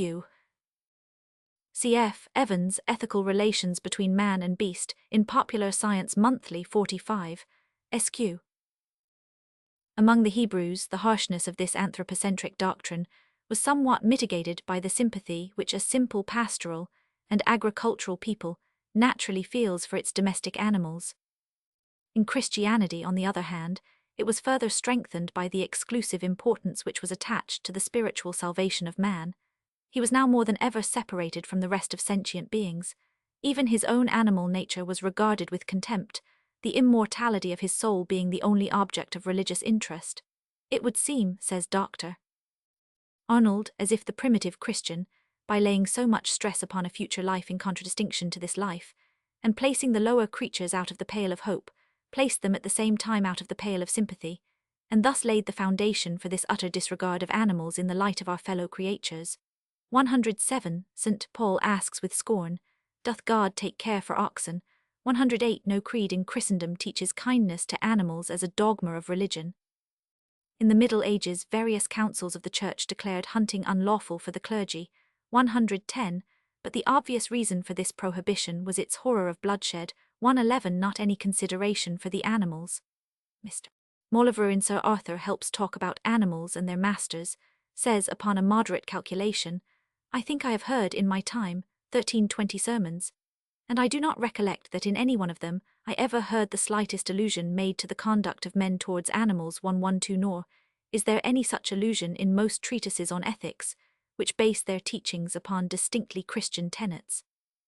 The kindest words, I think, which from a Christian point of view have been said about animals have generally come from Protestant sectarians, Quakers and Methodists. 113, whereas Roman Catholic write us with, a few exceptions 114 when they deal with the subject at all, chiefly take pains to show that animals are entirely destitute of rights. Brute beasts, says Father Rickaby, cannot have any rights for the reason that they have no understanding and therefore are not persons. We have no duties of any kind to them, as neither to stocks and stones. We only have duties about them. We must not harm them when they are our neighbour's property. We must not vex and annoy them for sport, because it disposes him who does so to inhumanity towards his own species. But there is no shadow of evil resting on the practice of causing pain to brutes in sport, where the pain is not the sport itself, but an incidental concomitant of it. Much more in all that conduces to the sustenance of man may we give pain to animals, and we are not bound to any anxious care to make this pain as little as may be. Brutes are as things in our regard. So far as they are useful to us, they exist for us, not for themselves, and we do right in using them unsparingly for our need and convenience, though not for our wantonness. 115. According to another 508 modern Catholic writer, the infliction of suffering upon an animal is not only justifiable, but a duty, when it confers a solid good, however small, on the spiritual nature of man. 116. Pope Pius IX refused a request for permission to form in Rome a society for prevention of cruelty to animals on the professed ground that it was a theological error to suppose that man owes any duty to an animal. Arnold, quoted by Evans, in Popular Science Monthly, Roman 45. 1081 Corinthians, Roman 9. The Manichaeans prohibited all killing of animals. Bore, does Manichaeist religion system SQQ, but Manichaeism did not originate on Christian ground. Harnack, Manichaeism in Encyclopaedia Britannica 15. Supra 2. Le Grand d'Ossi, Histoire de la vie privée des François 1, SQ. Supra 1 SQ. Helps some talk about animals and their masters, cf. Mrs. Jameson, Commonplace Book of Thoughts. See Gurney, Views and Practices of the Society of Friends, SQ. N8, Richmond, Sermon on the Sin of Cruelty to the Brute Creation in Methodist Magazine, London 30. SQQ. Chalmers, Cruelty to Animals in Methodist Magazine, New York 9. SQQ. See de la Roche Fontenelles, L'Église et la pitié envers animaux passim. Rickaby, Moral Philosophy, SQQ. See also Addis and Arnold, Catholic Dictionary, Clark, Cruelty to Animals in the Month and Catholic Review 25. SQQ. Headley, Dr. Mivart on Faith and Science in Dublin Review Sir 3 vol. Roman 18. Clark in the Month and Catholic Review, Roman 25. Cobb, Modern Rec. It is not only theological moralists that maintain that animals can have no rights, and that abstinence from wanton cruelty is a duty not to the animal, but to man. This view has been shared by Kant, and by many later philosophers. So also the legal protection of animals has often been vindicated merely on the ground that cruelty to animals might breed cruelty to men, or shows a cruel disposition of mind. 120, or that it wounds the sensibilities of other people.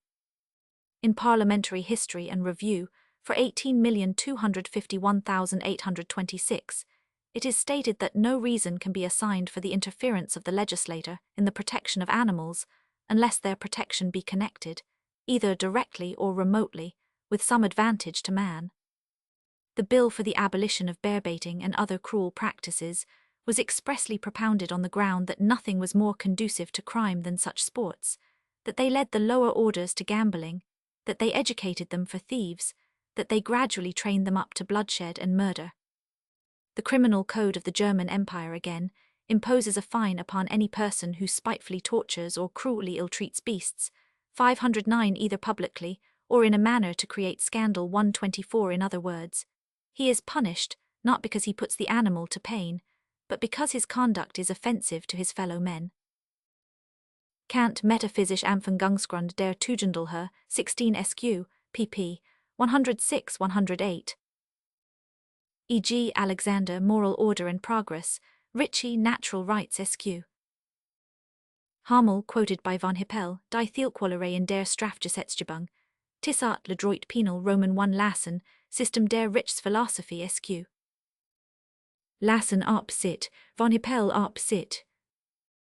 Parliamentary History and Review, 18,256. Ibid.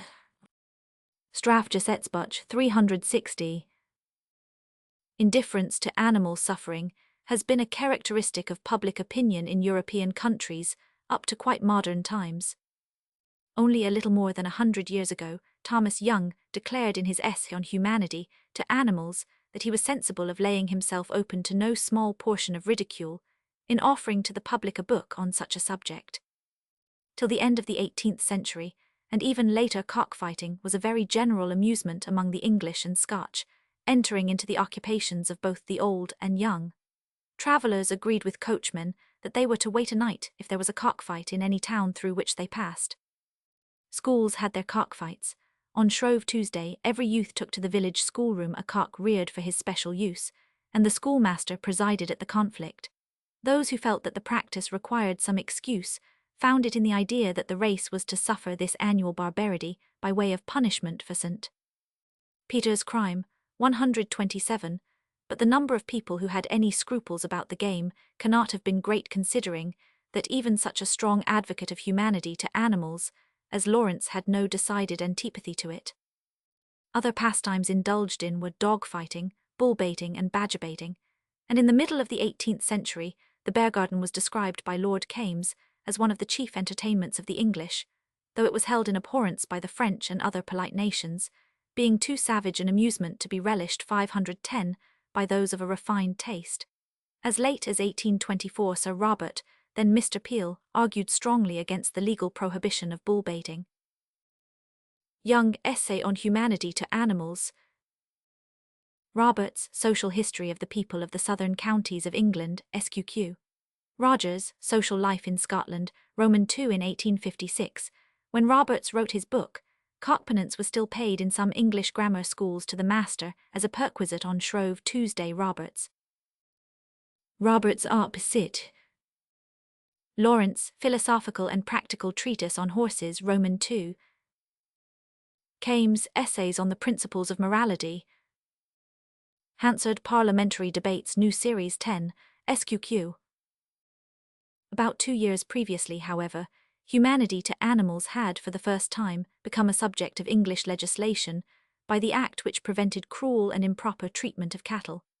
This act was afterwards followed by others which prohibited bear-baiting, cockfighting and similar pastimes, as also cruelty to domestic animals in general. In 1876, vivisection for medical or scientific purposes was subjected to a variety of restrictions, and since 1900 cases of ill-treatment of wild animals in captivity may be dealt with under the Wild Animals in Captivity Protection Act. On the continent, cruelty to animals was first prohibited by criminal law in Saxony in 1,838,133 and subsequently in most other European states. But in the south of Europe, there are still countries in which the law is entirely silent on the subject. Statutes of Great Britain and Ireland, 62, SQQ. Stephen, New Commentaries on the Laws of England, 4, SQQ. Von Hippel op. Cit. Ibid. SQ. Whatever be the professed motives of legislators for preventing cruelty to animals, there can be no doubt that the laws against it are chiefly due to a keener and more generally felt sympathy with their sufferings. The actual feelings of men have commonly been somewhat more tender than the theories of law, philosophy, and religion.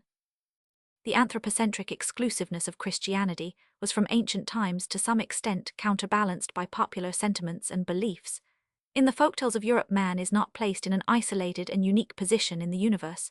He lives in intimate and friendly intercourse with the animals round him, attributes to them human qualities, and regards them with mercy.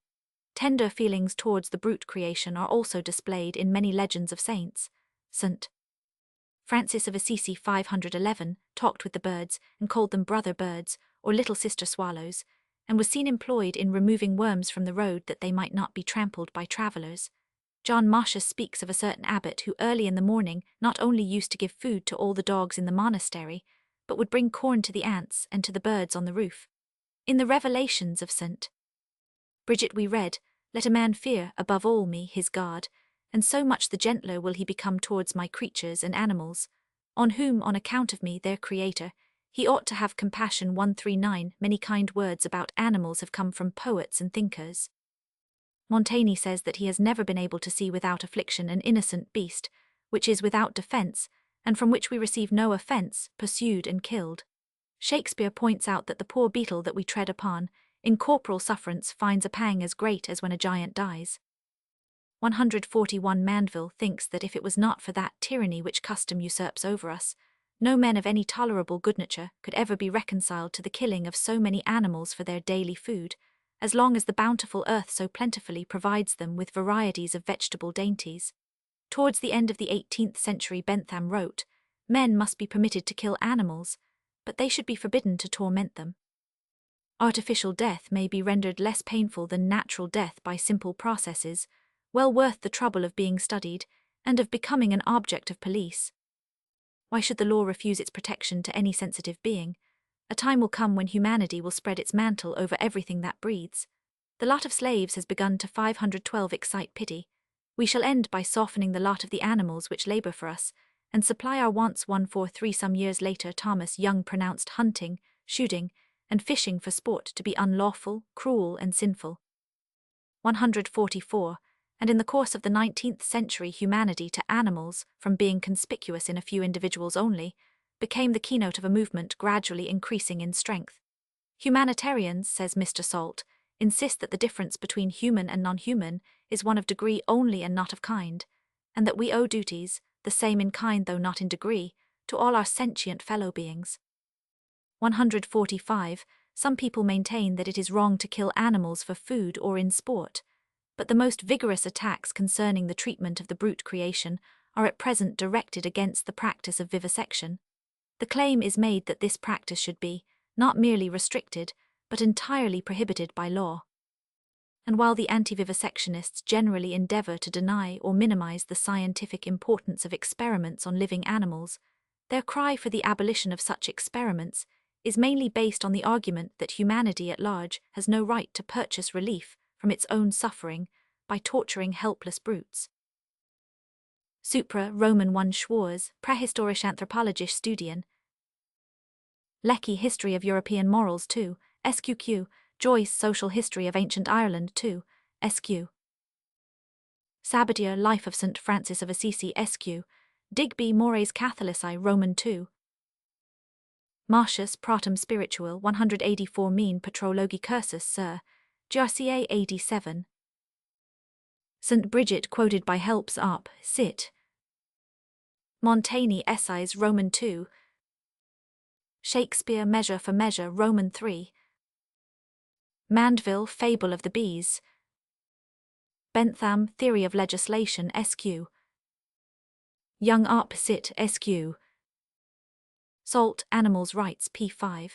This rapidly increasing sympathy with animal suffering is no doubt to a considerable extent due to the decline of the anthropocentric doctrine and the influence of another theory, which regards man, not as an image of the deity separated from the lower animals by a special act of creation, but as a being generally akin to them and only representing a higher stage in the scale of mental evolution. Through this doctrine, the orthodox contempt for dumb creatures was succeeded by feelings of affinity and kindly interest. But apart from any theory as regards human origins, growing reflection has also taught men to be more considerate in their treatment of animals by producing a more vivid idea of their sufferings. Human thoughtlessness has been responsible for much needless pain to which they have been made subject. In spite of some improvement, it is so still, whilst at the same time the movement advocating greater humanity to animals is itself not altogether free from inconsistencies and a certain lack of discrimination. It has been observed that the Neapolitan would not act so cruelly as he does to almost all animals, except the cat if he could bring himself to conceive their capacity for joy and pain. So also we ourselves should often behave differently if we realize the tortures we thoughtlessly cause to creatures whose sufferings escape our notice from want of obvious outward expression. While the practice of whipping young pigs to death to make them tender, which occurred in England not much more than a century ago 147, would nowadays be regarded with general horror, cruelties inflicted for gastronomic purposes upon creatures of a lower type are little thought of. Crayfish, oysters, and fish in general, as Mandeville observed, excite hardly any compassion at all, because they express themselves unintelligibly to us. They are mute, and their inward formation, as well as outward figure, vastly different from ours. 148 On the other hand, even passionate sportsmen describe the hunting of monkeys as repulsive on account of their resemblance to man. Roger Brooke thought it almost barbarous to kill an orangutan, unless for the sake of scientific research. Buddhism itself declares that he who takes away the life of a large animal will have greater demerit than he who takes away the life of a small one. The crime is not great when an ant is killed. Its magnitude increases in this progression: a lizard, a guana, a hare, a deer, a bull, a horse, and an elephant. 150. How little the feelings which underlie men's opinions concerning conduct 514 Towards the lower animals are influenced by reflection, is also apparent in the present crusade against vivisection, when compared with the public indifference to the sufferings inflicted on wild animals in sport.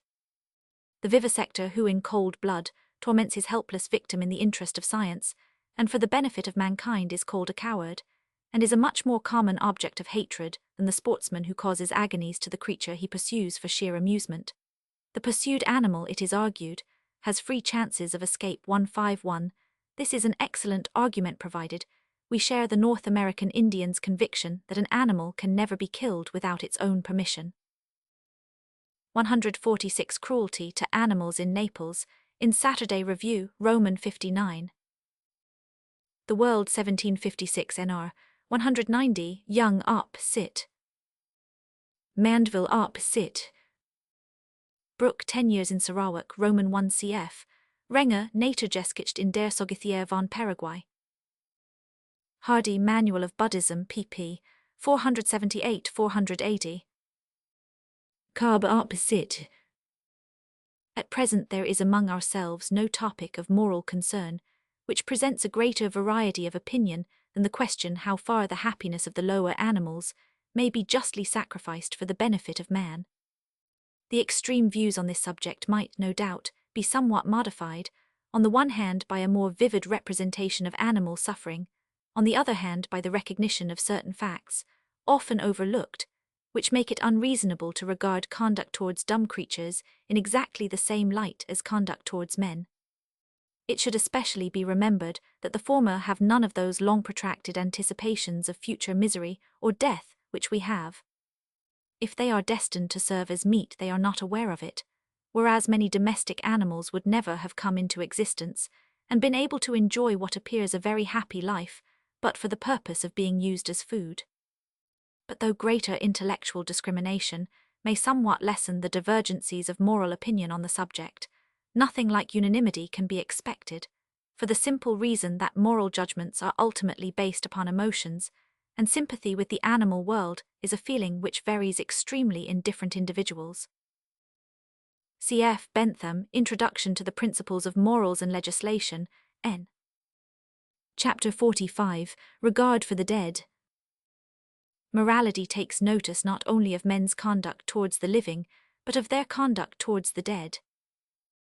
There is a general tendency in the human mind to assume that what has existed still exists and will exist.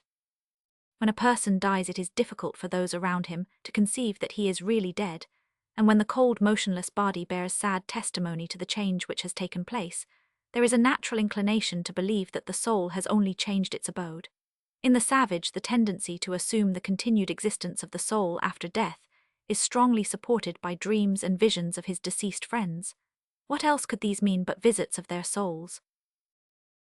There are, it is true, some savages who are reported to believe in the annihilation of the soul at the moment of death, or to have no notion whatever of a future state, but the accuracy of these statements is hardly beyond suspicion. We sometimes hear that the very people who are said to deny any belief in an afterlife are afraid of ghosts. A native of Madagascar will almost in the same 516 breath declare that when he dies he ceases altogether to exist, and yet confess the fact that he is in the habit of praying to his dead ancestors. Of the Maasai in eastern Africa, some writers state that they believe in annihilation, for others that they attribute a future existence to their chiefs, medicine men, or influential people. The ideas on this subject are often exceedingly vague, and inconsistencies are only to be expected.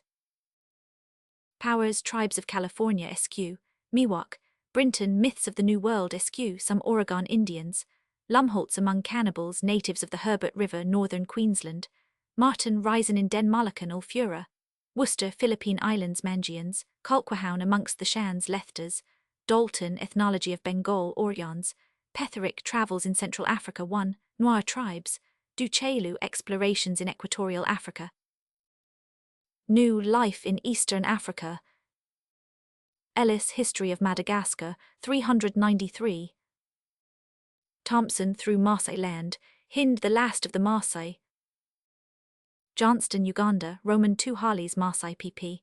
304, 305, 307, Elliot, Ibid, p. 20, The disembodied soul is commonly supposed to have the shape of a small unsubstantial human image, and to be in its nature a sort of vapor, film, or shadow. It is believed to have the same bodily wants, and to possess the same mental capacities as its owner possessed during his lifetime. It is not regarded as invulnerable or immortal. It may be hurt and killed. It feels hunger and thirst, heat and cold. It can see and hear and think. It has human passions and a human will, and it has the power to influence the living for evil or for good. These notions as regards the disembodied soul determine the relations between the living and the dead. Tyler, Primitive Culture, Roman 1. The dead are supposed to have rights very similar to those they had whilst alive. The soul must not be killed or injured. The South Australian Deiri, for instance, show great reverence for certain trees, which are believed to be their fathers transformed. They will not cut them down and protest against the settlers doing so. So also some of the Philippine Islanders maintain that the souls of their forefathers are in trees, which they therefore spare. The North American Powhatans refrained from doing harm to some small woodbirds, which were supposed to receive the souls of their chiefs.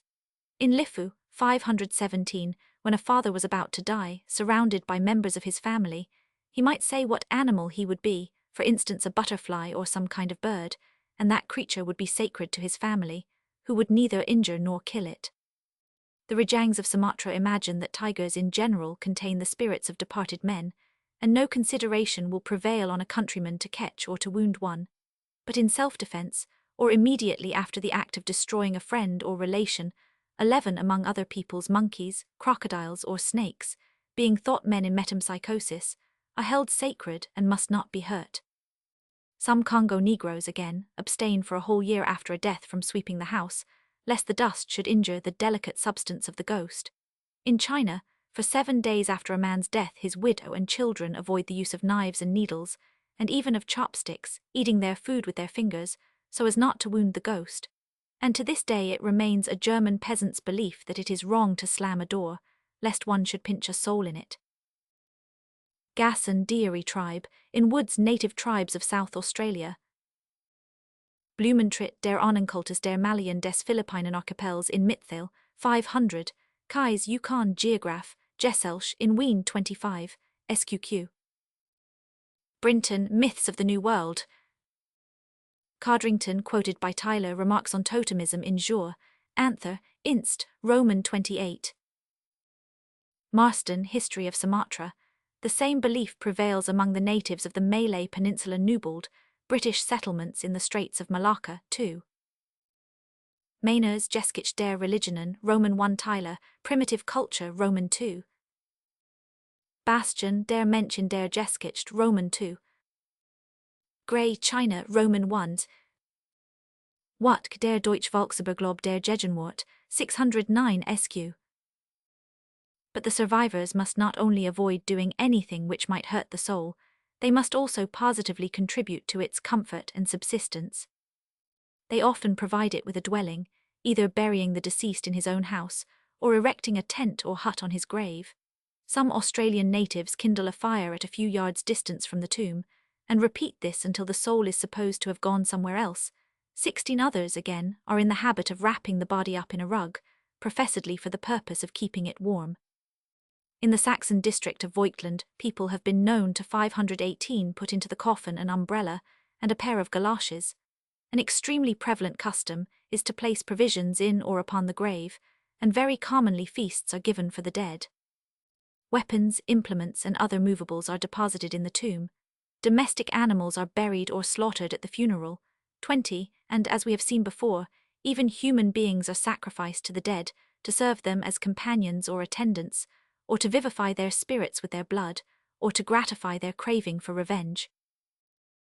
Rath, Northwest Central Queensland Aborigines. Fraser, Aborigines of New South Wales, SQ. Kohler, Volksbruch im Voigtland. C. Tyler, Op. Cit. Ch. 11 SQ. Spencer, Principles of Sociology 1 SQQ 257 SQQ. Fraser, Adonis Attis Osiris SQQ. See Spencer, Op. Cit. 1 SQQ. Supra 1 SQQ. The offerings made to the dead may be gifts presented to them by the survivors, but the regular funeral sacrifice consists of the deceased person's own individual property. Among savages, the whole, or a large part, of it is often consigned to the grave or destroyed. The right of ownership does not cease with death, where the belief prevails that the dead stand in need of earthly chattels. The recognition of this right is also apparent in the severe condemnation of robbery or violation committed at a tomb. Among various North American tribes, such an act was regarded as an offense of the first magnitude and provoked cruel revenge. Of the Chippewa Indians, it is said that however bad a person may be or however much inclined to steal, the things left at a grave, valuable or not, are never touched, being sacred to the spirit of the 519 dead. Among the Maoris, the least violation of any portion of the precincts of the dead is accounted the greatest crime that a human being can commit, and is visited with the direst revenge of a surviving tribe. 25. The laws of Athens and Rome, and the ancient Teutonic lawbooks punished with great severity the plunder of a corpse or a tomb. In Rome the punishment was death if the offence was committed by force, otherwise condemnation to the mines. Boas Central Eskimo in Anne, Rep. Burr, Ethen, Roman 6 Murdoch Ethen, results of the Point Barrow expedition Ibid 9 SQ Point Barrow Eskimo, Powell Ibid 3p57 North American Indians. Yarrow Mortuary Customs of the North American Indians Ibid 1 Pimas 100 Comanches, Magee Siouan Indians Ibid, Roman 15 Roth Up, Sit, certain Queensland tribes, Colenso Maori races of New Zealand, Calf Voyages of the Dowager SQ, Aru Islanders. Klaus in the Andamans and Nicobars, Car Nicobarese, Bachelor Ainu and their folklore SQ, Georgi Russia 4, Burats, Kaylee travels through Central Africa 1, Bagos, Burrows land of the Pygmies Mombatu. Declare 3 years in savage Africa Barotsi, Strabo Roman 11 8 Albanians of the Eastern Caucasus. See also Spencer Principles of Sociology 1, SQ, Post in Twicklingsgeskich des Familienrechts SQ, Idem Grundris der Ethnologischen Jurisprudence 2, SQ, Infra SQ. Sagard Voyage du Pays des Hurons, Gibbs, Tribes of Western Washington and Northwestern Oregon, in Contributions to North American Ethnology, Roman 1. Read Religious Belief of the Ojibwa in Jour, Anther, Inst, Roman 3. Polark Manners and Customs of the New Zealanders 1, SQ. Cicero de Legibus Roman 2. See also Schmidt, Die Ethik der Alten Griechen 2, SQ. Digesta 47, De Sepulchro Violato. Wilder, Das Strafrecht der Germanen SQQ. Like living men, the dead are sensitive to insults and fond of praise, hence respect must be shown for their honor and self-regarding pride. De mortuis nil nisi bonum. In Greece, custom required that at the funeral meal the virtues of the deceased should be enumerated and extolled 30, and calumny against a dead person was punished by law. The same was the case in ancient Egypt. In Greenland, after the interment, the nearest male relative of the dead commemorated in a loud plaintive voice all the excellent qualities of the departed. Among the Iroquois, the near relatives and friends approached the body in turn and addressed it in a laudatory speech. Archilochus Reliqui 40. Schmidt Die Ethik der Alten Griechen 2, SQ. Rhode Psyche. Diodorus Siculus Roman 1-5, Erman Life in Ancient Egypt. Krantz History of Greenland Roman 1. Morgan League of the Iroquois N2. The dead also demand obedience and are anxious that the rules they laid down while alive should be followed by the survivors. Hence the sacredness which is attached to a will. 35 Hence also, in a large measure, the rigidity of ancestral custom. The greatest dread of the natives of southeastern Africa is to offend their ancestors, and the only way to avoid this is to do everything according to 520 traditional usage. 36 Among the Basutos, the anger of the deified generations could not be more directly provoked than by a departure from the precepts and examples they have left behind them. 37 The Yui-speaking peoples of the Slave Coast have a proverb which runs, "Follow the customs of your father. What he did not do, avoid doing, or you will harm yourself." 38 Among the Aleuts, the old men always impress upon the native youth the great importance of strictly observing the customs of their forefathers in conducting the chase and other matters, as any neglect in this respect would be sure to bring upon them disaster and punishment. The Kamtschadales, says Steller, consider it a sin to do anything which is contrary to the precepts of their ancestors. The Papuans of the Matu district in New Guinea believe that when men and women are bad adulterers, thieves, quarrellers, and the liketh spirits of the dead are angry with them. One of the most powerful sentiments in the mind of a Chinese is his reverence for ancestral custom, and in a large sense Japan also is still a country governed by the voices that are hushed. The life of the ancient Roman was beset with a society of departed kinsmen whose displeasure he provoked if he varied from the practice handed down from his fathers. The expression mos majorum, the custom of the elders, was used by him as a charm against innovation. Ellis Polynesian Researches 3 Tahitians, Shortland Traditions and Superstitions of the New Zealanders, Saba Fanti Customary Laws, Schmidt, Die Ethik der Alten Griechen 2, SQ. MacDonald Light in Africa, Casales Basudos, Ellis Ewe-speaking peoples of the Slave Coast, Elliot Alaska and the Seal Islands, Veniaminoff quoted by Petrov report on the population 100 of Alaska, Steller Beschreibung von Kamchatka, Chalmers Pioneering in New Guinea, Griffey's Religions of Japan, Hazumi Ancestor Worship and Japanese Law 100, Granger Moral Life of the Early Romans in Internal, Jour of Ethics Romans 7 Idem Worship of the Romans pp. 65-66 138. Besides such duties to the dead as are similar in nature to those which men owe to their living fellow men or superiors, there are obligations of a different character arising from the fact of death itself. The funeral, the rites connected with it, and the mourning customs are largely regarded as duties to the dead. The grave is represented as a place where the deceased finds his desired rest, and if denied proper burial, he is believed not only to walk but to suffer. The Iroquois considered that unless the rites of burial were performed, the spirits of the dead had to wander for a time upon the earth in a state of great unhappiness, hence their extreme solicitude to recover the bodies of their slain in battle. The Abipones regard it as the greatest misfortune for the dead to be left to rot in the open air, and they therefore inter even the smallest bone of a departed friend. In Ashanti, the spirits of those who for some reason or other have been deprived of the customary funeral rites are doomed, in the imagination of the people, to haunt the gloom of the forest, stealing occasionally to their former abodes in rare but lingering visits, troubling and bewitching their neglectful relatives. The Negroes of Accra believe that happiness in a future life depends not only upon courage, power, and wealth in this world, but also upon a proper burial. In some Australian tribes, the souls of those whose bodies have been left to lie unburied are supposed to have to prowl on the face of the earth and about the place of death, with no gratification but to harm the living. 48 Or there is said to be no future existence for them, as their bodies will be devoured by crows and native dogs. Among the Bataks of Sumatra, nothing is considered to be a greater disgrace to a person than to be denied a grave, for by not being held worthy of burial, he is declared to be spiritually dead. The Samoans believed that the souls of unburied friends, for instance such as had been drowned or had fallen in war, haunted them everywhere, crying out in a pitiful tone, "Oh, how cold! Oh, how cold!" 51 According to Karen ideas, the 522 spirits of those who die a natural death and are decently buried go to a beautiful country and renew their earthly life, whereas the ghosts of persons who by accident are left uninterred will wander about the earth, occasionally showing themselves to mankind.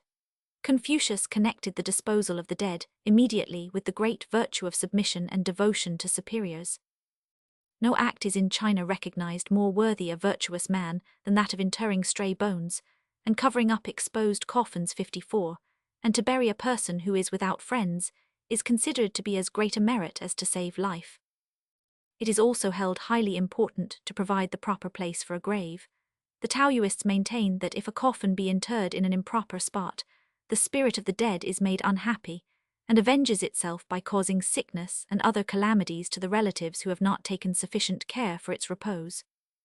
56 The ancient Chaldeans believed that the spirits of the unburied dead, having neither place of repose nor means of subsistence, wandered through the town and country, occupied with no other thought than that of attacking and robbing the living. In classical antiquity, it was the most sacred of duties to give the body its funeral rites 58, and the Greeks referred the rite of sepulture to the gods as its authors.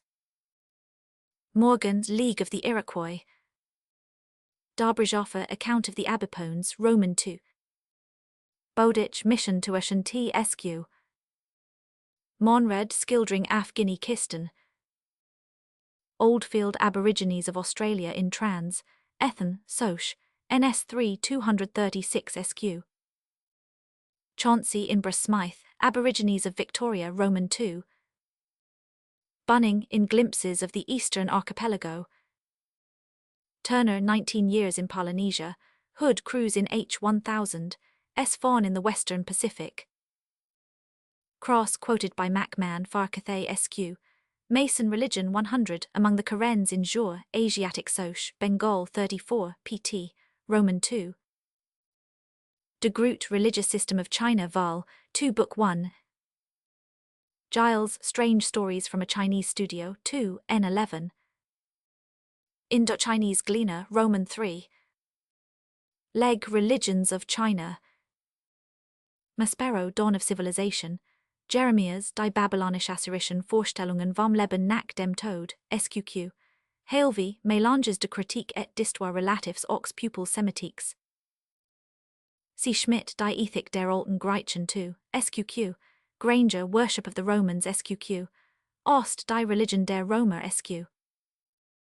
Sophocles Antigone 454 SQ. Euripides Supplices 563.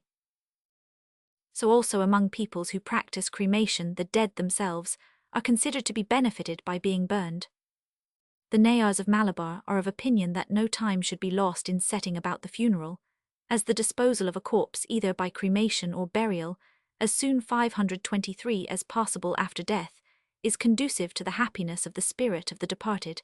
They say that the collection and careful disposal of the ashes of the dead gives peace to his spirit. 60. The Linkits maintain that those whose bodies are burned will be warm and comfortable in the other world, whereas others will have to suffer from cold. Burn my body, burn me, pleaded a dying Linkit, I fear the cold.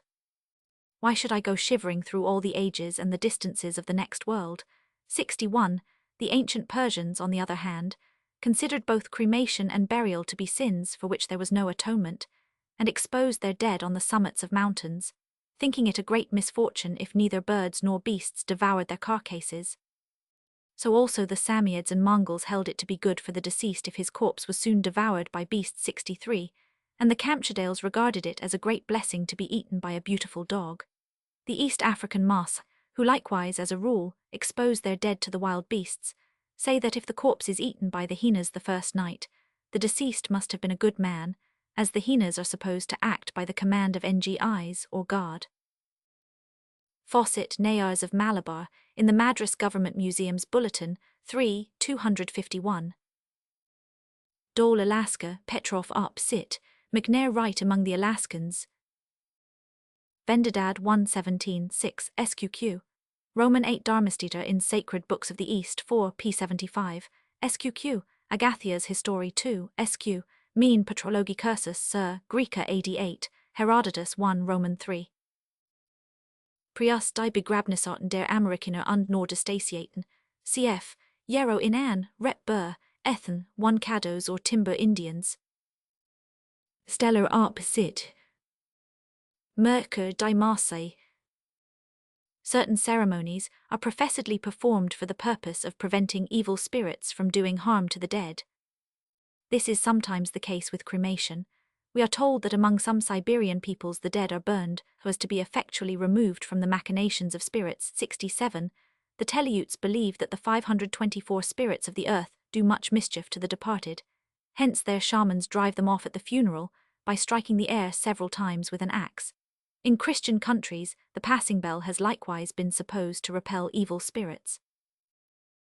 See Fraser Certain Burial Customs as illustrative of the primitive theory of the soul in Jour, Anther, Inst. 15, SQ. Hertz La Représentation Collective de la Mort in l'année sociologique 10, 19,051,906 SQ. Georgi Up Sit, Roman 3. Fraser in Jour, Anther, Inst. Roman 15. fasting after a death is regarded as a dutiful tribute to the dead. The Chinese say that it is a means of raising the mind up to the soul, a means to enable the sacrificer to perform in a more perfect way the acts of worship incumbent upon him by bringing about a closer contact between himself and the soul. 70. The self-mutilations performed by the relatives of the dead are supposed to be pleasing to him as tokens of affliction. 71. And the same is of course the case with the lamentations at funerals. In some Central Australian tribes the custom of painting the body of a mourner is said to have as its object to render him or her more conspicuous, and so to allow the spirit to see that it is being properly mourned. For 72, the mourning dress is a sign of regard for the dead. Nay, even the custom of not mentioning his name is looked upon in the same light. Some peoples maintain that to name him would be to disturb his rest. 73, or that he would take it as an indication that his relatives are not properly mourning for him, and would feel it as an insult. De Groot op Sit, Vol. 2 Book 1.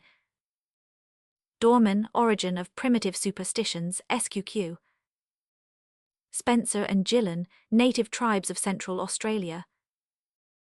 Nansen, Eskimo Life, Greenlanders. Tout, Ethnology of the St. Latlam of British Columbia in Jor, Anther, Inst, Roman 35 Georgi op Sit, 3 Samiods. Spencer and Gillen, Native Tribes of Central Australia. As the duties to the living, so the duties to the dead are greatly influenced by the relationship between the parties. Everywhere the obligation to satisfy the wants of the deceased is incumbent upon those who were nearest to him whilst alive. In the archaic state, as we have seen, it is considered the greatest misfortune which can befall a person to die without descendants, since in such a case there would be nobody to attend to his soul. Confucius 525 said, "For a man to sacrifice to a spirit which does not belong to him is flattery." 76. The distinction between a tribesman or fellow countryman and a stranger also applies to the dead. In Greenland, a stranger without relatives or friends was generally suffered to lie unburied. Among North American Indians, it is permitted to scalp warriors of a hostile tribe, whereas there is no example of an Indian having taken the scalp of a man of his own tribe, or of one belonging to a nation in alliance with his own, and whom he may have killed in a quarrel or a fit of anger. 78. And an Indian who would never think of desecrating the grave of a tribesman may have no such scruple in regard to the graves of another tribe. 79. Yet already from early times we hear of the recognition of certain duties, even to strangers and enemies. The Greeks of the post-Homeric age made it a rule to deliver up a slain enemy so that he should receive the proper funeral rites. It was considered a disgraceful act of Lysander not to accord burial to Philocles, the Athenian general at Aegispotami, together with about 4,000 prisoners whom he put to the sword.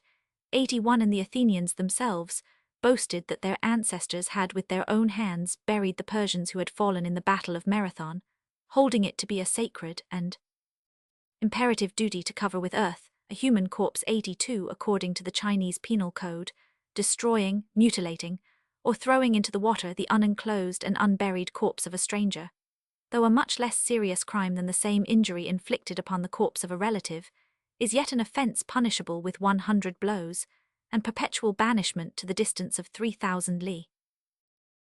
Supra 2 SQQ. Lun Yu Roman 2 1. Krantz op Sit Roman 1. Domnech 7 years residence in the Great Deserts of North America, Roman 2.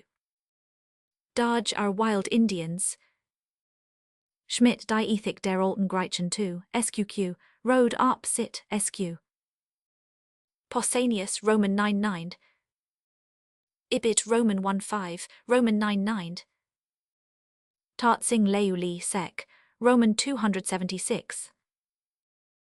The duties to the dead also vary according to the age, 526 sex, and social position of the departed. Among the natives of Australia, children and women are interred with but scant ceremony. In the tribes of northwest central Queensland, nobody paints his body in mourning for a young child. In eastern Central Africa, the spirit of a child which dies when about 4 or 5 days of age gets nothing of the attention usually bestowed on the dead. Among the Wadshagga, married persons are buried in their huts, whilst the bodies of unmarried ones and especially children are put in some hidden place, where they are left to rot or be devoured by beasts. Some Siberian tribes were formerly accustomed to inhume adults only, whereas the corpses of children were exposed on trees. The natives of Port Jackson in New South Wales consigned their young people to the grave, but burned those who had passed middle age. The Kandayamkatai Maravars, a Dravidian tribe of Tinnevelly in southern India, bury the corpses of unmarried persons, whilst those of married ones are cremated. In some other tribes in India, burial is practiced in the case of young children only 91, and this has long been a rule of Brahmanism. Among the Andaman Islanders, again, infants are buried within the encampment, whereas all other dead are carried to some distant and secluded spot in the jungle. We meet with a kindred custom in the neighbourhood of Victoria Nyanza in Central Africa. In Karagwe and Enkole, children are buried in the huts themselves, grown-up people outside, generally in cultivated fields, or in such as are going to be cultivated 90, for the bodies of women are sometimes disposed of in a 527 different way from those of men. Thus among the Blackfeet Indians, the latter were fastened in the branches of trees so high as to be beyond the reach of wolves, and then left to waste in the dry winds, whilst the body of a woman or child was thrown into the underbush or jungle, where it soon became the prey of the wild animals. Among the Tusky Chukchi, who cremate or rather boil the bodies of good men, women are not usually burned, on account of the scarcity of wood. Kerr, the Australian race, Roman 1. Rath Arp Sit. MacDonald, Afrikaner, Roman 1. Vulcans, Der Kilimanjaro. Georgi Arp Sit 3. Koibils. Carlins, English colony of New South Wales, Roman 1. Fawcett, Kandayamkatai Maravars in Jor, Anther, Inst, Roman 23. Thurston in the Madras Government Museum's Bulletin 1 Cotas, Fawcett, Nayars of Malabar, Ibid, Roman 3. Hopkins, Religions of India. Man, Aboriginal inhabitants of the Andaman Islands in Jor, Anther, Inst, Roman 12. Coleman, Victoria Nyanza, SQ. Yarrow, Introduction to the Study of Mortuary Customs among the North American Indians. Dole Arp Sit. Class distinctions likewise influence the disposal of the dead. In some American tribes, cremation seems to be reserved for persons of higher rank. Among the pagans of Abubura Hill district in southern Nigeria, the bodies of ordinary people are buried in the bush, sometimes being merely thrown on the ground, but those of chiefs and important men and women are buried in their huts or in the adjoining veranda. 98. The Maasai throw away the corpses of ordinary persons to be eaten by hyenas, whereas medicine men and influential people are buried. The Nandi do not bury their dead unless they have been very important persons. Among the Waganda, when a chief dies, he is buried in a wooden coffin, whilst the bodies of slaves are thrown into the jungle. Some other African peoples throw the corpses of slaves into a morass or the nearest pool of water. The Linkits committed them to the tender mercies of the sea. Among the Maoris, a slave would not be greatly bewailed after death, nor have his bones ceremonially scraped. The Roman law of the 12 Tables prohibited the bodies of slaves from being embalmed. Moral distinctions, also, are noticeable in 528, the treatment of the dead. In some parts of Central America, the bodies of men of high standing who had committed a crime were, like those of the common people, exposed to be devoured by wild beasts. Among the Tusky, the corpses of bad men were simply left to rot. In Greenland, the body of a dead malefactor was dismembered, and the separate limbs were thrown apart. To the same class of facts belong the punishments which were inflicted upon the corpses of criminals in classical antiquity and formerly in Christian Europe. Prias Arp Sit. Partridge Cross River natives. Hollies Arp Sit, pp. 304, 305, 307, Elliot Ibid, p. 20, Johnston, Uganda, Roman 2. Wilson and Felkin, Uganda, Roman 1. Denham and Clapperton, Travels in Northern and Central Africa, 2 natives of Kano. Pog, I am Reich des Muata Jamwo Kalender. Homburg, Ethnographisch Skizen über die Völker des Russischen Amerika in Acta Soc. Scient, Fenwick, Roman 4 Dol Arp Sit, pp. 417-420. Colenso Arp Sit. Lex Dudsim Tabularum, Roman 10. Prias Arp Sit. Dole opposite. Rink, Tales and Traditions of the Eskimo. Errolt des procès fakes au cadaver SQQ, Trummer Vortrage über Torta 100, 1 SQQ, Supra Roman 2. From this survey of facts we shall now pass to a consideration of the causes from which the duties to the dead have sprung. In the first place, there can be no doubt that these duties to a considerable extent are based upon the feeling of sympathetic resentment, in the same way as is the case with duties to living persons. Death does not entirely extinguish the affection which was felt for a person whilst he was alive. The rites and customs connected with a death are very largely similar to or identical with natural expressions of grief, and in spite of their ceremonial character, it is impossible to believe that they are altogether counterfeit. We are told by trustworthy eyewitnesses that, although the self-inflicted pain and the loud lamentations which form part of a funeral among the Australian blacks are not to be taken as a measure of the grief actually felt, this expression of despair is not all artificial or professional. 110, and Mr. Mann believes that among the Andaman Islanders in the majority of cases, the display of grief is thoroughly sincere. 111, but the dead also inspire other feelings than sympathy and sorrow, and the duties towards them have consequently a complex origin. Fraser, Aborigines of New South Wales, Spencer and Gillen, Native Tribes of Central Australia SQ. Man injure, Anther, Inst, Roman 12. The souls of the dead are not generally supposed to lead a merely passive existence. They are conceived as 529 capable of acting upon the living, of conferring upon them benefits, or at all events of inflicting upon them harm. Death has in some respects enhanced their powers. They know what is going on upon earth, what those whom they have left behind are doing. Their power of acting also is greater than that which they possessed when they were tied to the flesh. They are raised to a higher sphere of influence. Magic properties are ascribed even to their corpses. Their character may remain on the whole unchanged, and so, too, their affection for their surviving friends. Hence they often become guardians of their descendants. Among the Amazulu, the head of each house is worshipped by his children. Remembering his kindness to them while he was living, they say, he will still treat us in the same way now he is dead. 112. The Herero invoke the blessings of their deceased friends or relatives, praying for success against their enemies, an abundance of cattle, numerous wives, and prosperity in their undertakings. On the West African slave coast, the head of a family after death often becomes its protector, and is sometimes regarded as the guardian of a whole community or village. The Empangwi teach the child to look up to the parent not only as its earthly protector, but as a friend in the spiritland. 115. The Gurnditch Mara in Australia believed that the spirit of the deceased father or grandfather occasionally visited the male descendant in dreams, and imparted to him charms, songs against disease or against witchcraft. 116. The Veda of Ceylon invokes the spirits of his departed relatives as sympathetic and kindred, though higher powers than man, to direct him to a life pleasing to the gods, through which he may gain their protection or favour. 117. The Naiades of Malabar, on certain ceremonial occasions, offer solemn prayers that the souls of the 530 departed may protect them from the ravages of wild beasts and snakes. The Vedic people called upon the aid of their dead. O fathers, may the sky people grant us life. May we follow the course of the living. 119. So also the Zoroastrian Fravashis, who corresponded to the Vedic fathers, helped their own kindred, burrow, town, or country. Aeschylus in his Eumenides represents Orestes as saying, "My father will send me aid from the tomb." 121. The Lar Familiaris, the spirit guardian of the Roman family, was undoubtedly the spirit of a deceased ancestor. The old Slavonians believed that the souls of fathers watched over their children and their children's children.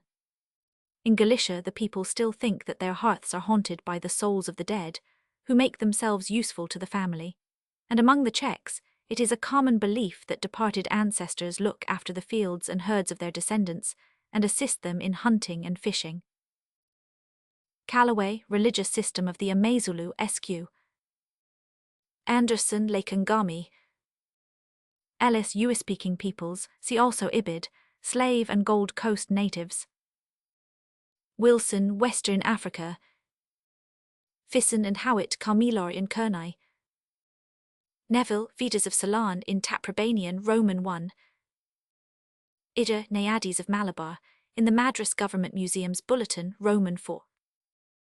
Rigveda Roman 10:5, cf. Hopkins Op. Cit. Sq. Yasts 13, SQQ 100, Aeschylus Eumenides 598. Jevons in Plutarch's Rome in Questions p. 41, Rode Op. Cit. Ralston, Songs of the Russian People pp. 119-121. For other instances of a similar kind see Shooter, Kaffirs of Natal, Arbauset and Dormers, tour to the northeast of the colony of the Cape of Good Hope, Bechuanas, Caesales Basudos, Wilken, Het animis me bij de Vulcan van den Indischen Archipel, SQQ. Nansen Eskimo Life Greenlanders, Jessen of handling over de Norsk Finners og Lappers Hedensk Religion, Freyes Lappisk Mythology SQ. Von Duben Lapland, Abercrombie Pre- and Proto-Historic Finns 1 Mordvins, Von W. Lislaki Volksglob der Zeigener SQQ. Gypsies. But the ancestral guardian spirit does not bestow his favors for nothing. He must be properly attended to 124, and if neglected, he easily becomes positively dangerous to his living relatives. The same Africans who invoke the dead in adversity think them capable of wreaking their vengeance on those who do not liberally minister to their wants and enjoyments. 125. The Chaldeans believed that 531 the departed who otherwise carefully watched over the welfare of his children, if abandoned and forgotten, avenged himself for their neglect by returning to torment them in their homes, by letting sickness attack them, and by ruining them with his imprecations. The Vedic poet prays to the fathers, "May ye not injure us for whatever impiety we have as men committed." 127. The Fravashis come to the help of those only who treat them well, and are dreadful unto those who vex them. 128. In Rome, according to Ovid, once upon a time when the great festival of the dead was not observed, and the manes failed to receive the customary gifts, the injured spirits revenged themselves on the living, and the city became heated by the suburban funeral pyres 129. So also, according to Slavonic beliefs, the dead might be induced, if proper respect was not paid to them, to revenge themselves on their forgetful survivors 130. Wilken Op. Cit. Sq. Peoples in the Malay Archipelago, Abercrombie Op. Cit. 1 Mordvins Jessen Op. Cit. Freyes Op. Cit. Sq. Laplanders. Rowley Religion of the Africans. Halevy Op. Cit. Rigveda Roman 10:6. Yasts 13 42 51 70 100, Ovid Fasti 2, SQQ. Ralston Op. Cit. Moreover, we must not conclude that wherever the spirits of deceased ancestors are invoked as guardians, they are necessarily looked upon as essentially benevolent to their descendants. Concerning the ancient Babylonians and Assyrians, Professor Jastrow writes, "In general, the dead were not favorably disposed towards the living, and they were inclined to use what power they had to work evil rather than for good. In this respect they resembled the demons, and it is noticeable that an important class of demons was known by the name Ekimu, which is one of the common terms for the shades of the dead. 132. The Greeks were much afraid of their dead, and regarded their heroes as extremely irritable, in later times as exclusively malicious. It appears from Ovid's Fasti that fear was the predominant feeling of the Romans with reference to the spirits of the departed, who were supposed to wander about by night, causing men to pine away or bewitching them into madness. Even in China, where the souls of the dead are supposed effectually to control the destiny of the living, 135 malevolent, rather than benevolent inclinations are ascribed to them by the popular belief, as appears from the fact that the words for ghost and devil are the same and form a portion of the objectionable epithets applied to foreigners. Generally speaking, my collection of facts has led me to the conclusion that the dead are more commonly regarded as enemies than friends, 137, and that Professor Jevons and Mr. Grant Allen are mistaken in their assertion that, according to early beliefs, the malevolence of the dead is for the most part directed against strangers only, whereas they exercise a fatherly care over the lives and fortunes of their descendants and fellow clansmen. Cf. Karsten, Origin of Worship, SQQ. Jastrow Op. Cit. Rode Op. Cit. pp. 177 SQQ, 225 and 4, Schmidt Die Ethik der Alten Griechen Roman 2. Ovid Fasti 5, SQQ, Granger Worship of the Romans. De Groot op Sit, Vol 5 Book 2. Denis Folklore of China, see also Leg Religions of China pp. 13 201. Dr. Steinmetz Ethnol, Studien zur ersten Entwicklung der Strafe 1 has arrived at the same conclusion. See also Mayners Geschichte der Religionen 1, SQQ, Karsten op Sit, SQQ.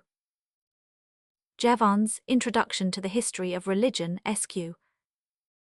Grant Allen, Evolution of the Idea of God, SQ. Thus the Bandes in East Africa apparently make little difference between a devil and a departed ancestor. Among the Fjord of Longo, the good people who have left this life are generally considered the enemies of mankind. 141 other Africans maintain that the spirits of the dead hover in the air, watching the destiny of friends, haunting houses, killing children, injuring cattle, and causing disease and destruction, all being malevolent to the living. Of the savage islanders in Polynesia, we are told that no effort of the missionary can avail to break them of their belief in the malevolence of ghosts, even of those who loved them best in life.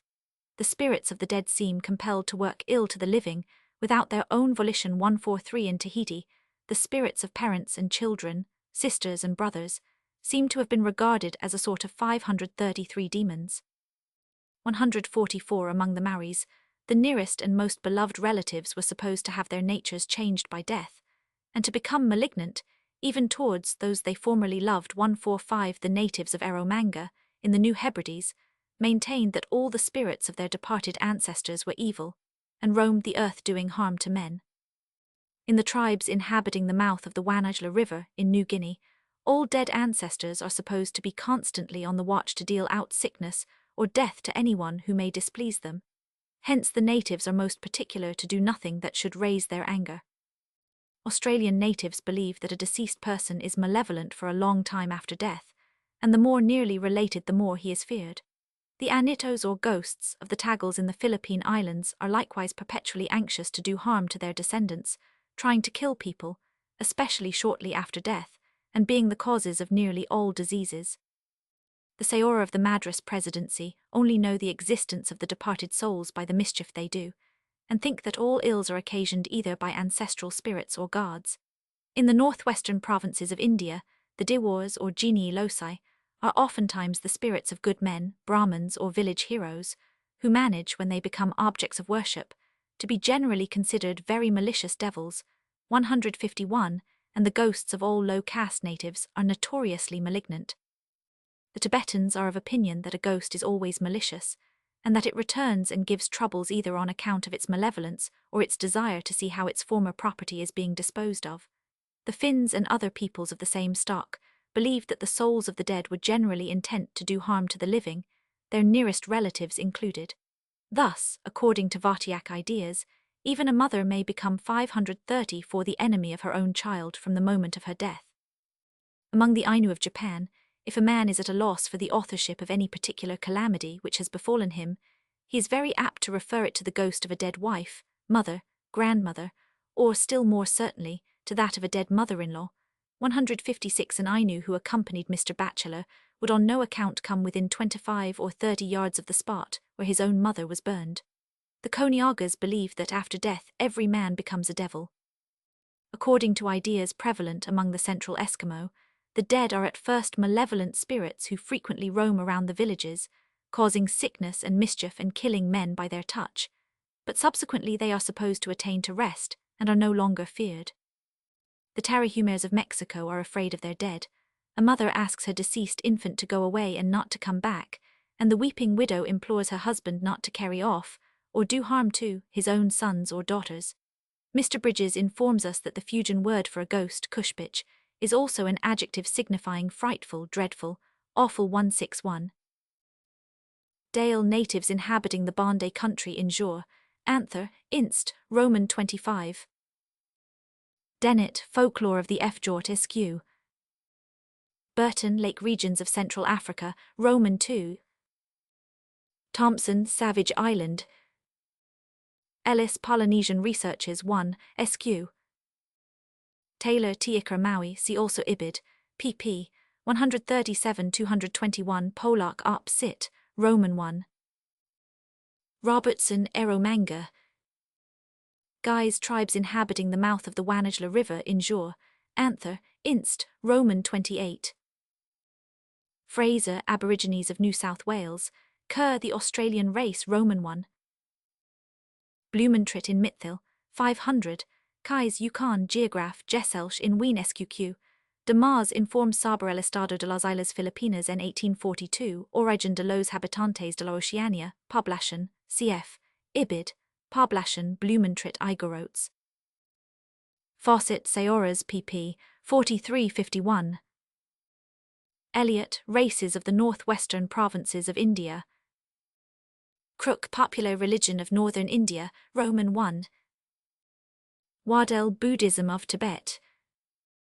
Castron, Nordiska Resor Akfoskninga 3, SQQ, Waronen, Vainajampulvelis Mune Silla sur Malay Silla. Butch Di Watjaken in Actasoch, Scient, Fenwick Roman 12. Howard, Life with Trans-Siberian Savages. Bachelor, Ainu of Japan SQ. Holmberg in Actasoch, Scient, Fenwick Roman 4. Boas in Anne, Rep Burr, Ethan Roman 6. Lumholtz, Unknown Mexico, 1, 382. Bridges, Manners and Customs of the Firelanders, in A Voice for South America, Roman 13. The belief in the irritable or malevolent character of the dead is easily explained. As Bishop Butler observed, we presume that a thing will remain as it is, except when we have some reason to think that it will be altered. And in the case of the souls of departed friends, men may have reason to suppose that they undergo a change. Death is commonly regarded as the gravest of all misfortunes, hence the dead are believed to be exceedingly dissatisfied with their fate. According to primitive ideas, a person only dies if he is killed by magic, if not by force, and such a death naturally tends to make the soul revengeful and ill-tempered. It is envious of the living, and is longing for the company of its old friends. No wonder, then, that it sends them diseases to cause their 535 death. The Basutos maintain that their dead ancestors are continually endeavoring to draw them to themselves, and therefore attribute to them every disease. 163 and the Tarahumers in Mexico suppose that the dead make their relatives ill from a feeling of loneliness, that they too may die and join the departed.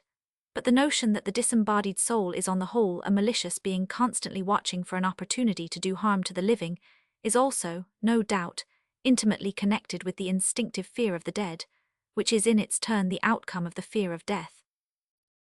Butler, Analogy of Religion 1. Khazali's Op. Sit. Lumholtz, Unknown Mexico, Roman 1.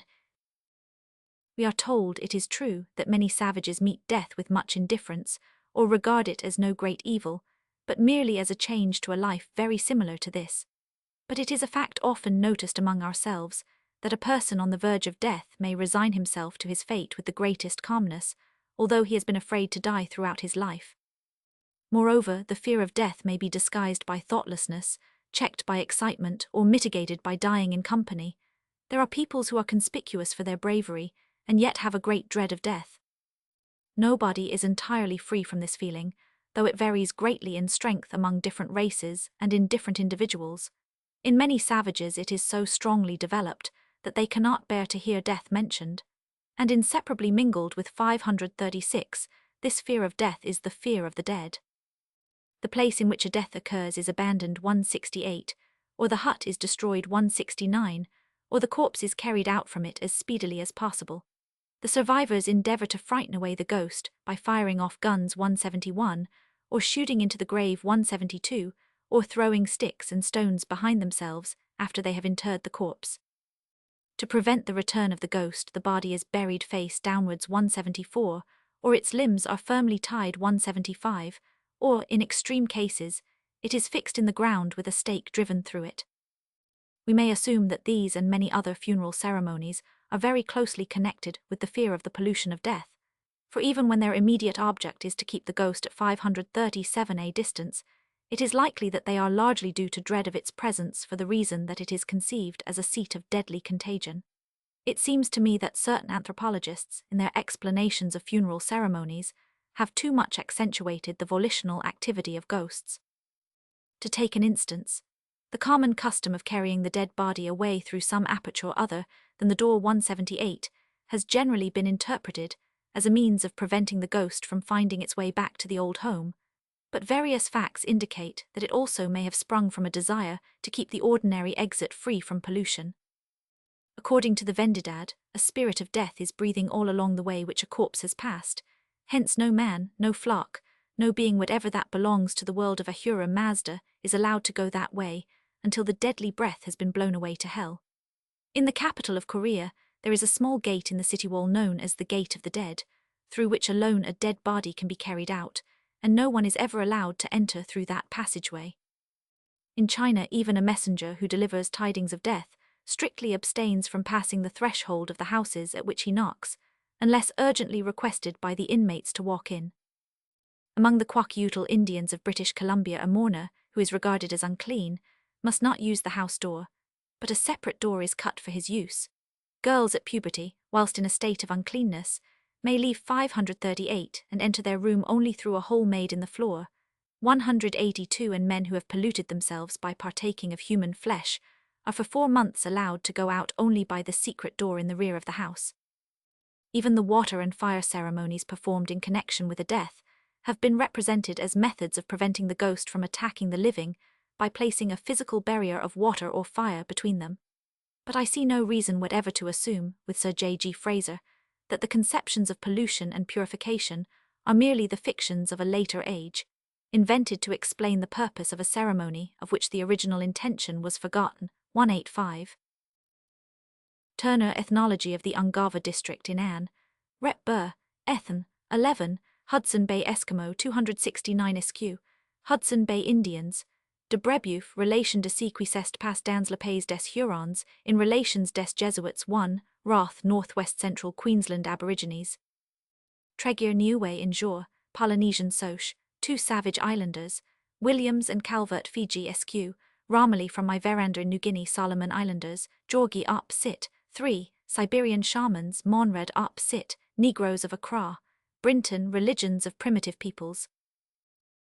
E.g. the Kalmux Bergman, Nomadish Straforayan unter den Kalmuken, 2, SQQ, and the ancient Caribs Muller, Jeskich der Amerikanischen Religionen. Dunbar, Pawnee Indians in Magazine of American History, Roman 8 Bachelor, Ainu of Japan, Bergman Up Sit, Roman 2 Barsman, Description of the Coast of Guinea, Negroes of Fida, Duchelu, Explorations in Equatorial Africa, Kropf, Das Volk der Xhosa Kaffern. For other instances of savages' great fear of death, see Bridges in A Voice for South America 13. Fusions, Muller, Jeskich der Amerikanischen Religionen, Caribs, Dunbar in Magazine of American History 5. Various North American tribes, Brinton, Myths of the New World, Georgi Up Sit, 2 Jakuts, Barsman Up Sit, Gold Coast natives. Dorman Up Sit, North American Indians. Van den Steinen, unter den Nativalken Central Brasilians Bororo, Heides and Denneker, Mission Scientifique du Cap Horn 7. Fusions, Kerr, the Australian race, Roman 1 Fraser, Aborigines of New South Wales. Spencer and Gillan, native tribes of Central Australia. Worcester, Philippine Islands, Tagbanuas of Busuanga. Bailey, Vedas of Ceylon in Trans, Ethan Soch, NS2 Deschamps Carnet Dun Voyager Vedas, Declare Up Sit, Barotsi, Von Duben, Lapland pp. 241-249. Heides and Denneker Up Sit, 7 Fusions, Bachelor Ainu of Japan SQ, Worcester Up Sit, SQ, Tagbanuas of Palawan, Butler Travels in Assam, Fawcett Sayoras SQ, Cunningham, Uganda Bavuma. Howard Up Sit, Ainu, Selenka Sarnij Welton Dyax, the rapid pace of the funeral procession among the Bataks von Brenner, Bisuch Bay den Kannibalen Sumatras, probably belongs to the same class of facts. Von Brenner Up Sit, Bataks, Fawcett Sayoras SQ. Von Brenner Up Sit, Bataks, von W. Lislaki Volksglob der Maduren. Crook Tribes and Castes of the Northwestern Provinces 1. Aharia in Duab 287 Bangi, the Sweeper tribe of Hindustan. Ralston Up Sit, Ancient Bohemians. Dorsey in Anne, Rep Bur Ethan 11 Omahas, Crook Up Sit, 1 Aharir in Duab. Zimmer Altindishes Leban Vedic people, Turner in Ann, Rep Bur Ethan 11 Hudson Bay Eskimo, Yarrow Ibid, 1 Pimas of Arizona, Southey History of Brazil 1 Tupinambas. Of the trussing and tying of the dead body which is practiced in various Australian tribes, the blacks themselves say that it is done to prevent the spirit of the deceased from wandering in the night from its bed, and disturbing the living and doing them harm. Fraser, Aborigines of New South Wales, SQ. See also Kerr, The Australian Race, 1, 87. Supra Roman 2 Hilton Cavalius Werend Arc Werdern 1, Middle Ages. Cf. Supra Roman 2 For the Contagion of Death. See also Crawley, The Mystic Rose, SQQ. Tyler Primitive Culture 2, SQ. Fraser in Jour, Anther, Inst. 15, SQ. Trumbull Threshold Covenant, SQQ. Liebrecht zur Volkskunde, pp. 372, 373, 414, SQ. Lippert Christenthum Volksglob und Volksbroch, SQ. Eged Description of Greenland, SQ. Nansen Eskimo Life, SQ. Greenlanders, Turner in Ann, Rep Bur, Ethan, 11, Hudson Bay Eskimo. McNair Wright Among the Alaskans, Jarchelson Koryak Religion in Jessup North Pacific Expedition 6, SQ. Georgi Up Sit, 3, SQ. Jackson in Jour Anther, Inst. 24, Samieds, Ramsir and Kuhn 4 years in Ashanti, Calland Skandinavisch Verhaltnis in Paul Grundriss der Germanischen Philologie 2, pt. 2 Ancient Scandinavians. Vendedad 8 SQQ, Darmesteter in Sacred Books of the East 4 p. 74, SQ. Trumbull Up Sit. De Groot Up Sit, Vol. 2 Book 1. Boas in 5th Report on the Northwestern Tribes of Canada, SQQ. Idem, quoted by Fraser, Golden Bough 1, SQ. Among the Buyar, a Dravidian tribe in South Mirzapur, each house has 2 doors, one of which is only used by menstruous women, and when such a woman has to quit the house she is obliged to creep out on her hands and knees, so as to avoid polluting the house thatch by her touch crook. Tribes and castes of the northwestern provinces, too. Among the Thompson River Indians of British Columbia, meat was only taken into the hunting lodge through a hole in the back of the structure, because the common door was used by women and women were regarded as unclean. Tate, Thompson Indians, in Memoirs of the American Museum of Natural History, Anthropology 1. In other instances, ordinary people are prohibited from using a door through which a sacred person has passed, obviously because contact with his sanctity is looked upon as dangerous. In some of the South Sea Islands, where the firstborn, whether male or female, was especially sacred, no one else was allowed to pass by the door through which he or she entered the paternal dwelling. Gill, Life in the Southern Isles. In some parts of the Pacific, the door through which the king or queen passed in opening a temple was shut up, and ever after made sacred. Turner 19 years in Polynesia, Ezekiel 44. SQ. Represents the Lord as saying, "This gate shall be shut, it shall not be opened, and no man shall enter in by it, because the Lord the God of Israel hath entered in by it, therefore it shall be shut. It is for the prince, he shall enter by the way of the porch of that gate, and shall go out by the way of the same." Among the Arabs in olden days, those who returned from a pilgrimage to Mecca entered their houses not by the door but by a hole made in the back wall. Palmer, in Sacred Books of the East 6, n1. This practice was forbidden by Muhammad Quran 2. Fraser in Jour, Anther, Inst. 15 SQQ. It should be added, however, that Sir J. G. Fraser's important essay on burial customs was published many years ago, and therefore perhaps does not exactly represent the author's present views on the subject. It is obvious that the beliefs held as regards the character, activity, and polluting influence of the dead greatly affect the conduct of the survivors. They are 539 naturally anxious to gain the favor of the disembodied soul, to avert its ill will, to keep it at a distance, and to avoid the defilement of death. Self-interest is often a conspicuous motive for acts and omissions which are regarded as duties to the dead, and prudence also has a very large share in their being enjoined as obligatory. This is obviously true of the offerings made to the dead. The Thompson River Indians of British Columbia threw some food on the ground near the grave of the deceased, that he might not visit the house in search of food, causing sickness to the people. 186 among the Iroquois, on the death of a nursing child, 2 pieces of cloth are saturated with the mother's milk and placed in the hands of the dead child, so that its spirit may not return to haunt the bereaved mother. 187. The Negroes of Accra, when asked why they slaughtered animals at the tombs of their departed friends, answered that they did so in order to prevent the ghosts from walking. The Mombatu place some oil and other victuals in the little hut which is erected for the dead in the forest, so that his spirit shall not return to his old home in search of food. For the same reason, the Bataks of Sumatra put various things into the graves of their deceased friends, ask the dead to be quiet and not to long for the company of the living, and finish their address with the words, "Here you have still some siri and tobacco, and every year at harvest time we shall give you some rice." 190. Among the Chuvashes, the son says to his departed father, "We remember you with a feast. Here are bread and different kinds of food for you. Everything you have before you, do not come to us." 191. It is considered particularly dangerous to keep back and make use of articles which belong to the dead. The gypsies burn on the grave all those chattels which the deceased was in the habit of using during his lifetime, because his soul would otherwise return to torment his relatives and claim back his property. 192. A Sayora gave the following reason for the custom of burning all the belongings of a dead person: "If we do not burn these things with the body, the Kulba soul will come and ask us for them and trouble us." 193. The Kafirs believe that, after his death, a man's personality haunts his possessions. 194. Among the Brazilian Tupinambas, whoever happened to have anything which had belonged to the dead produced it, that it might be buried with him, lest he should come and claim it. 195. When a Navajo Indian dies within a house, the rafters are pulled down over the remains, and the place is usually set on fire.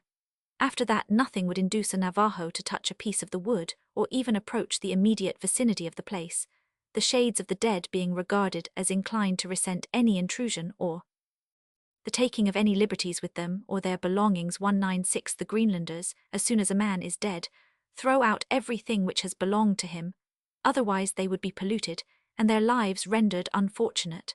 The house is cleared of all its movables till evening, when the smell of the corpse has passed away. 197. Tate Log Sit. Smith, Myths of the Iroquois in Anne, Rep Burr, Ethan, Roman 2.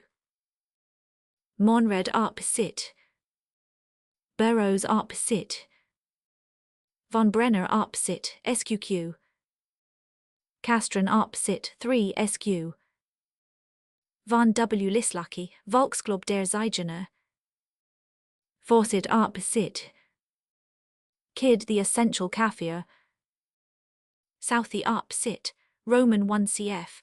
Van den Steinen unter den Natervalkern Zentral Brasilians Bororo.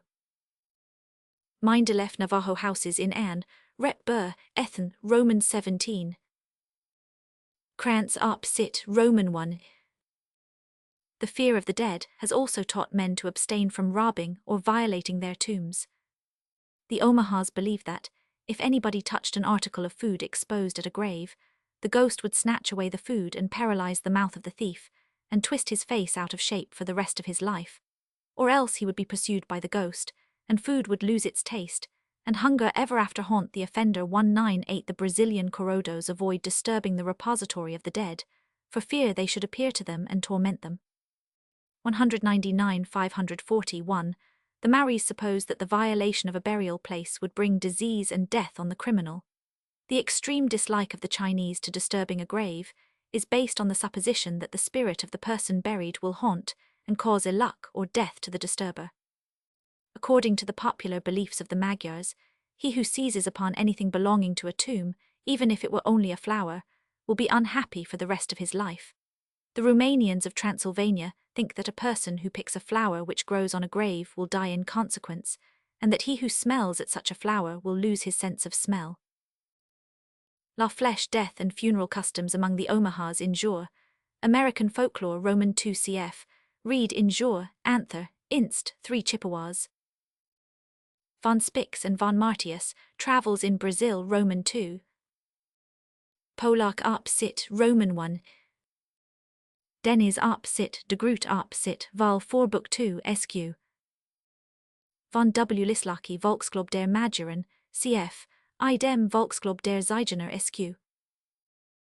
Prexel, Geberts und Tatengebroch der Rumänen in Siebenbürgen, in Globus, Roman 57.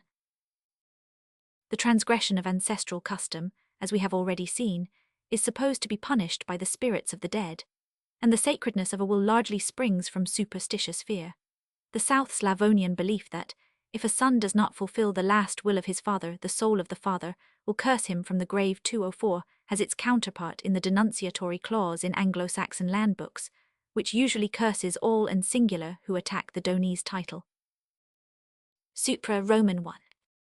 Pollock and Maitland, History of English Law before the time of Edward I 2, SQ. The custom of praising the dead, again, is mainly flattery, and the lamentations over them are not altogether sincere.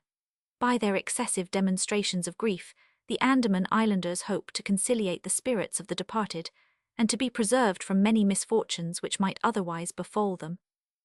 The Central Australian native fears that, unless a sufficient amount of grief be displayed, he will be harmed by the offended Ulthana, or spirit of the dead man 208. The Angmagsalaks on the east coast of Greenland say that they cry and groan and perform other mourning rites in order to prevent the dead from getting angry 209, but the loud wailing of mourners may also, like the shouting after a death 210, be intended to drive away the ghost, or perhaps death itself. See Gibbs, Lark, Sit, Tribes of Western Washington and Northwestern Oregon, Wide Nuid Rise Nak Brasilian 2, Batacudos. Man Injure, Anther, Inst, Roman 12. Spencer and Gillen, Native Tribes of Central Australia. Home, Ethnologisk Skiz af Angmagsilicon, in Medalulser Omgrnland, Roman 10. Spencer and Gillen op Sit, cf. Robertson Smith, Religion of the Semites N2. Fear is certainly a very common motive for funeral and mourning rites which have been interpreted as duties to the dead. This is the case with the various methods of disposing of the corpse.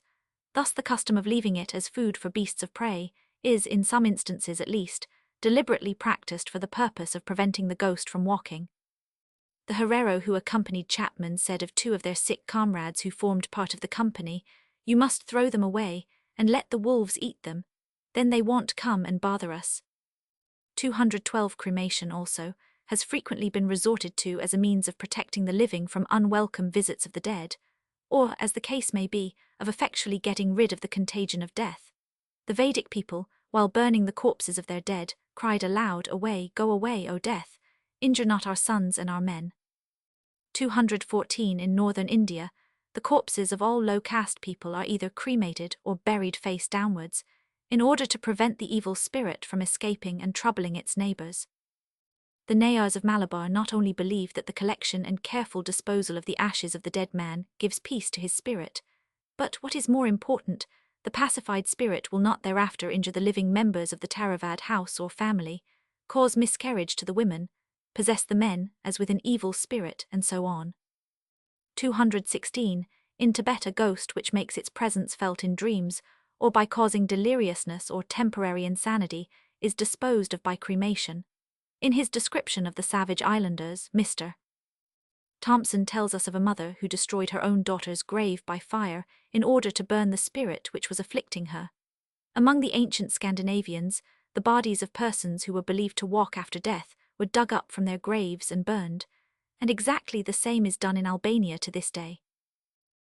For this custom see also Murdoch in Anne, Rep. Burr, Ethen 9 SQ, Point Barrow Eskimo, Nordenskjold Vegasvard kring Asian och Europa 2, Chukchi Anderson Notes on Travel in South Africa Ovambo. Chapman Travels in the Interior of South Africa, Roman 2. Cf. Road op Sit, SQQ Ancient Greeks Prius op Sit. Rig Veda, Roman 10:1. Crook Popular Religion of Northern India, Roman 1. Fawcett in the Madras Government Museum's Bulletin, Roman 3. See also Ida, Naiades of Malabar, Ibid, Roman 4. Waddell op Sit. Thompson, Savage Island. Calland Loch Sit. Van Haan, Albanesisch Studien, Roman 1. Burial itself has served a similar purpose. According to the Danish traveller Monrad, the Negroes of Accra expressly believe that by covering the body of a dead person with earth, they keep the ghost from walking and causing trouble to the survivors, and he adds that exactly the same superstition prevails in Jutland in Denmark. This belief is also preserved in the Swedish word for committing a corpse to the earth, jordfasta, which literally means to fasten to the earth. In Gothland in Sweden, there was an old tradition of a man called Taxstein who in his lifetime was overbearing and cruel, and after his death haunted the living, in consequence of which a wizard finally earth-fastened him in such a manner that he afterwards lay quiet 223, but burial has often been supplemented by other precautions against the return of the ghost. Hagström says that the Laplanders carefully wrapped up their dead in cloth so as to prevent the soul from slipping away. The practice of placing logs or stones immediately over the corpse may have a similar origin. In some Queensland tribes, when an individual has been killed by the whole tribe in punishment for some 544 serious crime, boomerangs are substituted for the ordinary logs, evidently for fear of the ghost. The Chuvashes again put 2 stakes across the coffin of a dead man for the purpose of preventing him from lifting up the cover. Graves are often provided with mounds, tombstones, or enclosures in order to keep the dead from walking. The Omahas raise no mound over a man who has been killed by lightning, but bury him face downwards and with the soles of his feet split, in the belief that he will then go to the spiritland without giving further trouble to the living.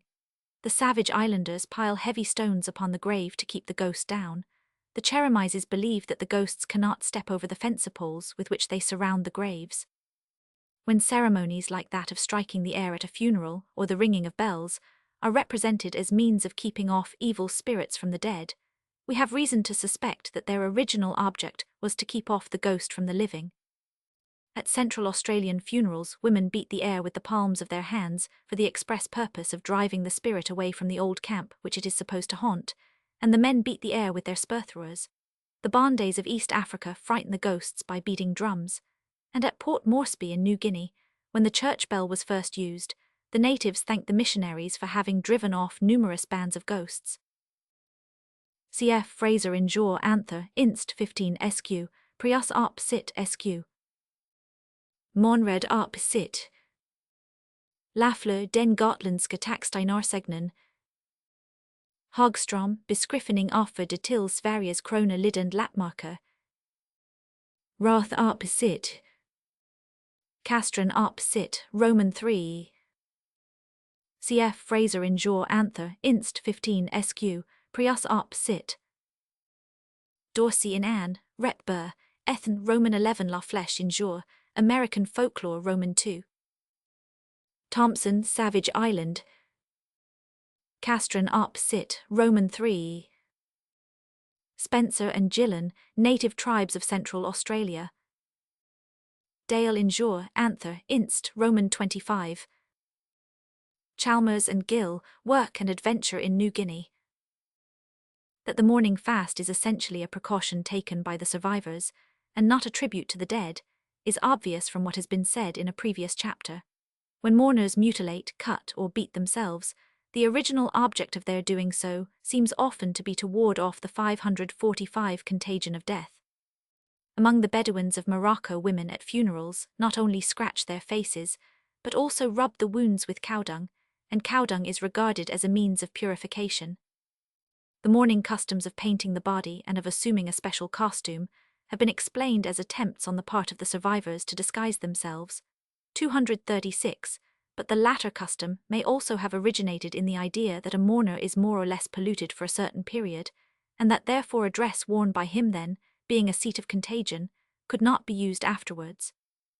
Edged writes of the Greenlanders, if they have happened to touch a corpse, they immediately cast away the clothes they have then on, and for this reason they always put on their old clothes when they go to a burying, in which they agree with the Jews 237 there can, finally, be no doubt that the widespread prohibition of mentioning the name of a dead person does not in the first instance arise from respect for the departed, but from fear.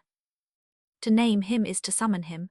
The Indians of Washington Territory even change their own names when a relative dies, because they think the spirits of the dead will come back if they hear the same name called that they were accustomed to hear 546 before death. 239, but apart from this, a dead man's name itself is probably felt to be defiling, or at all events produces an uncanny association of thought, which even among ourselves makes many people reluctant to mention it, and to do so may also be a wrong to other persons who would be endangered thereby. Among the Gojiro Indians of Colombia, to mention a dead man before his relatives is a dreadful offense, which is often punished even with death. Supra 2 SQQ Cf. Fraser Golden Bough Roman 1 Fraser Injure, Anther, Inst. 73, idem Folklore in the Old Testament in Anthropological Essays presented to E. B. Tyler. Ejed Arp Sit Tyler researches into the early history of mankind. Nirop Navnitz Magd in Minder of Handlinger Ujivni af det Philologisk Historisk Samfund pp. 147,151, 190 SQ and Passim, Fraser Golden Bough 1, SQQ, Claude Tom Tit Tot SQQ, Nansen Eskimo Life SQ, Greenlanders. Muller Jeskich der Amerikanischen Religionen North American Indians, Burke Medicine Men of the Apache in Anne, Rep Burr, Ethan Roman 9 Bachelor Ainu and Their Folklore, Georgi Up, Sit, 328-262 SQ, Samioids and Shamanistic Peoples in Siberia, Jackson in Jor, Anther, Inst. 24, Samioids, Rivers Todas SQQ. Crook Tribes and Castes of the Northwestern Provinces 1. Agaria a Dravidian tribe von W. Lislaki, Volksglob der Zeigener Gypsies, Ussildake in Glimpses of the Eastern Archipelago, Carting in the Island of Flores, Rath Northwest Central Queensland Aborigines, Spencer and Gillan Native Tribes of Central Australia, Fraser Aborigines of New South Wales, Thornton in Hill and Thornton Aborigines of New South Wales, Fisson and Howitt Up Sit, Kernai Kerr squatting in Victoria Bangarang, Hind Up Sit, Maasai, Duverier Exploration du Sahara Tuareg, Werner Custom of H. Lanapa in Jor, African Soch, 1905 April Zulus. Swan, residents in Washington Territory. I had much difficulty in inducing my teacher in Shelha, a Berber from the Great Atlas Mountains, to tell me the equivalent for illness in his own language, and when he finally did so, he spat immediately afterwards. Among the Central Australian Aruntu, the older men will not look at the photograph of a deceased person. Gillan, Aborigines of the MacDonnell Ranges, in Report of the Horn Expedition 4. Anthropology. Simon's Exploration of the Gojira Peninsula in Proceed, Roy Geograph, Soch, NS Roman 7. By all this I certainly do not mean to assert that the funeral and mourning customs to which I have just referred have exclusively, or in every case originated in fear of the dead, or of the pollution of death. Burial may also be genuinely intended to protect the body from beasts or birds, and the same may be the case with mounds, tombstones and enclosures. Some savages are reported to burn the dead in order to prevent their bodies from falling into the hands of enemies. 243, which might be bad both for the dead and for their friends, as charms might be made from the corpses. Moreover, cremation does away with the slow process of transformation to which a dead body is naturally subject, and this process is regarded not only as a danger to the living, but also as painful to the deceased himself. The same object may be achieved by exposing the corpse to wild animals. And we should also remember that the putrefactive process 547 itself, whether accompanied by any superstitious ideas or not, is a sufficient motive for disposing of the dead body in some way or other, either by burial or cremation or exposure. And if one method is held objectionable, another will be resorted to. Among the Maas, the custom of throwing away corpses is said to spring from the notion that to bury them would be to poison the soil. 246, and the Zoroastrian law enjoining the exposure of the dead was closely connected with the sacredness ascribed to fire and earth, and the consequent dread of polluting them. Krantz Up Sit, 1 Greenlanders, Turner in Anne, Rep Burr Ethan 11 Hudson Bay Eskimo, Yarrow Ibid, 1 Wichita Indians, Dunbar in Magazine of American History 8 Pawnee Indians, Kerr the Australian Race Roman 1. Hydes and Denneker Up Sit, 7, Fugians Prius Up Sit, Seminole Indians of Florida. Ralph quoted by Hartland Legend of Perseus 2, Hades of British Columbia. See Hertz Log Sit. Thompson through Marseille Land. Again, as for the mutilations and self-inflicted wounds which accompany funerals, I have suggested in a previous chapter that they may be partly practiced for the purpose of refreshing the departed soul with human blood. 247, or, as Dr. Hearn observes, they may be instinctive efforts to procure that relief from overpowering feelings which is afforded by pain and the subsequent exhaustion. The reluctance to name the dead may, in some measure, be traced to a natural unwillingness in his old friends to revive past sorrows, and with reference to the mourning apparel, Dr. de Groot believes, if rightly or wrongly, I am not in a position to decide that, so far as China is concerned, it originated in the custom of sacrificing to the dead the clothes on one's own back. He thinks that this explanation is confirmed by the fact that in the age of Confucius, it was customary for the mourners to throw off their clothes as far as decency allowed when the corpse was being dressed. Supra Roman 1. Hearn, Origins of Art Sq. Fisson and Howitt op. Cit. Kearney, Fraser Golden Bough Roman 1. De Groot op. Cit. Vol. 2 Book 1 Sq. There are several reasons why practices connected with death, which originally sprang from self-regarding motives, have come to be enjoined as duties. We have first to remember the various factors mentioned above which tend to make self-regarding conduct a matter of moral concern. 548. But in this case, the transition from the prudential to the obligatory has been much facilitated by the circumstance that all the acts which a person's self-interest induces him to perform or to abstain from have direct reference to another individual, and indeed, to an individual who is supposed to reward benefits bestowed upon him, or at all events to resent injuries and neglect. These punishments and rewards sent by the departed soul are all the more readily recognized to be well deserved, as the claims of the dead are similar in nature to those of the living, and are at the same time in some degree supported by sympathetic feelings in the survivors. Nor is it difficult to explain why even such practices as are not originally supposed to comfort the dead have assumed the character of duties towards them. The dead are not only beings whom it is dangerous to offend and useful to please, but they are also very easily duped. No wonder therefore that the living are anxious to put the most amiable interpretation upon their conduct, trying to persuade the ghost, as also one another, that they do what they do for his benefit, not for their own. It is better for him to have rest in his grave than to wander about on earth unhappy and homeless. It is better for him to enjoy the heat of the flames than to suffer from the cold of an Arctic climate. It is better for him to be eaten by an animalse, a beautiful dog or a hyena sent by God, than to lie and rot in the open air. And all the mourning customs, what are they if not tokens of grief? Moreover, if the corpse is not properly disposed of, or any funeral or mourning rite calculated to keep off the ghost is not observed, the dead man will easily do harm to the survivors. And does not this indicate that they have been neglectful of their duties to him? Supra 2 Sq. The mixture of sympathy and fear which is at the bottom of the duties to the dead accounts for the fact that these duties are rarely extended to strangers. A departed stranger is not generally an object of either pity or fear. He expects attention from his own people only, he haunts his own home. But he may of course be dangerous to 549 anybody who directly offends him, for instance by inflicting an injury upon his body, or to people who live in the vicinity of his grave. We are told that the Angami Nagas bestow as much care on the tombs of foes who have fallen near their villages as on those of their own warriors. So also the differences in the treatment of the dead, which depend upon age, sex, and social position, are no doubt closely connected with variations in the feelings of sympathy, respect, or fear. 253, although in many cases we are unable to explain those differences in detail. Among the Australian natives, women and children are said to be interred with little ceremony, because they are held to be very inferior to men while alive and consequently are not much feared after death. 254, and if in Eastern Central Africa the attention usually bestowed upon the dead is not extended to children which die when 4 or 5 days old, the reason seems to be that such children are hardly supposed to possess a soul.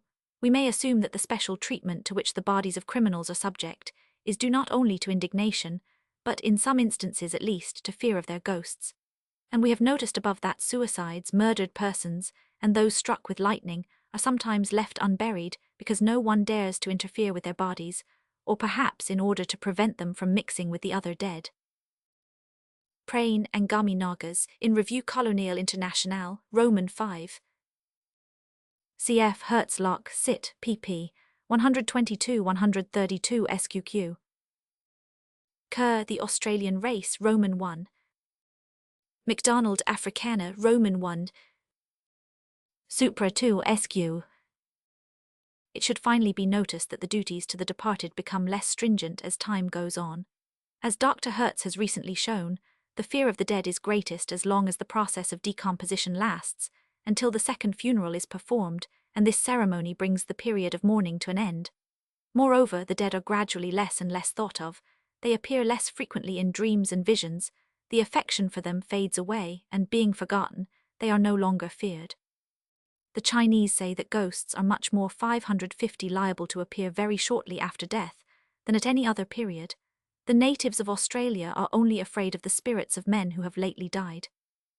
In the course of time, savages also become more willing to speak of their dead.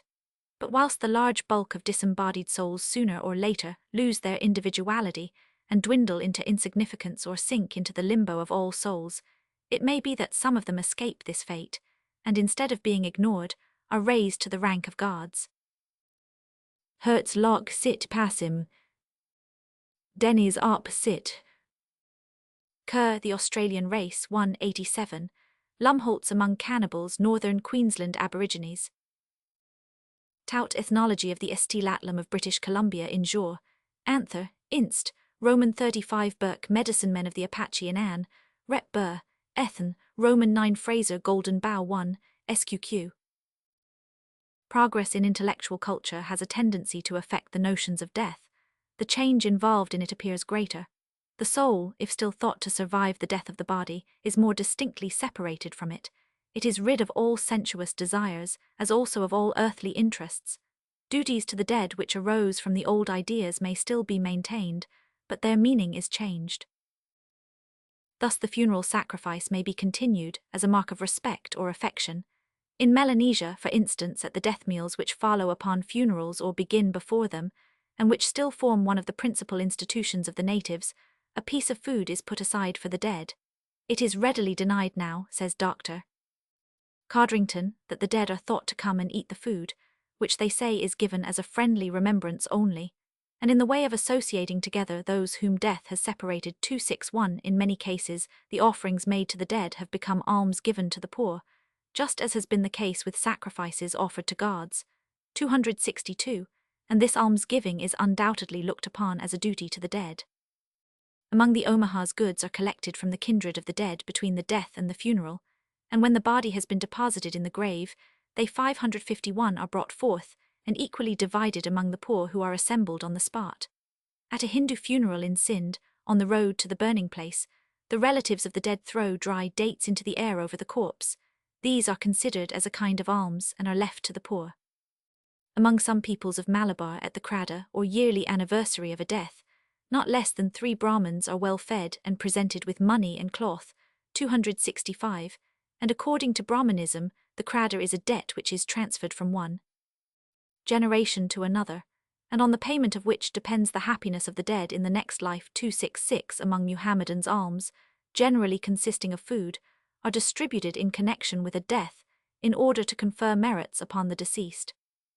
Thus in Morocco, bread or dried fruits are given to the poor who are assembled at the graveside on the day of the funeral, as also on the 3rd, and sometimes on the 40th day after it, on the 10th day of Muharram, and in many parts of the country on other feast days as well, when the graves are visited by relatives of the dead. These alms are obviously survivals of offerings to the dead themselves. While residing among the Bedouins of Dakala, I was told that if the funeral meal were omitted, the dead man's mouth would be filled with earth, and it is a common custom among the Moors that, if a dead person appears in a dream complaining of hunger or thirst, food or drink is at once given to some poor people. Among the Christians in former days, alms were distributed in the church when, soon after a death or on the anniversary of a death, the sacrifice of the Mass was offered, and alms were also given at funerals and at graves, in the hope that their merit might be of advantage to the deceased. At Mykonos in the Cyclades, on some fixed days after the 552 burial, a dish consisting of boiled wheat adorned with sugar, plums, or other delicacy is put on the tomb, and finally distributed to the poor at the church door. 269, and in some parts of Russia, the people still believe that if the usual alms are not given at a funeral, the dead man's soul will reveal itself to his relatives in the form of a moth flying about the flame of a candle. The supposed conferring of merits upon the dead and the prayers on their behalf, so common both in Christianity and Muhammadanism, are the last remains of a series of customs by means of which the living have endeavoured to benefit their departed friends. Codrington Melanesians SQ, cf. Ibid. Supra 1 SQQ. La Flèche Injure, American Folklore 2 SQQ. Burton Sind. Fawcett notes on some of the people of Malabar in the Madras Government Museum's Bulletin, Roman 3. Barth Religions of India. Garnet Women of Turkey, Roman 2 Lane Modern Egyptians, Sertu and Karne el Algeri Traditionel. Ulhorn die Christlich Liebestatigkeit, Roman 1. Bent Cyclades SQ.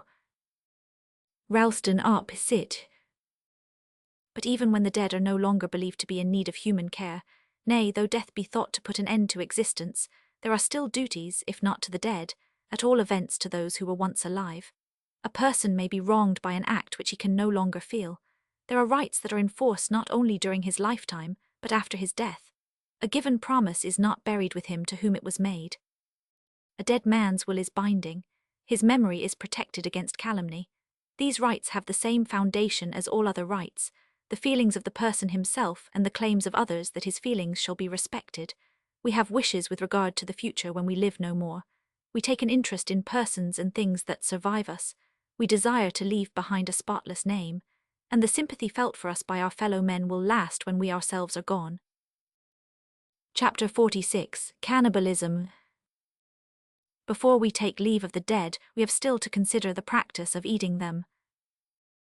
Habitual cannibalism, permitted or in some cases enjoined by custom, has been met with in a large number of savage tribes, and, as a religious or magical rite, among several peoples of culture. It is, or has been, particularly prevalent in the South Sea Islands, Australia, Central Africa, and South and Central America, but it has also been found among various North American Indians, in certain tribes of the Malay archipelago, and among a few peoples on the Asiatic continent, and it is proved to have occurred in many parts of Europe. For the prevalence and extension of cannibalism, see Andri die Anthropophagie SQQ, Bergerman die Verbreitung der Anthropophagie SQQ, Steinmetz Endocannibalismus SQQ, Schneider die Natervalker 1 SQQ, Letourneau L'Evolution de la Morale SQQ, Ritson Abstinence from Animal Food SQQ, Hartland Legend of Perseus 2 SQQ. Schaffhausen die Menschenfresserei und des Menschenopfer in Archive F Anthropology 4 SQQ, Henkenius Verbreitung der Anthropophagie in Deutsch Rundschau F Geographie U Statistik 15 SQQ, de Nadilac L Anthropophagie et les Sacrifices Humains in Revue des du Monde 66 SQQ, idem in Bulletins de la Soche, de Anthrop.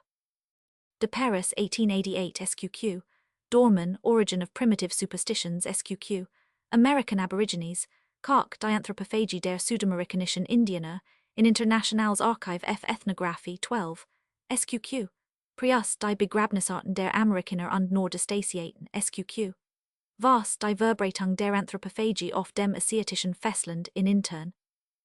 Archive F Ethnoger 3 SQQ, De Groot Religious System of China Vol 4 Book 2 SQQ, Hubschladen Ethiopian SQQ, Matica Anthropophagien der Prähistorischen Ansiedlung bei Nachweis und in der Prähistorischen Zeit überhaupt in Mittel 500, Anthrop, Gesellschaft in Wien 26 SQQ, Wood Martin Traces of the Elder Faiths of Ireland 2 SQQ. Sometimes the whole body is eaten with the exception of the bones, sometimes only a part of it, as the liver or the heart. Frequently the victim is an enemy or a member of a foreign tribe, but he may also be a relative or fellow tribesman.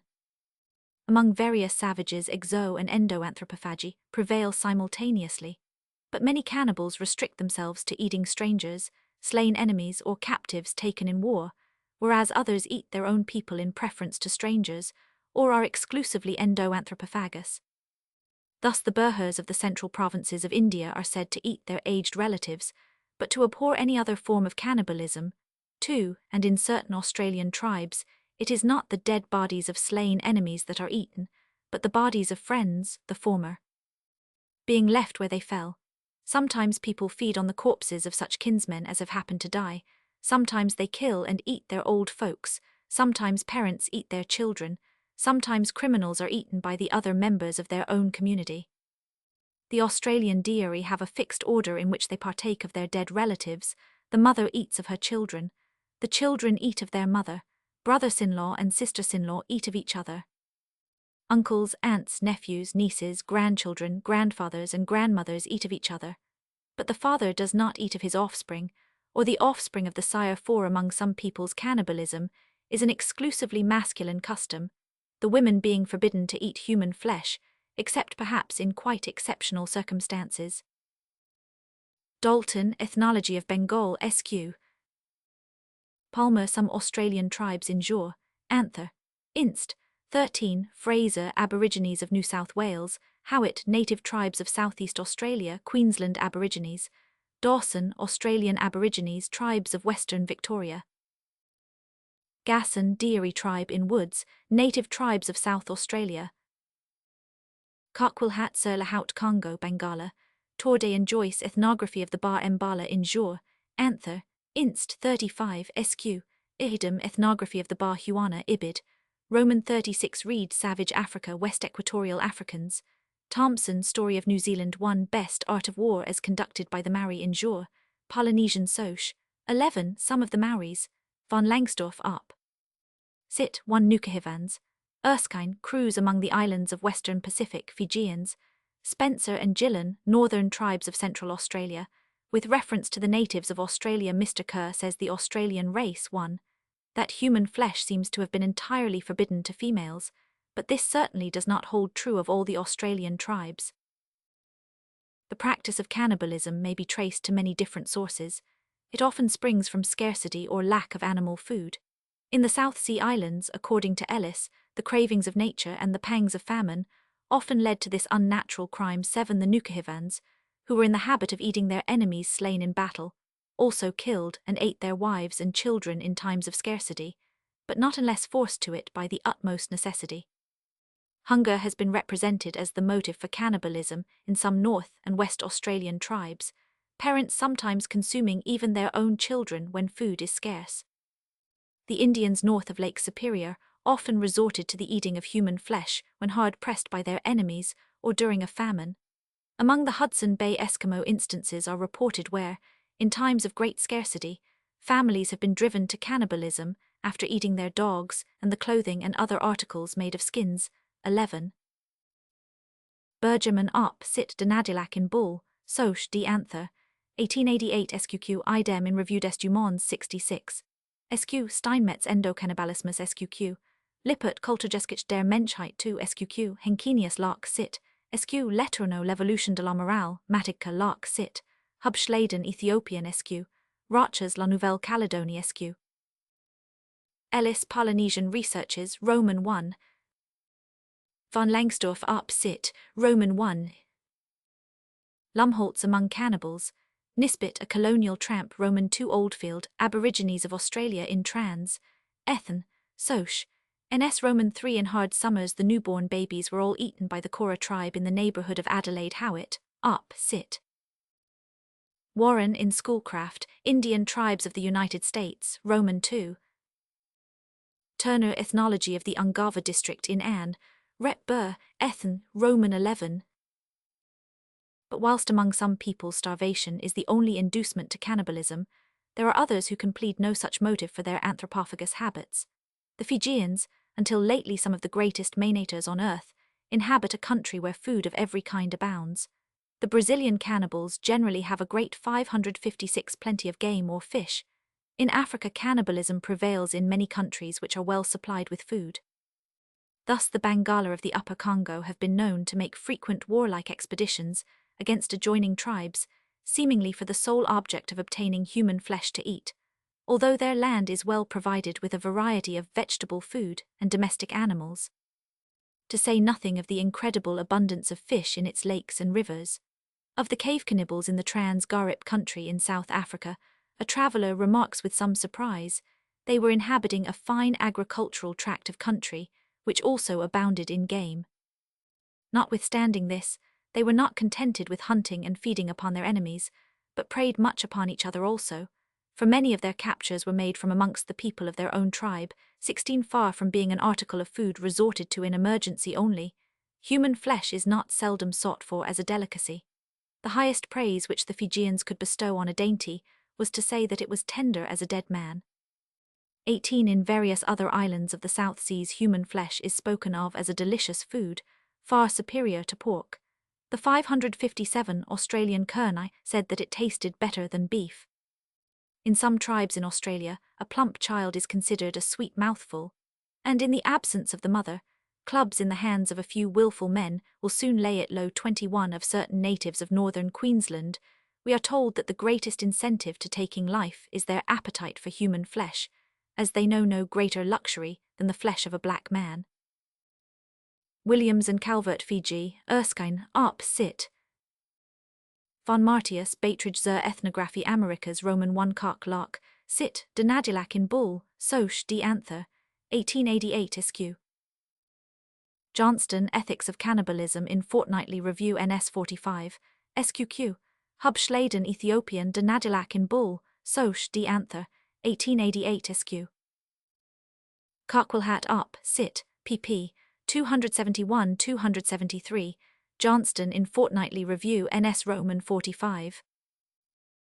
Leyland quoted by Burton, 2 Trips to Guerrilla Land Roman 1.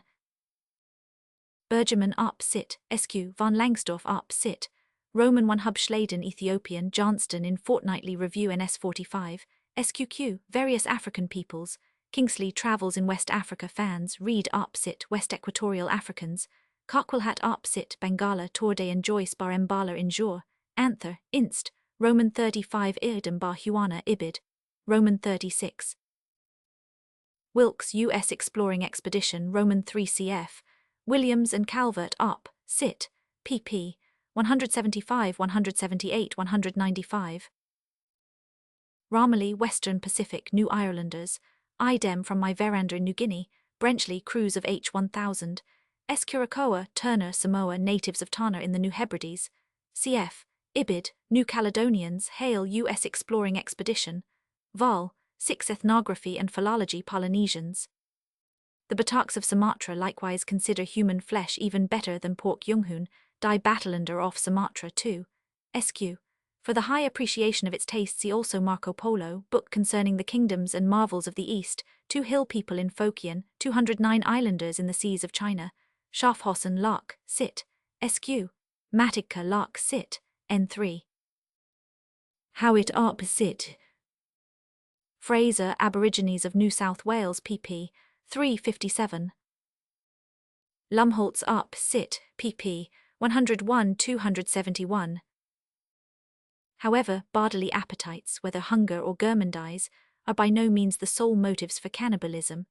Very frequently it is described as an act of revenge.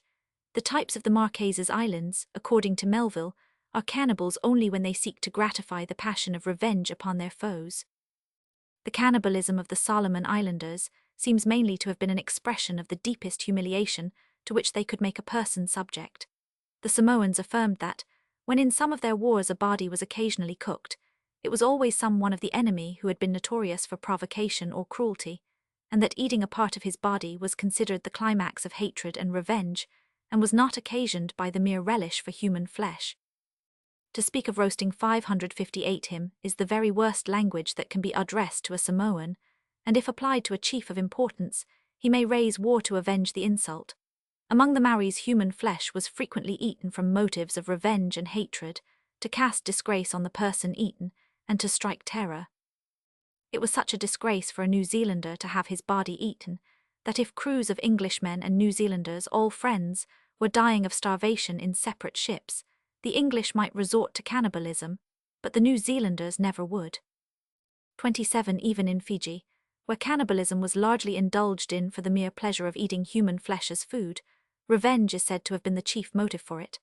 Thus, in any transaction where the national honour had to be avenged, it was incumbent upon the king and principal chiefs, in fact, a duty they owed to their exalted station to avenge the insult offered to the country by eating the perpetrators of it. 29. Ellis Polynesian Researches 1, Tahitians, von Langsdorff up sit 1 Nukuhivans, Forster Voyage Round the World 2 Natives of Tanna and generally, Powell Wanderings in a Wild Country Natives of New Britain and New Ireland, Howitt Natives of Southeast Australia pp. 247-751. Marston History of Sumatra, Bunning in Glimpses of the Eastern Archipelago SQ, Junghun, up sit 2 160 Bataks, De Groot up sit, Val 4 Book 2, SQQ, Ancient Chinese, Schneider Die Religion der Afrikanischen Nedervolker SQ, Negroes, Burton 2 Trips to Gorilla Land 1. Natives of Barney and New Calabar, Muller Geschichte der Amerikanischen Religionen SQ, Carver Travels through the Interior Parts of North America SQ, Nordwesses, Keating Expedition to the Source of St. Peter's River 1, Potawatomis, Cock Lock, Sit, pp. 87-89 SQQ, South American Tribes. Von Humboldt Travels to the Equinoctial Regions of the New Continent 5, Indians of Guyana, Wide Nuweed Rise Nak Brasilian 2, Botacudos and some other Brazilian tribes. Lamanaco Sul Ras Indigene del Brasil in Archivio per l'Anthropologia e la Ethnologia 19, Tupis, Andri op sit, SQ and Passim. Melville Type. Parkinson, zur Ethnographie der Nordwestlichen Salomo in Seln. Turner 19 Years in Polynesia, cf. Pritchard Polynesian Reminiscences SQ. Thompson Story of New Zealand 1, SQQ, Yate Account of New Zealand, Diefenbach Travels in New Zealand Roman 2 Taylor T. Iker Maui, Best in Jour Polynesian Soch, 11, SQ. Wilkes up sit, Roman 3 Williams and Calvert up sit. Seaman Vidi. The practice of eating criminals, which is quite a common form of cannibalism, seems to be largely due to revenge or indignation. In Lepers Island in the New Hebrides, the victims of it were not generally enemies who had been killed in fighting, but it was a murderer or particularly detested enemy who was eaten, in anger, and to treat him 99.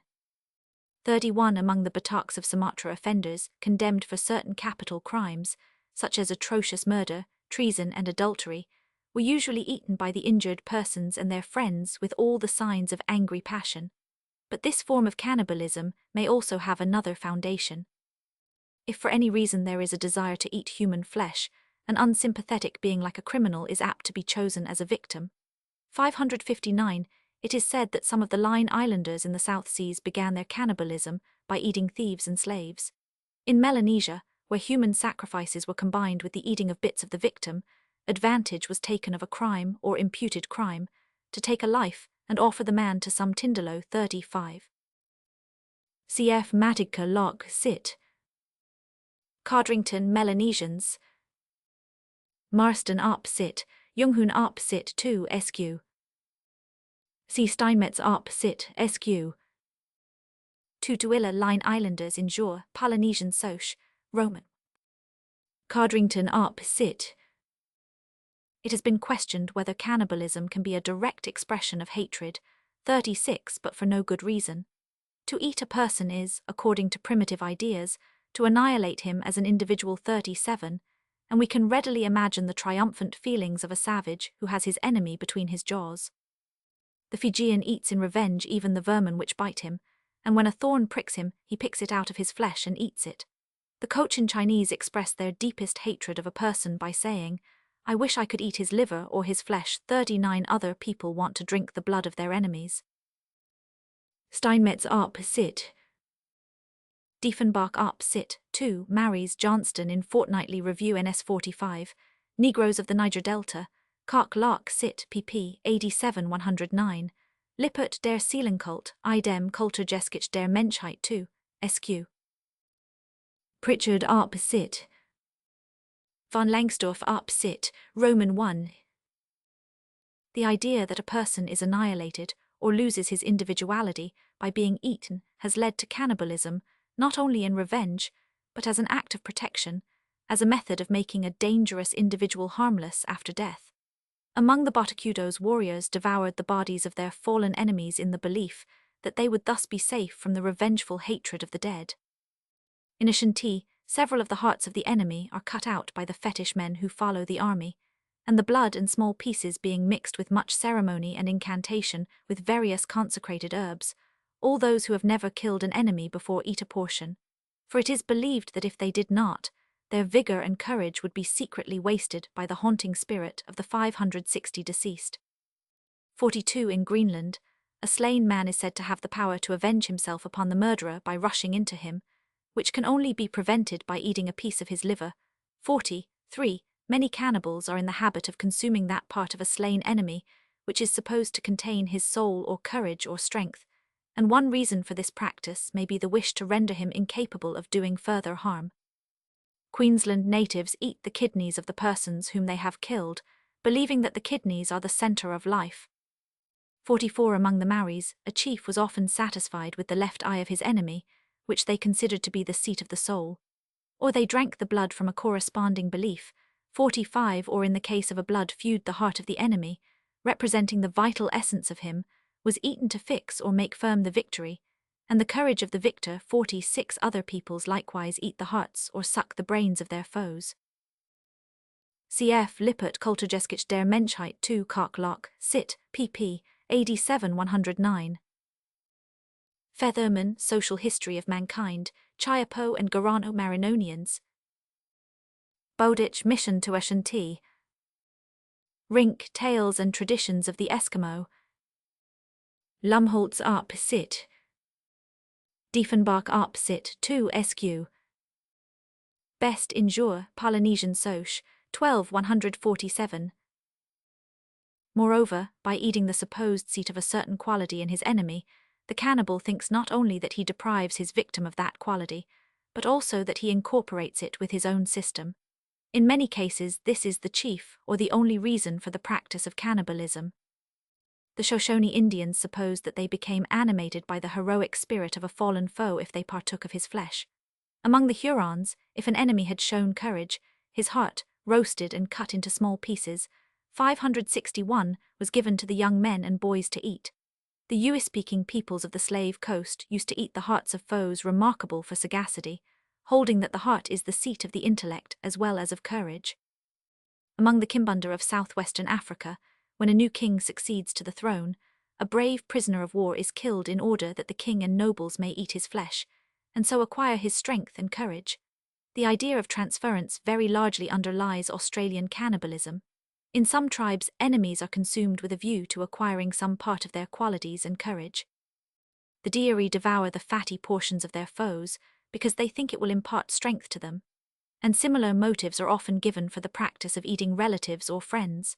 When a man is killed in one of the ceremonial fights in the tribes about Maryborough in Queensland, his friends skin and eat him in the hope that his virtues as a warrior may go into those who partake of him. Among the natives of the River Darling in New South Wales, a piece of flesh is cut from the dead body and taken to the camp, and after being sundried is cut up into small pieces, which are distributed among the relatives and friends of the deceased. Some of them use the piece in making a charm, or throw it into the river to bring a flood and fish, but others suck it to get strength and courage. In certain Central Australian tribes, when a party starts on an avenging expedition, every man of it drinks some blood and also has some spurted over his body, so as to make him lithe and active. The elder men 562 indicate from whom the blood is to be drawn, and the persons thus selected must not decline. In certain South Australian tribes, cannibalism is only practiced by old men and women who eat a baby in order to get the youngster's strength. Among other natives of the same continent, as we have noticed above, a mother used to kill and eat her first child, as this was believed to strengthen her for later births. And in various Australian tribes it is, or has been, the custom when a child is weak or sickly to kill its infant brother or sister, and feed it with the flesh to make it strong. Many of the Brazilian Indians are in the habit of burning the bones of their departed relatives, and mix the ashes with a drink of which they partake for the purpose of absorbing their spirits or virtues. Dr. Couto de Magalhães was informed that the savage Chavantes eat their children who die, in the hope of gathering again to their body the soul of the child 62. Blumentritt der Ahnenkultus der Malayen des Philippinen Archipels in Mitthil, 500, Kais Eukonig, Geograph Gesellschaft in Wien 25, Italones, Lewin Wild Races of Southeastern India Cookies, de Groot op Sit, Vol 4 Book 2, SQQ, Ancient Chinese, Schneider, Die Religion der afrikanischen Nativvölker SQ Negroes, Dorman op sit, SQ. North American Indians, Keating op sit, 1 Potawatomis Kak Lak sit, pp. 87-89 SQQ, 109 South American Indians, Andri op sit, SQ and Passim, Lippert der Seelenkult SQQ, Idem Kulturgeschichte Roman II Trumbull Blood Covenant SQQ, Fraser Golden Bough II SQQ, Garm Ethnology and Folklore SQQ, Crawley Mystic Rose SQQ. Featherman op sit, Aeneo Marinonians, Parkman Jesuits in North America, p. 39, Ellis Ewe-speaking peoples of the Slave Coast, Magyar Rising in South Africa, Fraser Aborigines of New South Wales, pp. 56-81, Brasmythe Aborigines of Victoria 1 p. 38, Howitt Australian Medicine Men in Jor, Anther, Inst, Roman 16 Langlo Parker Uwalei Tribe, Gasson Deary Tribe in Kerr op sit, Roman 2. Howitt Native Tribes of Southeast Australia, Gasson in Jor, Anther, Inst, Roman 24. Howitt op sit, MacDonald Mode of Preparing the Dead among the Natives of the Upper Mary River, Queensland in Jor, Anther, Inst, Roman 2. Barney Aborigines of the River Darling in Jor, Anther, Inst, Roman 13. Spencer and Gillen, Native Tribes of Central Australia, Crawford in Jor, Anther, Inst, Roman 24. Supra, Roman 1. Howitt Native Tribes of Southeast Australia SQ, all the tribes of the Watcho Nation and the Tatathi and other tribes on the Murray River frontage, Stambridge tribes in the central part of Victoria in Trans, Ethen, Soch, London NS Roman 1 Spencer and Gillen, Native Tribes of Central Australia pp. 52, 475 Luricha tribe. Wallace travels on the Amazon, Tarianas, Tucanos and some other tribes of the Uops. Cowdrow La France Equinoxiale 2, Cabios of the Uops. Montero quoted by von Spix and von Martius rise in Brasilian 3 Enjumanas, Kak Lak, sit, SQ, Dorman op sit. Cauto de Magalhães, Trabalho preparatorio para aproveitamento do selvagem e do solo por el ocupado no Brasilo selvagem. Cf. de Castelnau, Expedition dans les parties centrales de l'Amérique du Sud, 4 Camacas. The belief in the principle of transference has also led to cannibalism in connection with human sacrifice and to the eating of mangods. At Florida in the Solomon Islands, human flesh was eaten in sacrifice only. In Hawaii, après le sacrifice le pupil, qui delours ni fut jamais anthropophage, pratiquate une sorte de communion en mangeant certaines parties de la victime. 64 in West Equatorial Africa, according to Mr. Winwood Reid, there are two kinds of cannibalism. One is simply an 563 act of gourmandise, the other is sacrificial and is performed by the priests, whose office it is to eat a portion of the victims, whether men, goats or fowls. And this sacrificial cannibalism is not restricted to the priests. In British Nigeria, no great human sacrifice offered for the purpose of appeasing the gods and averting sickness or misfortune is considered to be complete unless either the priests or the people eat the bodies of the victims. 66, and among the Aro people in southern Nigeria, the human victims offered to the god were eaten by all the people, the flesh being distributed throughout their country. The inhabitants of the province of Caranc, in ancient Peru, likewise consumed the flesh of those whom they sacrificed to their gods. The Aztecs ate parts of the human bodies, whose blood had been poured out on the altar of sacrifice 69, and so did the Mayas. In Nicaragua the high priests received the heart, the king the feet and hands, he who captured the victim took the thighs, the entrails were given to the trumpeters, and the rest was divided among the people. In ancient India it was a prevalent opinion that he who offered a human victim in sacrifice should partake of its flesh, though in opposition to this view, it was also said that a man cannot be allowed, much less required, to eat human flesh. The sacrificial form of cannibalism obviously springs from the idea that a victim offered to a supernatural being participates in his sanctity, and from the wish of the worshipper to transfer to himself something of its benign virtue. So also the divine qualities of a mangoed are supposed to be assimilated by the person 564 who eats his flesh or drinks his blood. This was the idea of the early Christians concerning the Eucharist. In the holy food they assumed a real bestowal of heavenly gifts, a bodily self-communication of Christ, a miraculous implanting of divine life. The partaking of the consecrated elements had no special relation to the forgiveness of sins, but it strengthened faith and knowledge, and especially it was the guarantee of eternal life, because the body of Christ was eternal. The holy food was described as the medicine of immortality 75. Codrington up, sit. See also Gisela die Oster in Cell Sq, Easter Islanders. Ramai Kamulilo Hawaii p40. Read up, sit. See also Schneider die Religion der Afrikanischen Natervölker Sq. Markler Ferryman British Nigeria. Partridge Cross River Natives. Ranking Researches on the Conquest of Peru. Prescott History of the Conquest of Mexico. Reville, Hibbert Lectures on the Religions of Mexico and Peru. Bancroft Native Races of the Pacific States 2, 3 Sq. Bancroft up, sit, Roman 2. Ibid Roman 2. Weber über Menschenopfer bei den Indern der Vedischen Zeit, in Indische Streifen 1, Sq. See Supra 1 Sq. See Fraser Golden Bough 2, 353-366. Harnack History of Dogma 1, 2, Sqq. 4, 291, 294, 296, 297, 299 Sq. In various other instances, human flesh or blood is supposed to have a supernatural or medicinal effect upon him who partakes of it. The Banks Islanders in Melanesia believe that a man or woman may obtain a power like that of vampires by stealing and eating a morsel of a corpse.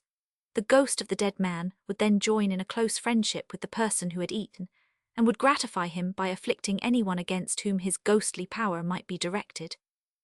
76 Australian sorcerers are said to acquire their magic influence by eating human flesh.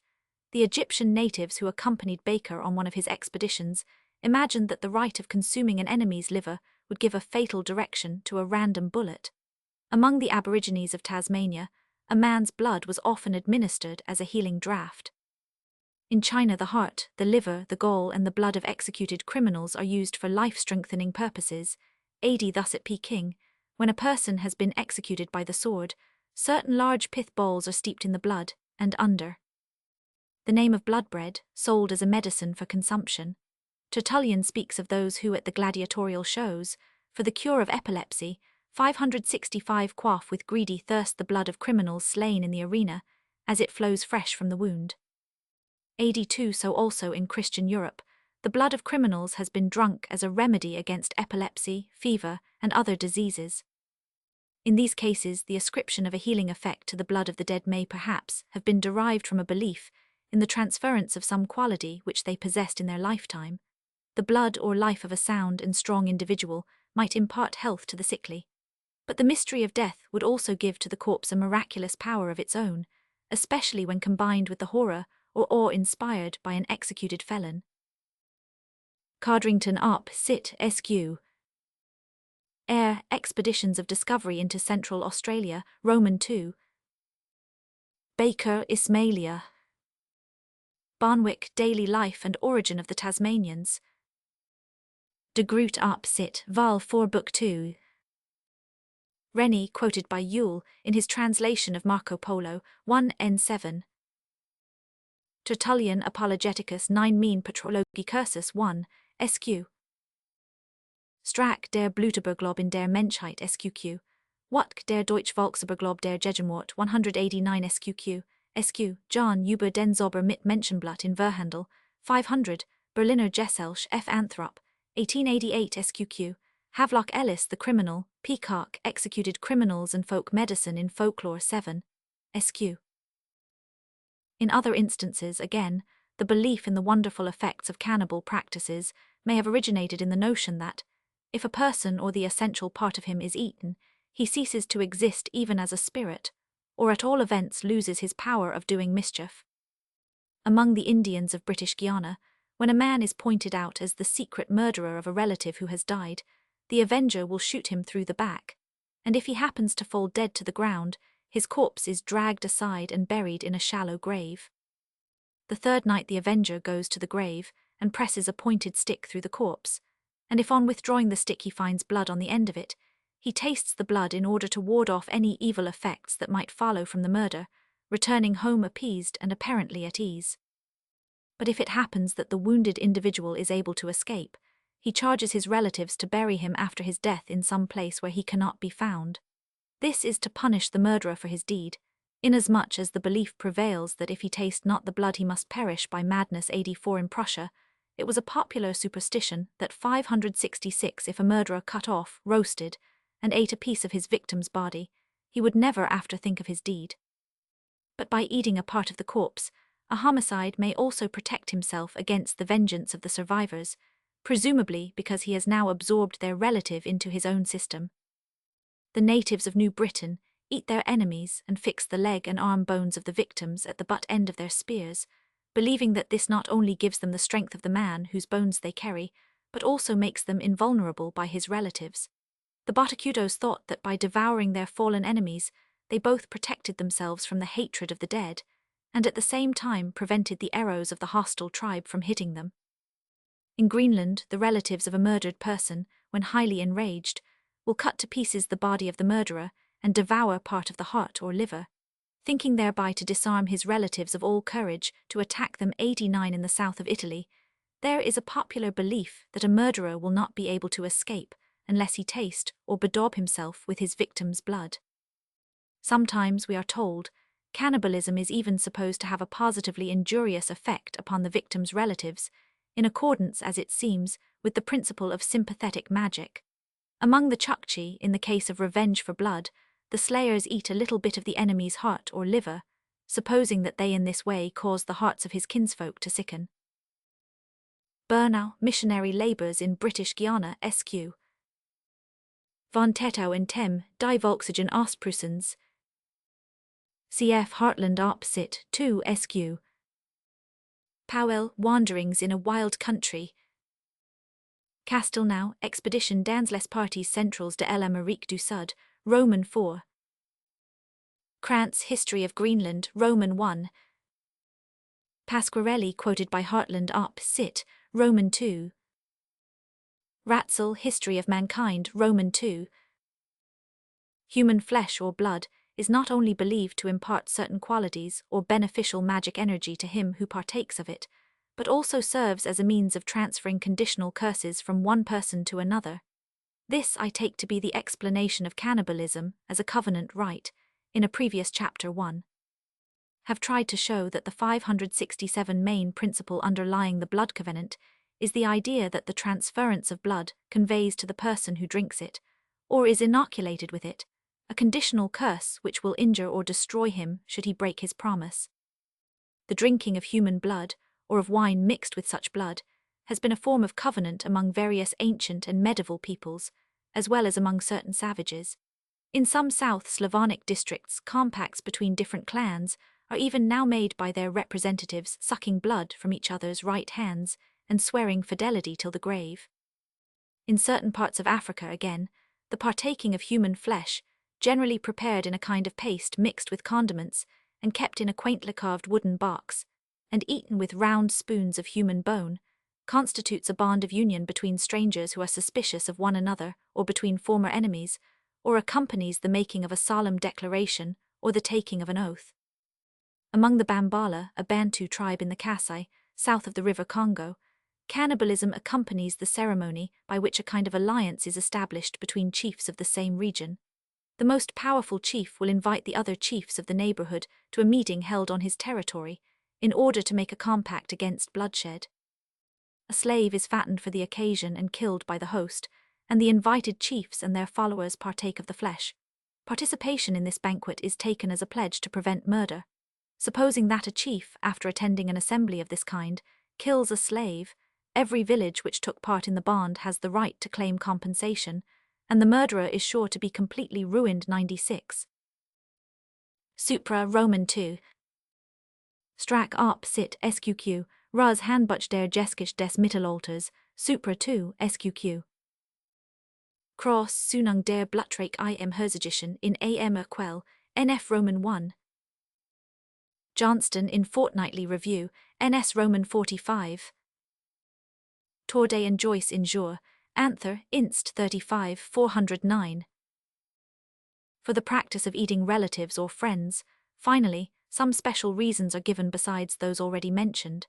It is represented as a mark of affection or respect for the dead 97, as an act which benefits not only the person who eats, but also him who is eaten.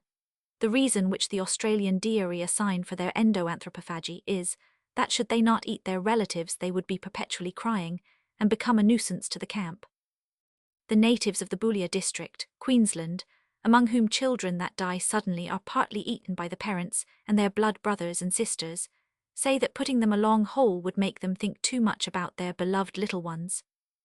In the Turrbal tribe in southern Queensland, a man who happened to be killed in one of the ceremonial combats which followed the initiation rites was eaten by those members of the tribe who were present, and the motive stated is that they ate him because they knew him and were fond of him, and they now knew where he was, and his flesh would not stink. 100 The Bataks of Sumatra declared that they frequently ate their own relatives when aged and infirm, not so much to gratify their appetite as to perform a pious ceremony. 101 Among the Samoyeds, old and decrepit persons who were no longer able to work let their children kill and eat them in the hope that they thereby might fare better after death. The Indian of Haiti would think he was wanting to the memory of a relation if he had not thrown into his drink a small portion of the body of the deceased, after having dried it and reduced it to powder. 103 Among the Botacudos, old men who were unable to keep up in the march were at their own request eaten up by their sons, so that their 569 enemies should be prevented from digging up and injuring their bodies. 104 Whilst mothers not infrequently consumed their dead children out of love. The Maorunas considered it more desirable for the departed to be eaten by relatives than by worms.